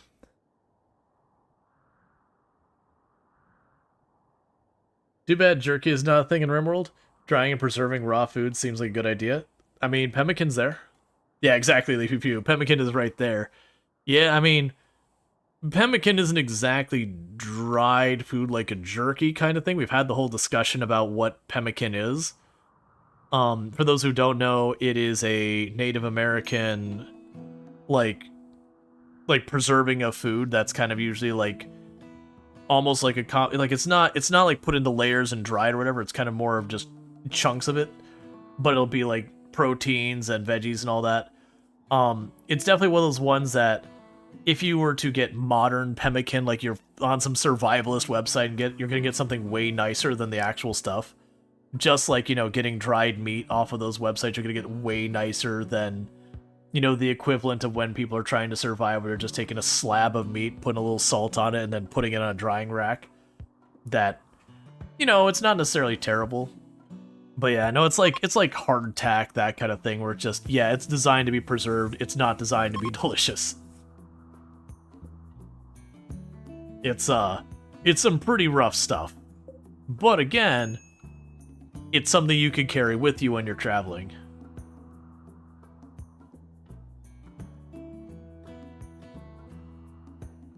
Pemmican is like meat and stuff put into fat. It's for people like fat. Well, it's also got like veggies and all that.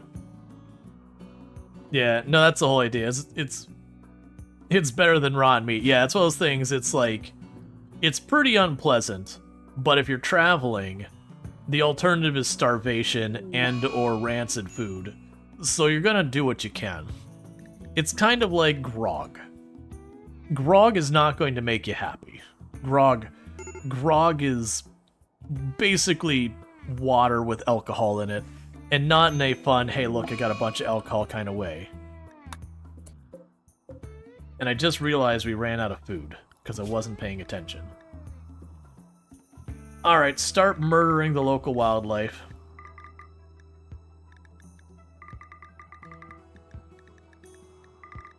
If it exists, it's edible. We must have run out of fish to fish. It's water with enough alcohol to kill germs. Exactly. So it's just unpleasant tasting water. Alright, so Nevek, you're gonna go ahead and you're now hunting as a priority. Because I need you... Well, I guess fishing is more accurate. Manhunter pack. I am actively dealing with starvation, so kind of convenient, kind of not, considering half of you are going to be rotting from scaria. Sounds like Bud Light. I mean...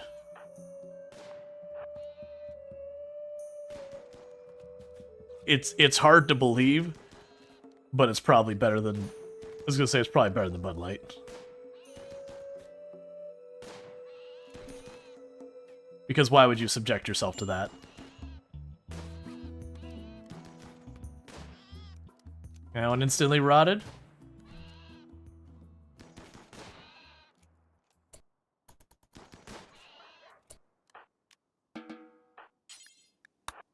Hunt that. Hunt that.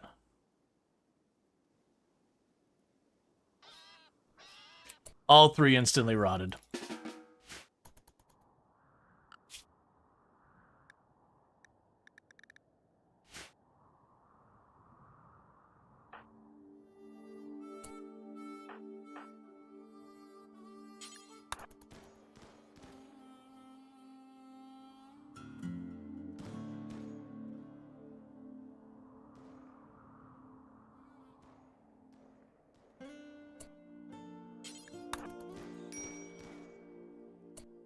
Oh, wait, we got one here.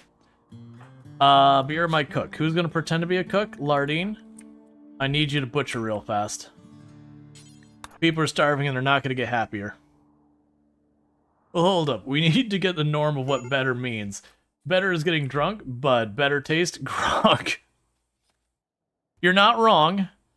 That is probably accurate.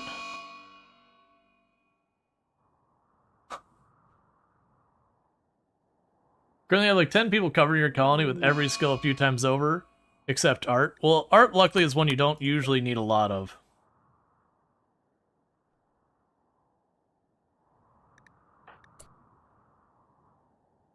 I have 3 people all breaking at the same time. This is not going to help anything.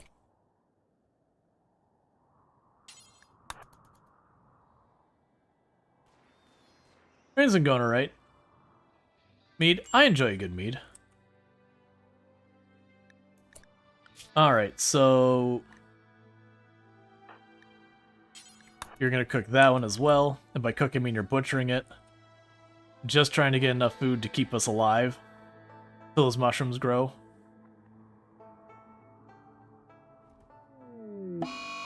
Hide in room. Okay, I currently have control of 1 pawn left.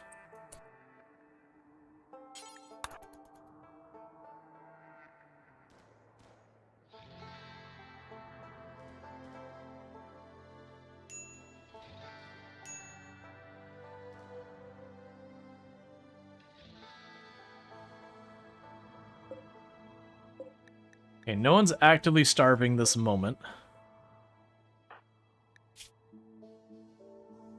Oh, and Cookie needs medical help and is busy throwing a fit.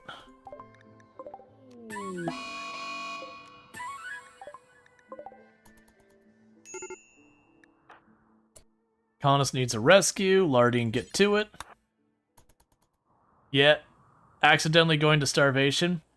Real bad for the colony, in case you're ever wondering.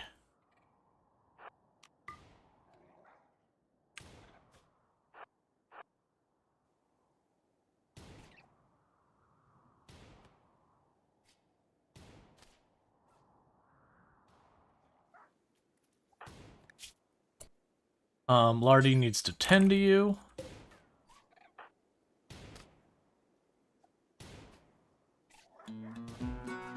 The best way to get good art is to have one torch art. Oh yeah, that actually works pretty well.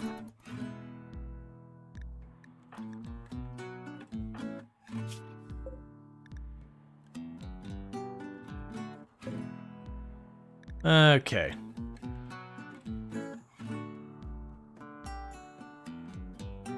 You have too much steel, you're tempted to make a second fabrication bench just to speed up consumption. What you're thinking about doing is put one on the grab ship and a couple shelves next to it with high priority for the materials. Yeah, and that's kind of what I've been doing in those runs. Be like, just make way more components.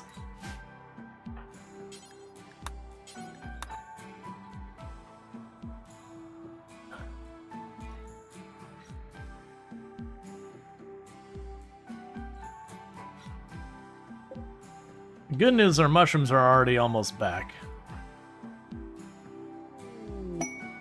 Lost refugees, you are going to need to wait just a minute as we are very low on food.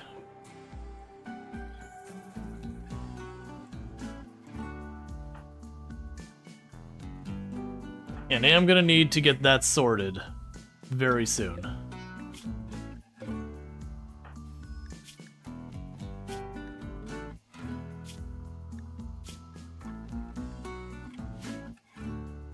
Maybe we can just craft things that just deal to train crafting. Yeah, you can make helmets, stuff like that. Helmets, maces, whatever. I mean, the components would be something you're actually going to use, so you can just tell them to craft a bajillion components, and that should work.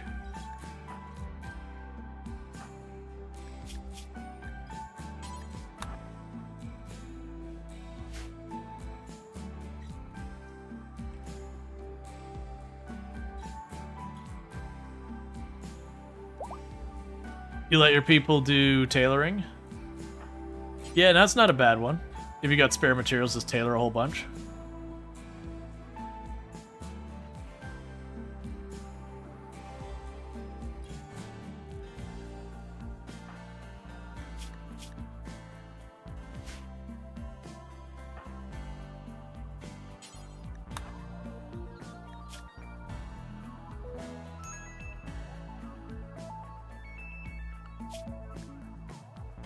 All right.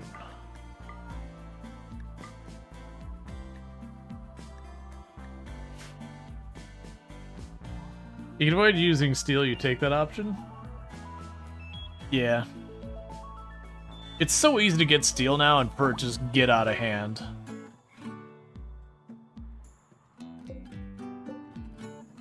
Yeah, so 89%.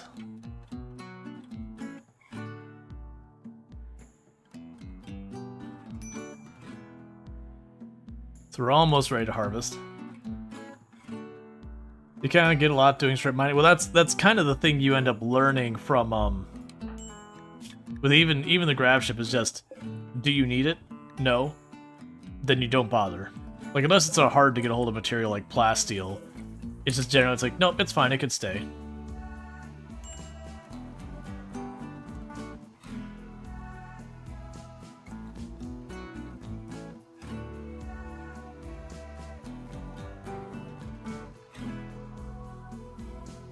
Steel shelves are unnecessary? Yeah. No, I agree. The only reason I like having a steel shelf like nearby my crafting benches sometimes is just to save the person crafting the time running back and forth. Because then you can have, you know, you've got your steel bench here, you've got our crafting bench, and then you have like gold and plasteel over here kind of thing. So that way when they're making components, advanced components, they're just kind of running back and forth like this the whole time.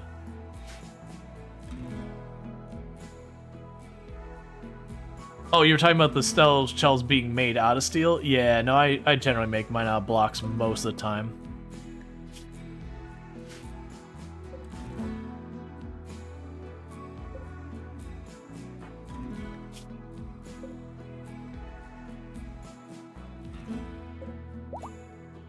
Okay, so getting some fish pulled up. We have a harbinger tree, that's fine.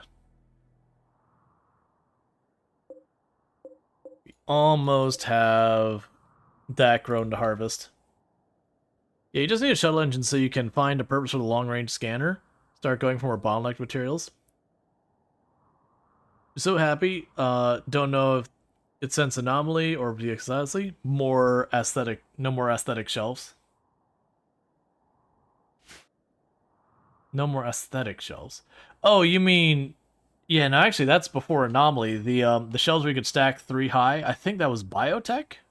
They added those.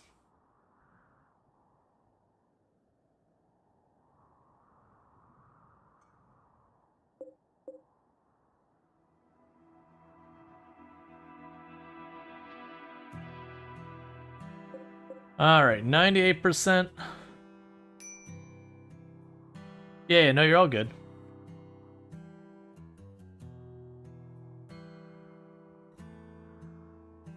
Do we still have Roost Scream?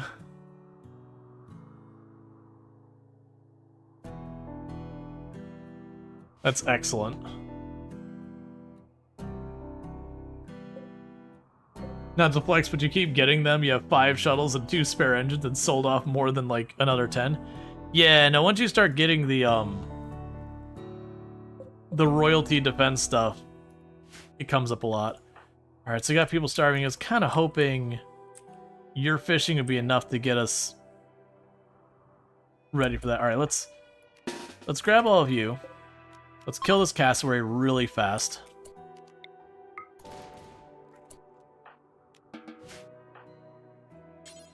Now I can butcher it really quick. And that should give us enough food to last us until the mushrooms are ready. And pretty soon I need to go out for another raid.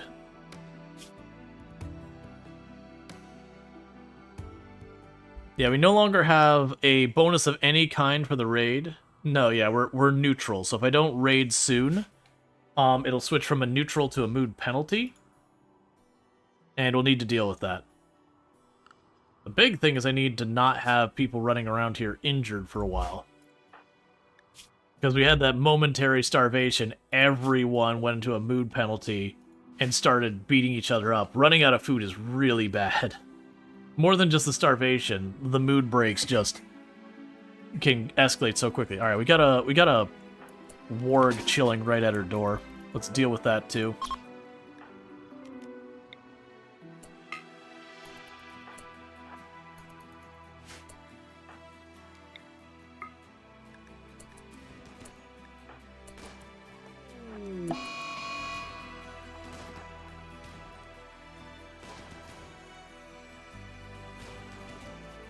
Okay.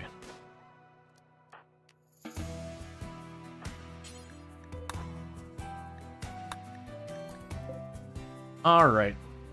So we're getting our mushrooms. And I actually killed that, not necessarily for the meat, but a warg that close is just going to eventually hunt you. So we can take all of you off hunting again.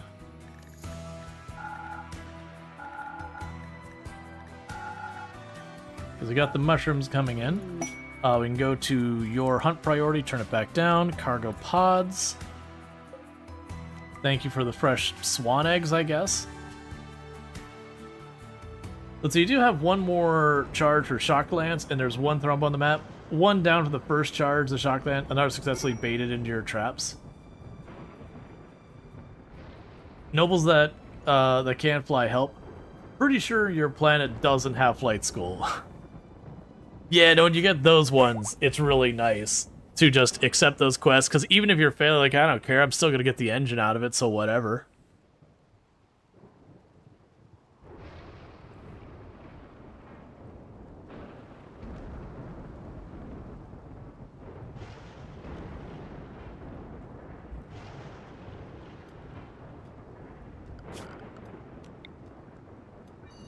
Should be fine, but let's be careful.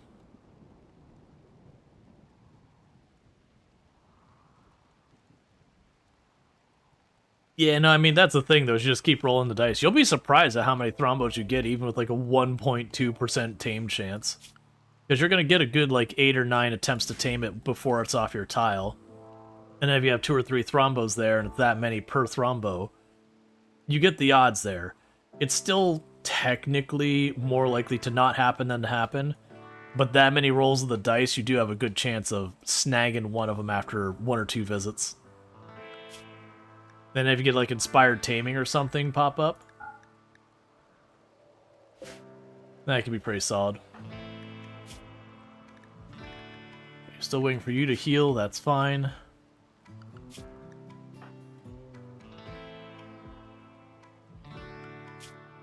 And how are the dogs doing? Alright, one's got an Equa scar, but the other one's doing fine.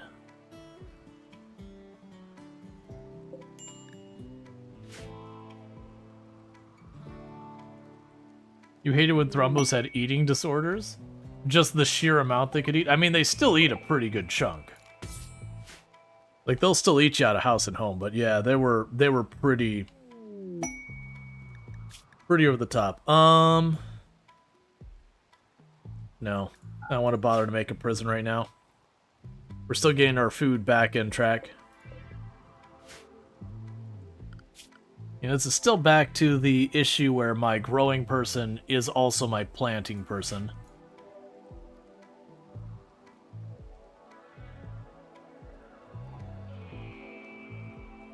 That's okay.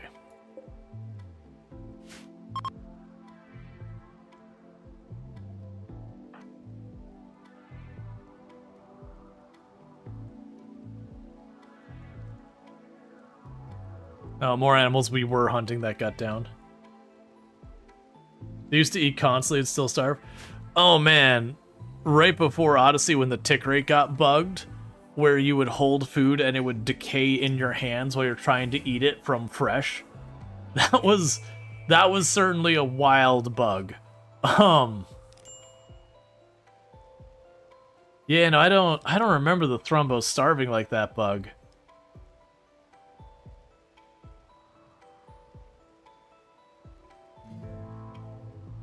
But I also, like, I would tame them sometimes, like, when I was opportunist. A lot of times I just didn't have the animal handler deal with it. And by the time I did, it was at that stage in the game where you're dealing with, like, lots of Lancers and all that, where it really kind of undermines their value. Because at that stage, even the Thrumbo can get one pumped.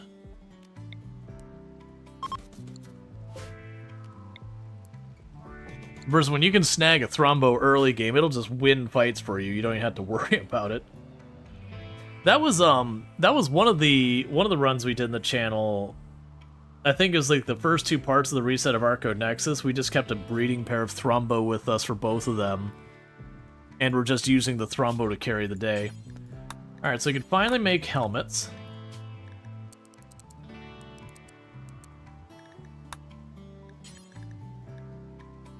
We've actually got better weapons they can make there. Number first base game, yes. Yeah, Thrumbo fur is really good. Holy crap, Cookie. Why is it taking you 2 billion years to heal? Do you have any ideas for keeping a modem cool? Ours is a router combo. And do you think it's getting too hot and is affecting your Wi-Fi? I mean, one is making sure it has an area with, you know, decent circulation. Also make sure wherever the vents are, it's not near anything fabric, like it's not sitting on carpet or up against a curtain or anything like that can also help. Otherwise, about all you can do is, I mean, like the room temperature, because most of them don't even have active fans in them, really.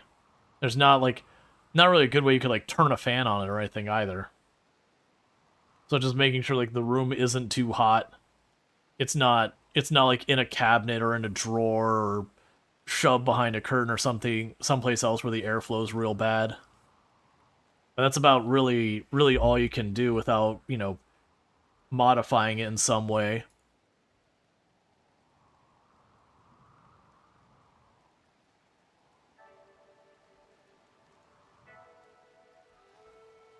Yeah, I mean, you could crack it open, but the thing to keep in mind is it your modem? A lot of, at least here in the US, most of the time the modem belongs to your ISP. And so if you start, you know, if you start modifying it, you have to then buy the modem from your ISP, and they will charge you way, way more than it's worth. Like, they'll charge you $200-300 for a modem that's like $60. You have yours in a cabinet, and we have a book between the door and the cabinet front, holding it open just a bit. Yeah. Now, as I used to get on the case where I have multiple family members who had like the old school desks where you would have like the cabinet you'd open up, they'd put your computer into the cabinet, and then close the door because I didn't want to hear the sound. It's like, don't do that. It's like your computer will run fine for a little while, and then all the air in that cabinet will start getting up to 100-something degrees because it's got nowhere to go, and then your computer's going to run real bad because, lo and behold, it can't cool down because the entire way it cools is by transferring heat with the air, and as the air gets hotter, it gets less and less efficient until it's utterly useless. It was like every time I went to that family member, it's like, you need to take your computer out of the cabinet. It's like, well, that's what it's made for. It's like, then you need to cut the door off or something because, like, this is 100% destroying your computer.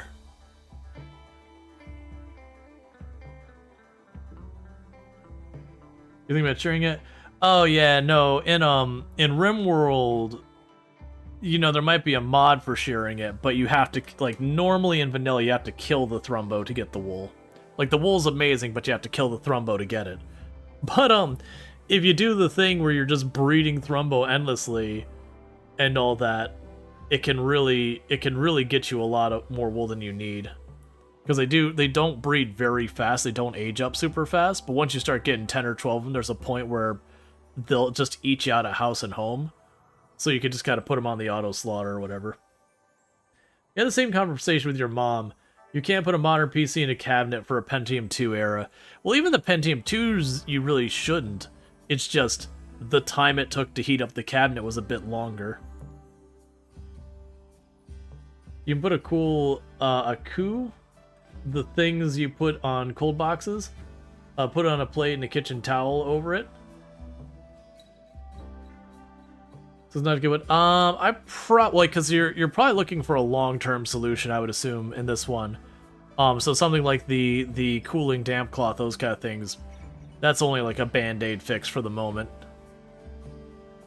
You guys, if you can afford the food expenditure, sure, but I think you'll just accept killing them for now. Maybe next time you can have an Arbia Thrumbo. Well, the thing with the Thrumbos is you can let them graze on a lot of the plants around the area. The big catch is nowadays you have to keep retaming them to like keep up their tameness, otherwise they'll gradually go wild and leave. And that can become a huge time sink for one of your pawns, or two of your pawns, depending on how many. At one point you had a computer case fan sitting on your router connected to a USB cord you altered. Yeah, now if you got a vent you can get at on the modem, then by all means you can put a fan going to it. It's just most of the modems, they're fairly enclosed. They'll have like a couple of holes on one side as like their only vent, and blowing a fan on that, you know, most of that air is just getting pushed to the side. It's not really gonna do a whole lot for you. But if it's got like a vent on the back or something, then you've got a little bit more to work with there.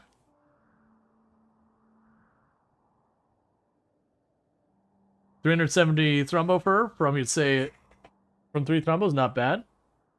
Yeah, no, that'll be enough to get you like a duster, pants, shirt, that kind of thing, like all that. It was a horizontal router, mind you. Yeah, they come in all sorts of weird form factors now. Honestly, most of the routers and modems you get from ISP are pretty awful. You know, and they'll lock them down and they'll point them to their own proprietary DNSs and all that. I shouldn't say proprietary, but their own internal DNS and all that, and a whole bunch of crap. Yeah, real long-term crack the shell iron metal sticks to open parts can work. Heatsinks, yeah, again the reminder, Jonas, is a lot of cases, at least here in the US, you don't own the router modem. That comes from your ISP, so if it's overheating, if you go to alter it, you now have to buy it for like 200. Put a plastic piece. Yeah.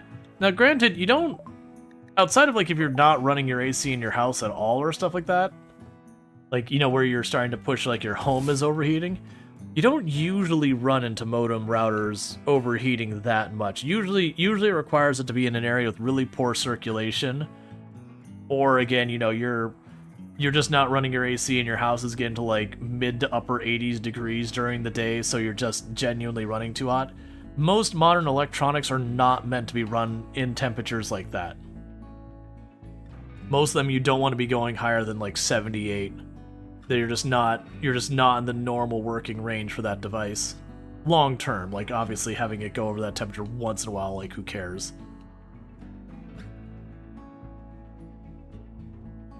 But like you'll massively shorten the lifespan of the device if you're running hotter than that. Okay, so you can go ahead and put down the tree again as a temporary solution for this, which is going to be really rough. Okay. Because I put Illispit on that, that's going to be splitting their time up even more. But I also feel like I need to have Illispit do it, because they're the only one who got the plant. Oh, you're psychically deaf. I can't have you do it. And wizards can't plant cut. So it's going to be Cookie, who is our crafter, who can do it.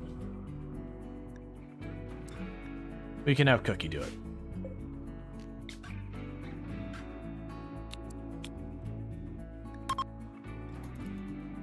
Because then we're going to set it to be the dryads that give medicine. Because we can't grow medicine on this plant, on this tile. And just having one dryad tree set to medicine will give you more medicine that you can reasonably use on a colony. But so you decide to go with the Muffalo ranching business. What a bold choice. Now you're drowning in pelts and wool. Those things eat like it's Thanksgiving, plus 3 people are bound 24 a day just to care for the 50 Muffalos. You made some bad choices. Yeah, you need to population control them. For those who don't know, if you look under animals and go to manage auto slaughter, this I highly recommend. So you can go here and say like, I don't want more than 20 alpaca. Almost anything, I'm going to say 2 adult males if I'm keeping it to breed and make more. I'll say no more than 2 adult males just to kind of control the rate you increase your population. But you definitely want those things. You'll talk to your ISP. They gave you an older looking modem. I think you were trying to help. You're very grateful. It's no problem. You're just pretty limited on what you can do. You don't have enough people to eat all of them. You have 2 subterranean freezing pods filled with like 2,000 meals and frozen corpse of 100 Muffalos. Well, yeah, no, that's the thing, is you keep culling the population and you just butcher them or let them rot, whatever. You got to get the population down enough that they're not breeding that fast. If you can't modify it, put the modem on the ground.